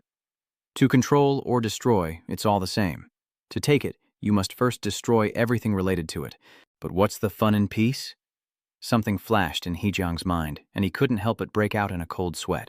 He secretly analyzed that after the death of Sword Emperor Nam Gung Tron Moi, Onghi Uchmoon became the new leader. Since then, the factions within the Orthodox sects have gradually divided, and Mu Huangsong, the pillar of the heretical faction, has seized the opportunity to act. The forces of the Orthodox faction will never be united again. They will be helpless for some time. Could it be that the Blood Demon Lord foresaw this and arranged everything? Heojang asked, suddenly enlightened. Is that why you sent the Blood Demon God to the demonic sect? The Blood Demon chuckled. Indeed, you are a perceptive one. My curse manifestation, and that kid, though his body is a bit different from the last one, he's undeniably strong enough. I want him to drag someone out of this world. Who could it be? The Blood Demon smirked, musing. Who will it be? I wonder how the seed I planted will sprout and grow. Somewhere in the forest, a sigh echoes, impossible to find. Could it be somewhere other than Hunan? Another voice interjects, certain that he's here, and if they find him, they can bring him back to the martial world. Gonzon grumbled, Yes, I've heard that 100 times already. She angrily takes another bite of her rice cake skewer, while Gon-un beside her doesn't know what to say. He sweats, thinking to himself, seeing his daughter like this breaks his heart. How annoyed must she be to see her family head not managing the clan. Both the Martial Alliance and the Heaven and Earth Society are looking for me. They'd be surprised to know I'm looking for someone too. I have to find them quickly. If I don't... Gon-un trailed off, looking up. The sight of his daughter Gonzon relaxed him. It had been a long time since they'd traveled together. He'd treated as making up for lost family time. Lost in thought, he was suddenly snapped back to reality by his daughter's voice. What is it? Gonzon looked at him with judging eyes. Are you trying to avoid this mess? Gon-un quickly explained himself. That's not it. She pressed closer, demanding an answer. You want to give up? And you're thinking, it's been too long since you've had a chance to travel with your daughter and nurture your family bond, is that right? He couldn't help but feel uneasy. Who did she take after, being so perceptive? Just then, a sound reached them, drawing their attention to a large fish being reeled in. Gon-un silently marvels at the size of the fish, then wonders if someone is nearby as he can't sense any traces of them. Before them, Somi was reeling in a massive fish, but suddenly she lost her grip and tumbled into the water. Soon enough, Somi sank beneath the stream, leaving only a splash. Gonzon cried out in alarm. Kid! Gon-un frantically dives into the stream to search. Is he all right? Just then, Somi suddenly climbed onto his back, and hearing the noise, Gon-un turned to see the little one soaking wet. He worriedly asked, Are you okay, kid? Seomi scratched her head and laughed. I failed. Looking at the pile of fish, Gon-un questions his existence. A failure? You caught so many. The child honestly says he didn't catch much today, as the bewildered old man looks down at the pile of fish. Somi nods in agreement. Yeah. Gon-un was immediately impressed, saying that was amazing for someone so young. Hey, kid. The little one puffs out their cheeks. My father and grandfather say the same, but they never go fishing with Somi. He suddenly realizes why. It must be humiliating to lose to a kid, Somi suddenly wondered. Are you two planning to visit Somi's house? Gonzon was taken by surprise. She asked suspiciously, There are houses here? The child replied happily, Yes, this is Somi's home. Gon's eyes widened and Long was confused. Why have I only seen lakes around here? Could this child be homeless, living nearby, surviving by fishing? That sounds like an adult's burden. How could they exploit such a small, precious child like this? Thinking of that, he gritted his teeth in anger, clasped his hands behind his back, and his voice suddenly became serious. Little one, where is your home? I have a few words for your father. The child flinched at his tone. Yes. He bent down and took Sammy's small hand in his. The little one hesitated. Had Sammy said something wrong? Gon-un reassured her, It's not your fault. You're trying so hard to grow up. Adults shouldn't treat children like this. They deserve a scolding. Then lead us to your home. Hearing this, the innocent Sammy didn't think much of it. Then follow me. A moment later, the girl led them to a grand estate. Inside his room, Uyan senses something. He looks up, his gaze drawn outside. It seems they have guests. A cheerful voice echoed from outside. They're here. Jung Sang hurried out, asking, The young lady has returned? He glanced at the others with her, curious. Who are these people? Hosaomi replied with a smile. They're guests. The child introduces, come on in, this is Somi's house. Ganon smiles, is that so? And so the two followed the child inside, Jongsang leading the way. Ganon frowned slightly. Why do I sense the aura of a master from that man? I feel like I've seen this place before. He glanced around the estate. But what's with this estate? His eyes lingered on the child. And that little girl is called Young Lady. Judging by how she's treated, she's probably not being exploited. Was I wrong? Still, he couldn't shake the feeling that something was off about this estate. He glanced at Samta sweeping the yard, assessing him. Even the servants seemed to be martial arts practitioners. He muttered to himself, I wish I had an endless supply of dumplings. Or better yet, money. With that said, his eyes drifted elsewhere, catching sight of a figure staggering along. Gon frowned. Who is that? Why does that back look so familiar? Just then, a deep voice echoed. Who are you? Why are you barging into my home? He turned around in surprise to see Uyan with a stern face and thought to himself about this person. In that moment, old memories resurfaced as he spoke. Let's go. The young Ku Minu hurriedly followed behind, saying, Yes, yes. Ganun's face suddenly changed as he excitedly pointed. That's right, it's you. Gonzan takes a step forward. Wyan's father looks at them. Do you know me? Ganun thought in astonishment, so he really doesn't remember me. It's been a while, after all. He awkwardly explains, I'm with Jagon. He looked directly at him. Yuhyan, I've been looking for you. Yuhyan wondered, why are you looking for me? Silence fell between them as Gonzan pondered the reason his father was searching for this man, to rebuild a powerful martial arts world. She realized her father believed recruiting him would be a step toward achieving his goal. The Martial Arts Alliance will try to seize father, but that would mean facing the three leaders of the Heaven and Earth Society. She understands that father is trying to maintain a neutral position, so his current decision is to find someone capable of replacing the Sword Emperor. Wyan muses that many want him dead, but this is the first time someone has actively sought him out. Then he turns away, heartless. If you have no other business, turn back now. This is not a place for you. Please, wait a moment, he pleaded. Do you like to drink? Uyan tilted his head. Alcohol? Ganyu quickly produced a precious bottle of liquor. This is 50-year-old Shaoxing rice wine. What do you think? He felt a surge of pride. This is a rare wine I happened to find when Zhou Yu was in Hunan. I never thought it would be useful now. Please, understand my intentions. Uyan paused, then replied, Come in, I'll listen. Immediately, Ganon clasped his hands in thanks. Thank you. He secretly thought that the girl seemed to be his lucky star. As dusk fell, the setting sun cast its rays through the study window, and the masked man burst into laughter. He happily raised his glass as Uyan sat across from him, taking a delicate sip. Meanwhile, outside, two figures lurked behind a tree, so he frowned, wondering why the head of the John family was here. Gongchun glanced over, thinking the wine looked delicious and expensive. He sighed, lamenting the fine wine and food, then glared enviously at the masked man. But why is that guy sitting there eating and drinking? He was red with anger. I like wine just as much as he does. So he said softly, Grandfather, please calm down. He scoffed. Of course, I'm perfectly calm. She continued. It seems the person Lord John is looking for is young Master John. Is he the one the old man is looking for? So he nodded. He mentioned receiving help from a master last time, discovering their exceptional abilities and being determined to bring them to the Martial Arts Alliance. He chuckled. Bring them to the Martial Arts Alliance, huh? Such precious wine, wasted like this? Meanwhile, the wine room continues to fill. Uyan complimented him. This is good wine. Ganon smiles, thanking him for the compliment. He nods, saying that it wouldn't be easy to find such fine wine nearby. Ganon chuckled. It seems bringing it was worth it after all. The masked man chimes in. This wine is indeed sweet. Uyan sets down his glass. So you've been staying in Hunan all this time, searching for me? Furthermore, why would he offer me such fine wine? Gonzan was taken aback. We haven't said anything about staying in Hunan for so long. How does he know? Ganon calmly revealed, the reason I sought you out and offered you fine wine is simple. I want you to sincerely build a good relationship with him. Night falls, and he drifts to sleep in his shirt. Outside, Ganon bid farewell, promising to bring even better wine next time, to which Ji-chun nodded, saying he would wait. Immediately after, he turned and walked inside, causing Ji-chun to frown slightly. Jonon, what did he come here for? He asked, looking at him. Uyan was silent for a moment, then set down the wine and offered a drink. Have a drink. He poured the wine into the cup. Gongchun raised the cup to his lips, taking a sip, and then praised the drink. It's quite delicious, but I suspect there's more to it than just the taste.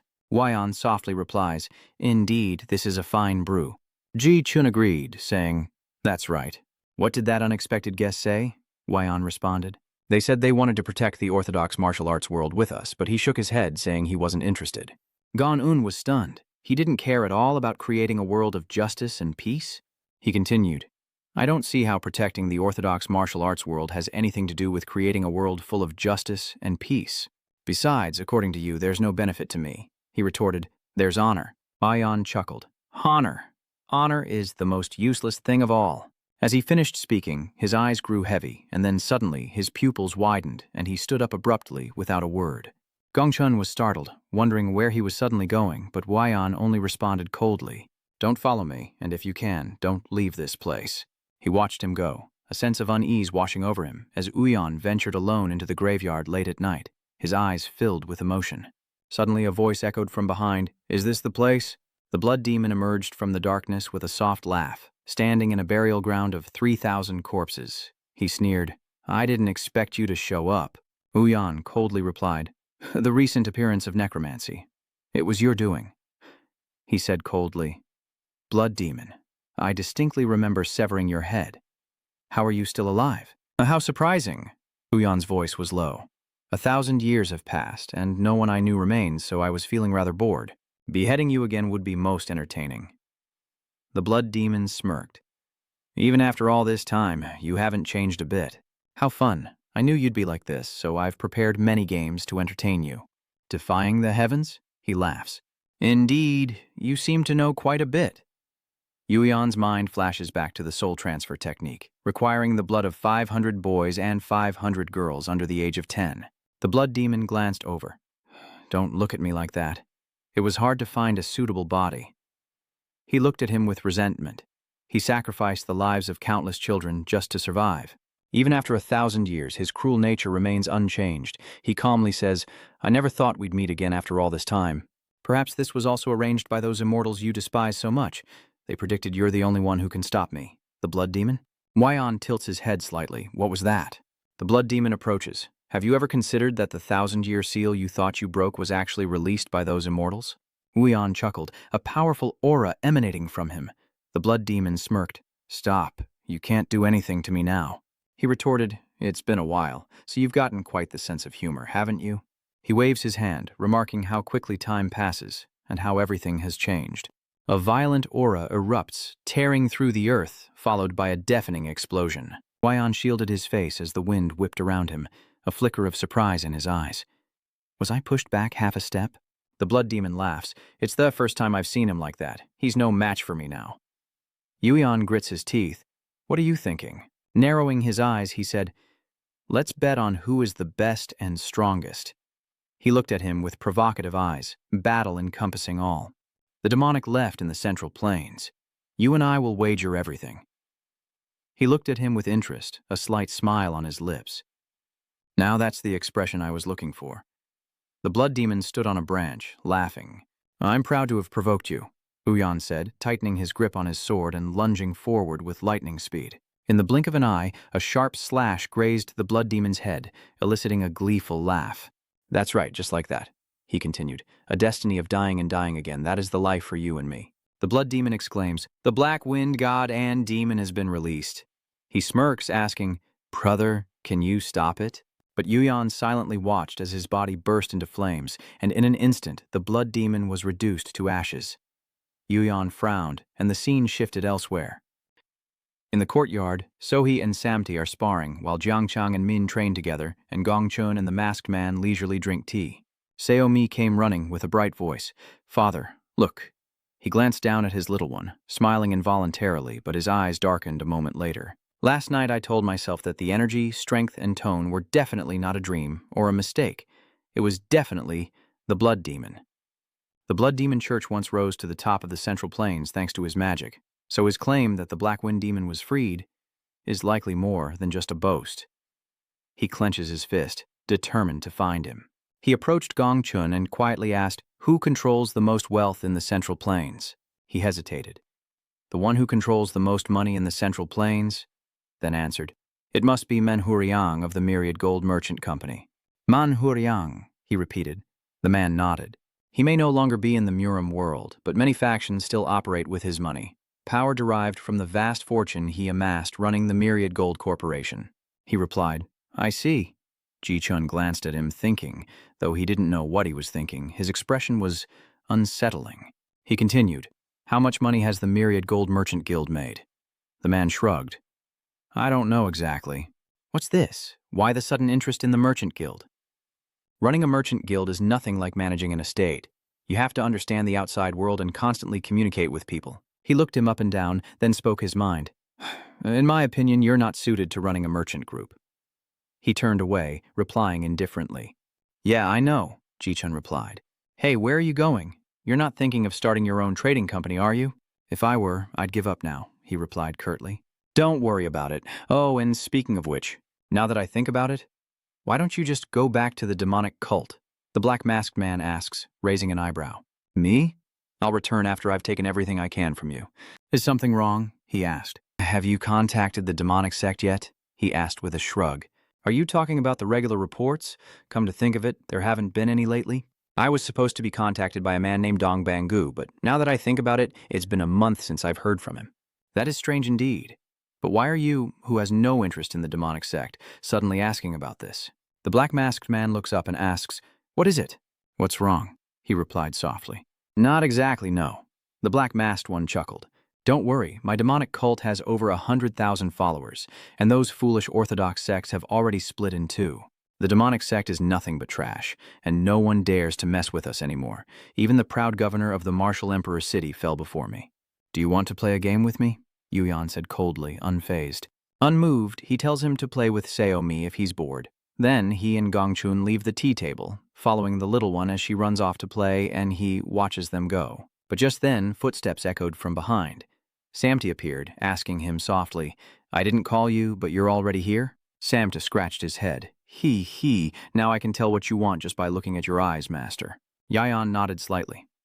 There's a task I want to entrust to you, he said quickly. Yes, I, Jiang Samte, will risk my life to carry out this mission, he said gravely. To the demonic sect. Samty was taken aback. You mean the faraway demonic cult? It's a 4-month journey by carriage. He replied succinctly. He didn't need to go to the main headquarters of the demonic sect, just get close enough to gather detailed information about them. He breathed a sigh of relief. Thank goodness. Bayan added, remember to be as detailed as possible. Even baseless rumors, bring them to me immediately. Samty is excited. Yes, then I will start gathering information on the 5 lower gates and search everywhere. He instructed, all right, take the Devil River Gang with you. If you can't get information, use force. I'll take responsibility for it. He pulled out a pouch of money from his robes and handed it to him, saying, This is for expenses. Sam eyed the money pouch warily. The master is giving out money? This must be serious. He took the money, curiously asking, Where did the Lord go? He simply replied, You don't need to know. Huayan pondered as he walked. The first to establish the demonic sect was the Black Wind Demon God, but after witnessing his cruelty, his subordinates rebelled. Tron Muang, one of the 3 heavens, later known as the Heavenly Demon, is the faith of the demonic sect's followers. After 3 days and nights of battle, Tron Muang finally emerged victorious. And with the Black Wind Demon God forgotten, the Blood Wind Demon God would likely seek out the demonic sect's headquarters upon his revival. With this in mind, he resolves to find and kill him once more. Meanwhile, elsewhere, voices echoed from a wooden house. Welcome. We are the Golden Ring Company. Yunha is overjoyed, tears welling up in his eyes. Ha ha, finally, a customer. He beams, thanking them for finding their Kim Hwan merchant group, but his smile instantly freezes. Huh? Right in front of him. It's been a while since I've seen Yuyan. Why open a trading company in such a remote place? No wonder I couldn't recognize it after wandering around. Yunha thought to herself, agitated. Why is he here again? Yunha gasped in shock. He stammered, Is that the great hero? Why have you come to my trading company? He glanced around and shook his head. This place is a mess. Is this really a trading company? It's old and gloomy. Yayan asked him if there was a reception room. Li Ni asked, Who's the guest? He simply replied, I am. He quickly bowed, stammering, Please, come in. He nodded slightly and replied, I see. Uyan continued, Judging by your current situation, it seems running the merchant group isn't going so well, is it? Eon-ha sighs, explaining that the Wangyeom Merchant Group controls most of the business in Hunan, and they dominate most business partners. If you don't follow their lead, you'll end up like this. He then asked, "So, how do you grow a merchant group?" The reply came swiftly. Money, of course, and reliable trading partners for steady business. He paused for a moment, then asked, "What's the first thing you need to do to start a merchant group in Yueyang?" He seemed a little flustered at Yueyang. "May I ask why you're inquiring about this and what brings you here so suddenly?" But growing impatient, he says, "Answer what I asked." He hesitates. "The most famous thing in Yueyang is alcohol." Wyon frowned slightly. "Alcohol?" Yuna nodded in confirmation. "Yes, Dongting Lake is a famous scenic spot nearby. So many people drink there. I could trade the Hoon family and take advantage of this?" He wondered. "What does the Jian family have to do with this?" he asked, before quickly explaining. "They were once a very famous brewing family. They no longer produce alcohol due to some bad rumors, but if they start producing and selling again, they're sure to make a lot of money, because there are still many people who can't forget that taste. Rain or shine, people would kneel at their door begging for a bottle," he added. "Of course, that's only if the taste remains the same." He nodded. "I see. So what's next?" He stroked his chin, analyzing. "Other products aren't so easy to trade. Those are already being traded by other guilds: silk, rice, salt, all things that can make money. Oh, and there are also spices and rare treasures. These are items only the Wonkim Merchant Company deals in, and they're sold at exorbitant prices." Without another word, he slams a bag of money on the table. The boy asks, bewildered, "What's this?" He replied simply, "A bonus. Take it, and within 10 days go to Nashduong and create a merchant group that surpasses even the Von Kim." Upon hearing this, Yunhang's eyes widened in shock. "You want me to create a merchant group that surpasses the 10,000 gold clan?" "Yes," Uyan said coldly. "If you want to do it, go to Yueyang within 10 days. If not, hand this money over to the Yueyang magistrate." He frantically chased after him, exclaiming, "No, no way! Great hero, how can a lowly person like me accomplish such a great task?" He said firmly, "The lowlier one is, the more one must grit their teeth and rise up." Then he stepped through the door, leaving behind the words, "No one wants to be inferior forever." He choked out, "Great hero, why won't you give me time to think?" He stopped, not turning back, and said, "The more you think, the less courage you have. Without courage, you can't make big decisions." Uyan insists, "The longer you deliberate, the more time you waste. I hope to see you again in Yueyang." He stood frozen, bewildered in the empty room as Yunha turned back inside. Muttering to himself, "He didn't even give me time to think." His eyes fell on the pile of gold coins on the table, and he sighed. He left all this money and left, so it seems he wasn't kidding. Yuna looked up and lamented, "What is going on?" Meanwhile, Sohi was busy cooking, but the smell of burning food filled the kitchen, turning everyone pale. Wyon frowned, asking what this was, but Somi just smiled innocently, saying it was okay. Somi thinks it's delicious, but looking at the burnt dish, Gongchun sweats, thinking to himself that her cooking skills are indeed terrible. So Hai cheerfully says, "Eat up." Oh, and it's not copper, it's stir-fried vegetables. Since Samtai's not here, I had to try my hand at cooking. What do you all think? Do you like it? Let me feed you. Mujin immediately warned, "Master, danger." Ayan picked up some food, and Sohi happily pleaded, "It's okay, just eat." "What are you talking about?" Somewhere on a remote mountain, the carriage suddenly broke down on the road. Sam angrily shouts, "Those bastards, they tricked us!" Zhang Cheng chides from the side, "It's all your fault." His voice filled with anger. "You mistreated the coachmen, made them do chores, and even hunt. How could they stand it?" Sam retorted, "Who knew it was like this in the Central Plains? It's absurd." Zhang Tong clutches his head, his voice laced with helplessness. "It's all your fault the drivers resented us enough to wreck the carriage." "Oh, fate, why did I have to take on the task of escorting this guy?" Samta coldly replied, "If you don't want to, then go back. I can do it alone." He angrily retorted that he would have done it already if he could, and Samta snapped back, asking why he was being insulted. The other man roared, saying he was useless and didn't know why the master entrusted him with the task. The two traded barbs, neither willing to give an inch. "You think you could do better? Want to try? I even defeated Namgung. So, shut your mouth." Meanwhile, the black masked man wondered, where did Jiang Samte and Ma Jiangkang go? Casually eating, he replies, "I gave them a task, so they ended up making dumplings to eat." Ji Chun worriedly asks as they leave, "Are you okay?" He nonchalantly replies, "Nothing's happened yet. It'll probably be a while." Meanwhile, Mujin continues to train with his sword, leaving Gong Chun and the masked man dumbfounded. Elsewhere, a man punches a wall, roaring, "What did you say?" as Ma Dokcheon's face turns red, spitting out that name. He's alive?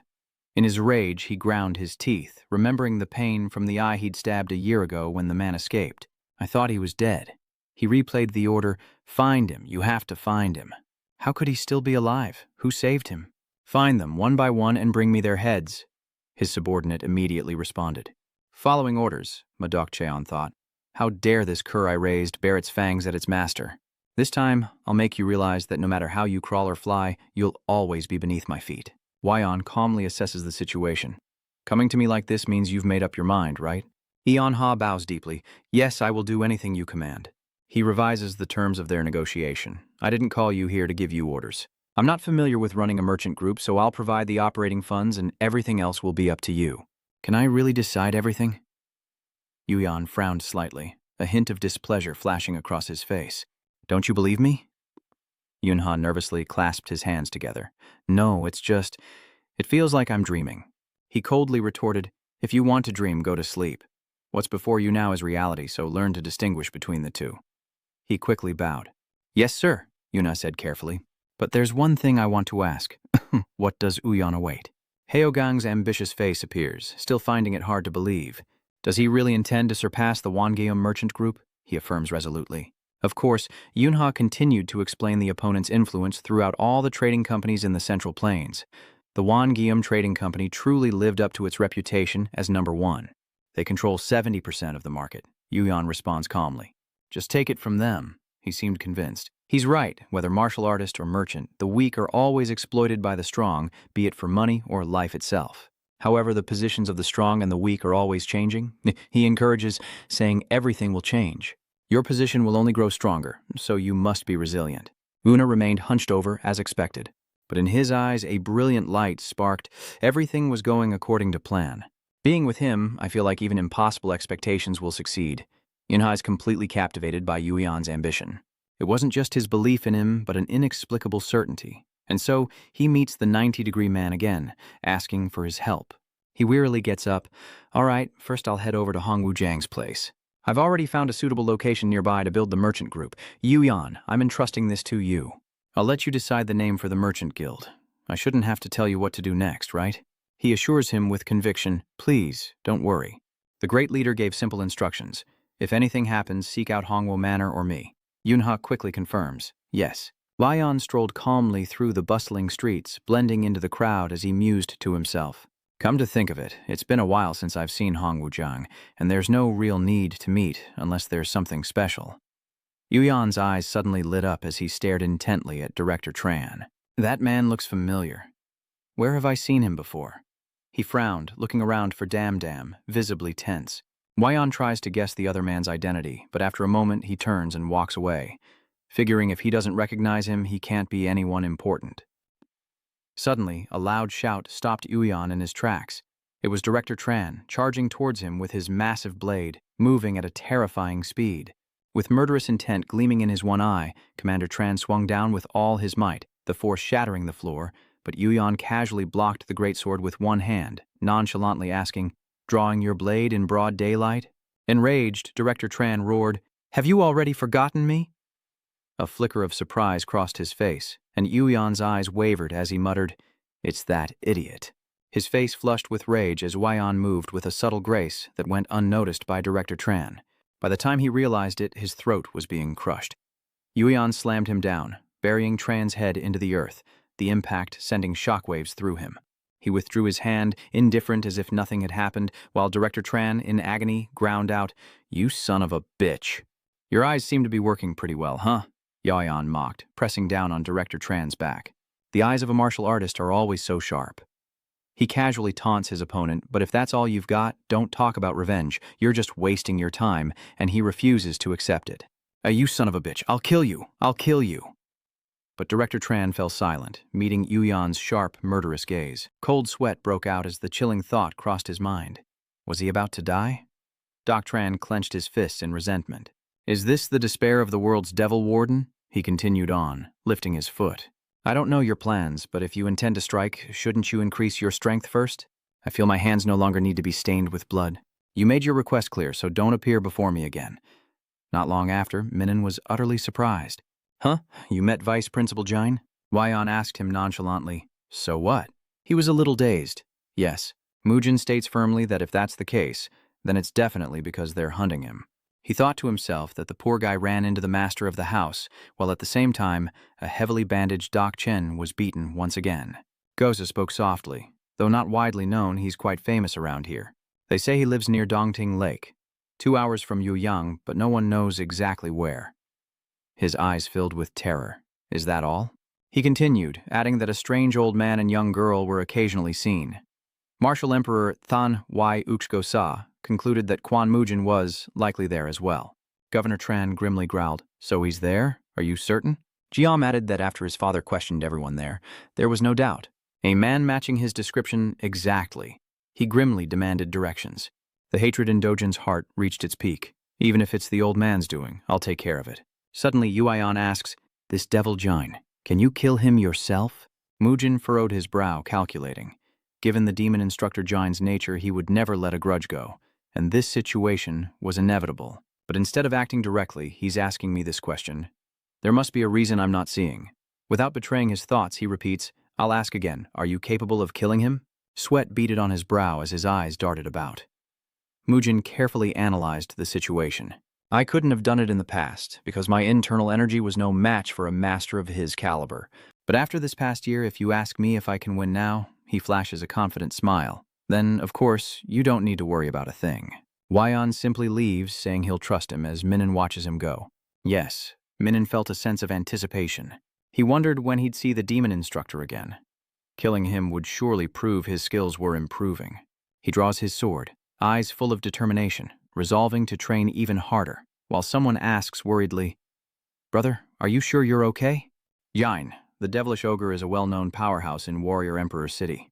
Gun and Doha stared intently at Uyan, awaiting an answer. Somi was fast asleep in his arms. Uyan asked calmly, "Were you eavesdropping?" They avoided his gaze, replying guiltily, "What do you mean?" Uyan reminded them, "Let the kid handle it himself." He bursts into laughter. "That's right, a man must forge his own path." Du Hao looked worried. From what I've heard, that fiend Jine was once Lord Mujin's master. Now, fate brings them to cross swords. What else could possibly happen as Domi sleeps peacefully in his arms? Ji Chun agreed, as the Martial Emperor's city coming here was never a good thing. Whether Mujin wins or loses, the Martial Emperor's city won't sit still. Killing Demon Jine was like swatting a fly for the three of us, but the aftermath, a dangerous future, is easy to foresee. The 4 factions and 7 families won't sit still. They'll become hostile to Hunan. Under Wu Huangcheng's leadership, if they send elites to avenge the Demon Jane, a bloodbath is sure to follow. In other words, this problem is bigger than before. Yuyan remained indifferent as he calmly stated, "We have to do this much to clearly show our existence."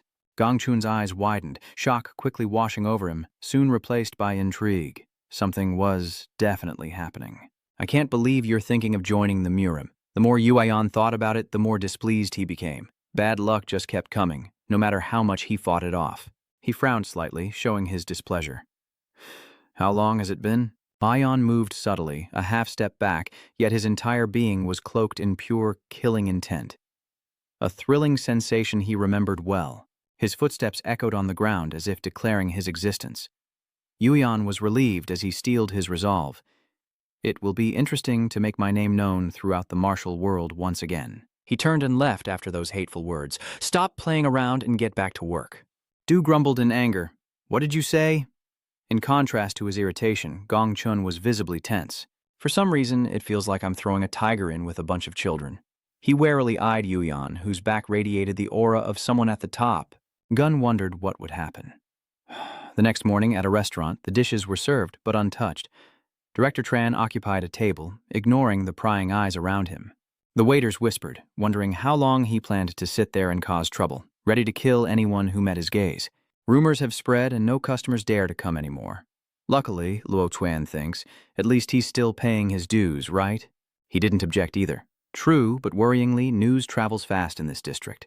For days, those men have roamed Yueyang, causing such a ruckus that no one dares venture out.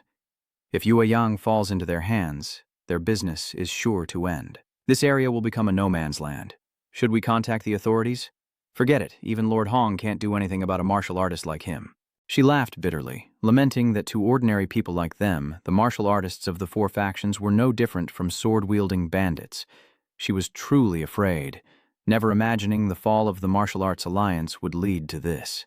Suddenly, a scream echoed from downstairs, and Director Tran clenched his fist, his voice tight. "You fool, do you find my words amusing?" A pitiful waiter dangles in the air, begging for his life as Dokcheon grips his collar. But will he show any mercy? "I told you I'd kill anyone who disturbed me here." He swore, his face pale with fear. "I didn't hear anything," he says. "I'll be right out." But Director Tran only coldly tightens his grip on his blade. It was too late. A fresh smear of blood stained the wall, and a servant called out for Hong. Frowning at the documents, he replied, "What is it?" "Report. Are the guests causing trouble again?" Hong Gokao grumbled in annoyance. "Again? How many times has it been? Why are those four factions causing trouble here?" The servant reported that anyone who approached them was immediately killed, so even the nearby merchants were afraid. "So no news has gotten out." He rubbed his temples, wondering how many bodies there were. If they want to cause trouble, they should do it somewhere else. He cautiously asked for input.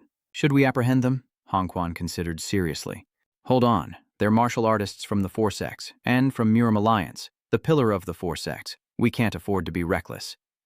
He suddenly thought of Wu Yan, and a hypothesis occurred to Hong Wo. What if the leader appeared at this moment? Wait, could the Martial Emperor clan martial artists be involved with the Crimson Demon? He clenched his teeth, his brow furrowed in concern. Could this be because of him? Everyone in the martial world knows he has a grudge against the demonic Jane from the incident in Hanam. But then, news arrives from outside. "My lord, you have a guest." Hong Wun wondered to himself, puzzled. "A guest? I don't recall having anything important to do." And then Little Shirt was led inside. He awkwardly greeted the small guest as the little girl quickly ran into Hong Wo's arms. "Hello, uncle." Though utterly bewildered, he honestly asked Somi, "What brings you here?" The child smiled brightly and replied, "Father told me to come here." Hong Quen was dumbfounded, not understanding a thing, as Uyan looked up at the moon's gentle light and moved forward. John Huyen frowned, gritted her teeth, and crossed her arms, letting out a long sigh as she complained about the tense atmosphere. "It feels like we're going to war." Yuyan paused, tilting her head slightly, and corrected John Huyen with an indifferent tone. "It's not exactly a gang fight, it's more like a chance encounter." But she immediately retorted that they all looked like thugs, radiating murderous intent. A moment later, the group stood before a grand inn. "Is this the place?" Wyon and the others quietly stood outside, peering in. His dark eyes focused intently on the inn, his brow furrowing as he sensed several auras. "I can sense a lot of energy inside." Hearing this, he smirked, intrigued. "Looks like they're waiting for us." Dongban Ling senses someone watching them. "Ever since leaving the estate, I've felt eyes on us." He glanced at Yuyan, confirming his suspicions. No doubt his men informed him of our arrival in Yueyang.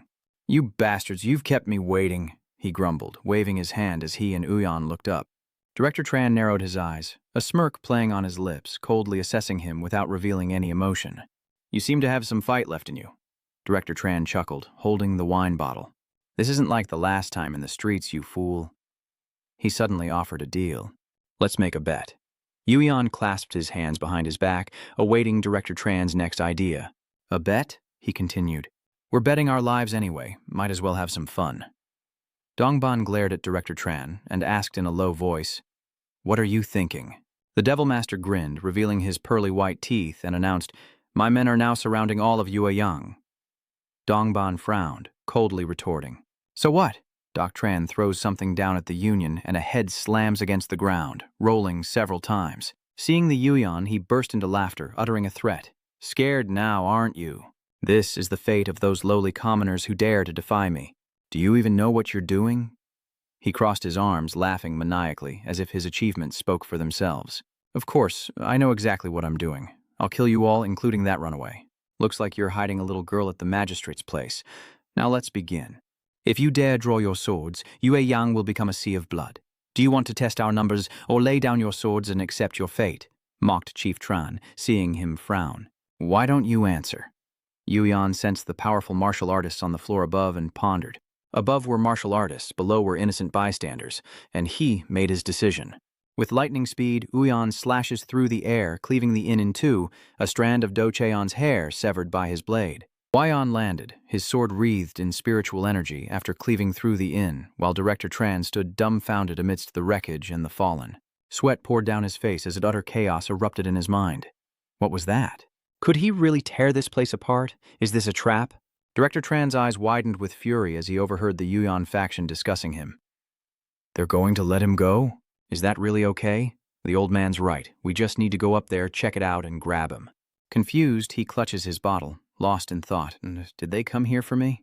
Isn't it to save people? If not, I have to run. Joseph placed a hand on Do Cheon's shoulder and asked, Is that him? He scanned Yuan through the smoke, seeking answers. The one you mentioned? He stood still, wondering about Jo Sa standing next to Do Tran. A smirk crept across his face as he intently observed Yuan. At that moment, Dok Chen, standing behind Yosa, was relieved and secretly chuckled to himself. That's right. I forgot that I brought Gosa here. Wyon, and he stood face to face, creating an incredibly tense atmosphere. A once-in-a-century prodigy who built his power, a renowned master of the dark sects, one of the 10 strongest in Wu Huang City, comparable to his own father, all just to catch that one mui which he had worked so hard to find. Gyamsa asks, and Dok Chen replies, Is he strong? He's the one who defeated me in the streets that day. The demonic young master smiled, eyes narrowed. This is amusing. Luckily, I haven't had a good warm-up lately. This will be fun. Gun quickly recognizes Jeomja, exclaiming, Isn't he Jeomsa's assistant? Du is equally puzzled, wondering why that guy is here. Wyon, with his hands behind his back, turns to the two men and asks, Someone you know? Gong Chun frankly shares, I knew him a little when I was younger. I may have made him eat dirt a few times. Doha chimed in with a hearty laugh. You too? I even considered killing him. Jeomsa eyed Gong Chun and Doha suspiciously, wondering who they were to be so brazen. He was somewhat dismissive, sensing no spiritual energy emanating from the two men. Because of the mask, I couldn't tell, and there's no aura about them. Looks like they're just spouting nonsense. Pathetic, deluding themselves when they don't even know their own fate. Jia, Sa, and Director Tran are stunned by Yuyan's sudden words. Aren't they going to run? With genuine eyes, he urged, Run away now. His menacing glare was a silent threat to Yuyan. He may be young, but subduing the demon giant is quite the feat. Still, he's just a plaything to me. Gamsa narrowed his eyes, reached inside his cloak, and said, Let's make a bet. He retrieved a signal flare, firing it into the night sky, before hoisting his great sword and dashing off with a loud challenge. Come and get me, he thought confidently, figuring they wouldn't let their subordinates run amok in Noxtuang, and some of them would surely come after him. Commander Dok Chen grinned, plotting to lure them out one by one, to kill them slowly and painfully, the price for daring to touch the demon commander of the Martial Emperor city. He leaps onto the rooftops, his strategy set in motion, fueled by vengeance. They will pay the price. Seriously, it's done, so why did you let him go? Yuyan called out to Dongban from behind. Quan Muin placed his hand on Dongban's shoulder, entrusting him with the mission. Go and bring me his head. Hearing that, he clenched his fist, turning to follow with great excitement. Patrol Commander. Duha watches as the man leaps through the inn stories, wanting to capture him himself. Yuan casually confirms. You're crazy, he cursed, but the insult was met with indifference. Thank you for the compliment. Ayan gazed into the distance and suggested without hesitation, Then let's split up. Huyan clasped his hands behind his back, ordering everyone. Let's split up, Gong Chun said, turning to propose the idea. Then I'll head that way, and Doha can go the other direction. I'll go over there. Then, Huyan looked at Jeon Huin, who was standing next to her, and asked, And where are you planning to go? She glanced away, muttering the locations Doha and Gong Chun had chosen. So Doha will head where the most Doyan subordinates are, while he'll go towards the government office to protect Seomi. Seomi hesitates, lost in thought. Then, her eyes scanned the red-lit lanterns, wondering if the area where Yigyum disappeared was the red light district. Huyan looked at Somi with helpless eyes, awaiting her choice, but his question made her uncomfortable. Is Gyamsa really that scary? Seomi immediately turned around to retort. Harshly, there's no way. Huyan casually responds, Why not? Especially for a naive girl like her. Her eyes sharpened as she retorted. What? I'm not naive, so why are you comparing me to someone else? Huyan added that in less than a decade, she became famous throughout the Central Plains. Seomi huffed, puffing out her cheeks in defiance. Was that person really that amazing? The image of Jorian flashed in his mind, and his voice lowered as he replied, She's incredibly talented, especially since she wasn't born with your gifts. Somi pouted, a bit displeased by Yuyan's words. She overcame everything with effort, then stormed off without a word. Under the moonlight, a male voice boomed, "Do you think you can get away with harassing innocent people?" After the fierce battle, Trang Diem grabbed a man's collar and declared, "Evildoers like you will be punished by Ma Tianquan of the Honam Jiang family." He glanced at the mother and daughter embracing, wondering, "This will spread the fame of our clan far and wide, won't it?" Anyway, Duha tightened his grip on his sword, sensing quite a few people hiding around. "Looks like there are a lot of rats here. This should be fun, huh?" A figure on the roof watched him, ready to attack. Doha grinned wickedly as he leaped onto the rooftop where the masked man was surveying the situation. How amusing. He immediately turned around as Doha hurtled towards the masked figure. His eyes widened, revealing his immense rage as Do unleashed a sharp blade, cutting through the air with deadly intent. Though I don't know what the master is thinking, he's making things interesting, so I can't leave. A starry night sky blankets the Grand Inn. His subordinate anxiously warned, "Captain, attacking civilians like this seems to violate our code as martial artists." Ignoring the concern, the captain ordered, "Kill anyone we come across." He sternly reminded them, "Follow orders." The captain frowned at Gongchun's tone, thinking, "That's a lot. This old man will have his work cut out for him." He stepped forward, his sword dripping with red liquid, as the captain warily eyed Gongchun. He turned, coldly asking, "Do you intend to enter?" Gongchun's grip tightened on his sword hilt. The captain frowned, his eyes fixed on Gongchun's hand as the old man challenged him. "If you want to enter, you'll have to step over my dead body, and it doesn't look like you can." The captain fell silent, lost in thought. According to the intel, Mujin, Dan Wu-hyun, and the Manor Lord were the only ones to be wary of. He secretly assessed that everyone else was trash, but it seemed that information wasn't quite accurate. The captain raised his sword, declaring a fight to the death. Immediately, several subordinates used their lightness skill to rush towards Gongchun. "Let's dance with swords together." 3 figures stood tensely in the forest. Dongban wearily bent over, gasping for breath, a mouthful of red liquid spewing from his lips as he struggled to hold on to his sword. With a bored look, Gyo muttered, thinking the treacherous Yu Hyun would come. "But it's just you? Who gave you the courage?" He replied with disdain, "How laughable. I alone am enough to deal with you lot. The boss needn't interfere." Gi Om-sa noticed his expression and realized Henry wasn't in his right mind. He cast a sharp glance at Do Tran. But what was he looking at? Jeom seemed to understand something and gritted his teeth. "This insect." He angrily grabbed his sword and charged straight at Dongban. "Are you looking down on me?" He grits through the pain of Jiao Sha's glancing blow. Doc Tran, arms crossed, mocked Dongban's pathetic state. "You dare boast before the great Yu Go-sa? Is there something wrong with your head? I don't understand why father wants to keep looking for you. I've never liked the look of you. Seems I'll have to take your head as a gift for father." "Madman, as expected. An idiot like you could never accomplish anything on your own. I'll show you what it means to die in agony. First, let's pluck out those arrogant eyes of his. He's been annoying me, but killing him right away wouldn't be fun." Before he could finish, a magic fist slammed into his face, and he watched in shock as Jiao Sa was sent flying, crashing to the ground. Zhongban and Do Tran stared in disbelief, looking up and crying out, not understanding what had just happened, while Jiao Sa's face was covered in sweat, eyes wide, staring ahead. Waiyan now stood imposingly before him, creating a suffocating atmosphere, just seconds after dashing off and leaving Zhanhui with a message. "Too slow, I'll go on ahead," she gasped, struggling against the 2 masked assailants. How could I possibly catch up? So Jeonhoin was left here alone. Falling behind already? Yuyan coldly retorted, "Idiot. I'm standing right in front of you, and you still don't recognize me." Dong panted, and Ma Deokcheon spat out an angry curse through gritted teeth. "Damn you!" He took a step back, thinking he'd been too easily deceived. Yuyan smirked. "I told you never to show your face before me again.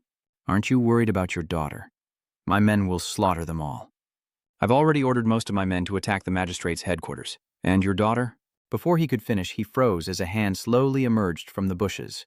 The masked man appeared, a mocking smirk on his face. "Here they are. Why don't we play hide-and-seek anymore?" Madok Tran's eyes widened. "What? Why are all of you here?" He pointed and shouted, "Look at that idiot, frozen in fear." He chuckled dryly. "Yu Gayomsa, the one you placed all your trust in, has already been defeated?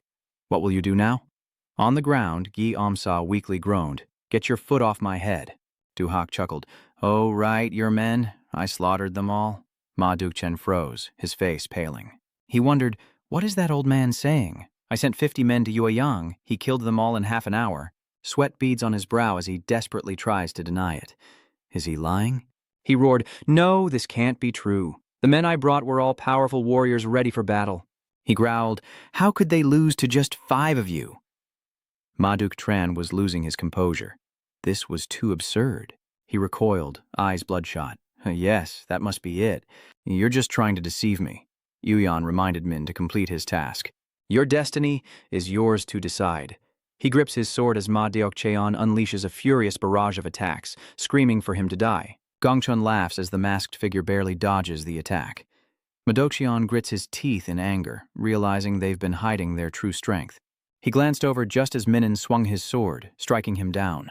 Memories flooded back. Why did Dayak Mung and his father bring someone like you back? He fears his master, but all he hears is a harsh voice echoing in his head. Shut your yap. All you ever do is drone on about master, master. It's giving me a headache. Blood drips from the useless wretch's forehead, and he seethes with resentment. I treated you as my lord, but you treated me worse than an animal. Now I've found a true lord, one worthy of my service. He raises his sword. He wants your head, and I will deliver it. Ma Duk-chen snarls.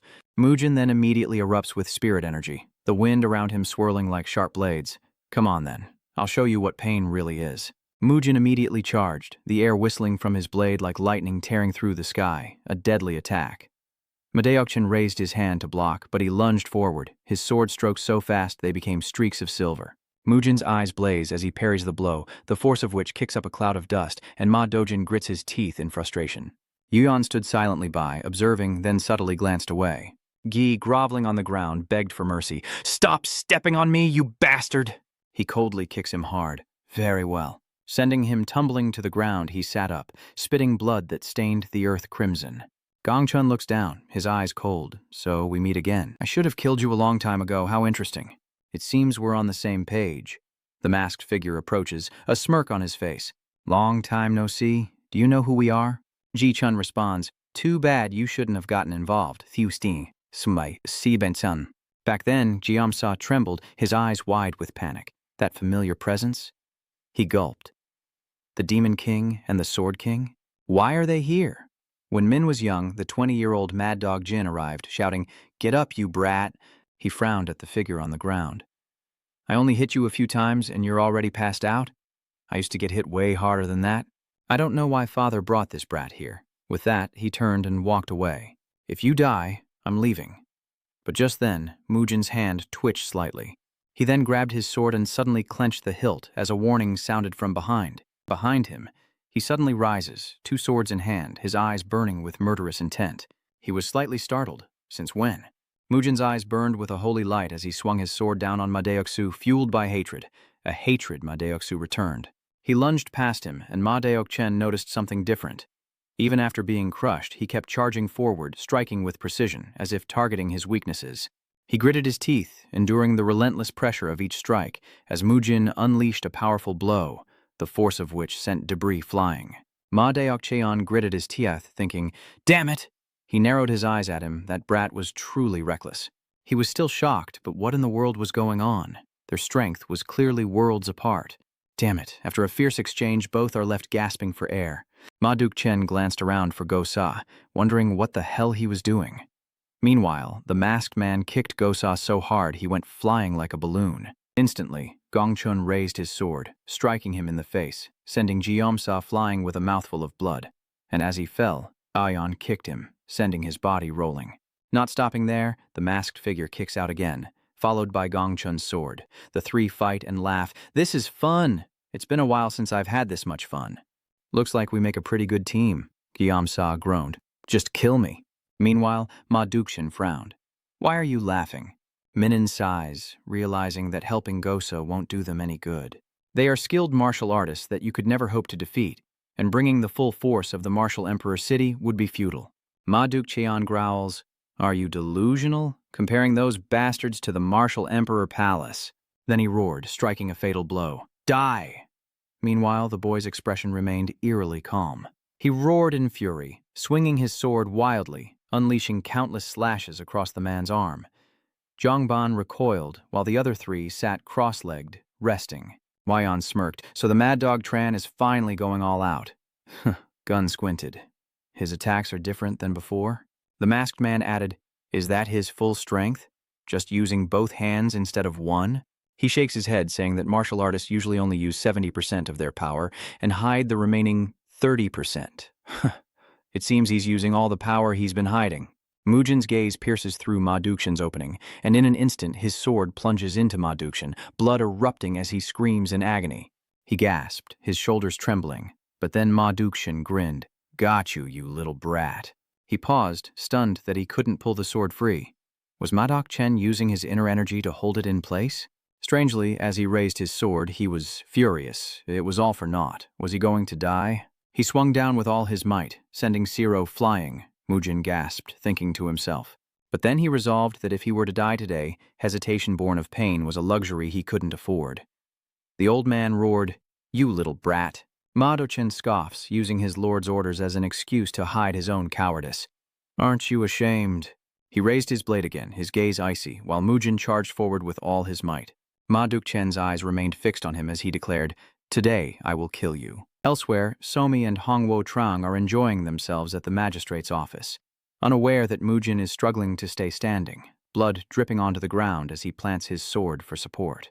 Mujin's face was weary, his eyes blurred with blood and sweat, while Ma Duxian faltered, stumbled, and then collapsed, his breath fading away. In that moment, Mujin rose, a satisfied smile gracing his lips. But just as quickly, his body gave out, and he collapsed to the ground. He muttered, I won. Mujin lay on the ground, a quiet joy swelling within him. Having defeated Ma Duxian, perhaps death awaits, but he has fulfilled the mission his lord entrusted to him. Blood spills from his mouth, with no regrets. Meanwhile, Gong Chun approached and said, gee, he's about to become a corpse. He looked down at the mangled body on the ground, his voice deepening. What should we do now? He killed Ma Duxian. This is practically an invitation to war with Martial Emperor City. Yuyan said, approaching from behind. Take their bodies to Martial Emperor City. The other two turned to him, dumbfounded. Yuyan coldly repeated, didn't you hear me?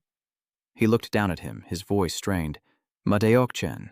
Then he looked up and gazed into the distance, ordering the bodies of the two men to be taken to Vohuangthen. In the northern part of Xinghu Lake, a voice echoed from within Yueyang. Is this the place? Yes. Sung sighed, weary of the chaos before him, thinking, this place is too noisy. Did someone die? Bodies lay scattered on the ground, drenched in blood. Seeing this, he turned to his subordinate and said, the traces suggest this was caused by martial artists. Investigate what happened.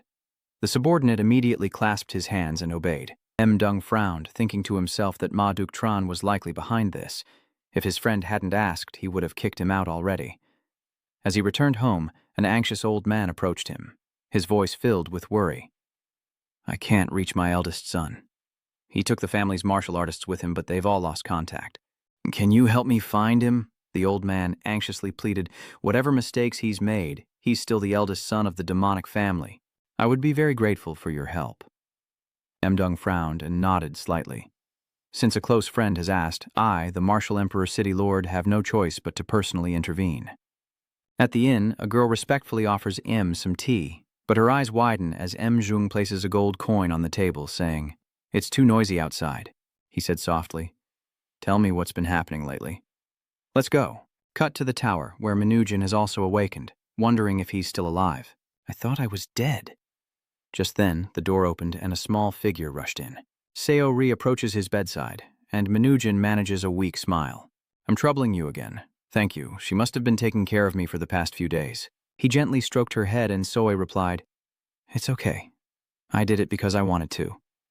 Then she asked with concern, But how did you get hurt? Father said you fell while climbing the mountain?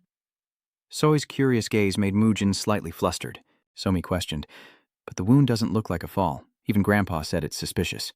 Embarrassed, he made up an excuse, saying he fell on a sharp rock. The little one's eyes widened at that. Really? Seo Mujin raised an eyebrow. I thought you got hurt fighting again? The little one innocently replied. I'm glad that's not the case. Fighting is bad. Father always told me that if you're still fighting when you're older, it means you're immature. Immature, Mujin thought, speechless. Does she really believe I don't fight? He then thought of Uyan, who was so good at fighting, telling the little girl such things. Just then, the door opened. They both turned to see him enter, and Min called out softly, "Lord, Somi is overjoyed. Father, at the inn, your subordinate reported to M. That is all I have found." He hesitated. "What you found matches the maid's testimony." Sung sighed, knowing Ma Dukchin was impatient, but never imagined he'd go this far to catch Mujin. How foolish, even dragging Yugo into this. "So where are they now?" His subordinate lowered his head, hesitating. "They say both of them and all their followers are dead," his subordinate had stammered. He unconsciously recalled those words before the tower. Rumor has it that the Jiang family of Western Yueyang is responsible, and their name has spread far and wide because of it. Dung pondered, sifting through memories he'd never heard of regarding this small family in Dongting Lake. Even with all the chaos of the World Association and the Martial Alliance, he never imagined the seeds of trouble would come from such a minor family. How dare they provoke Martial Emperor City? He paused before the Grand Gate, hesitant. As a member of the Martial Emperor clan, should he barge right in and teach them a lesson? Just then, a small voice echoed. Father was right, we really do have a guest, So-mi thought curiously. He frowned at the child, a hint of surprise in his scheming expression. A child? So-mi politely bows her head. "Hello." The child points excitedly. "Father invites you inside. He said not to do anything weird out here." Meng raised an eyebrow. "Did your father tell you someone was outside?" The child nodded honestly. "Yes." He clenched his fist, knowing I was coming, yet he sends a child to greet me? Murong barely contained his anger. "All right, take me to him." The child happily obliged. "Yes, follow me." The child happily led the way. M slowly followed.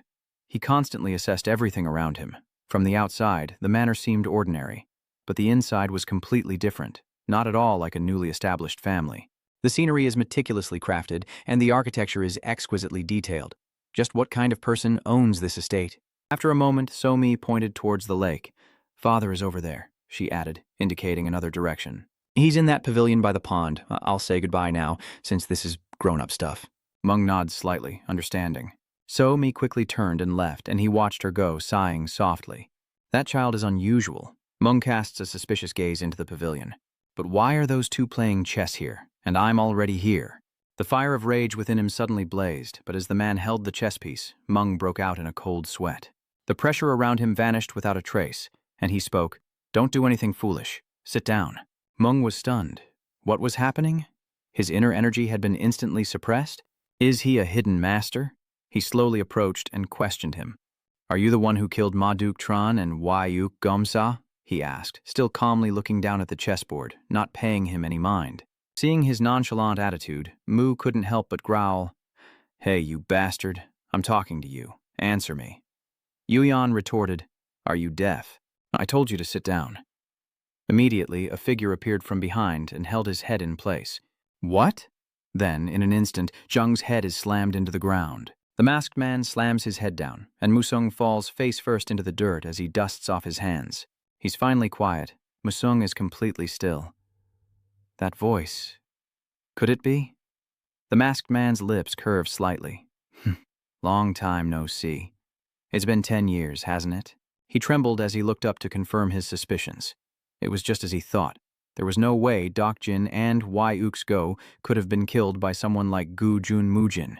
You were behind it all. A chill ran down his spine. Even though he was caught off guard, there was truly no aura emanating from the figure. The title of Demon King was well-deserved. Ji Chun approached from afar, his voice dripping with sarcasm. "Old man, what are you doing? Is that how you greet a guest?" Sung whipped his head towards the voice in shock. "Aren't you supposed to be dead?" But he's met with a friendly smile. "Long time no see." Sung trembled in shock. This was madness. How can this be? What is going on here? Why are leaders from both the demonic sect and the orthodox faction here? The black-masked man lightly blows on his hand. A sudden thought escaped Mu Chung. "Don't tell me you're planning to join forces to wage war against us? Just who is he?" Gongchun didn't answer, calmly reminding him, "You should ask our manor lord about that." But there was another person who shocked Mo Gung even more. The master? Yet, without emotion, he looked down at the board, offering no response, only turning a chess piece in his hand as disbelief washed over May's face. The master, he wondered, dumbfounded. Could it be him? After a long look, he confirmed it was indeed him, At that moment, he tightened his grip on his sword, and the man finally sighed. Nguyen coldly stated, "I dare you to draw your sword." His powerful tone stopped Manhwa in his tracks. His presence made it impossible to draw his sword. His eyes searched the figure before him, wondering, who is he? How could he do this? Huayan simply stated, "What happened to Ma Dukshin is a bit unfortunate, but thanks to that, my confidants were able to grow stronger. I'm very grateful for that." Hearing this, Mu gritted his teeth and roared, "Damn you! Just who the hell are you?" He looked up at him and coldly replied, "I am the master of this estate and the father of the child who led you here." His anger immediately flared.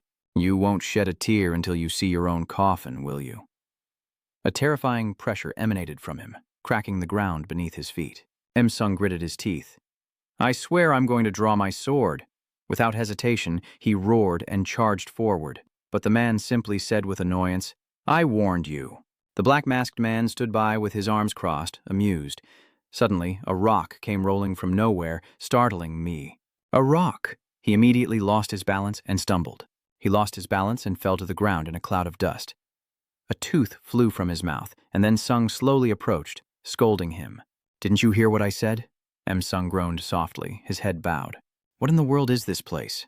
He looked at him, sweating. "No, that's not important. What matters is how he looks at Meng, unable to suppress a contemptuous laugh. His eyes, half mocking, half indifferent, sized him up. "It seems you're quite stubborn." Not willing to give up, Mudung gripped his sword and charged forward, but he effortlessly dodged the blow. "He's surprised he dodged that?" Ion nods in assessment. "Not bad. His swordsmanship rivals Nam Gong Chun, but he has nothing else going for him." With that thought, he sighed again. "I see now why Nam Gong Chun and Sadoha ignored you heretics." His tone was scornful. "Your swordsmanship is nothing, and your behavior is that of thugs. Even your thinking is childish, and you dare call yourself a martial artist?" Sung then charged again. "Let's see how long you can keep up that tough talk." But he remained fearless, standing still. Wuyan remained calm as Meng approached, but a fierce pressure emanated from him, shaking the very air and stirring up dust. Sung frantically dodged, but his body couldn't take it, and he collapsed to the ground, coughing in disbelief, his eyes trembling as he looked at Wuyan. Why does someone like him exist in this world? Yuyan's eyes are wide as he stares at M.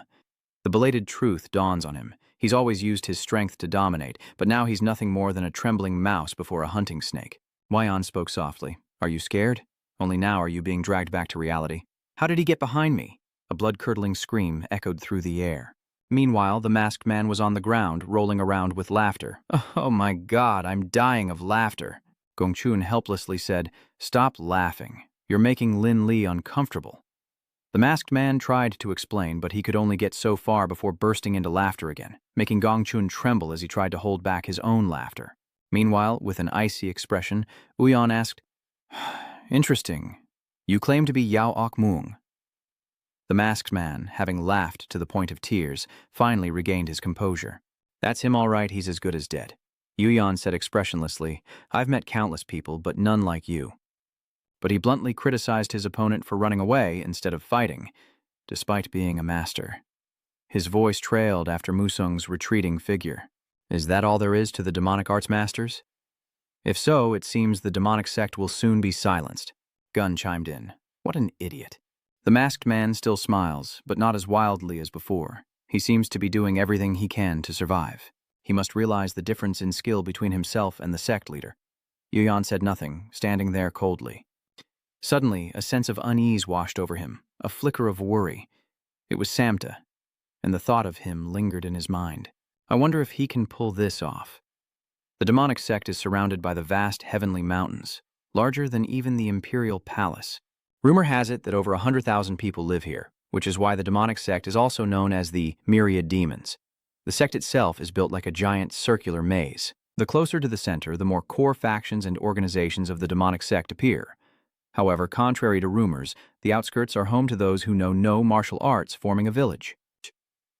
Samt finally reached the outskirts of the demonic sect, sighing in relief. "We've finally made it." He smirked and plopped down on the ground. Samta asked Zhongsang softly, "Are you tired?" Zhongsang responded.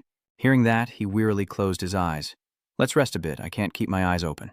Zhongsang remained silent, furrowing his brow and clicking his tongue before sitting beside Sam T, marveling, "Looks like you're determined. Anyone else would be dead 10 times over." He turned, wearily replying, I've heard that so many times now. What do you think will happen? Jiang Sang paused, considering. I don't know, Samty mumbled, supporting his head. From what I can see, the outskirts of Tiansan are no different from a normal village. Merchants trade, and farmers till the land. Images of the townspeople flashed in his mind as he continued. There are always a few ruffians running around, but what place doesn't have them? Jiang Chang added, That's true, but something still feels off, leaving Samta silent and puzzled. Jiang Sang told Samta, True to my title of Wandering King, I've been many places, including here, and there are usually demonic patrols, but there's no one now. Samte leaned silently against a tree, deep in thought. The silence was broken by Jiang Chang's suggestion. I think we should go deeper. What do you think? He quickly retorted. Are you serious? Only demonic disciples can enter, you know that. But faced with Jiang Chang's unwavering gaze, he could only grudgingly agree. Whatever, if anything happens, I'm running. He agreed immediately. Let's do it. At this moment, Mu, suspended in midair, his face darkened, muttered to the person before him, I will kill you. Facing him was the Blood Demon, as He Jung spoke up from the side. Is this okay? The Blood Demon simply laughed coldly and replied, Of course. Is there anything strange about it? Heogang, looking pale, said that the situation seemed unstable, as if he had lost control of his inner energy, but the Blood Demon coldly mocked him. Yes, he's been broken ever since his son died. Beside him, Wang spoke with a weak voice. I will kill him for sure. Blood Demon approached M with a vial. Yes, you must kill him. He poured the blood-red liquid from the vial onto M's head, saying, That's all a failure like you is good for. He looked at him with a grotesque smile, saying, Stand up and find a way to kill him, then mocked him, You've reached your limit. You can't advance any further. Min's mumbling never ceased. I'll tear you apart, shred you to pieces along with the Blood Demon's voice. A rabbit is still a rabbit, no matter how much it evolves. He threw the vial away, his excitement growing as he spoke louder. So, do you know how to become stronger in this situation? Holding the knife, he approached Meng, saying, That's death. Now rebirth. He raised the knife. Work for me. You'll be the perfect stage I've prepared for him. Images of the people flashed in his mind as he sneered, Unlike the martial artists who only know how to live in peace, blood will splatter, and the blood demons will go wild. I want a stronger and bloodier martial world. Be reborn. He slashed a large cross into Meng's chest, causing him to scream in agony, as he weakly vowed, I will kill you. Remembering Yuyan Hyolma's remark that he'd changed too much like the current Murim, he clearly recalled the image of him laughing while covered in blood. How could he calmly maintain such a lifeless expression? What made him so boring? Thinking this, he bit down hard on his lower lip, hating it all. Even as blood trickled, his teeth remained clenched, a smirk creeping across his face. It's time to return to the era of blood and madness, where he can laugh like a maniac once more. Yes, he would like that very much. That's why you and I were born. Beside Huayan, Yun spoke respectfully. Yes, this is the place. This is where the famous Shaoxing wine-producing family resided. He looked up at the gate, indifferent. Even beggars wouldn't want to live here. Uha could only force a smile, remembering Uka's words. Master, this is Yue Yang's most famous liquor, brewed by the Hun family. If we can distribute it, we can definitely close the gap with the major merchant guilds. Remembering this, Uyan thought to himself that something big must have happened to a family famous for selling alcohol to end up like this. Opening the gate, Ha took the lead, asking, Is anyone here? Why is nobody around? He introduced himself. We're from the Jian family in Hunan. Suddenly, another voice echoed besides the two of them. Who are you? Uyan glanced in the direction of the voice. He scanned the person before him and asked, Who are you? That person is a girl. She ignored his question, saying, I asked you first. Uyan, a head taller, looked down at her and introduced himself. I am John Yu Hyun, which seems to have startled you. Thinking he was so tall, she replied, I'm Hoon Jae, the owner of this house. Huayan stood there, indifferent. I thought this place was abandoned. John Jae lowered his eyes and retorted, Your words are harsh. She turns and says, Never mind, but explain yourselves before I report you to the authorities for trespassing. After being invited inside, Yuyan looked around, saying, This place is nice. John grumbled, Could you stop judging everything? Wuka forces a smile and tries to defuse the situation. Please, everyone, let's not argue. Yuyan then says, It smells strongly of herbs here. Are you planning to open a pharmacy? Hearing that, Jeon-jae said darkly, "Our family is a family of medicine. It's just that we're famous for our alcohol." He wondered, "Why don't you continue brewing?" "That would improve your finances," she replied. "Many have said the same, but I won't brew any more alcohol. I won't let the family suffer because of it." Ju thought somberly. "Yes, it's been so long, but the fear remains. Will they suddenly remember this place and come again?" These thoughts plague her as her hand trembles on the table, and beyond the fear, the anger within her continues to simmer. She pleaded, "My parents died because of that damned alcohol, so please leave. I don't want to hear anything more about it." He replied quickly, "I understand." Jeon-jae couldn't believe what she was hearing. Yuyeon rose from the table and walked towards the back. "From what I've heard, their family's reign as the best liquor producer in the Central Plains is a thing of the past." Wyeon paused before the large jars in the corner of the room. Jae spoke quickly, but stopped as Yuyeon scooped wine from a jar and tasted it. He remarks that it's not as good as he thought, but not bad either. But it's true that the Duman family's alcohol is much better. Ji stands, clenching her fist, that brew isn't meant to be compared to the Duman family. He turns back, replying, "But it's good enough for an opinion, right?" The two stand face to face, and he calmly suggests brewing alcohol, saying, "I will make your dream come true." John scoffs, "How do you know my dream?" He smirks, a clear mockery, then looks down at her, still smiling, and reaches out his hand. "You want to erase everything?" Dumun leaves the world, leaving the Yuyeon tea house, radiant as a flower. "Father's home," he said, bending down to pick up the child. "That's right," he said, gently turning the baby's head to look. "Say hello. She'll be staying with us from now on." Shirt is happy and enthusiastic. "Hello, big sister. I'm Janomi." Jeon-jae was a little flustered. "Hello, Hoon. What?" Trailing behind Jeon-jae, she asked, "Who exactly are you?" Yuyeon, holding Saomi, replied indifferently, "Can't you see? I'm a father to 100 children." She remained skeptical upon hearing that. Was that all there was to it? Looking around, she was stunned. What was this manor? This place is enormous, meaning this person is extremely wealthy. It's even bigger than the royal palace I saw as a child. She followed him, though she wasn't entirely sure she trusted him. Could this place really become her new home? Suddenly, a loud shout echoed, "Min, you wretch!" The masked man pointed at Jeon-jae and boomed, "Take her to that building over there and clean her up. The stench is unbearable. I can't even get close." Minnan, who had just rushed over in a panic, became even more distraught upon hearing this. "What? You want me to bathe her?" John retorted angrily. "I can bathe myself." Then she quietly asked Mujin, "Where's my room? I need to put my things away before I bathe." Later, while working, she tells herself to stop thinking of this place as a new home, and that she'll leave as soon as the liquor is brewed. Suddenly, Somi asks softly from behind, "What are you doing?" Turning back, she replies, "I'm checking the ingredients for medicinal wine," thinking to herself how adorable the little girl is. "Then let me help you, okay?" Somi volunteered cheerfully. Jeon-jae exclaimed, "You want to help me brew alcohol?" Inwardly praising, "How adorable." The little girl approached Jeon-jae, saying confidently, "Yes, I want to try." She looked at Saomi, a thought forming in her mind. Is this what it feels like to have a younger sister? I'm not sure if I should be teaching a kid this, but then again, I learned to brew when I was young too. After a moment's thought, Jeon-jae knelt down to her level and said, "You can help, but you can't taste any."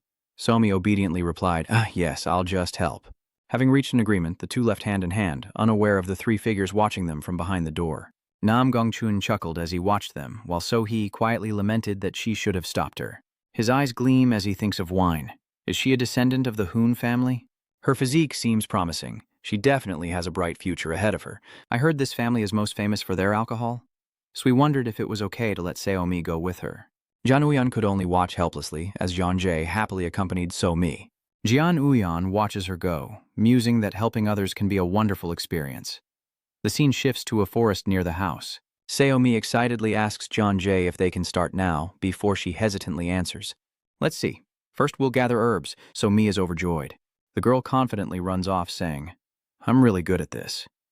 Jeon-jae watches her go, then glances back behind her. She looked at the scraggly yellow flowers on the ground, wondering why herbs that should be deep in the forest were so abundant here, and why no herbalists had come to collect them. "I'll just take what I need." Jeon-jae crouched down next to the herbs. Suddenly startled, she turned to see Saomi digging away with fiery determination, prompting Jeon-jae to think, "She's so cute, gathering everything, herbs and weeds alike. Living in such a grand estate, she probably never has to lift a finger." I can't help but feel a twinge of envy as dusk settles in. Excited, Saomi shows Jeonjae the basket of plants she collected, saying, "Look how much I picked." Jeonjae leans down, impressed and concerned. "That's a lot, aren't you tired?" Sue politely says no, as John marvels at the basket of herbs. "That's a lot." She glanced at her own basket, secretly envious, feeling like she hadn't picked enough. Nevertheless, she complimented Saomi, saying she did a great job. The girl was happy to be praised, explaining she often came here with her father. Jeonjae picked up an herb, a thought of astonishment arising within him. Wait, these herbs, their roots are all intact and clean. She's cleaned the roots perfectly. They'll fetch a high price at the apothecary. Saomi's eyes sparkle as she looks at her herbs. Jeonjae, holding the basket of herbs, tells her, "We should head back now. This is enough." Saomi politely replies, "Yes, let's go back. I'm hungry too." Jie was still bothered that the girl had gathered more herbs than she had. "I've been gathering herbs for years, and I'm outdone by this little girl. Is it just luck?" Back at the estate, the brewing pot in the kitchen emits a subtle fragrance. Jay grinds herbs, instructing, "We'll add this herb." Suddenly, Saori approaches. "Sister, can you teach me how to brew?" Jeonjae turns instinctively and asks, "You want to try some?" The girl giggles, holding up a small bottle. "I just want a little taste." Ji agrees, warning her, "You can brew it, but don't you dare taste it. Understand?" The little girl happily agrees. "Yes, I'll give it to father. I won't drink any." And so the two happily watched the brew. Ji excitedly said, "Then it should be fine. Let's begin." 10 days later, a jar of alcohol was ready. "Is it finished?" Jianyu asked seriously. Before his imposing presence, Jeonjae confidently replies, "I have great faith in this batch. I've brewed a lot, so if you like it, sell it for a good price." Jianyu seemed unconvinced. "Really?" But outside, the two sect leaders were already peeking in as he picked up the bottle and took a sip. Jeonjae watched, filled with worry, wondering why she felt so tense. Suddenly, Jianyu Haiyan interrupted her worries, saying it was indeed better than before. Hearing that, Jeonjae was overjoyed, but he quickly shattered her happiness. "But that's only because of the ingredients. Your skill is still the same. I mean, it hasn't changed at all." Jeonjae was stunned by his words, accepting the truth in silence instead of arguing. "The liquor is better because of the high-quality herbs used. That's true, but I didn't expect him to catch on." Januyan continued, remarking that it wasn't worth paying so much for. Jeonjae could only admit defeat, speechless. Nam Gongchun enters cheerfully, carrying a bottle. "Let me have a taste." Suddenly, Saomi excitedly brings over her own brew, asking her father to try it. Jianyu Haiyan takes the item from her and asks, "You're trying your hand at brewing too?" So Mi obediently replied, "Yes, I worked very hard on it," he said happily. "Thank you." And seeing him holding Jeonjae's bottle, Sado eagerly asked for some. "Let me try some." Jianyu Haiyan politely said to Somin, "I'll try some of the wine you made." Watching the father and son, the two old men were disappointed, suddenly losing their desire. What a pity. Jianyu opened the bottle and the aroma of the wine enveloped the five of them. After savoring the aroma, the three men began to clamor. "Let me try it. I want some too." "No, it's mine. Come on, don't be selfish. I just want a taste." Jay secretly wondered, "No way, if the scent I just caught is right, then that bottle—" Sato raises the bottle, proclaiming it worthy of being among the 5 finest wines he's ever tasted. Nam Gongchun laughed, agreeing with him. "I agree." Sato awkwardly praised the drink. "It's so good." Jian Wuyan, unconcerned with Sato's feelings, impatiently spoke up. "Now that you're done, give it here." Suddenly, Jeonjae approached and cautiously asked, "May I try some too?" Jian Wuyan was annoyed but restrained himself, allowing her a sip. Jeonjae nervously took a drink, wondering, what will it taste like? Though the aroma was perfect, perhaps the taste would be... She was immediately surprised. This wine made the air around her burst with the colors of spring. This taste... Jeonjae clenched her fist in silence, then approached Somin, taking the girl's hand in surprise. Jeonjae was so impressed that she stammered. Sir, cut to 1 month later at the Dumun clan. A surprised voice cries out, "What did you say?" "The Dumun family," Dumun Guan asked in disbelief. "The Hoon clan brews liquor?" His subordinate bowed. "Yes, I'm certain." Dumun was incredulous, a hint of surprise in his voice. "What did you say? That place is..." He then pulled something from his pocket as his subordinate presented 2 bottles of alcohol, reporting their findings. The bottle on the left was the Hoon family's popular brew, trading for 10 silver pieces, while the one on the right went for 2. Hearing this, his face paled as he muttered in disbelief, "Is it really Hoon family liquor?" Moon Guan asked, "What's the difference between these two?" He explained, "They're in different classes. The one on the left is expensive, but there isn't enough to sell. Rumor has it that high-ranking officials pay extra to get their hands on it. He stood up abruptly, holding the bottle in his hand once more, and asked, "Are you sure this is from the Hoon family?" His subordinate confidently replied, "Absolutely." Then the old man grabbed the bottle and took a swig. It seems Moon Guan tasted something in the wine, and his eyes turned menacing as he remembered John Jay, his anger rising as he cursed the heavens. Damn it, that little brat. And then Moon Guan poured the remaining wine into his glass. Next, he tasted the remaining bottle, and his eyes widened in surprise as he stared at the glass, muttering, "The wine on the left clearly has the flavor of the Hoon family from the old days. No, perhaps even better than before. The one on the right is decent, but not as good as it used to be." He recalled the legendary tale of the Hoon family, rumored to have been visited by the emperor himself. After tasting it, he could never forget the flavor. This story is still famous, and if the Hoon family revives, it will be very dangerous. Moongu now stares at his subordinate with murderous intent, his voice dropping as he asks, "Who's doing this?" The subordinate stammers, "Yes." Unable to hear a response, he angrily demands, "Who allowed the Hoon family to make alcohol, and who is distributing it?" Seeing Mungun's rage, the subordinate kneels in fear, quickly answering, "It's the Kim Hwan Trading Company." Unable to believe his ears, he asked again, "What? That small trading company in Changsha?" He affirmed, "Yes." Hearing this, Mungun ordered, "Investigate thoroughly." The subordinate acknowledged the order. We cut to Jean Jay, eyes weary, face drenched in sweat, lamenting, "Why can't I do it?" "Why?" She collapses before a vase, dejected, her voice filled with disappointment. "A little progress, but it's not nearly enough." Suddenly, Jian Huiyan's voice echoed from behind her. "What are you so gloomy about?" John Jay, startled by his sudden voice, grumbled with annoyance, "Please make some noise when you approach me." Seeing John Jay's miserable state, Ian Yuyan wondered why she couldn't make alcohol like Somi, so she sighed with a sad voice. "No matter what I do, I can't make it like Somi. The ingredients, the amounts, even the brewing time, I've done everything exactly the same." Hearing this, he quietly looked at Jeon Jae, then softly said, "Somi is a special child." She was surprised and looked up at him. Remembering the radiant and warm appearance of Somi, Yuyan explained, "She's affectionate, loves those around her, and is always devoted to them." John Jay asked with some curiosity, "But why bring that up all of a sudden?" Yuyan adds that she's also lucky. Hearing those words, she was a little confused, and seeing Jeon Jae's expression, Jian Yuyan explained, "It's not just luck. She truly possesses heavenly fortune, so everything she does yields good results." Hearing his explanation, she was even more confused, looking at him with suspicion as she muttered, "Heaven's blessing? Are you trying to brag about your daughter?" Jianu Haiyan looked at her and warned, "Simply imitating it won't create a wine that surpasses it." He offered her a piece of advice. "Wouldn't it be better to create something that is uniquely yours?"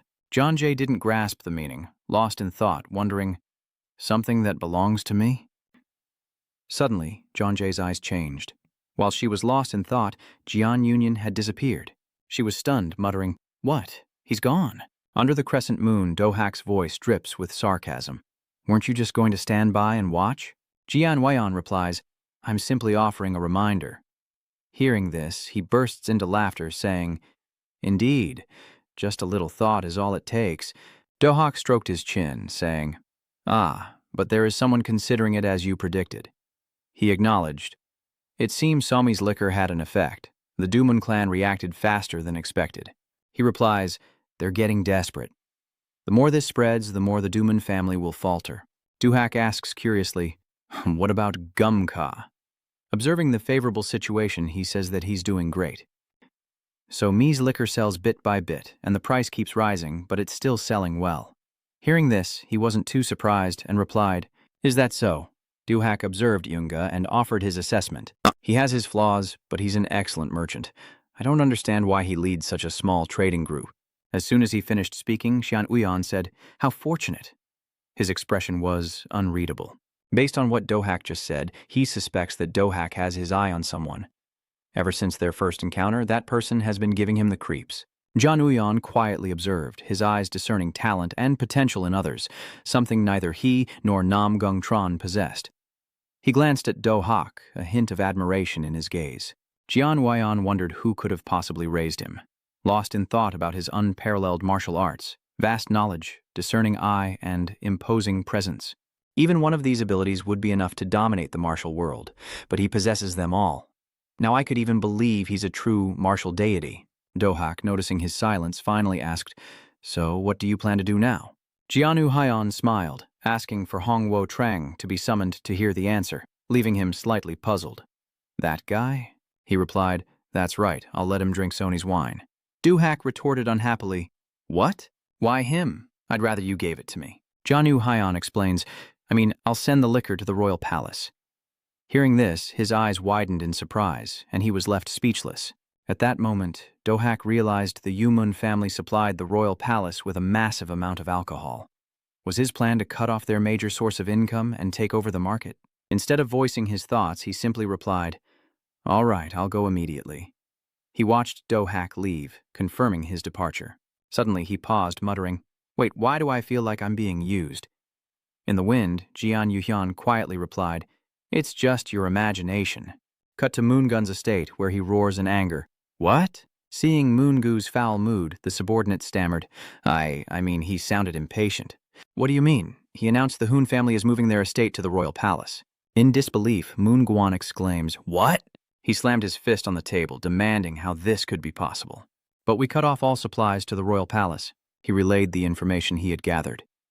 "Do you know Hongo Treng? You reclaimed Changbai Mountain, recovered the Golden Buddha, and annihilated countless bandits, not to mention earning the trust of the central government." Hesitantly, he reveals that the Hoon family seems to have made a deal with Hongwo Treng. Hearing this, the old man's eyes turn bloodshot, his brow furrows, and he exclaims, "What?" Switching scenes to a carriage, he hesitates. "You mean Jian Uyan is sitting in the carriage across from us?" Hongwo pauses, then asks, "All I have to do is deliver this to the royal residence, right?" The scene shifts to the box containing the Byungyang legacy as Honggun, excited to the point of sputtering, says, "I've heard that news recently too. I heard the Hoon family, once in decline, has recovered and is reselling their famous liquor. I've been searching everywhere to try it, but to no avail. I didn't expect that wine to come from the great hero's estate." Upon hearing this, Yuyan looked displeased and replied with a disgusted tone, "Yes, but that's Somi's wine, not the Hoon family's original brew." Upon learning it was made by Hosaomi, Hong Yun gasped in astonishment. "What? Somi?" Suddenly, a fire of determination ignited within him, knowing that the young girl could create such a wine. "She's learning new things. I must have her as my daughter-in-law." Regardless of Honggun's thoughts, he continued with the plan. "Kim Woo will accompany you, and he will take care of the merchant guild. Just introduce him to the prince." Hearing this, Hongwo responded clearly, "Understood, don't worry, leave it to me." In his mind, he called out 3 times, "Father-in-law Uan is a bit of a worrier," before adding, "Oh, right. One more thing. With the strength of the Kim Hwan Trading Company, they won't be able to find suitable guards, so I'll send Gun Mujin to accompany the trading company." "That should be enough, right?" he asked, confused. "Huh?"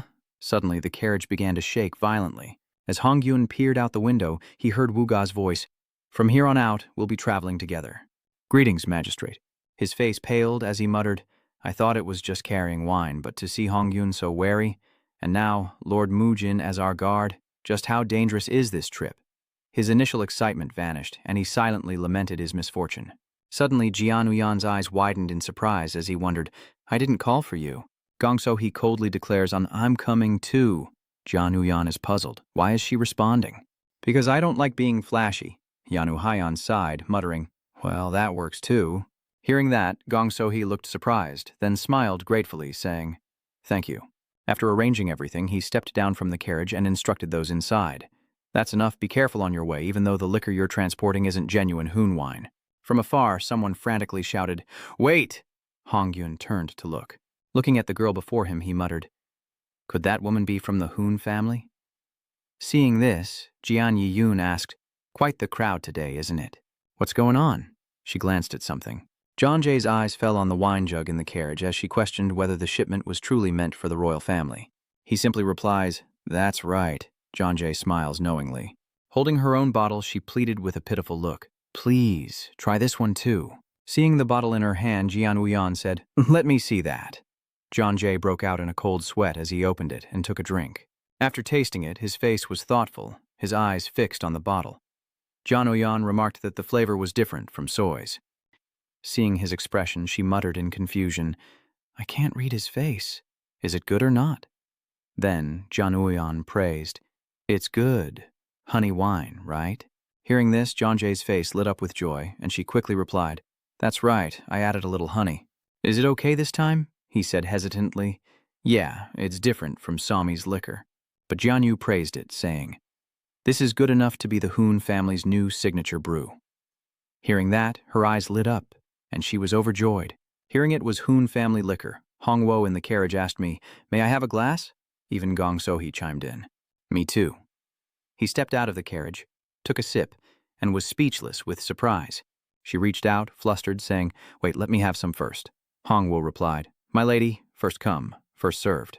Jian Wuyan watched John Jay pleased and bashful from the praise, and thought to himself that while Somi's wine was special, this honey wine was also quite delicious. Moreover, this honey wine has something that Somi Mian Yu's aged wine doesn't. Who knew a wine could contain such a thing?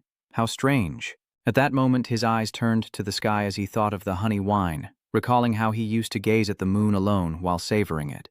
As he watched everyone laughing and talking together, his thoughts drifted elsewhere. But now, Jian Wuyan couldn't help but smile softly. Back to the matter at hand, he urged, All right, no more hesitation, let's move out. The others responded in unison, Yes, sir.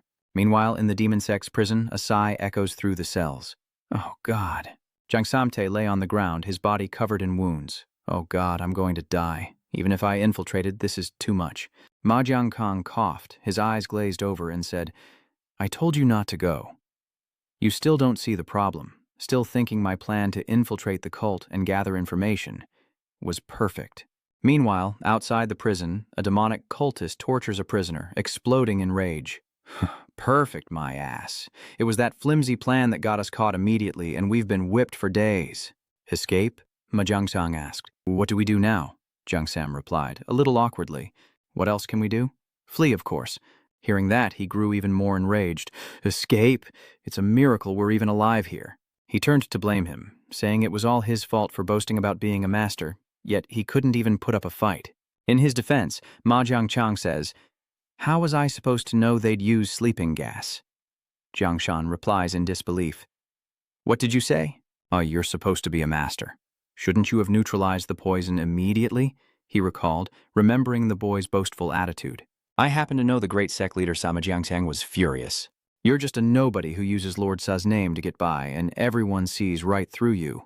Enraged, he turned to fight. So what? Did I have to drop that name for anyone to spill the beans?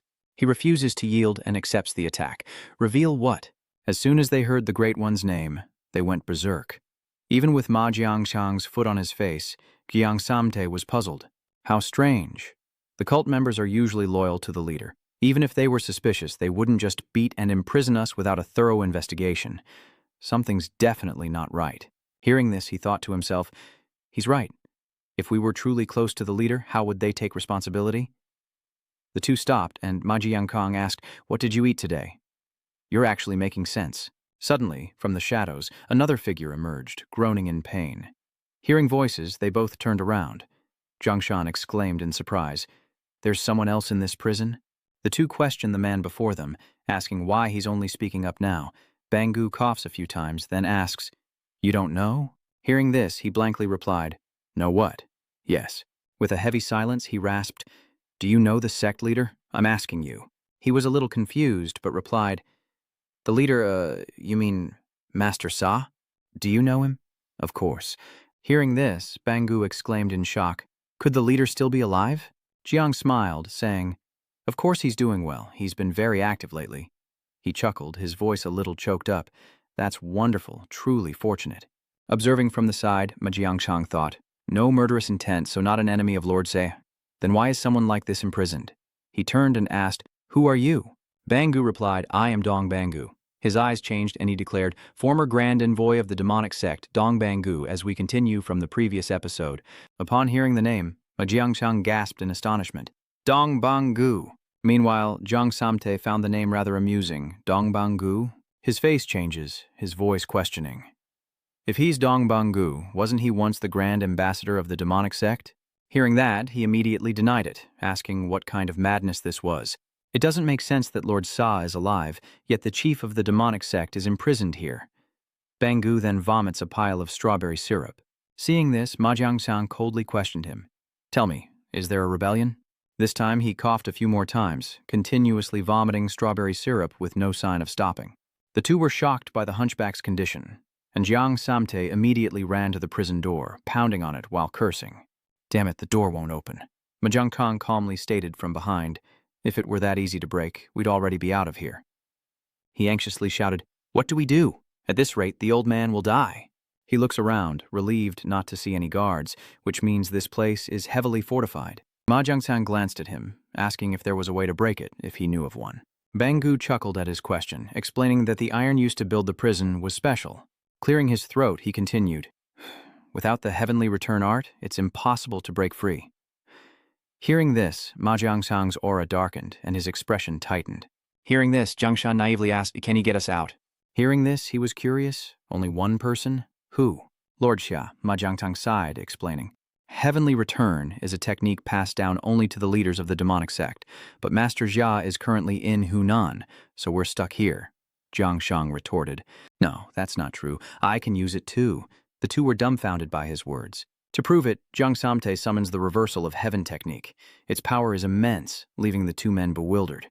Bangu's eyes widened as he asked in disbelief, This is the heavenly return technique, and how do you know it?"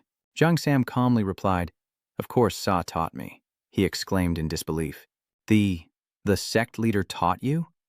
He recalled the harsh training, saying with a bitter tone, "Yeah, it wasn't easy. I was forced to train until I was dazed, and when I woke up, I trained again. After doing that a few times, I somehow managed to do it." Bangu questioned, "The Lord bestowed that grace upon you? You were even taught the heavenly demon's revival art?" He clicked his tongue, scratching his head, saying it was more like torture than a blessing. Suddenly, Jiangshan realized something was wrong. "Huh? Wait, what do you mean, heavenly demon?" He frantically looked at the heavenly return art in his hand and exclaimed, "Don't tell me this is the demonic heavenly divine art." Hearing this, the two snapped back. "You learned it without even knowing what it was? You learned it without even knowing?" The scene shifts to the outdoors as twilight descends, and the faceless one idly lies down with a toothpick in his mouth, next to the sleeping flower shirt. He sighed in boredom, turning to the sleeping girl, lamenting that without Jiangshan Ti to torment, and with Mujin and Nam Gung Sohi gone, there was nothing to do. He reached out and pinched the sleeping child's cheek, saying that this was the only fun he had left. And the pain made her stir uncomfortably. Suddenly, Jianu Hian speaks up from behind, asking if he isn't rather free today. The masked man turned around, complaining, "That's why I said you should have sent me. There's nothing fun here." "So, you're saying he looks like he's enjoying himself?" He suddenly asked about Jiang Shante. "When is Samt coming back?" "It's been too long. It's boring without him." Jian Wuyan reassured him. "He'll be back soon. They must still be safe." The imposter scoffed. "Humph. What makes you so confident in someone who's only good at light footwork?" He calmly replied, "That's why you taught him, isn't it? Your heavenly demon divine art." Hearing this, he could only stare silently at Jian Uyan with a very displeased look. The masked man sits up abruptly, saying, "You really can't fool you." "Yeah, I taught him a few moves, but are you planning on taking him as a disciple?" Hearing this, he immediately retorted, "I must be crazy." The imposter said with some concern, "Could something truly dangerous be about to happen?" Jian Uyan was a bit confused as he mentioned that touching the Kim Hwan Trading Company was already a big deal, but the real problem was the Du family. The little one, hearing their conversation, looked displeased. Seeing that the faceless one seemed to know a lot about it, he asked, "The Du family, you know them well, don't you?" He explained, "I once tried sending some people there to do business, but it didn't go as expected." Jian Wuyan's eyes widened at that.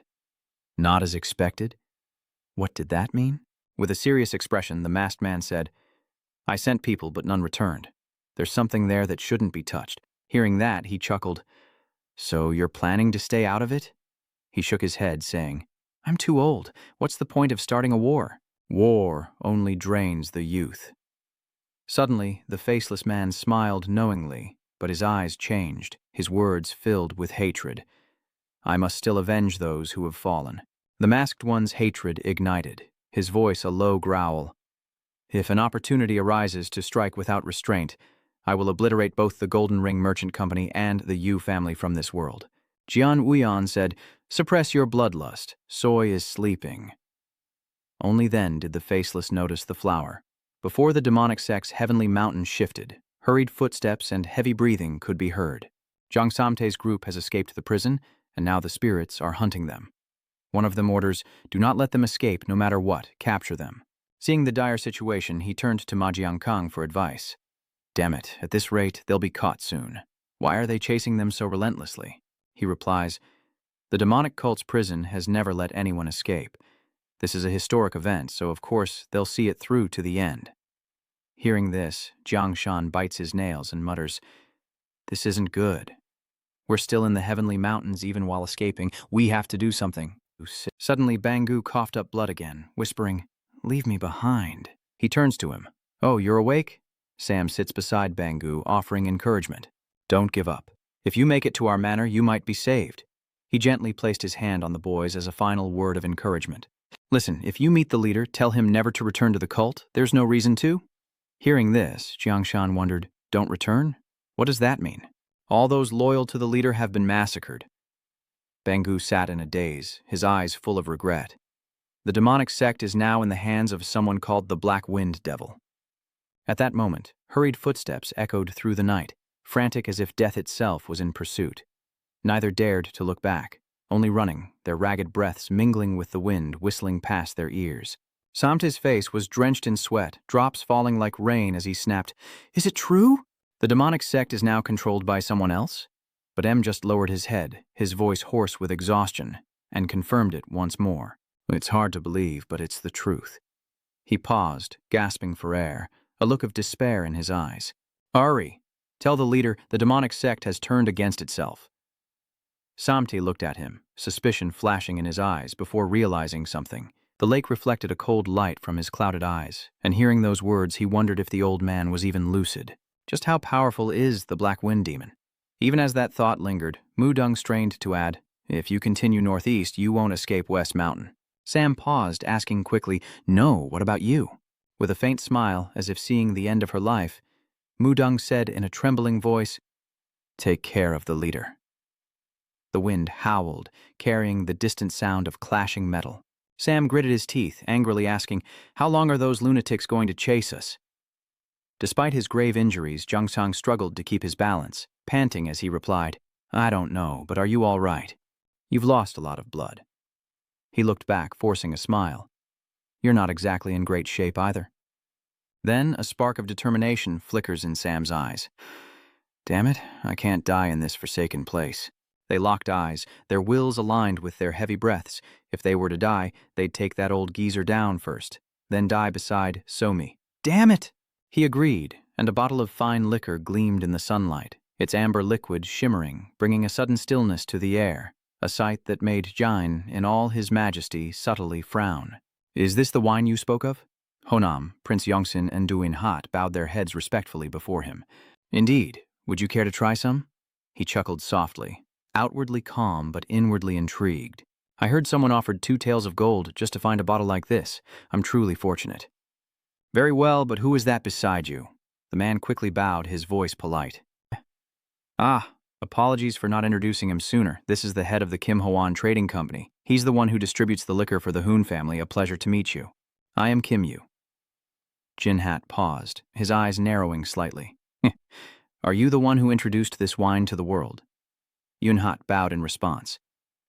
"Yes, we were fortunate to have a member of the Hoon family in our trading group. If you wish, I can have the wine delivered to your residence at any time." Jin Huat chuckled, his deep laughter echoing through the room. "That sounds pleasing, but good liquor shouldn't be drunk for free. Liquor tastes better when you pay for it. Next time I'll wait and buy it myself to enjoy." Hearing this, the two bowed in delight. "Very well." He drank with relish, a gentle smile gracing his powerful face.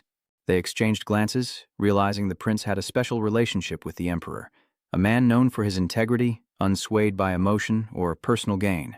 And they knew their chance to present their wine to the court had arrived. Jin Huan set down his glass, the light catching the golden liquor at the bottom. "A fine wine indeed. Worth its weight in gold." He turned. "Come now, don't just sit there. Let's have a drink together. Wine is best enjoyed in company." They bowed their heads. "Yes, thank you, sir." Meanwhile, at the Dumun clan, a thunderous roar erupted. "Failure!" The sound of a hand slamming on the table makes the cups tremble. "Did you just say we failed?" "My lord, they managed to bring the Hoon family's liquor into the manor." Dugu roared in disbelief. I told you to stop them at all costs, even if it meant using assassins. His subordinate gulped, stammering. That? He glared, his eyes bloodshot. I sent assassins, but they were all killed. The report trembled. According to our spies, Nam Gong Sohi and Gun Mujin were also seen there. Nam Gong Sohi and Gun Mujin, why are those two there? They're renowned masters. The guard stepped forward and continued. According to my information, they're both currently at the Hunan Jian Manor in Yueyang. You growled. Since when did the Jian family of Hunan have such a clan? The guard replies, do you remember the recent rumors in Yueyang and around Changsha? He frowned. I've heard of them. Masked old men calling themselves the Gentleman Swordsman and the Demonic Skylord. They say anyone who disturbs that area will be punished by those strange old men. The guard broke out in a sweat. Yes, according to intel from the Jiawu Gate, that seems to be their base of operations. Nam Jiang Ho family. So they're backing the Golden Ring Company. Hearing this, Yugo was incredulous, his face changing. Where did these nobodies come from, daring to bother me? Wait, what about Hoon's young lady? The guard bows his head. There's no information yet, but it's possible. He growls, she's with the Hunan Jian family. Heian, get her and send a message to the Hunan merchants. Pressure them. No, eliminate the Golden Ring Company. The guard stood at attention. What about the Namjian Lake? Yu continued coldly. Contact Assassin Pavilion and be discreet. He knew the Assassin clan was the top assassin organization in the Central Plains. For the right price, they were confident they could kill even the Emperor. His breath heavy, his voice rasped like a command to the Grim Reaper. Kill them all. Leave no one alive. The guard replied, I'll carry it out at once, but my heart trembles. Were they truly assassins from the Assassin Pavilion? The next day, in a fortress filled with smoke and blood, a hand was drenched in a thick red substance, like syrup. The whole body covered in blood. After the fierce battle, Nam Gong Chun ran up, panting. Yes, they launched a surprise attack today, he said, wiping blood from his hands. I heard the Assassin clan is a gathering of the most ruthless killers.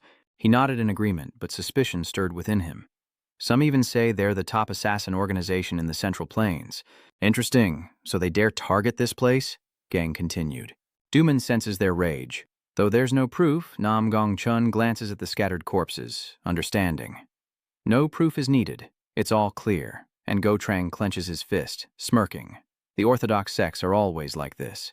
He frowned in anger. How dare they act in this place? And why would they send such things to the manor where Sam is? The two exchanged glances, their breaths heavy, eyes blazing, power surging through their veins. They couldn't take it anymore.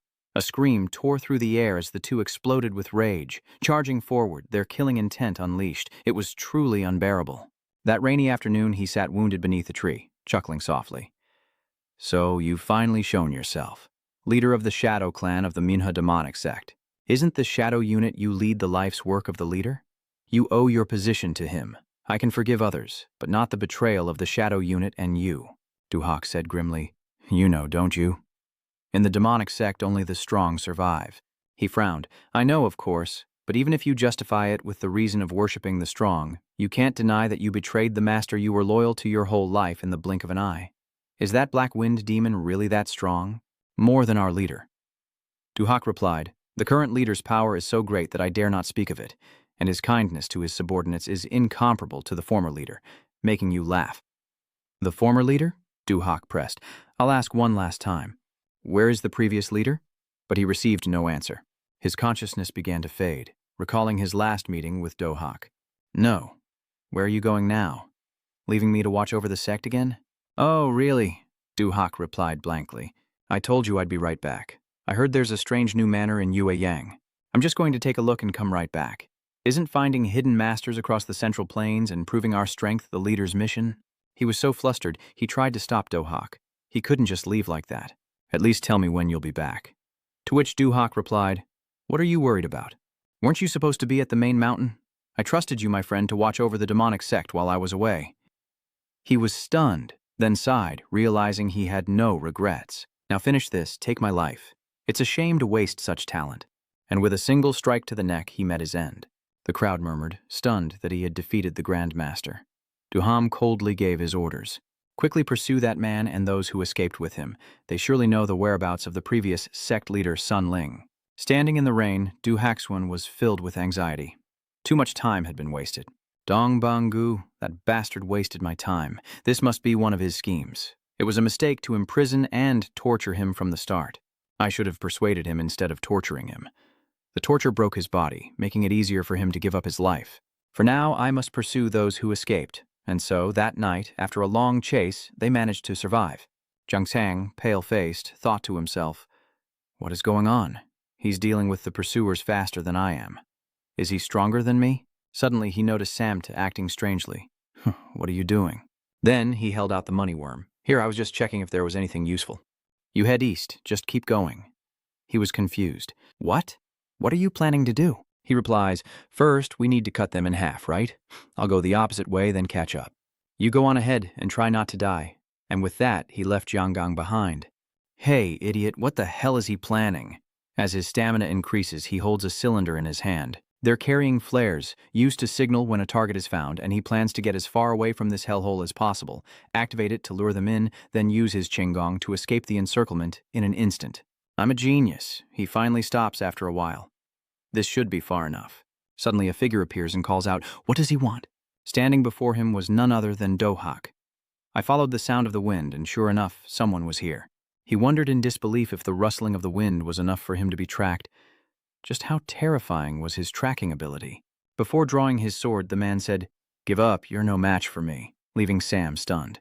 "What?" Instantly, a slash appeared across his chest without him even realizing it. He staggered backward, gasping for air.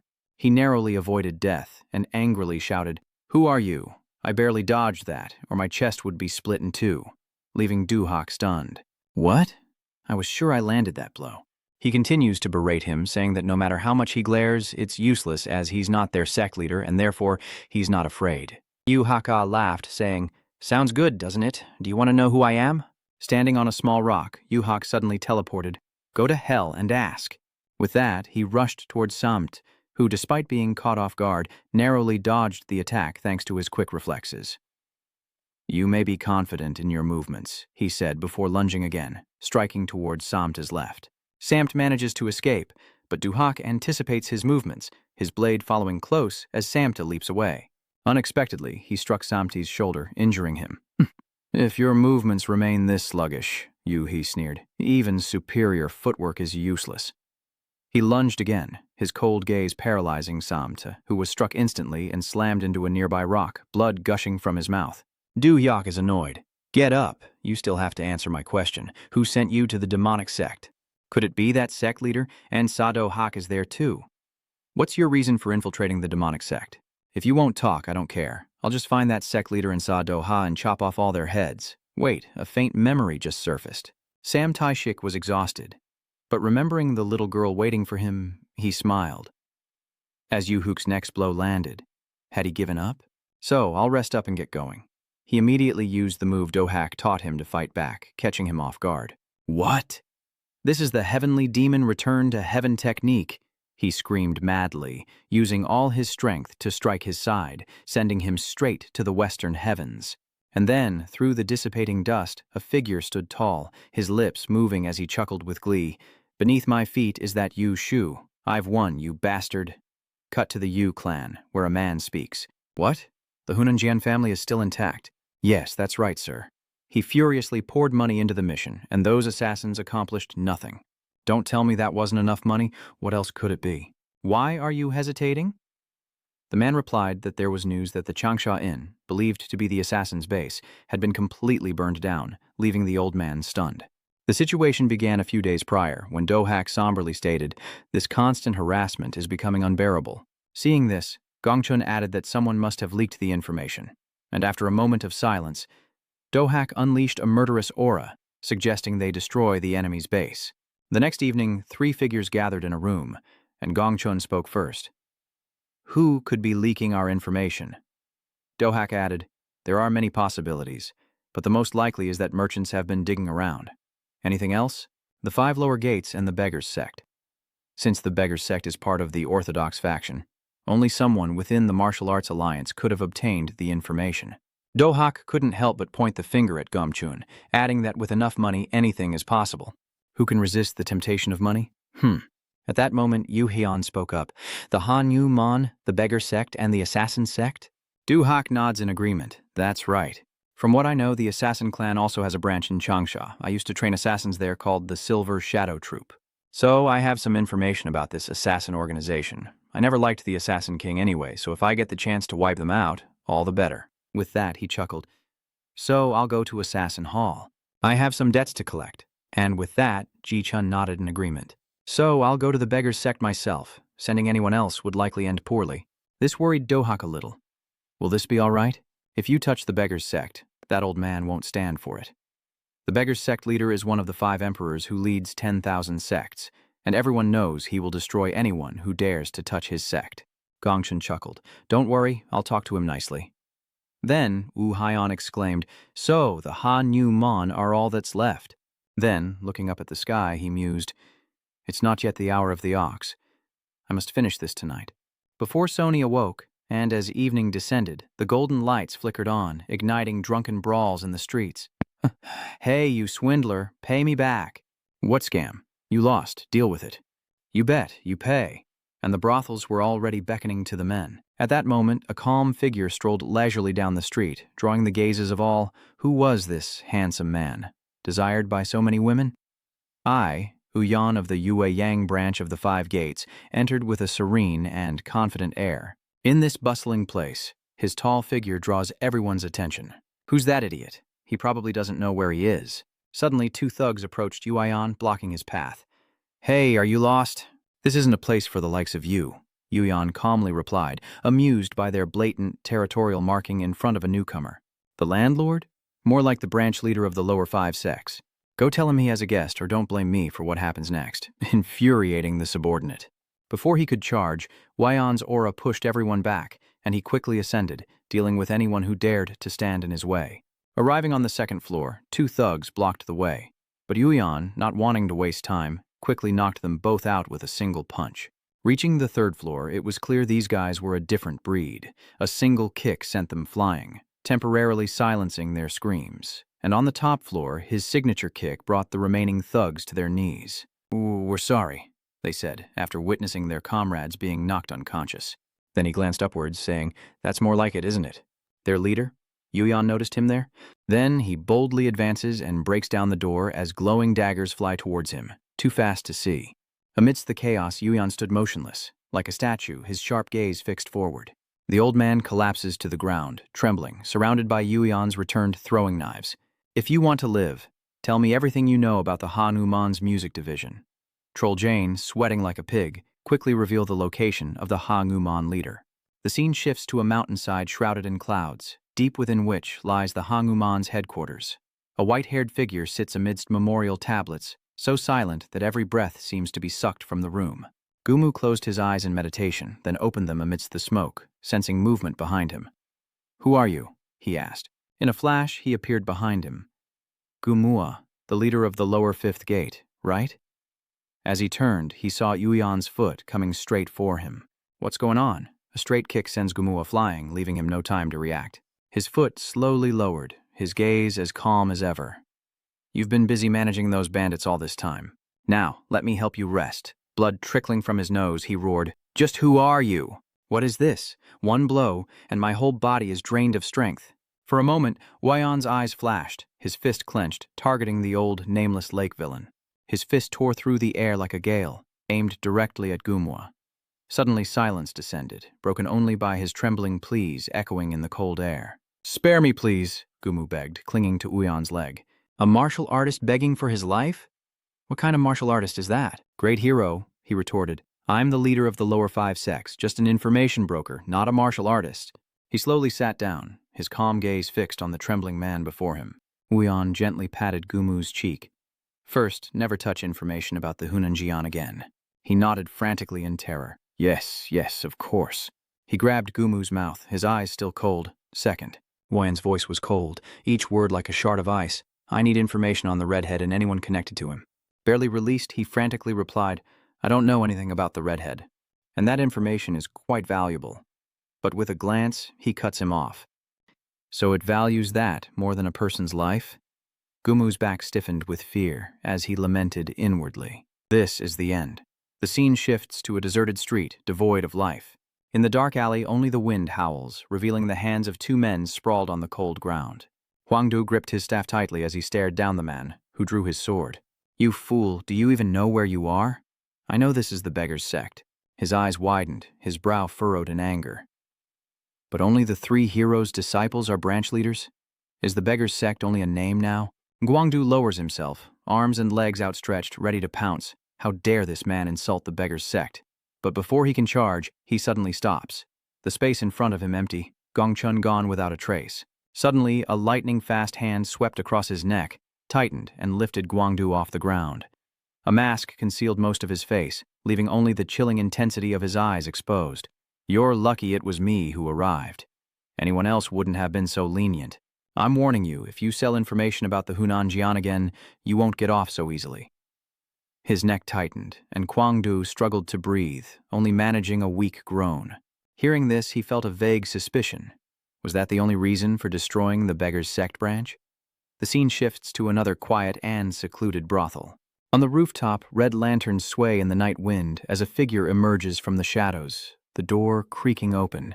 A smiling waiter emerged, bowing to greet a customer, but before he could finish, a cold light flashed past him. Du-ha tightened his grip on his sword, his cold eyes fixed on the corpse on the ground. If the king killer were here, at least there would be some fun. Suddenly, a flurry of swords point at him, but judging by their looks, today will be rather dull. Black figures emerge from all sides, surrounding Du-ha. A figure in black glares at him. What in the world is he talking about? Since you've gone to the trouble of finding me, I suppose I can't just let you off easy. If it weren't for personal matters, I would have chosen another place. I truly regret it. It didn't have to come to this, really, but I have to seize this chance to eliminate all threats. Doha breaks through the encirclement, sending the black-clad assassins flying, and declares the Yueyang branch of the assassin clan, guilty of unwarranted intrusion, will be erased from the Central Plains. Right now, Moon Guan's eyes are wide with rage and shock. The assassin clan was destroyed? You expect me to believe that? Are you making fun of me at a time like this? The subordinate bowed and recounted the events. No, it's true. Their base at Jiangxia Inn was completely destroyed, without a trace, and there were no signs of people around. He hesitated for a moment before continuing.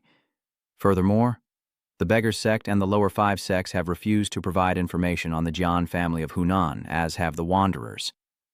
Upon hearing this, veins popped on his temples. What?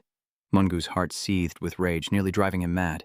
Who's been paying them all along? That family has. The Jian family of Hunan, those bastards dare betray me? And the ever-greedy Han Gu Mon as well? He pointed at his subordinate's face and barked, This sudden change of attitude is suspicious. I'm uneasy. Investigate and find a way to approach the Kim Hwan Trading Company. He nodded. Yes, sir. Watching him leave, Moon Guan crossed his arms, thinking, They don't seem to be of any value anymore. Perhaps I should deal with them soon. He glanced at the door and asked, What do you think? A figure flickers in the light. Are you asking me? Moon Guan retorts impatiently, Who else would I be talking to? The figure scoffed. I've never cared much about what you do, but I funded you, so the least you could do is help me. The figure spoke coldly. The work continues, and Moon Guan sighs. It's highly likely you'll have to take action. He then lowered his head, calculating who would dare to cross them. If he had any sense, he wouldn't even think of opposing me. If I catch him, I'll crush his limbs. Cut to the Hoon family's tavern. Eon Ha warmly greets the guest, wondering why the marksman has come all this way, as Trung Hoen clears his throat, noting it's been a while. He's the chief merchant of the Hunan Trading Company, and Jung Haeon happily pours him a drink. It's been a while, hasn't it? It must be 20 years since we last met. Jung Ho raised his glass and replied, You came to me looking for work back then. Has it really been that long? Seeing that he was still respected, the man became arrogant. If I hadn't taken pity on you and lent a hand back then, you wouldn't be where you are today. He replied outwardly, How could I forget? How could I forget? How could I forget? But inside, Ha wanted to curse. How could he forget how his whole family was treated like animals under you? Jung Ho complimented, Still, you've built a powerful merchant group, admirable indeed. He politely replied, I'm not even close to your level. Of course, the merchant Mac gloated. There's no way you could ever catch up to me.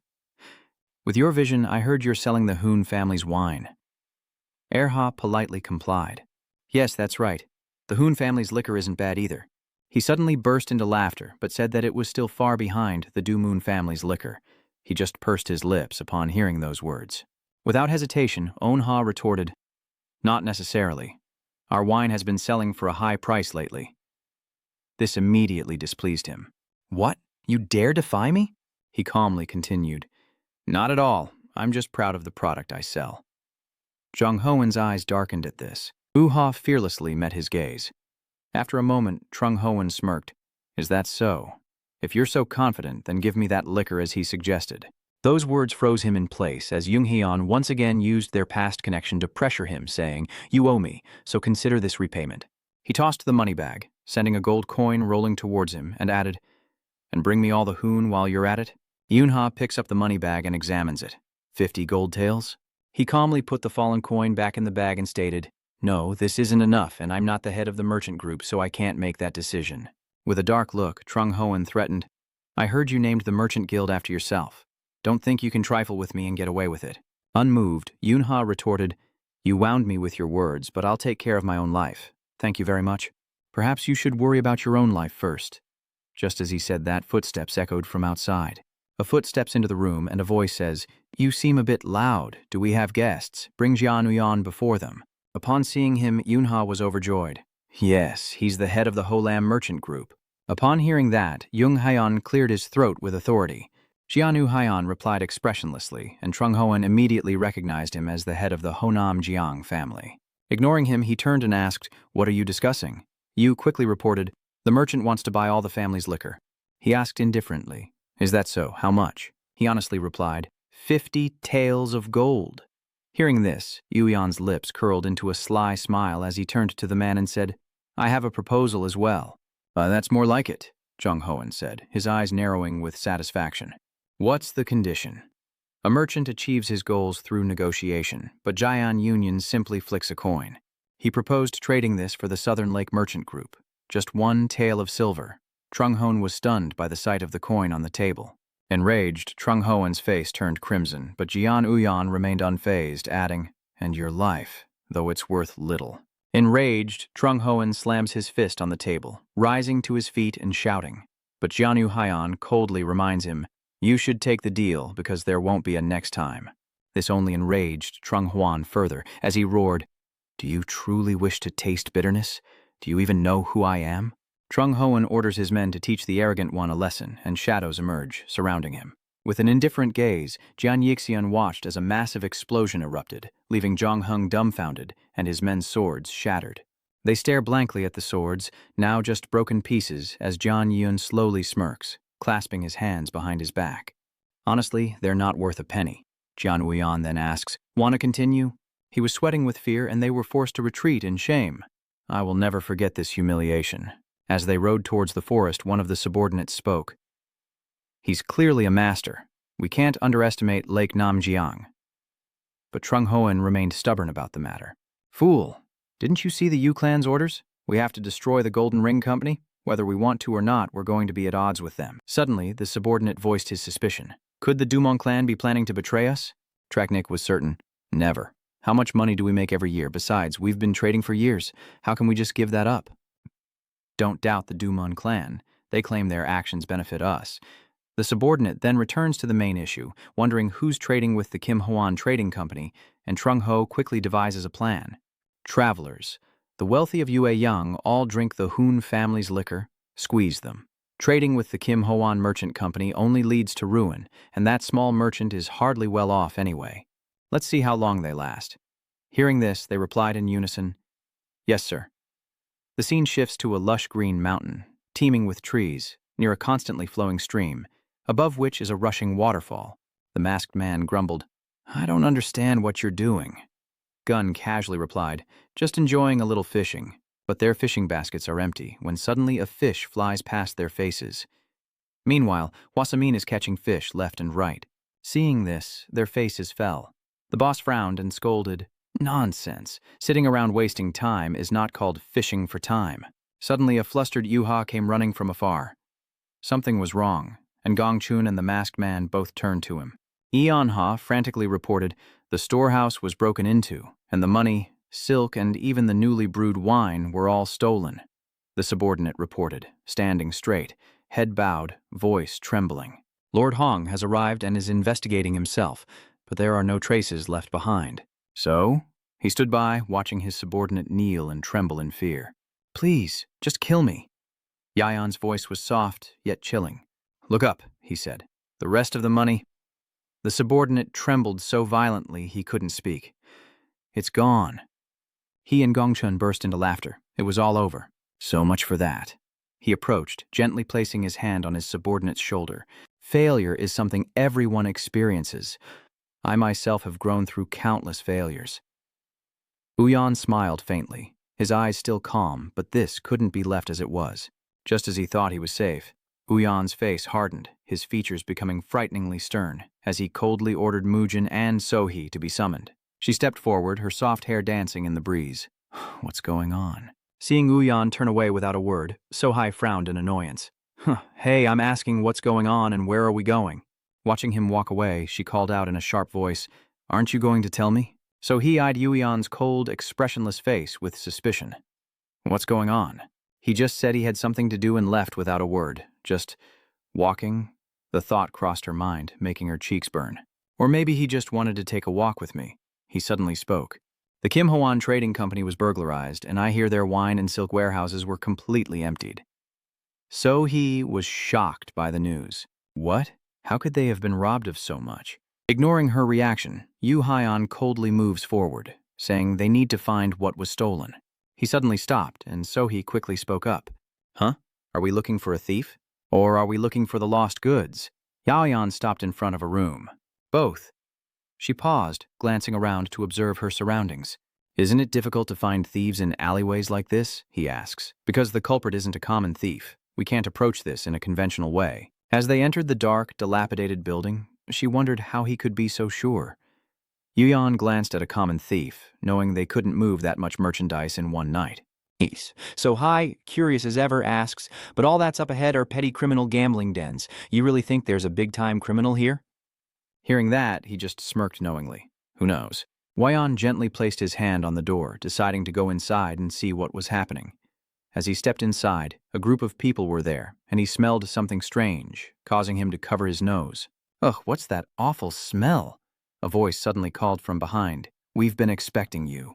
A waiter had been waiting for him and ushered him inside. Inside the closed room, a plate of cakes was placed on the table. What's the information? Gumue asked him somberly, the silence growing heavy. Sohai sits in the corner, chanting, not understanding anything. What is this? She tensely listens as he reports to Yuyan. As soon as we received the letter, we put all our efforts into it, but it hasn't been easy. It seems the other party has erased all traces, he said calmly but sharply, arms crossed, adding that even the lower 5 gates couldn't find anything. How interesting, so he mused. The 5 lower gates, Gumu gave a forced laugh. I appreciate your high opinion of us, but some things are impossible, especially on such short notice. He paused, then added, We've also investigated the Hunan Merchants Guild. But Yu raises an intrigued brow, asking, What were the results? He then recounts everything they've uncovered, including witnesses who saw them seeking trade partners, but their tight-lipped nature prevented further investigation. He scoffed. Something fishy's going on. Gumo nodded. Yes. Seeing that he had nothing more to say, Uyan asked, Anything else? He shook his head. There's no clear evidence, but if you give me more time... He pulled a bag from his person and tossed it out. That's enough. Gumu was excited to see the bag on the table, and will find out where and when those Nam folks will go, then send me a letter. He laughs. That's enough. The 3 stand and Gu bows respectfully. I'll be in touch immediately. Thank you for the deal. Yuyan nodded. Okay. Sohi, who had been silent until now, looked around and asked, And who is that young master? Besides, isn't this money too much for the information we received?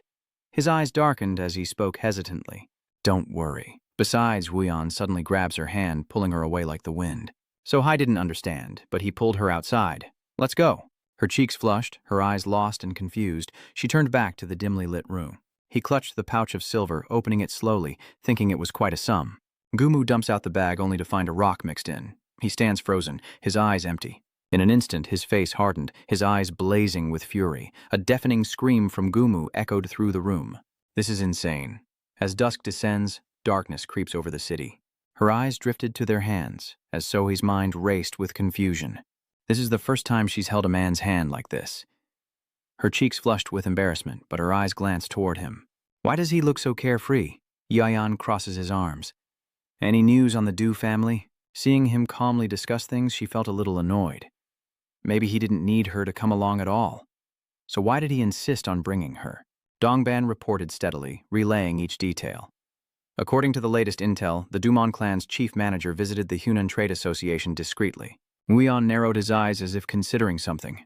Just before Jung Haeon came to us, he slowly nodded, then continued. Yes, this confirms that the two sides are colluding. He pauses, stroking his chin and looking away, but then the Dumun family takes no action, which puzzles me. Meanwhile, Hunan had their trade leader step forward directly.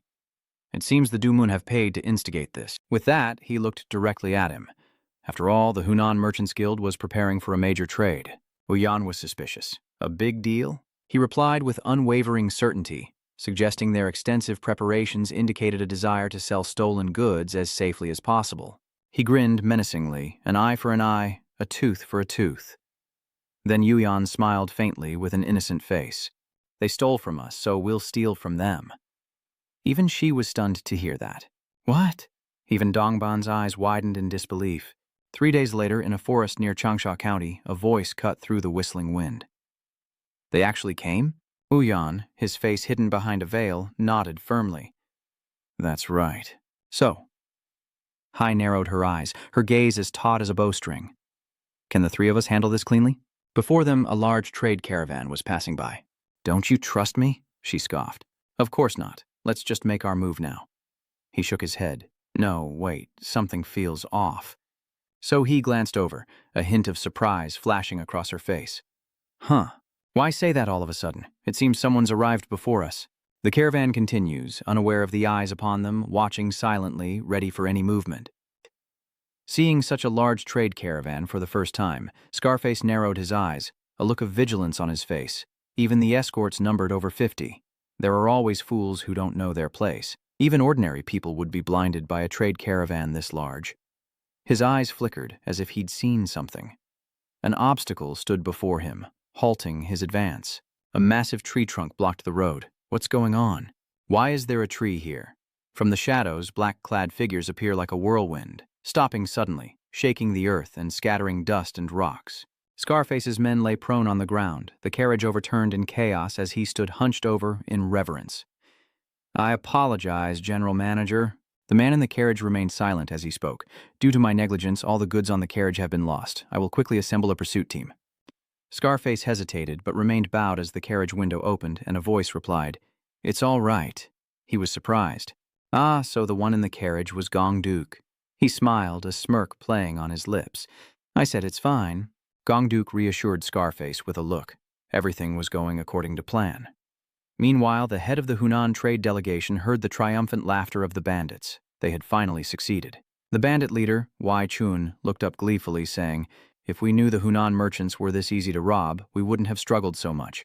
He stood akimbo, unable to hide his excitement. We're rich, 2 underlings chimed in. Boss, with this loot, we're set for generations. A shout suddenly rang out from behind. The soldiers burst from the carriages, ready to capture the thieves, as Yang Chun stopped, confused. What? What is going on? Why are soldiers in the carriage? Kill anyone who resists, the soldiers barked. The sounds faded, and silence fell. From the high cliffs, the three silently watched the prisoners being led away. So he breathes a sigh of relief at the sight. Perhaps it was fortunate that they arrived late. Her eyes lingered on the captured soldiers being dragged away. Someone else had moved first, and rushing in would have been a trap. Her companion spoke, voice full of speculation. They didn't expect bandits to arrive first, so this must be a trap set for us. Moyan nodded slightly, his eyes deep in thought. Yes, that's right. The wind swept through her hair as she crossed her arms, tilting her head slightly. It's fortunate that the young master realized the cart carried people, not goods. I didn't expect to find the magistrate and a government official inside. If we touch that carriage, even if we escape, all 3 of our faces will be plastered on wanted posters. So he frowned slightly, her voice turning cold. They're cunning, knowing the authorities can't touch them easily. His expression unchanged, he said in a low voice, I underestimated them. As Uyan turned to leave, he asked hastily, Are you leaving, sir? He nodded. Yes. With his hands clasped behind his back, Uyan exuded dignity as he slowly walked away. That's all for today. Meanwhile, an eerie silence blankets the Hunan Merchant Guild, shattered by an enraged shout echoing through the room. What? Just mere bandits? The subordinate shrunk back, nodding fearfully. Yes, that's right. Gongduk gritted his teeth, trying to swallow his anger. Damn it, I thought the Jian family of Hunan was involved, but my calculations were wrong. Did they not act, or was there an unforeseen variable? Perhaps the latter. The Jian family of Hunan, you got lucky this time. What to do now?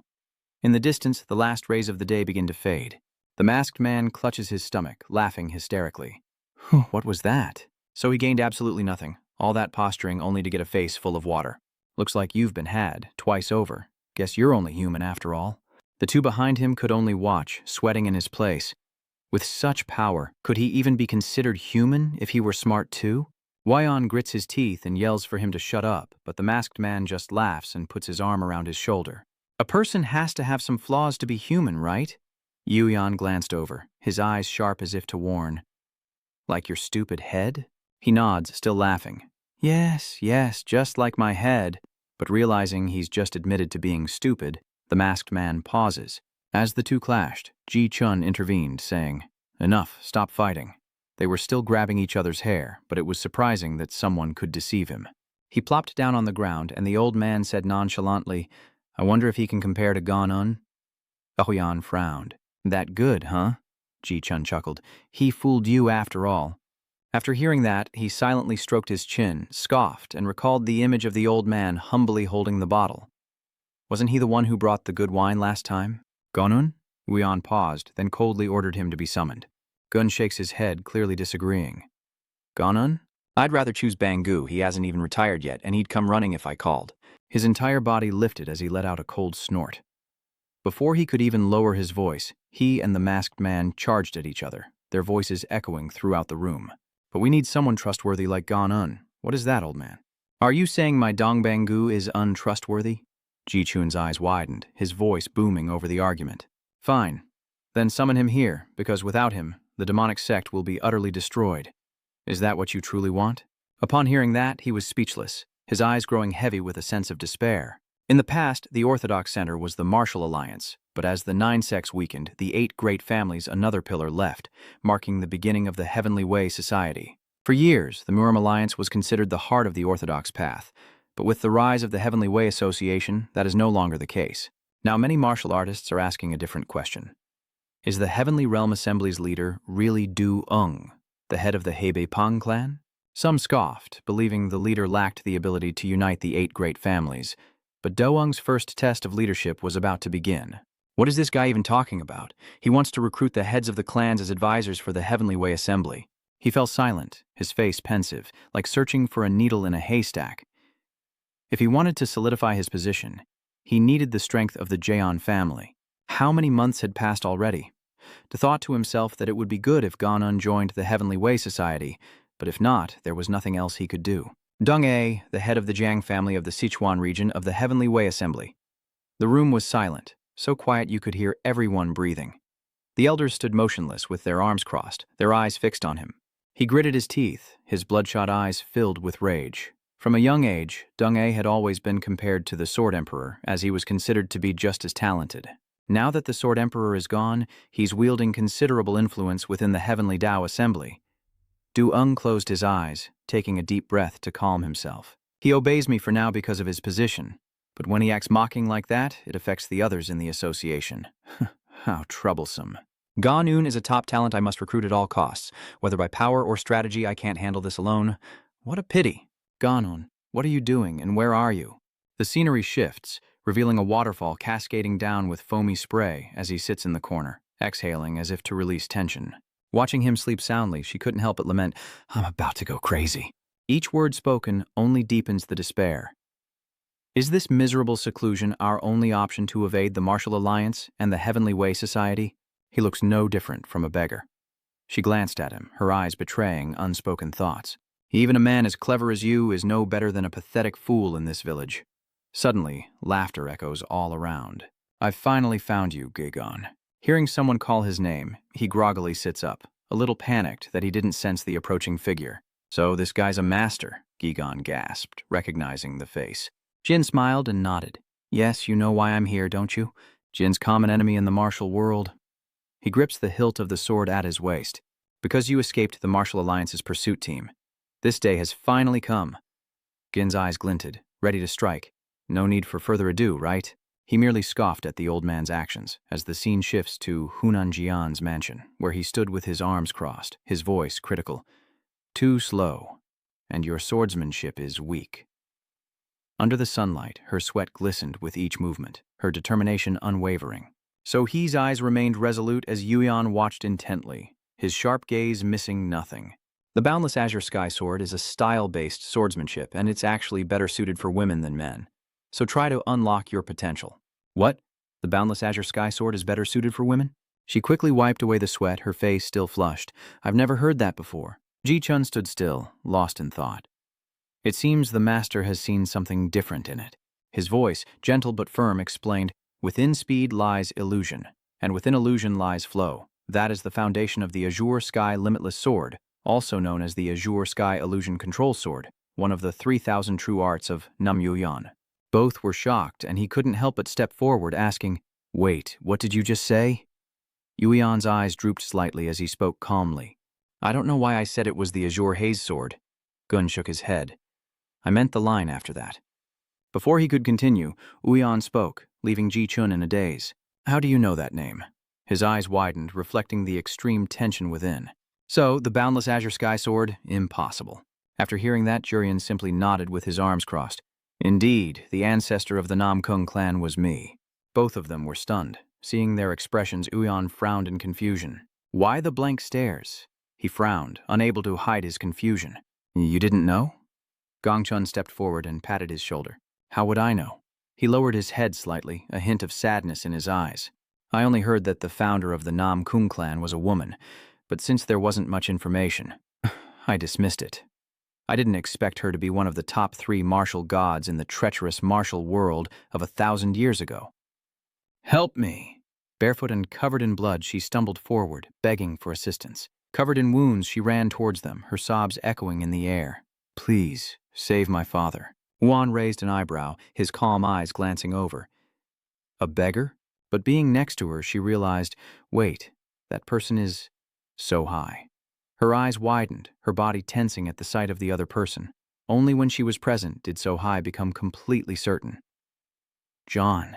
She rushed to catch Jian before he fell. What exactly is going on? Seeing her, Jian was taken aback. So-Hai, what are you doing here? Now is not the time for that, he calmly asks. What happened? Overcome with emotion, she bursts into tears. My father is going to die, please save him. Ji-chun's eyes widened in disbelief as Sohee gripped her shoulders, demanding to know her father's location. His frail body weakly pointed a trembling hand towards the south, near Dongting Lake. As soon as the words left his lips, he shot off like the wind, his body vanishing in an instant. What am I going to do, father? She clutched her chest, her sobs choked and broken. Don't worry, it's okay. Jia is gone, so everything will be all right. John embraces Sohee, finding warmth and comfort, but then realizes something. Why is Sohee here? John suddenly remembered a fleeting figure. Moreover, the old man's back as he ran away looked a lot like the Sword Emperor, but wasn't the Sword Emperor already dead? Her thoughts raced. You were dead, so how could you run off to save your father? On the other side, blood splatters across the crimson ground as the two face off, swords drawn, their troops clashing in a chaotic battlefield. The old man laughs, his body contorting with each burst. I heard the John family's martial arts were the weakest of the 8 great families, but it doesn't seem so, does it? His eyes followed the man's body, riddled with wounds. Because you're still alive. Gin flips his sword, its blade gleaming. But this is the end. You've struggled to escape for so long. He points his sword forward, ready to strike, demanding John offer his head. Seeing John panting, Gin sneers, saying there's nowhere left to run. He raised his sword to the sky with a deafening cry. Die! Gin's sharp blade struck him, and blood splattered everywhere. John cried out in pain, but suddenly both burst into laughter, echoing through the space. He scoffed, his sharp eyes fixed on his opponent. For a former leader of the Martial Arts Alliance, you're still quite perceptive. I intended to tear you apart today, yet you still dodged the fatal blow. It's been a while. Did your sword leave you, too? Gojin's eyes flashed with disdain, still so sharp-tongued, even on death's door. You wretch. John, trembling, couldn't hold on any longer and collapsed to the ground in pain. He smirked, a glint of cunning in his eyes, seeing his condition. He wouldn't last long anyway. Gin watched his face intently as his eyes began to fade, and one of the subordinates broke the silence. "Leader, please rest. If you were to act, you would surely cut off his head cleanly. He would never let Gon die easily. No, they would make him suffer before ending him." "Ina has escaped, hasn't she?" "Good." His blade descends with impossible speed. Gongchen roars, the sound echoing through the forest. The scream made all of the old man's subordinates jump, and John was stunned to hear the familiar voice. That voice, his eyes gleam like a divine master. Within the forest, light flickers through the bamboo leaves. No martial artist could fail to recognize that face. The white hair, the robes, the sword arm. A single glance was enough to inspire terror. Sitting slumped on the ground, Gon's eyes never left Gongchun, his face bloody and wounded, his mouth agape. Why is the Lord here of all places? Ji Chun stood motionless, his silence making the air crackle with tension. Gongchun's eyes flashed with darkness as he stared ahead, and the group recoiled from the power in his gaze, panic washing over them as sweat soaked their clothes. If the Sword Emperor before him isn't a fake, he has to leave immediately. To draw a sword against the Sword Emperor is suicide. Ji Chun slowly opened his mouth, his voice echoing with authority, his eyes sharp as if piercing through him. "Is that your name?" Seeing Gongchun's bloodshot eyes, Gin trembled, his heart pounding. He gritted his teeth, muscles tensing as he tried to suppress the fear within. To meet the Sword Emperor in a place like this, is it a blessing or a curse? He lifted his eyes slightly, staring with coldness. Perhaps their time had come, and Gongchun's words sent shivers down their spines. "You're not going to spare me?" "I suppose not, huh? How could you possibly let me off so easily? Then at least I can keep an arm, right?" His deep gaze made the surrounding air heavy. "He doesn't need your arm. Just leave your head and go." One of them grimaced in fear upon hearing that. "Huh. How am I supposed to walk without a head?" Before he could speak, his eyes widened as the sword separated head from body, blood splattering everywhere. Gongchun's sword danced, the blade slicing through the air, one precise strike. Bodies split in two, and those beside him shared the same fate, the blade felling them. Gegon stared blankly at the scene, thinking for a moment that he was dead and seeing illusions. He saw Gongchun's stern face, but there was no mistaking the faint smile playing on his lips. This was the real Sword Emperor. 10 days later, Jeon's eyes widened, her body stiffened, and her mouth gaped open. So he approached and called out to Jeon, seeing her sitting motionless in the chair. With no response, Sohai leaned in. "How is she feeling today?" Suddenly, Jeon lets out a mechanical scream. She says she's fine, but no one can understand the turmoil in her heart. 10 days have passed, and her father's near-death experience feels like a distant dream. Suddenly enraged, John's brow furrows, and the walnut in her hand is crushed, causing Sohi's eyes to widen. "While my father and I were desperately running away, you were crushing us with your industrial smile, asking, 'So, you were already here when we brought the wine last time?'" Sohi nodded furiously. Yes, that's right." Hearing the confirmation, she gritted her teeth. "And yet, we struggled to find you, Ji, while you gathered information about our whereabouts. And yet, she ignored us?" So he was perplexed. "Ignored you?" she hissed through gritted teeth. "You wretched woman," she said, ignoring Sohai, and turned to leave. So he blankly stares at her departing figure, then collapses to her knees, the wind rustling through her hair as she stammers in confusion. "What did she just call me?" The scene shifts to another mansion, inside a dimly lit room. Folding his arms, he asks Han, "Are you feeling better?" It's John. He sat on the bed, testing his body. Though not fully recovered, he had passed through death's door thanks to the elixir. "Thank you." Gon's eyes shifted to Gongchun as he said, "Thank you as well, Chief." He chuckled, shaking his head dismissively. "I'm no longer the sect leader, don't call me that." You're alive, I'm so glad." Seeing this, Gongchun stepped forward, patting his shoulder in comfort. "You're alive too. That's what matters." Listening to their exchange, Uyan was confused. "White mask, sword. So you're the Lord?" He raised an eyebrow. "What do you mean?" He replied, "That's what many people call you." Mayan steps forward towards the white-masked, silver-haired, one-armed man. "Black Mask, are you the leader of the demonic sect?" Silence fills the room, broken only by his voice. "You two are together here? If this news gets out, the world will be stunned." Everyone's face fell. Wyon muses that the fact that two supreme masters representing good and evil are living under one roof, yet this place is still peaceful, is thanks to this man's power. John, leaning on his cane, stumbles forward and extends his hand. "I may be but a humble servant, but allow me to be of assistance. Please, take me in." He waited anxiously, his eyes fixed on him. "Will you accept me?" Bayan narrowed his eyes and replied softly. "No one in the family is smart enough to plot and scheme, so it wouldn't be bad to have someone to fill that role."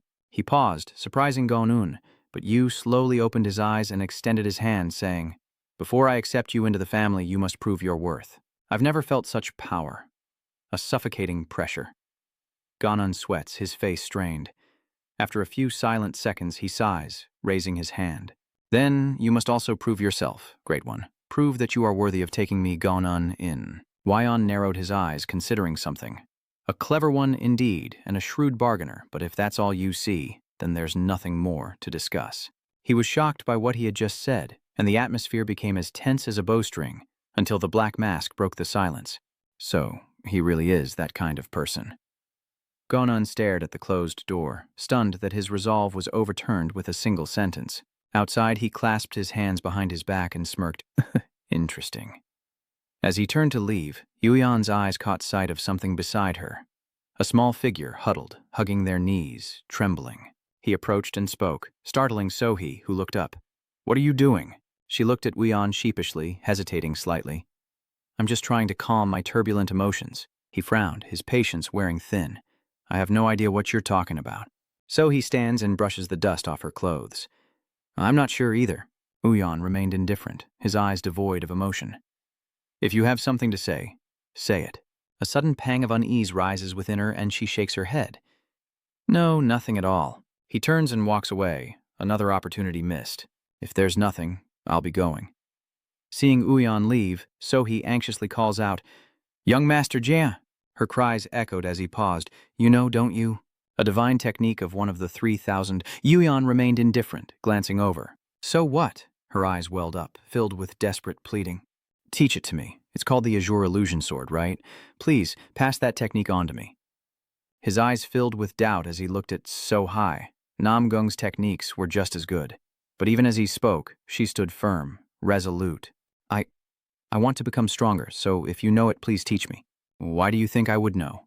So he sighed, and the silence seemed to hang in the air. "Now I can say it with certainty." So Hai spoke, her voice clear and strong. "You are the god of war. You are that person." He stood there silently, his eyes fixed on her as if trying to read her mind. An awkward silence fills the air. The two face each other, hearing only the wind whistling through the stillness. She stood there, her eyes filled with confusion as she stared at Yuyan, wondering what was going on. Why the sudden silence? His eyes are fixed on her, unblinking, as a cold sweat runs down Sohi's spine. This is the first time seeing Master Jiang so flustered. Could it be a secret? After a moment of silence, Yuyan finally speaks, saying he doesn't understand what she's talking about. Her lips twitching into a forced smile, she said, "I was just joking. You go ahead." So he followed behind, listening to Yuyan's words. "I once learned Jurion's martial arts by chance, but I can't guarantee I've mastered it all." She replied, "That's good enough. Please teach me." He pondered. "It's not too difficult. Meet me at the clearing we used before, tomorrow morning." Hearing that Yuyan agreed, Sohi's eyes lit up. "Yes." With that, she turned and skipped away, leaving him to wonder what she was so happy about. But deep down, Yuyan had an inkling. Did she already suspect something? But how could she know? "Actually, I wasn't trying to hide anything, but no one would believe me even if I told the truth. How could human power resist the flow of 1,000 years?" In his mind, he sees the figure of a red-haired man, one who, despite mastering all kinds of dark arts, could not stop the flow of time, and could only change bodies to maintain his life. Remembering Sohi's determined face from before, he was certain that no one could know, but Sohi's eyes just now were full of certainty. Yuyan sighed, looking up at the sky. "Is this your doing again?" In the forest, at a remote place in the Kuat clan's territory, there are 3 solitary graves. You always pull pranks that go too far. Yuyan stood there, hands clasped behind his back, his eyes filled with contemplation. The scene shifts back to Gong Chun's room, his heavy footsteps echoing as he paces back and forth. So that's how it came to this. He recalled what Yuyan had told him earlier. "I had a grasp of the situation, but I didn't expect the Hunan Merchants Guild to have set such a trap." Stroking his beard, Gon muses, "Our losses this time are quite significant. The 2 most important items, wine and silk, have been stolen." He finishes, turning to look at him. "What about the Golden Ring Merchant Group?" Yuyan asked, arms crossed as he observed. They've hired dozens of mercenaries and tightened security around the guild, but Ganon suddenly raised a finger and said, "I have a way." He asked, a mixture of doubt and curiosity in his voice. "What way?" He replied, "With just one move, I'll not only destroy the Hunan merchant group." With a serious look, Ganon proposed a plan to cut ties with everyone involved. "Would you like to hear it?" Inside the main hall, a deep voice echoed, "Master Strategist, a spy has reported in. The Kim Hwan merchant group has gathered 50 Ronin to prepare for a large-scale trading venture, destined for Beijing." Gong Duke frowned, taking a sip of tea. "They're planning to trade in Beijing?" The old man found it hard to believe. Did the Golden Ring merchant group still have enough money and goods to do so? The silken wine we seized last time was already a huge amount. If their destination is Beijing, they must be planning to sell the Hun family's wine again. That place is full of powerful officials, so they must be trying to do business with them. The Du clan controls the wine market in Beijing, Gong thought, resting his chin in thought. The last time we robbed the Kim Hwan Merchant Guild's warehouse, it was at the request of the Du family. If they dare to trade this time, the Du family won't sit still. But strangely, the Du clan has yet to make a move. Can I handle this myself without waiting for orders from above? I once planned a fake trade to wipe them out, but sadly it failed miserably. The hurried footsteps echoed in his ears, but did not stop Gong Juk from thinking. And now the Kim Hwan merchant group is organizing a new trade as if they were waiting for it. It's clearly too likely to be a trap. With a twisted expression, Trung Hoan pushed open the door and entered as the manager hastily reported. "The Kim Hwan merchants dare to trade openly to Beijing?" the old man replied calmly. "Indeed." Trung Hoan's face darkens as he raises his hand. "Then what are we waiting for? Stop those arrogant bastards now." Gong Duke frowned with worry. "But sir, the timing is too convenient. I fear this is a trap." His face twisted with rage, veins bulging in his forehead. "What a simpleton. You deserve to be scolded. Don't you know when to think and when to act?" The old man hesitated, but Trung Hoan pointed at Gong, roaring, "Get going here now and tell him to pick men to leave immediately." Though sweat still trickled down his cheeks, the old man smirked. "Whether it's a trap or not, I'll just smash it with my power." He turned and walked away, hands behind his back, not forgetting to order, "And Jian and Chu, too. We should sell the artifacts to that old man." Gong Duke chuckled, speaking softly. "Understood." The old man rises, offering a respectful bow. Time passes swiftly, turning morning into twilight. Carriages carrying goods passed through the forest as a man watched from afar, a devious smile on his face, muttering in disbelief, "Just eliminate them, and I'll receive 100 taels of silver?" "That man is Go Ki-san, a former master of the demonic sect," Gong Diok stated calmly. "Indeed." Ki-san raised an eyebrow and stroked his chin. "Sounds simple enough."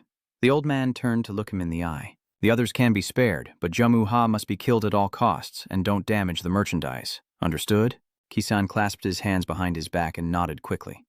"Of course." Gong Duke gazed at the man's cunning face, inwardly impressed by Go Ki-san, the man who betrayed and fled the demonic sect. Even so, he was listed among the world's top 100 masters, his fists capable of crushing stone, his eyes narrowed, a smile of triumph and arrogance on his face. "Looks like today will be an easy payday." Kion's figure flashes by, leaving only a blur. He shot forward, the wind whistling in his ears, the trees blurring past. He inhaled deeply, filling his lungs. Kian took a stance, his foot digging into the ground, and roared. "Who is Diuhak?" Immediately, guards with swords rushed forward to protect the caravan. One man wearily wiped sweat from his brow, asking in surprise, "Huh? What?" They surrounded him as Kian roared again, demanding Jumha reveal himself, his hands moving faster than the eye could see. In the blink of an eye, Kian held their severed heads. The guards' bodies slumped to the ground, necks gruesomely exposed. The remaining men, drenched in cold sweat and terror, turned and fled, screaming for their lives. He raised his head and laughed heartily. "Is this all the Kim Hwan Trading Company is capable of?" "What a joke." Kian laughed, turning to ask, "Is that the end of it, General Manager?" The old man crossed his arms, unable to hide the joy in his voice. "Not bad." Gong Duke point out the goods and quickly deliver them to the trade union master. He laughed heartily. "Of course." Inside a lavish tavern, bustling with people, Jung Hyuk smiles obsequiously, his fat eyes narrowed. "Lord Jian, it's been too long." The man was polite. He laughs in response. "Indeed, it has been a while, but what brings you to me?" This man is John So-chun, a manager of the royal palace. He chuckled, rubbing his hands together. "I recently came across some precious items and wanted to show them to you first." "Is that so? Let me take a look." His eyes widened, his voice faltering. This... Young Heian opens the lids of the Yang family and introduces them. How about these? Hoon Merchant Guild's liquor and silk. I was lucky enough to get a whole cartload. So Chun blankly picked up a gourd of liquor to examine it. This is an extremely rare treasure. How did you get it? He chuckled, boasting that there was nothing in this world he couldn't acquire. His face darkened as he looked up sternly. The royal family has been hunting for the Hoon family's wine lately, so bargaining is useless. I'll pay 800 million, he says. Trung Ho pats his chest, thanking the man, and says he'll have the goods loaded onto the carriage immediately. Sir Chun smirked as he broke the seal on the bottle. Not bad, but first I want to sample a bottle. He immediately said, Please, shouldn't you enjoy the scenery of Dongting Lake first? He picked up the bottle, tilted his head back, and drank, marveling at how he could buy the Hoon family's liquor and dew at such a low price. I even had a dream last night where I peed freely. Turns out it was a sign of good fortune. Chun's face suddenly flushed red, his eyes wide with surprise, as the wine bottle flew straight into Jung Haeon's head along with an angry roar. He wiped his mouth, his face contorted in displeasure. You bastard, how dare you deceive me? I should have known when he started bragging. He stammered, his voice urgent, Lord, why all of a sudden? The pungent aroma quickly filled Trung Hoen's nostrils. What is that smell? That urine smell? He stared at the rolling wine bottle, a sense of dread washing over him. How could the Hoon family's wine smell like urine? Trung Hoen's face swelled with confusion. Last time, the stolen goods from the Golden Merchant Guild were all genuine. Could this entire deal be a trap? His pupils contracted. But what was the purpose of this trap? So Chun turned and left amidst the curses. That damn pig, I knew he was a fraud. Trung Hoen stood frozen in place. Not only was the deal with Jeonso Chun off, but I suddenly felt uneasy. The old man came running from behind, anxiously stammering. Something terrible has happened. The warehouse was broken into last night. His face darkened with dread, so this was their true objective. The sound of shattering pottery echoed as a wine jar struck his face. All the goods we stole have been stolen from us. Kian gritted his teeth and ordered Gokis-san to come at once. He turned, his murderous intent rising. The audacity of those Hunan bastards. I'll wipe them off the face of Yuyang. Torches flicker, illuminating the silent night as they approach a secluded manor through the haze. Seated on his horse, Zhong Ho asked gravely, Is this the Hunan Jian's headquarters? Immediately, someone answered. Yes, that's right, he sneers derisively. Such a uselessly large manor on the outskirts of town. Trung Hoe looked up at the sky. Damn it, why is the fog so thick? It's swallowing up all the light. He cursed inwardly that the fog hadn't cleared even after entering Yueyang. Qian, on the horse behind him, wondered if this could really wipe them all out. Trung Hoen glanced back, a sly grin spreading across his face as his eyes narrowed and he calmly stated, Let's start by lighting a fire. Trung Hoen chuckled, watching the flames spread, and gleefully exclaimed, I should have done this to those butchers first. Go, Qian, kill anyone who comes out. You can even bring their corpses back to feed the pigs. He agreed without hesitation. Fine, but they don't seem to be coming out. Trung Hoen stared blankly at the rising flames, but no one came out, and he unwillingly shouted, Show yourselves! Yet the door remained still, as if no one was inside, until it finally creaked open. Qian tilted his head, cracking his knuckles as he prepared for battle. The fog made the figure at the door appear ghostly. As the bones dissipated, Hongjun's face emerged, and he growled, You dare attack the government? Are you insane? As soon as Trung Hoen saw the man's face, his plump features twisted in utter terror, and he stammered in disbelief. What the hell is going on? Hongjun, annoyed, raised his eyebrows and shouted, You lot, attacking the authorities is treason. You'll all be executed. Young Hyun froze, his face pale and pupils constricted in disbelief, screaming inwardly. What is going on? How did they suddenly become officials? Was I caught in a trap from the formation? I never expected someone in Hunan Lake to know how to set one up. Gongchun noticed him standing far away with his arms crossed. Hey, old man, isn't that guy a member of the demonic sect? Sadoha was doubtful. I've never heard of him. He scoffed softly. He's quite skilled, I'll give him that. Many righteous heroes have died by his hand. Ki-san also took notice of the two. His eyes widened in surprise. What in the world? They looked familiar, but the masks made it impossible to tell who they were. At this moment, he continued, The demonic sect has no shortage of masters. Zhang Hui gritted his teeth in anger. You bastards, you use formations in such a despicable way. He waved his hand and shouted, saliva flying, kill them all for me." Hong Jun was stunned. "What? You really have gone mad?" Jung Hoan, beyond all reason, screamed, knowing he couldn't escape the crime of treason. "Kill them all, leave no one alive. You think I'd fall for this formation? What are you waiting for? Kill them all." His subordinates echoed the sentiment, and the two sides clashed, each falling quickly, one beheaded with a final cry, another beaten mercilessly on the ground. A complete mess, eyebrows touching in a frenzy. What? Kisan quickly joins the fray, finding little challenge in these small fry, but his eyes widen as he notices a figure before him. A figure rapidly approached, leaving only a pure white afterimage, and Gu Hai screeched to a halt before Kaizan. Slowly, she raises her head, her eyes filled with murderous intent, and Kian, his face falling, pupils dilating, and jaw dropping, asks in disbelief, "Aren't you Nam Gong Sohi? Why are you here?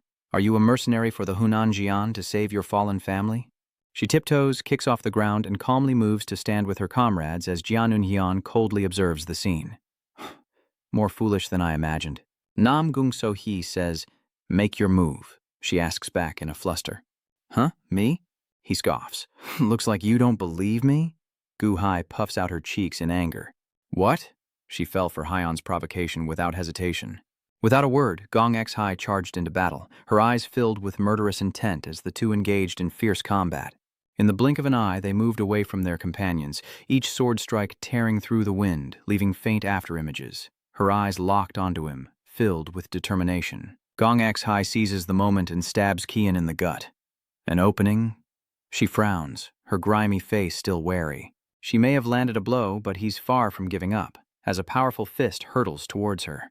Gong Sohi barely blocks and retreats, landing a distance from Kian, wondering why her attack was ineffective. Gong Sohi was exhausted, sweat dripping down her face. It couldn't be. He erupted in mocking laughter. Kian's ripped clothes reveal his toned body. "And with this indestructible body, you think your mediocre swordsmanship can do anything to me?" Kian's body is unscathed, without even a scratch, while Gong Sohi is exhausted, drenched in sweat and gasping for breath. He smugly boasts, "Surprised by my indestructible diamond body?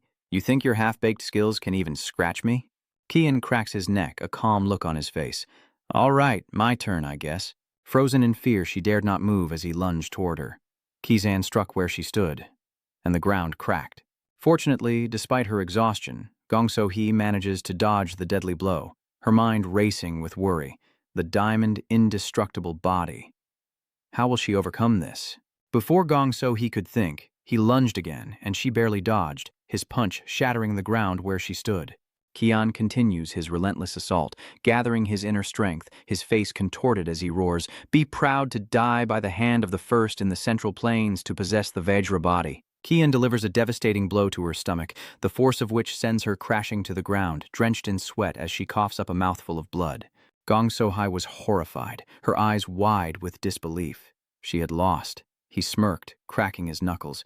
"You're unlucky to be my opponent. I'll show you some mercy." Her eyes were empty as she heard Kisan's mocking words about a painless death. He burst into laughter, striking where Gong So-hee was sitting. "Farewell." Kian retracts his hand, a flicker of surprise in his eyes as the ground splits open, yet remains empty, devoid of even a trace of blood. A mocking voice cuts through the air. "Got a stuffy nose or something?" Jian carries Hyun over his shoulder, wondering why he's laughing when nothing's funny. Annoyed, he asked, "What the hell are you doing?" He coldly glared at Kizan, noticing up close how tattered his clothes really were. Oblivious to the blood trickling from his mouth, he stammered, "What?" Jian didn't hesitate to mock him. "You boast about your indestructible diamond body, so why was it so easily pierced?" Kisan's eyes widened in horror, his mouth agape in disbelief. Kisan's mind reels, his eyes slowly rolling back. How could this have happened? He collapsed to the ground, the very grave he had dug for himself. Silence fell as both sides braced for what was to come. The others stammered in disbelief, unable to believe Gai-san had fallen with a single blow, as he coldly glanced at his handiwork. One of the men near Trung Huan nervously asked, "Guild leader, what should we do now?" But seeing their strongest fall, his face was like a frog's. Zhang Heng frowned. Could Gorge Weeson, a great master from the demonic sect, really be defeated so easily? This can't even be considered a fight, am I dreaming? But as he pondered, someone ambushed him from behind. Trung Hoan, caught off guard, fell to the ground like a ball, and as he regained his senses, a sword was already at his neck. He stared in horror at Mujin's cold face, who coldly reminded him, "Don't resist in vain. It's over." The next day, as the sun returned to the sky, a line of bound men slowly walked through the streets as the people on both sides whispered in confusion, "What's going on? Isn't that Mark Trung Hoan, the head of the Honam Trading Company? His face is swollen like a pig's head. What exactly happened? Rumor has it he attacked the government, even trying to execute an official. Others judged him insane. As a trade guild leader, why would he do that? He must not have been satisfied with exploiting the people, wanting even more. He truly is insatiably greedy. But rumor has it that this incident was resolved in Hunan, originating from a manor near Dongting Lake. Rumor has it that place was created by a god. Are there martial artists living there? Yes, it all stems from that. How could anyone have foreseen such a disaster? Meanwhile, Un sat at his desk, carefully writing, as Du Mungun slammed his fist down on a table in the Dumun family estate. Mungguan frowned, asking, "Are you saying the Hunan merchant group has collapsed? What about their wealth?" The subordinate reported that most of it would be handed over to the Kim Hoan merchant group, which only fueled his anger. "I invested so much in them." A frantic messenger burst in. "Guild leader, something terrible has happened. You must leave at once." Moon roared, "What's going on?" His pupils contracted as the man reported, "Guanping has surrounded us." Mungguan's eyes widened in shock. "What?" He rushed to the window and looked down, confirming Hongguan's forces were waiting below. Mungguan rushed down, shouting, "What is the meaning of this? Why are the authorities surrounding our headquarters? We have close ties with the royal family." Hongyun couldn't contain his anger at the old man's arrogant tone. "Head of the Dumun family, you dare feign ignorance as to why we're here? You stand accused of assault, persecution, the downfall of noble families, and the violent seizure of property." His anger grew with each word, and other misdeeds were brought to light. It's time to face the music. But Guan stubbornly refused, demanding proof instead of empty words. Honggun dodges, leaving Rojung Heian to take the beating. "Fine, bring in the witness." He was stunned, disbelief plain in his eyes, all traces of his smugness now gone. With a growl, Moon asks, "You bastard," as his sword presses against Trung Hoan's neck, delivering a stern threat. "Speak. Reveal all the truth now." Terrified, he quickly confessed everything. "It was all arranged by the Du family head. I was just following orders." He sneered. "What have you done?" He stammered. "Under his orders, I led masked warriors to attack the Hoon family, burning everything, slaughtering any who resisted, setting children adrift, and enslaving those who surrendered." Moonguan angrily shouts, "Ye, shut up!" But Trung Hoan continues, weeping. "Under his orders, we attacked not only the Hoon family but also the trade caravans in Hunan." A shuriken suddenly appears, piercing his head and silencing him forever. He stared at the corpse in shock, wondering what all the rage was about. So you finally made your move? The master of the Poison clan. Meanwhile, the leader of the opposing clan gritted his teeth, his face flushed with anger. "I was too impulsive. I shouldn't have killed him now. I should have stayed silent and waited for the trial to prove my innocence." He stood motionless, his eyes empty and soulless. Hongyun waved his hand, ordering everyone to be arrested, and his subordinates responded with a resounding, "Yes, sir." Everyone watches the chaos unfold from a distance. Can the Mujin handle this alone? Ji Chun wonders. The Dumun is proving to be stronger than expected. Jian and Haiyan agree. Indeed. The elder states that in terms of martial arts, he's stronger than even Ma Jiang, the so-called Wolf King. He worries that with Sohi injured, they should intervene. Otherwise, she might become a burden to Mujin. But perhaps we can use this to motivate him, Ji Chun muses. Push him? Is that really okay? What we want is to subdue him. All we need is time, the other man replied. After speaking for a while, he turned his head in surprise to see the two people eavesdropping nearby, while on the other side, a sharp sword was being blocked with bare hands. Kuminin relentlessly attacks Munguo, but despite his continuous assault, the old man perfectly evades every blow, causing Quan Mujin to pause, suspicion furrowing his brow. He held the man in higher regard than he let on, and the tables began to turn as the old man launched a series of attacks. Q Minin is pushed back, sliding along the ground, and looks up in shock. Munguo raises his hand, ready to strike again, but Ku Muji quickly blocks with his sword. Gritting his teeth, he struggled to hold on. So strong. Mujin quickly retreated, marveling at the power of the Du clan. Du Gun was strong enough to rank among the top 100 martial artists, and the others worriedly asked, "Are you okay?" Mujin casually replies, "I'm fine, I can handle it." The other man frowns. "He's not going to be easy. You haven't even flinched." Mujin simply turns around, oblivious to the approaching Moon Guan. I said I could handle it. Stand back. The old man delivers a devastating blow to his face, sending Mujin flying back several meters. Everyone was shocked, but the trio remained calm, watching. Ji Chun speaks up. That's quite dangerous. The masked man replies, Minin seems to be injured. Should we help him?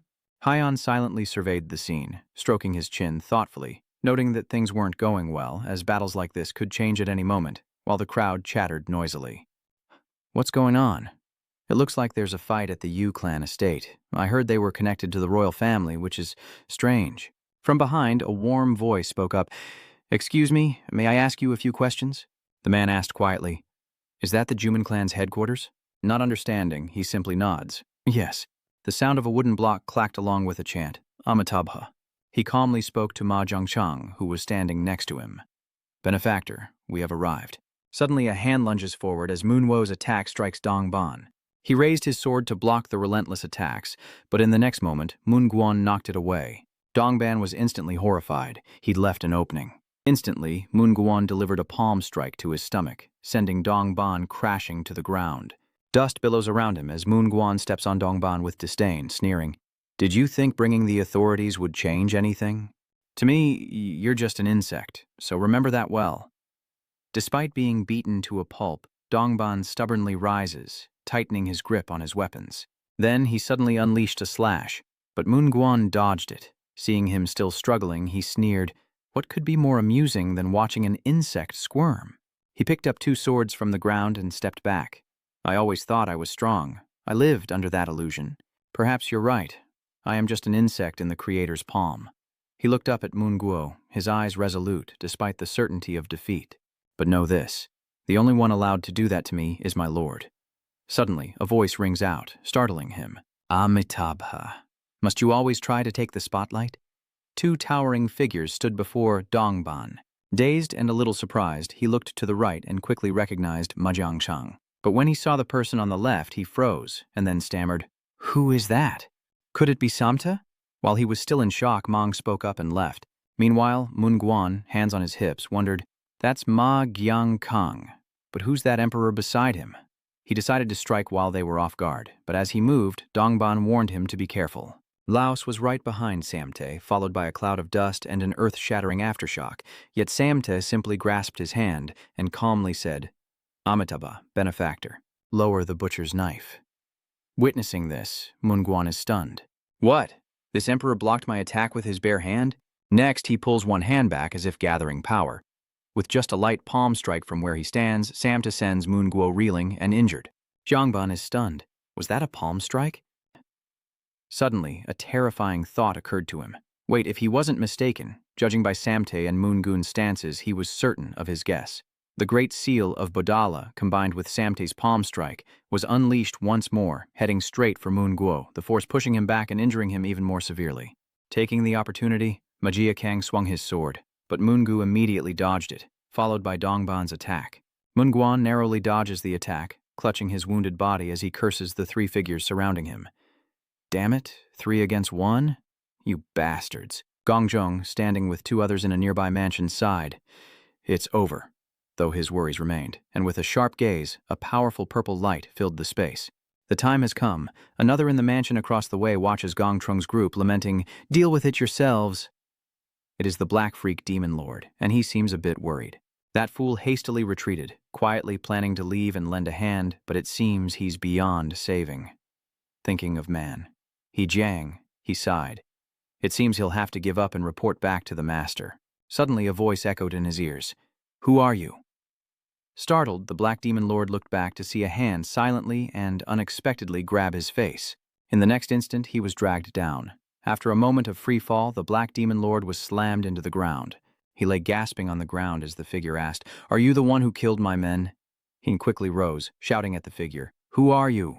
He paused, recognizing a familiar face that made him break out in a cold sweat. It was Sadoha, the Demon Emperor. He glared down at the black monster demonic lord. When I observed you, Mungo, I knew he was strong, but not strong enough to kill my men. That means someone was pulling the strings. Then another figure emerges. What a surprise. The culprit has revealed himself. I knew it. There was someone strange lurking around here. Ham's jaw nearly dropped in shock and surprise as Gonchung stood calmly behind Sado with his arms crossed. What? The Sword Emperor is here too. He looked down at him with disdain. He's the Black Demon Lord. I've seen him on wanted posters. He smirked. Looks like we'll have to squeeze him for information. The scene opens at the Hunan Jiang estate, where 6 figures, including Jiang Yuxiang, sit around a table. After a moment of silence, he looks up, his eyes filled with murderous intent. So, the Black Demon Lord died because you couldn't control your strength. The masked man averted his eyes. Jianu Haiyan continued, but Chumun escaped. Ma Jiang Kong could only suffer in silence, while Jiang Samte seemed very docile. He then fell into a sudden, heavy silence. Jian Wuyan glanced around and said coldly, "Besides those old men, the rest will probably lose their heads." After a moment, he spoke again. So Jian Wuyan calmly asks, "How do you plan to track down and capture Chu Mun?" Ma Yangsang and Jiang Shantai received their due punishment, and he calmly replied, "Amitabha, benefactor? He has lost everything. Perhaps letting him go is in accordance with Buddhist law." These strange words from Jiang Samte left the others speechless. "Benefactor." The masked man turned to him suspiciously. "What in the world is going on?" Ma Jiangshang hesitated. "Well, it's a long story." Hearing this, he helplessly demanded that Z get to the point. After a moment of hesitation, he recounted, "We were being chased on our way to Tianshan and chose to travel by water. That left everyone stunned." "Huh? Tianshan? You went all the way to the demonic sect?" "Yes, but our pursuers were relentless," Ma Jiangkang quickly continued. "During that time, we were injured and rescued by the monks of Budala Palace. We followed them to Gansu. The monks were moved by Samti's cooking." John Yu frowned and asked urgently, "What happened then?" He recounted helplessly, his eyes downcast. "They said if Samt became a monk, they'd take him as a disciple, and he agreed. But the fool forgot that becoming a disciple isn't just about learning martial arts. Becoming a monk means correcting your actions and temperament. So he was beaten by his master for a whole month. And coming here, you finally understood the problem, so this is the result?" Suddenly, Gyang Samte was cast in shadow as the masked man grinned. "Looks like I'll have to teach you the pure martial arts way." He firmly grabs Jiang Shangui's bald head, saying it'll be quick, but Jiang Shangui senses danger and tries to escape. "Wait, I'm a little tired." But as soon as he said that, Jiang Shang felt a chill run down his spine. Then, Black Mask glared at him as if he wanted to devour him whole, followed by heart-wrenching screams. With a bruised face, Jiang Shangui silently endures the scolding. "You wretch," the man roars. "You go out for a breath of fresh air and come back acting like you've discovered paradise." This caused Ma Jiangxiang, who was behind them, to break out in a cold sweat. How terrifying. Feigning innocence, he whined, "What's going on? Why did you hit me?" But one glare from the masked man was enough to silence Jiang Shanta, while John Yulian calmly flipped open his book, content that he was still alive. Hearing this, he was immediately touched. "Master," he clicked his tongue in response. "How crude." Turning a page, Jian Uyan questioned, "So why did you let that coward go?" Zhang Samta bowed his head and confessed that he should have succeeded in the pursuit. His face tightened as he spoke, but seeing the look on his face as he fled, he felt uneasy, as if someone would die if he persisted. Jianu Haiyan finally let the matter drop. "I understand." He seriously changed the subject, as if he had no choice. "So what did you want to tell me?" The Black Mask sighed, then suddenly remembered. "Right, you said you were going to Heavenly Mountain, so why are you back?" Ma Jiangtong hesitated. "What I'm about to say may take some time, but please listen carefully as it's very important." The room fell silent, and after a moment he finally spoke. Jianu Haiyan listens intently as Ma Jiangkang recounts the tale. Even the masked man looks serious, but he suddenly stops, his eyes wide with shock. The masked man grows angrier with each word, and after a moment he demands, "The demonic sect, what exactly happened?" The scene shifts to a forest as John Jay leans down, cheerfully asking Han, "Somi, are you going to keep working here?" The child obediently replied while working, "Yes, there are so many herbs here." She suddenly recalled Jian Wuyan's instructions. "Watch over Somi in the mountains during this time, and it's best to stay away from this place of trouble as much as possible." John Jay suddenly felt uneasy, unsure of what that person was thinking. Thinking this, she suggested, "Somi, I'm going to dig over there for a bit." The little one happily agreed. "Yes." While picking herbs, Somi suddenly stopped. A meow in the distance piqued the child's curiosity. "A kitty?" Hua Jomi hurried towards the sound, parting the leaves as she searched. "Kitty, don't run away, come play with me." But upon closer inspection, the little one was shocked to see a fox curled up inside. The fox, spotting her, immediately bristled in threat, but she just stared back, puzzled. The kitten, Hosaomi, then noticed the fox's trembling paws and began to understand. Looking at the fox trembling uncontrollably, Hosaomi concludes, "Is it injured?" Without hesitation, the little one reached out, but the fox, thinking it was under attack, lashed out with its claws. Its claws mercilessly raked across Hosaomi's face, and it retreated cautiously after striking. Despite the attack, the child remained calm. Anyone else would have been scared. From out of nowhere, Hosaomi produces a bag of golden medicine. "If I put this on, the pain will go away," he happily explains. The fox wavered, and sensing its guard was down, the child felt relieved. "I'm not the one who hurt you. Trust me, okay?" Hearing this, the fox calmed down and approached Hosaomi, who cheerfully held up the bag of medicine, ready to begin. Hosaomi applies some medicine to the fox's hand, then kneels down and takes out some cloth. With practiced hands, Hosaomi bandages the fox, wrapping it carefully until its entire body is covered. Seeing this, the little one happily picks it up. "How is it? You feel better now, right?" As the tide began to turn, Jay anxiously walked along, calling out. Samisai anxiously looks around, wondering where the little girl has gone. The sun is about to set, Jeonjae thought, pressing onward. The scene shifts to another location in the forest, where Moonguan is struggling to climb the mountain. He gripped his staff and cursed, "Damn it." Moonguan gasped for breath, realizing his internal injuries were severe. He might not even be able to beat a child in his current state. The thought fueled his rage. Those bastards from the Hunan sect would pay. He'd kill them all. But before that, Moonguan suddenly stopped, his eyes widening as he wearily collapsed to his knees, gasping for breath. Gasping for breath, Moonguan knew he had to find some herbs to heal his wounds, when suddenly Hosaomi's voice caught his attention. "Kitty, if I put lots of Kimsang medicine on you, you'll get better soon." Immediately after, the child passed by, and Moonguan immediately caught an important piece of information. Wonder drug. His eyes fixed on the little girl. Moongo stared at the bag in the child's hand, certain it contained the restorative salve. He weakly reached for it, but collapsed before he could speak.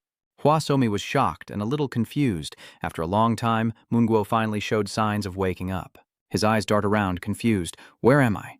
Turning, Moonguo saw the little one sitting right there, and regaining his breath, he spoke. "Who healed me?" Hwacheon-woo turned around happily, showing off his achievement. It was this child. He seemed unable to believe it. "Why did you do that?" The little one answers honestly. "Giving medicine to the sick needs no reason." Moonguan hurriedly got up. Seeing this, Sami suggested, "Just rest, don't try to get up." The child approaches, and he reminds her, "Father says that when you're sick, rest is the best medicine." It was then that John finally found Sami. She calls her Somi, and Jeonjae steps forward to lecture her. "Do you know how long I've been looking for you? Children shouldn't wander around here alone." Hearing this, Sami rushed over, apologizing. "I'm sorry." Only then did she notice her surroundings. Jeonjae eyed the fox in the child's arms with suspicion. Something about the creature felt off. But before she could think further, Mo coughed, drawing Jeonjae's attention. "What's this? Someone's in the cave?" She takes a closer look, and her face pales at the sight of the old man. Moonguan quickly realized something was wrong, his eyes widening in confusion. "You're Jeonjae," she said, speechless. Suddenly, her expression changed. Jeonjae gritted her teeth in bitter resentment. She recalls the words from before. "What have you done?" "Under Dumunun's orders, I led the family's soldiers, and we burned down the entire Hoon family while masked. Anyone who resisted was killed, and the children were thrown into the river." He seemed to remember it all now. In shock, Moonguan realizes she's one of the Hoon family, and desperately reaches out. Damn it. Manhwa's hand was reaching for the flower pattern, but little did he know, this child was a spy. He grabs the child, using her as a hostage, and Jeonjae angrily draws his knife. "You bastard," she growls. "Release her now." Jeonjae was still suspicious. Why was he here? She seemed more desperate than ever. This was too dangerous. A ruthless man like him wouldn't hesitate to strike, even against a child. The tension between them was palpable. Jeonjae broke out in a cold sweat of worry. He had to do something. Hwaseocheon seemed just as anxious, and Moonguan watched her every move with a wary eye. Jeonjae decides she has to do something, as the little one is just as scared as she is. Tears welling, Hosaomi looks down at her child, gripped by fear. What's going on? It seems to sense the situation and looks up. Without hesitation, the fox slashed at Moonguan's face, causing him immense pain. Enraged, Moonguan roared, then reached out to unleash his magic. "You lowly creature." The child panicked as the fox was slammed to the ground. "Little kitty?" Hwacheon-woo rushes over to it. As the child ran, they anxiously shouted, "No!" Meanwhile, Moon Guan is still muttering, "How dare they attack me?" while Hosaomi is preoccupied with the fox. "Kitten, are you okay?" The little one lifts its face to check. "What do I do? You're hurt so badly." The old man, his face covered in wounds, lowered his voice. "If I weren't injured, you'd all be dead already." Moon Guan curled his hand and commanded, "Get back here now. I'll end this once and for all." Somi immediately steps forward to shield the fox. "You can't do that." Sensing weakness, the old man approached without hesitation. Perhaps fate was on his side, delivering them defenseless. Seeing this, Jianjie frantically shouts, "Somi, no!" She repeatedly screamed, urging them to run, saying he wasn't like the others, that he was dangerous and not to look back, just run. Despite being scared to tears, Somi stubbornly stayed. She couldn't leave the kitten alone. Mungguan suddenly stops moving, and even Jianjie is shocked into silence. The old man frowns, breaking out in a cold sweat. What's this? She uses this chance to run and embrace the child. So mysterious. Just a paw of the white tiger appears, then a massive white tiger emerges. A white tiger? It opened its mouth wide, baring its fangs to threaten Mungo. Only then did the old man become frightened. Why was it here? Mungguang retreated, trembling with fear. It's coming. Jianjie trembles as he clutches Hosaomi, while a hesitant Du Munguo sees an opportunity. The little one looks down at the fox with a questioning gaze. "Is this your friend?" Little cat. Suddenly Blossom noticed the child was gone. "Huh." She suddenly charged forward and headbutted him. Enraged, Mo-gun shoves Jianjie back, asking what madness has taken hold of her. She was sent tumbling, crashing into a nearby rock. Jianjie struggled to look up. "This is bad. I'm too weak to fight him alone." But as she looked up, she froze in terror. His knees suddenly buckled, collapsing to the ground. Jianjie was stunned by the horrifying scene of Moon Guan inside the white tiger's mouth. "What?" she gasped, fear consuming her. After taking the white tiger's life, the memories of the past, when Moon Guo begged for mercy, were released. He ignored her parents' pleas for mercy back then, showing no leniency. "At least spare the children, Jianjie." Then, only the sound of the sword remained. Remembering this, she couldn't help but cry, burying her face in her hands as she sobbed uncontrollably. When Hosaomi saw her crying, she reached out, her little hand extended. Hosaomi tearfully called out to her, asking her to come closer. The two embraced, overcome with tears. The scene shifts tonight at another location, within Ho Nanjian's mansion, where a sinister voice slowly speaks. So resting his chin on his hand, he pondered, "Dumun is dead, and Somi was there too. Jay brought Baihu, Hosaomi, and the fox to the mansion to report. It was waiting for us." Sai was so shaken she could barely walk. Without the white tiger, it would have been difficult to get down the mountain as night fell. Who would have thought Dumun would be hiding there? The little one here seems to be enjoying white tiger. Jianjie continued, "It was like a gift from the heavens. I never thought I'd be able to take revenge with my own hands." Meanwhile, Jiang Samte and Ma Jiangchang behind him were stunned. He ran that far? After hearing the report, he asked nothing more. "I see," Hua Cheonu suddenly called out a few times. "Father, father," the little one eagerly looks at Jian Uyan with anticipation. "Let's raise them, shall we?" He glanced at Hosaomi. Without hesitation, the child insisted, "I'll clean everything, feed them, and take care of their droppings." But Jian Uyan replied without a second thought, "Of course not." With a sad tone, Hosaomi repeated, "No?" Jian Uyan quickly approached and patted the child's head to comfort her. "Familiars are not something humans can raise," he stated, before offering a solution. "But we can become friends with them," Jian Uyan happily suggests. "Especially with a child like you, you should be able to communicate spiritually with them." Hua Cheon-woo's eyes lit up. "Make friends?" The little one was so happy she couldn't stop smiling. "Yes, I'll do my best." Only then did he turn around, reassured. "All right, go take a bath and get some rest." Zhang Shangui grumbles in dissatisfaction. Wait, why did he agree so easily? Who will take responsibility for the consequences now? The others are just as helpless. He's nothing more than a model father now. Meanwhile, Hua Qianwu shouts, "Father is the best." Jianu Haiyan was overjoyed to hear this. The scene shifts to nighttime, where the masked man pours wine endlessly. He stands before a grave, saying, "This was made by my granddaughter. I had hoped to drink it with you when we met again." How is it? Sweet, isn't it?" The masked man suddenly recalled that person's face. Great leader. It was here that he regretted losing such an intelligent and devoted man. The black mask's eyes grew heavy as he remembered the man who helped him build his foundation. With that thought, he sat down beside the tombstone. "I've lived 20 years longer than you." The masked man raised his glass and took a sip. "I never should have left the demonic sect. If I had listened to your advice, this wouldn't have happened. It was then that Jian Uyan slowly approached from behind. Life and death are in the hands of fate.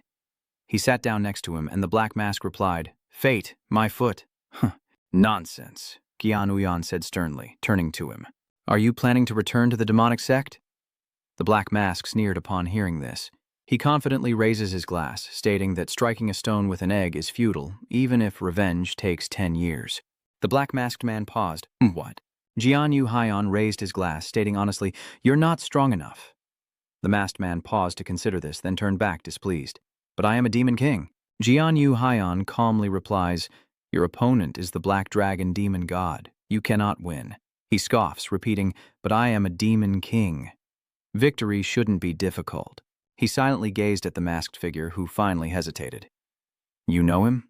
Jian Uyan said nothing, instead turning to look at his wine glass, his eyes reflecting a deep contemplation, before finally speaking slowly. "Black dragon god and demon." The scene shifts to the blood demon Mai in his memories. "I sincerely apologize." His subordinate was now urgently delivering news. "Due to the intervention of Father Dalatapa, we let 2 people escape." Blood Demon pauses, casting a deathly gaze upon his subordinate, who is now trembling with fear. After a moment of silence, he coldly ordered, "I didn't quite catch that. Come closer and tell me again." The subordinate immediately bowed and stepped forward. "Yes, sir." As he approached, the blood demon god reached out and struck his hand with brutal force. The subordinate collapses to the ground, his arm broken, screaming in agony. "My hand, the blood demon god?" Mi smirked, pleased with the reaction. "Good, that's the kind of voice I want to hear." Back to the story, Yan Yu Heian slowly recounts that the Black Wind Demon God is like the founder of the demonic cult. The masked man was stunned to hear that. "Huh?" He pressed, demanding answers. "What do you mean?" "Founded it? The demonic sect has been around for over 1,000 years. He slowly replied. "That's right." Jian Yu reveals that everything he has comes from him. The masked man is stunned, as he doesn't seem to be joking. The next morning, leaves fell from the trees, one landing on Hosaomi's face as she slept beside the white tiger. Waking up, Hua Cheon-woo looked around in confusion, calling out, "Father, father," as he wandered inside. Her eyes wide, Hua Cheonu looks around. Where did he go? Suddenly, a hand reaches out and embraces the child. "If you're looking for the master, he's already gone out." Hua So-seom looked at John Jae in shock. "Father left again?" She happily replies, "That's right," but the little one pouts. "Don't tell me he's planning to run away again." John Jae cheerfully recounts, "I heard he's going to Doha's house to deal with some bad people, and he might be gone for a month." Hearing this, Hua So-seom's face darkens. "Huh." The scene shifts once again, as the little one runs towards Jian Yi-yong, calling out, "Father, oh father." Like a little puppy, Hua Cheon-woo sobbed, "Father, are you trying to run away from me again?" "I don't want to leave you, father. Can I come with you?" He immediately embraced Hua Cheon-mi. Jin Yuzian stroked the child's head and replied, "All right, I happily suggest we go together." Hua Xiaomi's face immediately lit up. "Yes." Before Hua Cheon-woo was a lavishly prepared feast. The little one beamed with excitement as Hua Cheon-mi eagerly stuffed food into her mouth with both hands. "This is so good." Suddenly, a loud noise erupts. Zhang, bewildered, looked over. What was that? What's going on? Suddenly, Gong Chun appears and says, "Don't worry about a thing." Immediately after, the masked man flew in, shouting, "How can one comprehend the Tao with so many swords?" Suddenly, flames erupt from his arm. Jiang Samti cried out in alarm as flames engulfed the ground around him. Flames engulfed the 3 Gongchuns as Jianu Heian and Hosaomi looked on. The kid's got a funny look on his face. Suddenly, Jiang Samte sits up shouting, and the little one happily cries, "Ah, you're awake." Jian Yu Haiyan quickly suggested, "Now that you're awake, watch over things for a bit. I want to rest my eyes. You're still dazed and confused."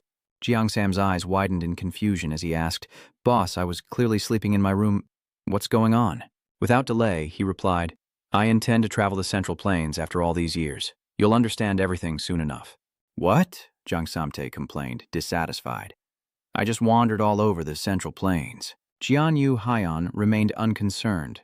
"Well, keep yelling if that's how you feel." "I need to rest a bit," he replied, still unrepentant.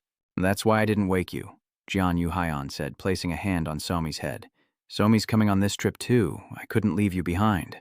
Jiang Samta became flustered, but of course, what could be better than being with Saomi? But the little one smiles so brightly, doesn't she?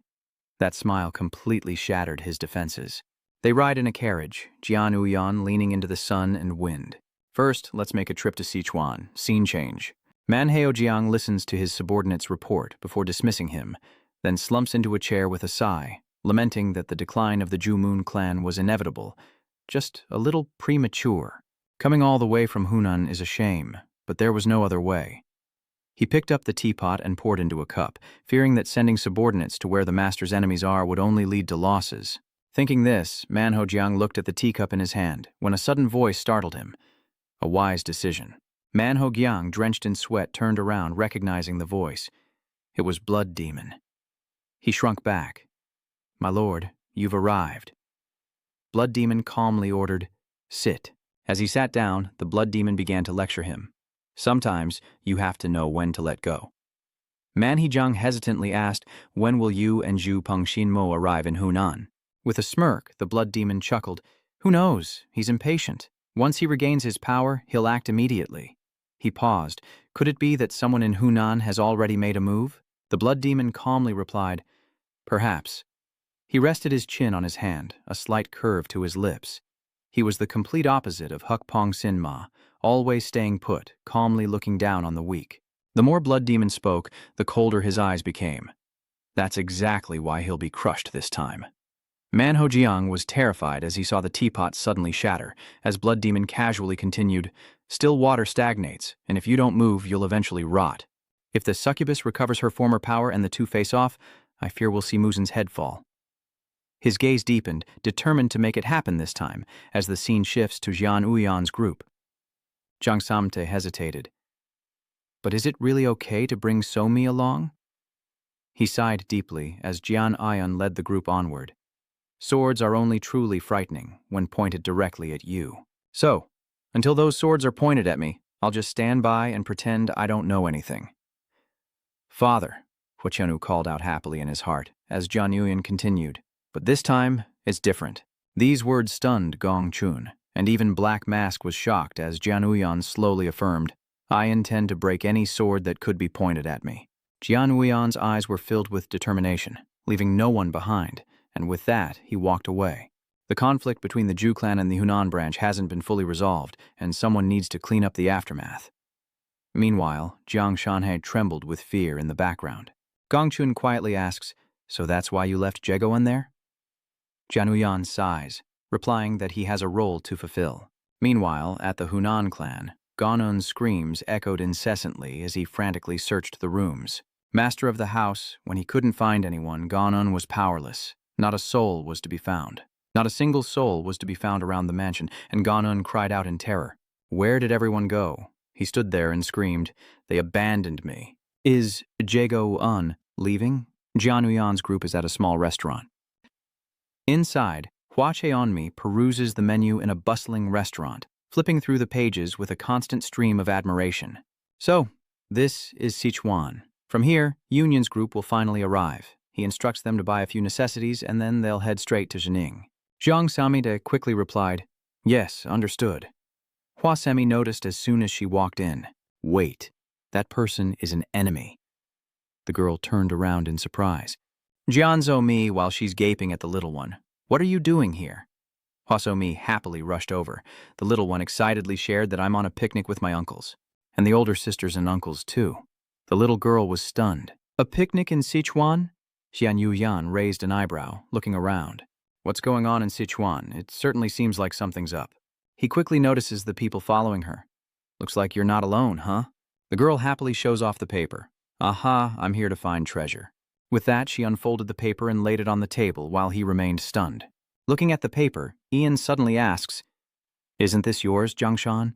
He was stunned by this. "What?" He flipped to the writing beneath the paper and asked, "I'm asking, isn't this yours?" Cornered, Jiang Samte hastily retreated. "It's not mine. It was an accident, please believe me." His foot accidentally hit the table, making Jiang Samte even more panicked. The water glass spilled, soaking the girl's map, and Jiang Sam conveniently blamed the innkeeper. He coldly shouts, "Too noisy." But at that moment, the map suddenly changes. Jian Yu is stunned, and without hesitation, he picks up the map. "I'll be taking this." The girl was stunned by this action, and the scene shifts to another location. With his hands behind his head, Jiang Shang sighed. This is the third time I've been to Shining. I hope it's the last. He scratched his head helplessly. If I see him again, I'll probably have to shave my head bald again. Changshang then suggested, Master, perhaps we should stay at the inn over there. As Jian Uyan stepped inside, he sensed an ominous aura. He handed the child to Gong Sohi, telling her to take Saomi ahead. Then Jian Uhayan turned to the two black masks and Gong Chun, saying, The two of you, come with me. As Hosaomi reached out to grab his shirt, she innocently asked, Where are you going again, Daddy? Jian Uhayan chuckled, Chandan, little one, don't worry. I'll be back before you know it. With that, Uyan and the two others ventured deeper inside. Gongchun was curious, So where exactly are you planning to go? The mysterious man replied, You'll see. They rushed to the 9 sects and one gang, the Gulen sect, which was engulfed in flames. Corpses littered the courtyard, and the three quickly arrived at the scene. Jian Uyan looked around suspiciously, wondering if they were too late. Even he was pale at the sight of this? What is going on? Who would commit such an atrocity? Suddenly, an aura emanates from their surroundings, startling Gong Chun. What's this? An apparition has appeared, emanating this aura. Upon seeing the figure, the masked man grinned. Heh, that bastard's still alive? It's been a long time. Gong Chun is stunned to see Mu Ronghi Ok Mun. Hai Okamun continues to growl, Kill you. He seemed to have lost control of his mind, and Gong Chun was stunned by the sight. What is happening? He severed his own meridians. How can he use martial arts? Hai Okamun's eyes went wild as he stared at the man standing not far away, screaming, Jian Uyan. Hai Okamun seemed ready to explode, seeing that he was going to kill you. Gion Uhayan raised an eyebrow, confirming, Your opponent isn't me. He turned to Gong Chun and proposed, You spared his life, so end it yourself. He stared at Hai Okamun thoughtfully, and finally, Gong Chun understood. So this is why you brought me here? His memories with Hai Okamun flooded back, of their battle in the forest. Young Hai Okamun interrupted, I win this time, you jerk. Gong Chun calmly replied, Is that so? Though our bond was arranged by elders, I always considered him a friend, and so they fought once more. Childhood faded, and adolescence dawned for the two of them, as Hai Okamun cheerfully raised his glass. There's no one in this world who enjoys drinking as much as you do, Ji Chun reminded him. Quiet, or we'll be in trouble if you catch me stealing wine in the kitchen. The two of us had such a good time together. I thought we'd walk this path together for the rest of our lives. Ending his reminiscence, he resolutely strides forward, thanking him. The sect leader hardens his resolve, and though reluctant, Gong Chun decides to act.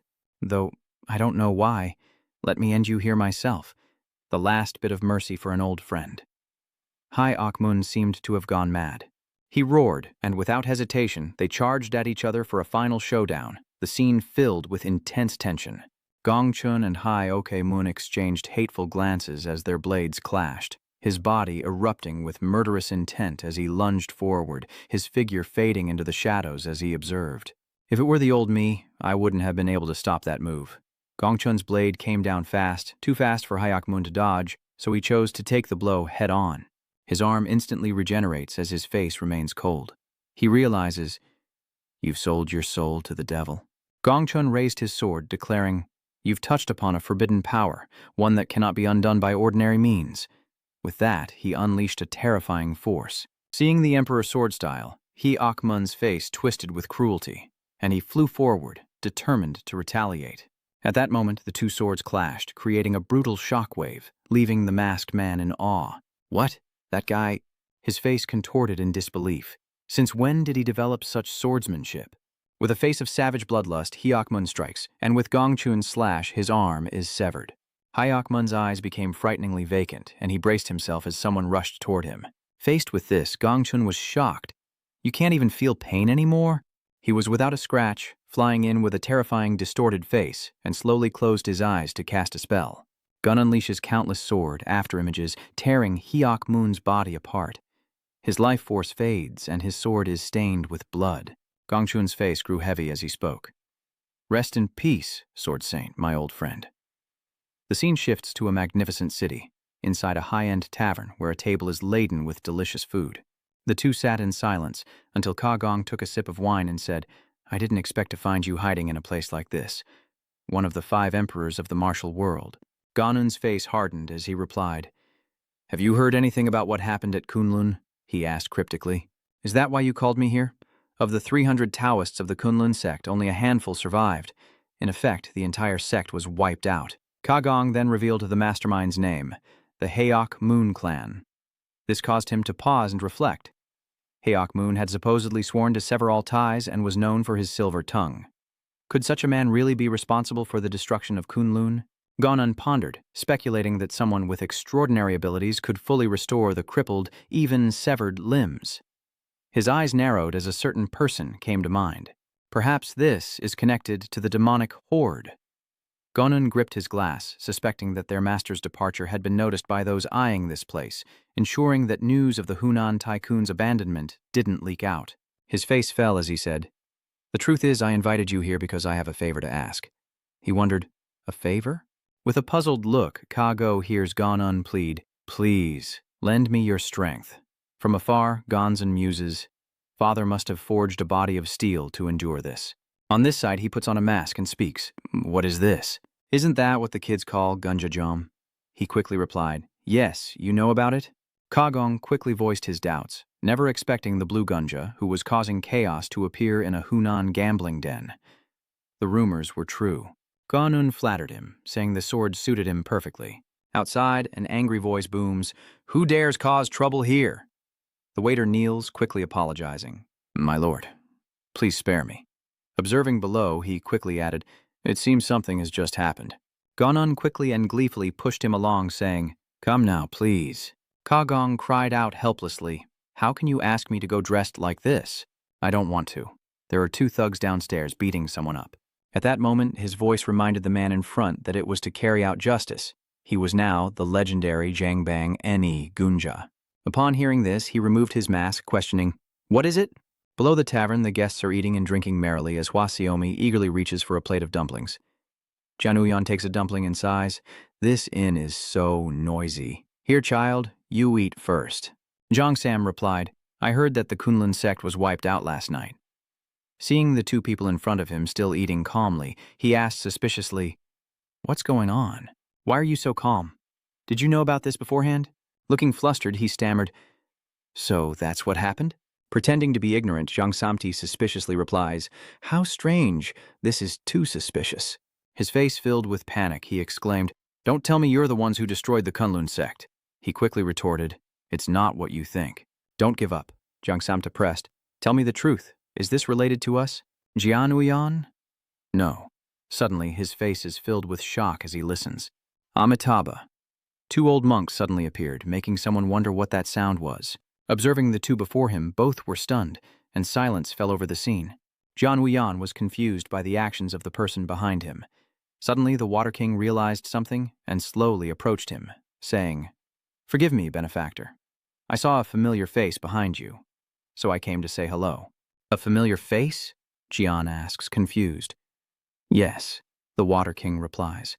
Cornered, Jiangsam asked, "Are you well?" His master approached, saying, "Your hair has grown back." He cautiously replied, "Yes, it just grows back over time." His face darkened. The Water King growls, "Boy, monks are supposed to abandon all desires and sever all ties to focus on cultivation, aren't they?" Zhongshan retorts angrily. "But I'm not a monk." His face darkened. He roared, "What? So you intend to return to secular life? Then why learn the temple's martial arts?" Meanwhile, the 2 observers couldn't help but chuckle. Still defiant, he retorted, "I just learned what my master taught me. Who knew you'd actually shave my head?"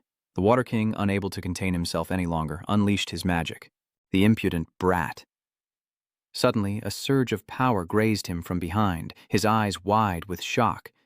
As Waterlord turned, observing the person before him, he thought, "I've never heard of this one." The Central Plains truly is a place of hidden masters.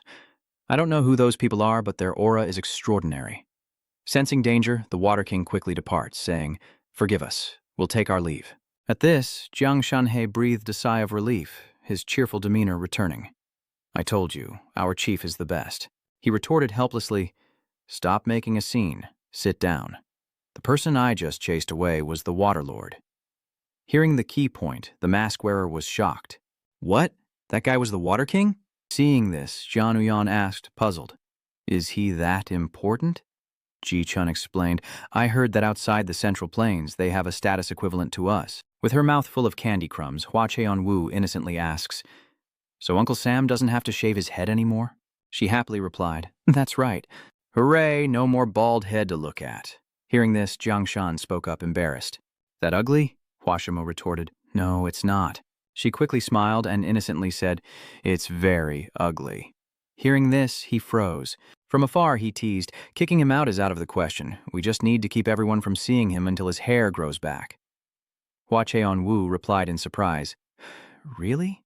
If you shave your head again, I'm sending you far, far away." Cut to a night scene with a bright moon as John Union sits leisurely on a rooftop.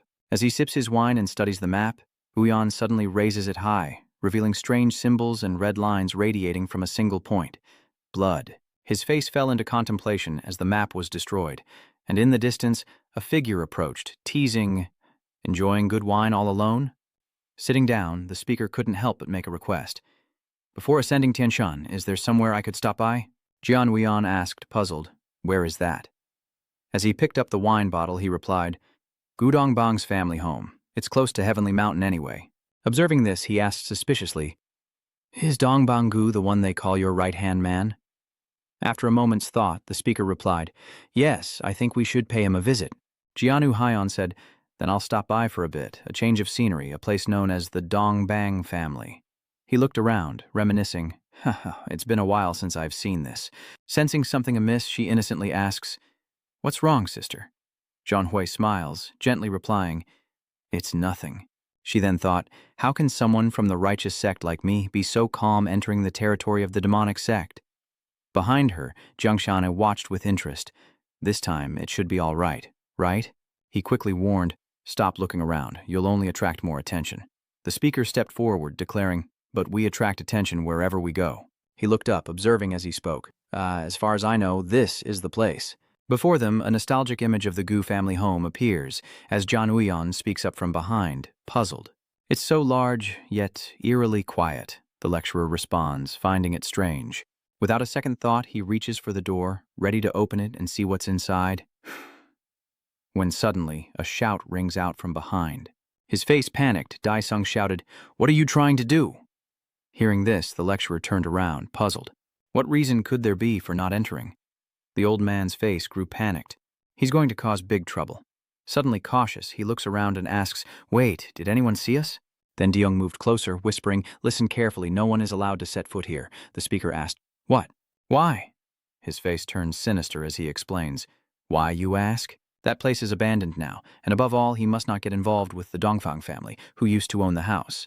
Du Jung warns him to stay away or face the wrath of Bushan Mon, a family protected by Elder Dikao Mun and vying for power with the Dongfang family under the demonic sect.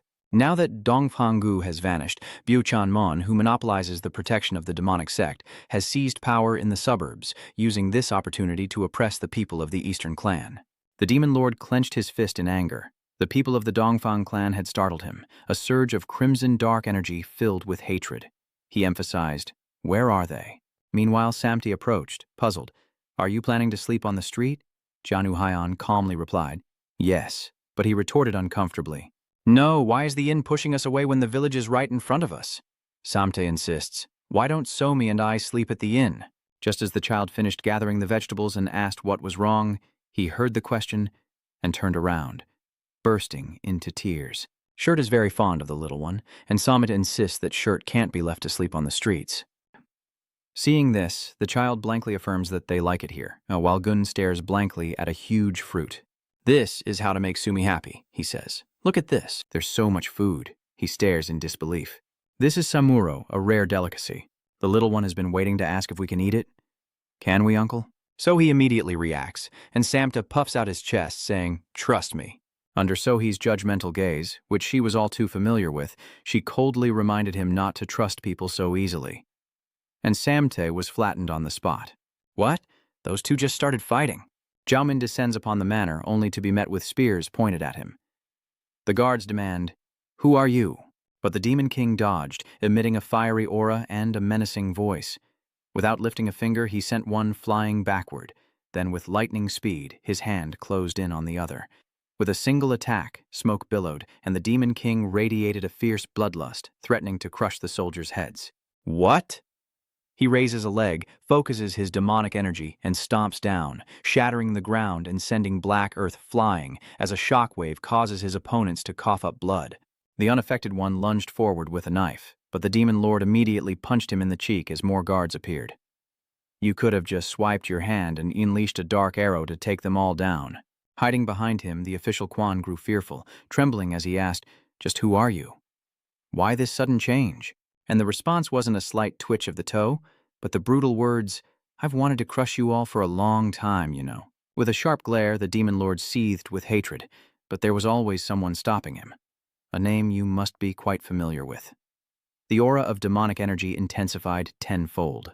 With a chilling tone, the demon lord scowled as he mentioned the name, until the man uttered the title of sect leader. Bloodlust surged, and the enraged demon lord seized the man's neck, his face obscured by the grip. He growled, "It's all thanks to Dongfang Ju that your pathetic life has lasted this long." The man whimpered, begging for mercy, but it was too late. A final squeeze crushed his windpipe, and blood sprayed high from the wound, splattering across the corpses. The demon lord stared at his palm, declaring resolutely, "I will take it back." A blood-soaked twilight fell, the space silently rippling outside the ruined gate. The stone floor cracked and broken. Wyon strolled leisurely inside, his steps faltering before a spot where light streamed onto a pile of straw in the center, as the demon lord lamented, "Damn it, I only wanted to save his family, but I was complacent. Even if I left my post, I didn't expect them to dare touch his home. You live simply." Yuyan gently placed down the flask, regretting that what's done is done, and urged him to restrain his anger. But tense, he snaps, "How can you expect me to sit still seeing this? As for Yuyan, don't you think you've paid him back in full? If you kill them all, what will you have left?" This is what gives the demon lord pause. He still couldn't shake his doubts. The Black Wind demon god, is he really that strong? The answer remains the same. I told you, he's stronger than you. It only fuels his resolve as he grits his teeth with newfound vigor. Very well. Then I have a worthy opponent to fight to the death. Let the demon lord go. Uyan begins his meditation, where the strong devour the weak. The leader of the Sato sect understands the world's rules better than anyone. He raises his hand to control the flames as they spread, but the blade within will surely know no fear or hesitation. Back at the temple, Heogang held a cup of wine and asked, "Are all the children dead?" That's what the new subordinate reported. "Yes, sir. All subordinates who approached the Hunan Duan family are dead. Whenever there's a disturbance in Yueyang, those masked gentleman's sword and demonic sky army fellows show up." Upon hearing this, he sighed, contemplating the situation. Something was amiss. They must be in Yueyang. So who exactly killed Murong Huan? And furthermore, someone claims to have seen Kim Cheonsu Wang of the Patala Palace near the inn. It seems they're responsible. This is a difficult situation. We've lost a useful pawn. How will we report this to our lord? Just when things seemed hopeless, a subordinate reported that Ba Haifeng Shenmo was on the move, causing He Jiang to nearly spit out his drink, before a sinister smile crept across his face. "So it has come to this?" "Over with Uyan," Saomi exclaims in disbelief. "Oh, this place looks just like the abode of the immortals." Dohak embraced the little girl and said firmly, "Of course, I have resided here for 1,000 years. The girl then asked, "Is this where you used to live?" He nodded. "Yes, this is the place I once held in the palm of my hand, and it will be yours to rule. You have the power to rule this place. You absolutely can." The more he spoke, the more his tongue retreated, sensing the strange energy. The girl was stunned. "I can't do those things." Just then, Soye came and took the child into her arms, saying not to tease her so much and that she hadn't said anything wrong. At which point, Huayan sensed the wind beginning to stir. Hearing this, they quickly looked over and saw Yuyan's combative aura flowing out intensely, making even Zhou Hai hesitant, an aura that always inspired awe. "Just how powerful is he anyway?" Anya suddenly asks. "That's enough. Just the three of you go in." The four-lock eyes, scene change. "This is Gomen, the great elder of the demonic sect." Sipping his tea, he mused that the Piao Xin sect had been wiped out overnight, a small and weak sect within the demonic sect. If this was the work of the missing former leader, how wonderful it would be to eliminate the black feather demon god while he was at it. If they all die together, even better for me. Suddenly, a knock echoed from outside, and he yelled. Unexpectedly, something flew and pierced his back, causing him to fall unconscious. Even Gomen didn't have time to warn him. "Get out of the way." Meanwhile, a foot stepped over his corpse. The Grand Elder of the demonic sect unaware of my presence? Upon seeing the stranger, the hidden guards in the room immediately sprung out, yelling, "Kill him!" Gong Chun, masked and smirking, thought only these die-hard subordinates had any commendable spirit. Meanwhile, elsewhere, the men laughing heartily were none other than the second elder of the demonic sect, Chubangak, and the fifth elder, Sahun. He chuckled, recalling how difficult it was to even sip wine in broad daylight when Sado Hyok and Dong Bangu were around. The other person giggled in response, saying that as long as they were discreet in front of the black feather demon god, these things would go unnoticed. Then suddenly a great gust of wind came from nowhere, and something was thrown across their faces. It was the gatekeeper, and he threw another body onto their table. Enraged, he screamed, but then a familiar figure unexpectedly appeared. The old man sputtered, "Do you know where you are?" The other man chimed in, clearly amused. "Looks like a madman has appeared. Perfect timing, I was getting bored." "Well done," Dohak said, annoyed. "Has the demonic sect fallen so far? Is Dongbangji really protecting this place all alone?" Then he removes his hood, leaving everyone stunned. What the hell? How can this be? Dohak loses it, asking if they're prepared for what's coming. Meanwhile, in a dimly lit palace, a figure sits in contemplation, reflecting on the past. Perhaps I shouldn't have taken an interest in the demonic sect from the start. Long ago, someone came to tell him something he couldn't understand. Muang, the infinite god, respectfully replied, "Yes, rumor has it he's even stronger than the blood demon. They say he goes from place to place, picking fights, earning him the names God of War or Fight Demon, piquing his curiosity. Stronger than the blood demon? It's time I prove that I am number one. Where is he?" After a while, he arrived at the place to meet the person Muang spoke of. But looking into Wyan's eyes, he saw only emptiness. He'd brought subordinates, but Wyan did nothing. He recounted how Wyan stood before him and the demonic sect leaders without fear, calmly raising his sword and plunging it into the ground. With a single move, all my men fell, leaving me stunned. Finally, meeting a worthy opponent, I couldn't contain my battle lust. I had intended to kill him to prove myself the best in the world, without fear in my heart. As I sat contemplating, the door to my room suddenly opened, and I grinned at the figure entering. "I've been waiting for you." Uyan stared back in silence. "Limitless god and demon." The god and demon chuckled. Meeting an old friend, he talked so much. It just so happens I was planning to find you. With that, he teleported, rushing towards Uyan, his cold, indifferent expression only fueling the irritation. "How kind of you to offer your life so willingly." "Offer you my life? Who's the one about to die?" The two faced each other, the tension palpable. They clashed, their battle spilling out of the palace grounds, and with each blow he grew more exhilarated. Just as he'd hoped from the so-called God of War. I'm truly tired of only facing weaklings. No matter how much he fights, the God of War remains unsatisfied. He asked, "Surely you haven't shown me your full power, have you? Then allow me to demonstrate the might I've amassed to become the supreme ruler of the martial world." With that, he unleashed a massive spark towards Uyan, eager to witness his true power. Uyan remained still, enduring the sinister energy which instantly cleaved the god and demon palace in two. As twilight descended, the two men lowered their heads in submission before Dohak and Gong Chun. "Oh, please forgive us, but Dohak without hesitation sends them to their doom." He said coldly, "You're not even worthy of me drawing this sword." Suddenly, a loud crash echoed. What just happened?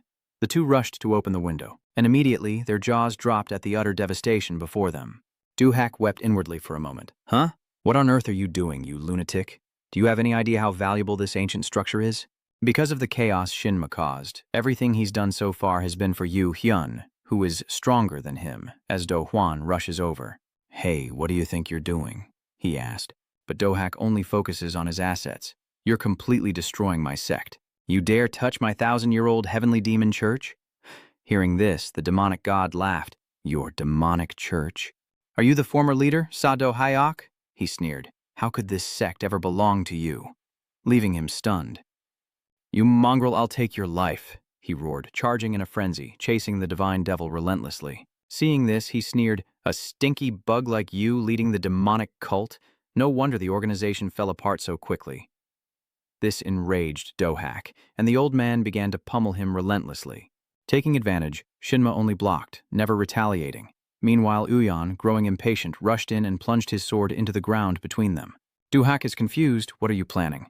Suddenly, a deep gash of blood appears on his chest, seemingly out of nowhere. Wuyan warns, "Fall back." Gong Chun approaches, placing a hand on his shoulder. "Just sit back and watch." Those fighters are on a completely different level than us. Yuyan then said to the heavenly demon in a low voice, "Accept defeat.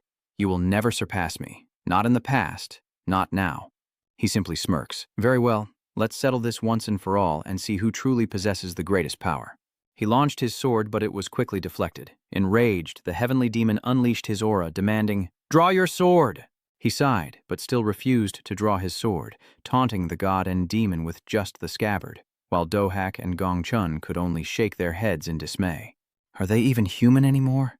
I can't follow their movements. Gongchun strained his eyes as the demon's sword fell. Is that sword mastery? I didn't expect a god and demon to learn it. Just as he knocked the sword away, the demon lord rushed in to stomp on his head, only to be easily dodged, infuriating him. Yu Haiyan is clearly frustrated. I've seen all your moves. Unexpectedly, he coughed up blood from a severe internal injury and collapsed. Yu Haiyan smirked. I only wanted to see how powerful someone inheriting the heavenly demon art could be, but it seems that's all there is to it. This is truly a waste of my time. The demon god, humiliated, roared, "You bastard!" then sensed something amiss, a strange power targeting him. Supreme demon god, this is the power of a martial artist I cannot face. Instantly, a massive explosion erupts, obliterating the entire palace and even him. Gongchun, drenched in sweat, cries out, just what are the limits of his power? Meanwhile, Dohak's mood was quite different. He was sobbing over the lost fortune. You're far too powerful, you bastard. After punishing the demon god, everything Dohak built turned to dust. Wyon asks the obvious. Can it be fixed? He spits in his face, furious. You've destroyed all the assets and treasury of the demonic cult. How are you going to compensate for that? But he remained stubborn, forcing Yuyan to point and name him. It's obvious you did it.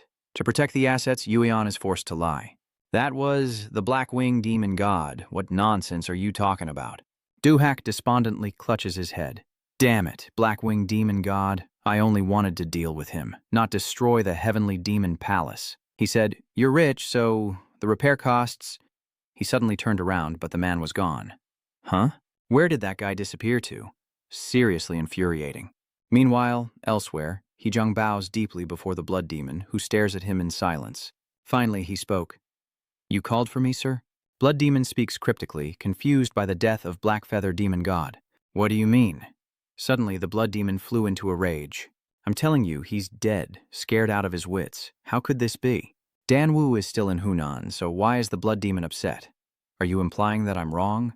My apologies. And with that, he calmed himself and sat down. However, inside, he's still terrified.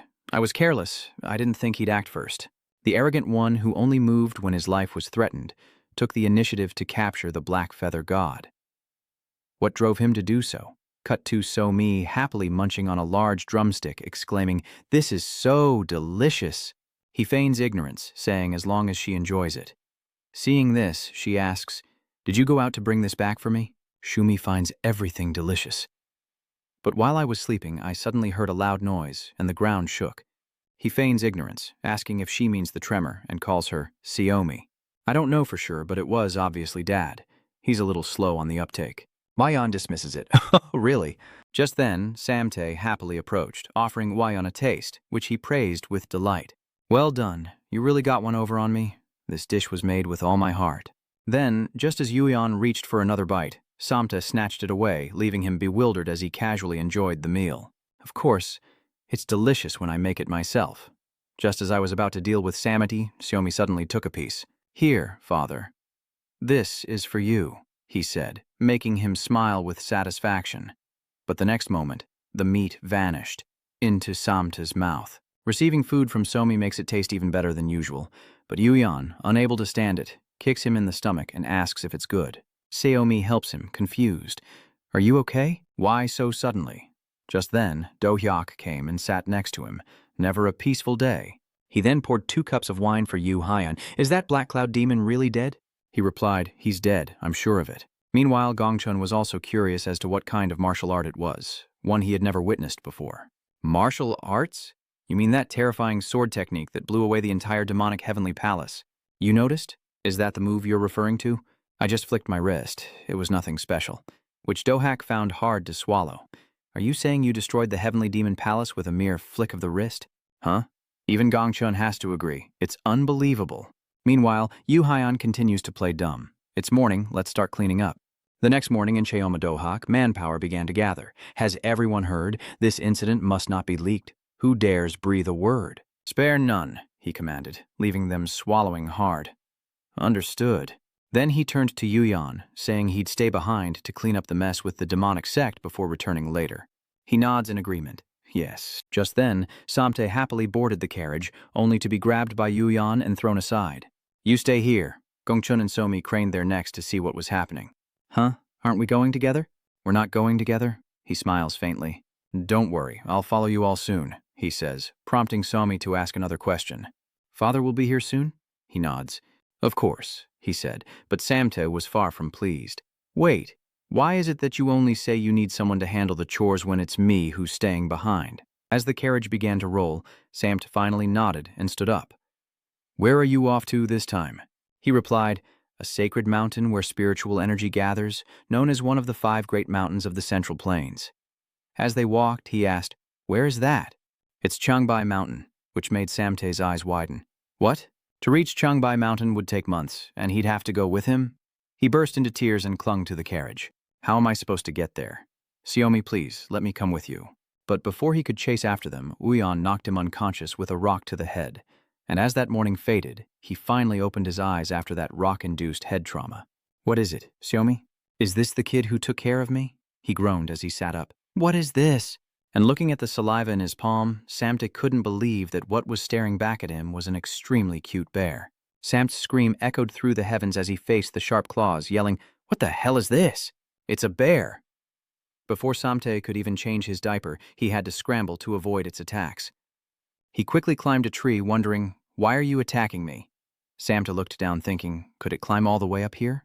Before he could think, it charged, smashing the tree and sending him reeling. With 2 quick blows, the entire tree fell. Sam, dazed, leans against a nearby bush, even snapping a tree in half. This is insane. Before he could even stand, the bear relentlessly attacked, forcing him to get serious. I'm out of options. I have to fight back. But after unleashing his ultimate move, it didn't even leave a scratch. He's confused. This is absurd. He's done for. It charged at him, but suddenly it was punched in the face by Lan. It was none other than Yuyan, a true hero saving the damsel. XT is stunned. Wait a minute. He's so happy he starts sobbing. Yuyan, the hero, carrying a freshly caught deer on his shoulder, clicked his tongue, saying, You couldn't even take down one bear? What good are you? This isn't a normal bear. It's definitely some kind of mystical beast or monster. A bear is still just a bear. And he sobs. That's not true, Master. I almost died. I know, he replies. I've been watching you this whole time. Why didn't you save me sooner while Samte was crying? Then she throws a tantrum, asking if he was just going to stand there and watch. Does the Lord not care whether I live or die? Huh? He nonchalantly says, I was just testing your skills. I didn't expect you to survive this long with just that lightness skill. Hearing this, he boasted of his achievements. Actually, I also know the Great Hand Seal and the Heavenly Return Art. He asked, Who taught you to combine your lightness skill with footwork? Was it Senior Saw? Wyon realizes that explains it. Good. Your lightness skill is much better than your footwork. Hearing that made him happy. I see. But a second later, you criticized me, saying the Great Hand wasn't suitable for me, and to never use the Bodhidharma Palace's martial arts again. But before he could finish, Uyan tossed the deer back to him, saying, Hurry and skin it, then butcher the bear for cooking. We have a long way to go. Samt asked curiously, But Master, I'm still wondering, was that arrow really... Was it taken down by an arrow? He was stunned. Master, does that mean this prey already belongs to someone? Just then, an arrow shot toward Uyan. He nonchalantly dodges as if nothing happened, acting like he didn't steal anything, and stares blankly at the group of people. Samte, bewildered, follows the arrow's trajectory, tears welling up in his eyes. How dare you touch the Green Forest property, he said, calmly warning him not to make a scene unless he wanted to die far from home. But Samte couldn't overlook his blatant thievery. This crazy old man. Wyon gave him the deer to pin the blame on him, yet he sits back and watches him struggle with these love arrows, which are nothing to a martial artist. Moreover, don't be intimidated just because the enemy outnumbers us. In this world, life and death aren't determined by numbers. It's at this moment that the leader begins to take notice of him. You have a death wish, daring to attack us. But Samte immediately silences him with an arrow to the face. Samte is bewildered. Chief, what is going on? Instead, he gets straight to the point. Finish off the remaining bandits. Get used to winning against the odds if you want to survive, and gain combat experience while you're at it. What's with the blank stare? After playing cat and mouse with them for a while, Samta finally had some time to rest. He really had lost his mind. In the end, I stormed the bandits' lair and wiped them out completely, then looked over at the old man counting their money. Of course, the master got bored and I ended up cleaning up almost everything myself.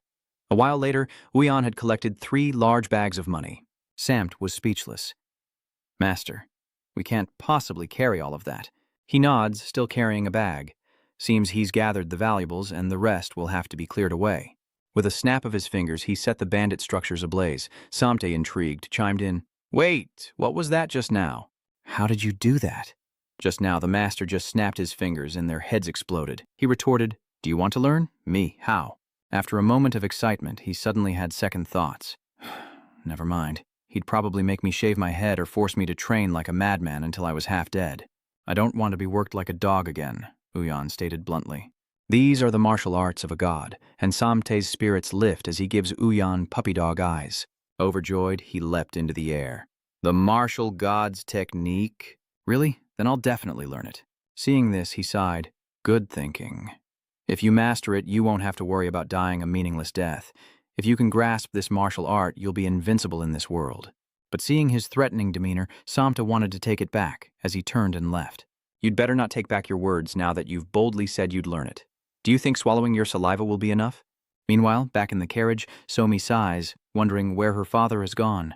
Their carriage slowly made its way into the city, with Seomi sitting quietly inside, looking dejected. "Where did father go?" Ji-chun offered the little one some comforting words.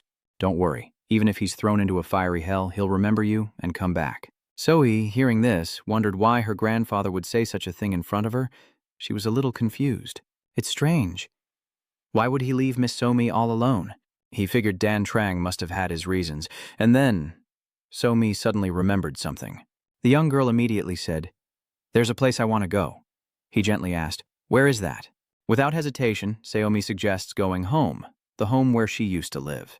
The two are taken aback. Seo Hui then asks, "Lived there before?" Even Gong Chun pauses to reflect. "Home? All right, let's go." "All right, let's go." She was surprised at how quickly they agreed. "Huh? But I guess it can't be helped." So Mi was overjoyed to be going home. "Yes." Gun gently strokes the child's head, his eyes filled with curiosity as she's never spoken such words before. Gongchun still has many questions about So-mi. "I'm curious about what happened to her back then." The sky above was a vast expanse of blue as Yuyan calmly walked forward, his hands clasped behind his back. He turns back, urging the slow Samti onward, who clutches his wrist, sobbing in frustration. "Because it hurts. You made me break the tree with my bare hands, so what did you expect?" Uyan calmly explained, "I told you to destroy it, not break it." Samt is now in tears. "What? How else was I supposed to destroy the tree?" Yuyan was speechless. He meant to use internal energy, he thought bitterly. "If I knew how to do that, I wouldn't be stuck in this backwater. You're the worst." Night begins to fall, and he trails behind him, asking questions. Forget the main topic. Where are we going, anyway? Waiyan didn't answer, simply repeating, "Didn't I tell you to expand your senses, huh?" Without a word, he simply points forward, startling Samta, who wonders if they're going to rob someone again. Is the sect leader's energy sensitive to the smell of money? A bewitching voice echoed from deep within the forest. "Listen, disciples of the martial god sect. When Martial Emperor City built the Shanxi Mausoleum, the Nine Sects One Gang and even Mount Hua turned their backs on us. But Martial God Jin has transcended to a higher plane, showing you mercy and granting you prosperity. Shaanzi branch of the Martial God sect." He slowly extends his hand to his followers. "The grace you've received is boundless. Therefore the Martial God sect proposes, offer everything you have to our sect." He immediately brought out the gold coins, saying, "Please accept this humble offering of gold and silver. Grant us salvation." The God of War sect looked on and asked, "Surely this isn't all of your wealth?" He suddenly stood up, glaring at them. Then, the martial god took out a knife with a terrifying look on his face. "Don't you have something more valuable?" But Yuyan stabbed him in the back, daring to impersonate someone without permission. He couldn't stand the sight of him. He looked utterly shocked. "What?" Immediately, the martial god cultists fell to the ground, wounded in the back, and 2 terrified members fled, only to be instantly caught by Yuyan. They were all brought to their knees. He stood silently, thinking, the martial god church? Wyon then rested his sword on his shoulder, lost in thought, saying there's nothing wrong with believing in someone. Samt ran up from behind, asking, "Wait, did you kill all the believers?" He denied it, saying, "I spared those foolish believers." They stood there for a moment, realizing this was likely a cult formed under the guise of the god of war, and that the man was probably the leader. His empty title enough to inspire worship. "Wait, what are you doing?" Samta asked, bewildered as Yuyan calmly searched the area. "Gather the money." "You search this place too. There's bound to be another hiding spot." Samty slowly gets up, looking flustered. "That old geezer came all this way for money? How am I supposed to find it in this vast place?" He kicked around in frustration. Damn it, Samty realized something after kicking. "Wait, this is on the other side. As night falls, the blood demon sits on his throne and asks, 'Still haven't found him?'" With a worried look, Jiang explained, "My men have spread out as much as possible, but they vanish as soon as they approach Namdan Lake." He then touched two fingers together, and an eerie aura immediately enveloped him, his face turning grave. "This is Jiang, who doesn't dare to move an inch. The Blood Demon Squad?" Immediately after, the Blood Demon points forward and orders, "Go, slaughter the cowards at the Namdan Lake and bring that boy back here." Jiang didn't dare raise his head. The Blood Demon clan was an elite force trained to conquer the Central Plains, and they had never been deployed to conceal their power. The deployment of the Blood Demon clan to the Namdan Lake. Jiang seemed to realize something as he clenched his fist. He even speculated, could the leader be at a disadvantage? Deep inside, Samta muttered to himself as he walked. "See what I can do? I just kicked the table and luckily found the passage. Honestly, without me, they'd be lost." Wyon was a little uncomfortable. It was too cramped. He assumes this must be a passage for someone of smaller stature, and he destroys the path ahead, shocking the boy. "What are you doing? What if it collapses?" Suddenly, Yang Samte froze for a moment, faced with a dazzling, magical scene. Could he not hide his surprise? What was going on?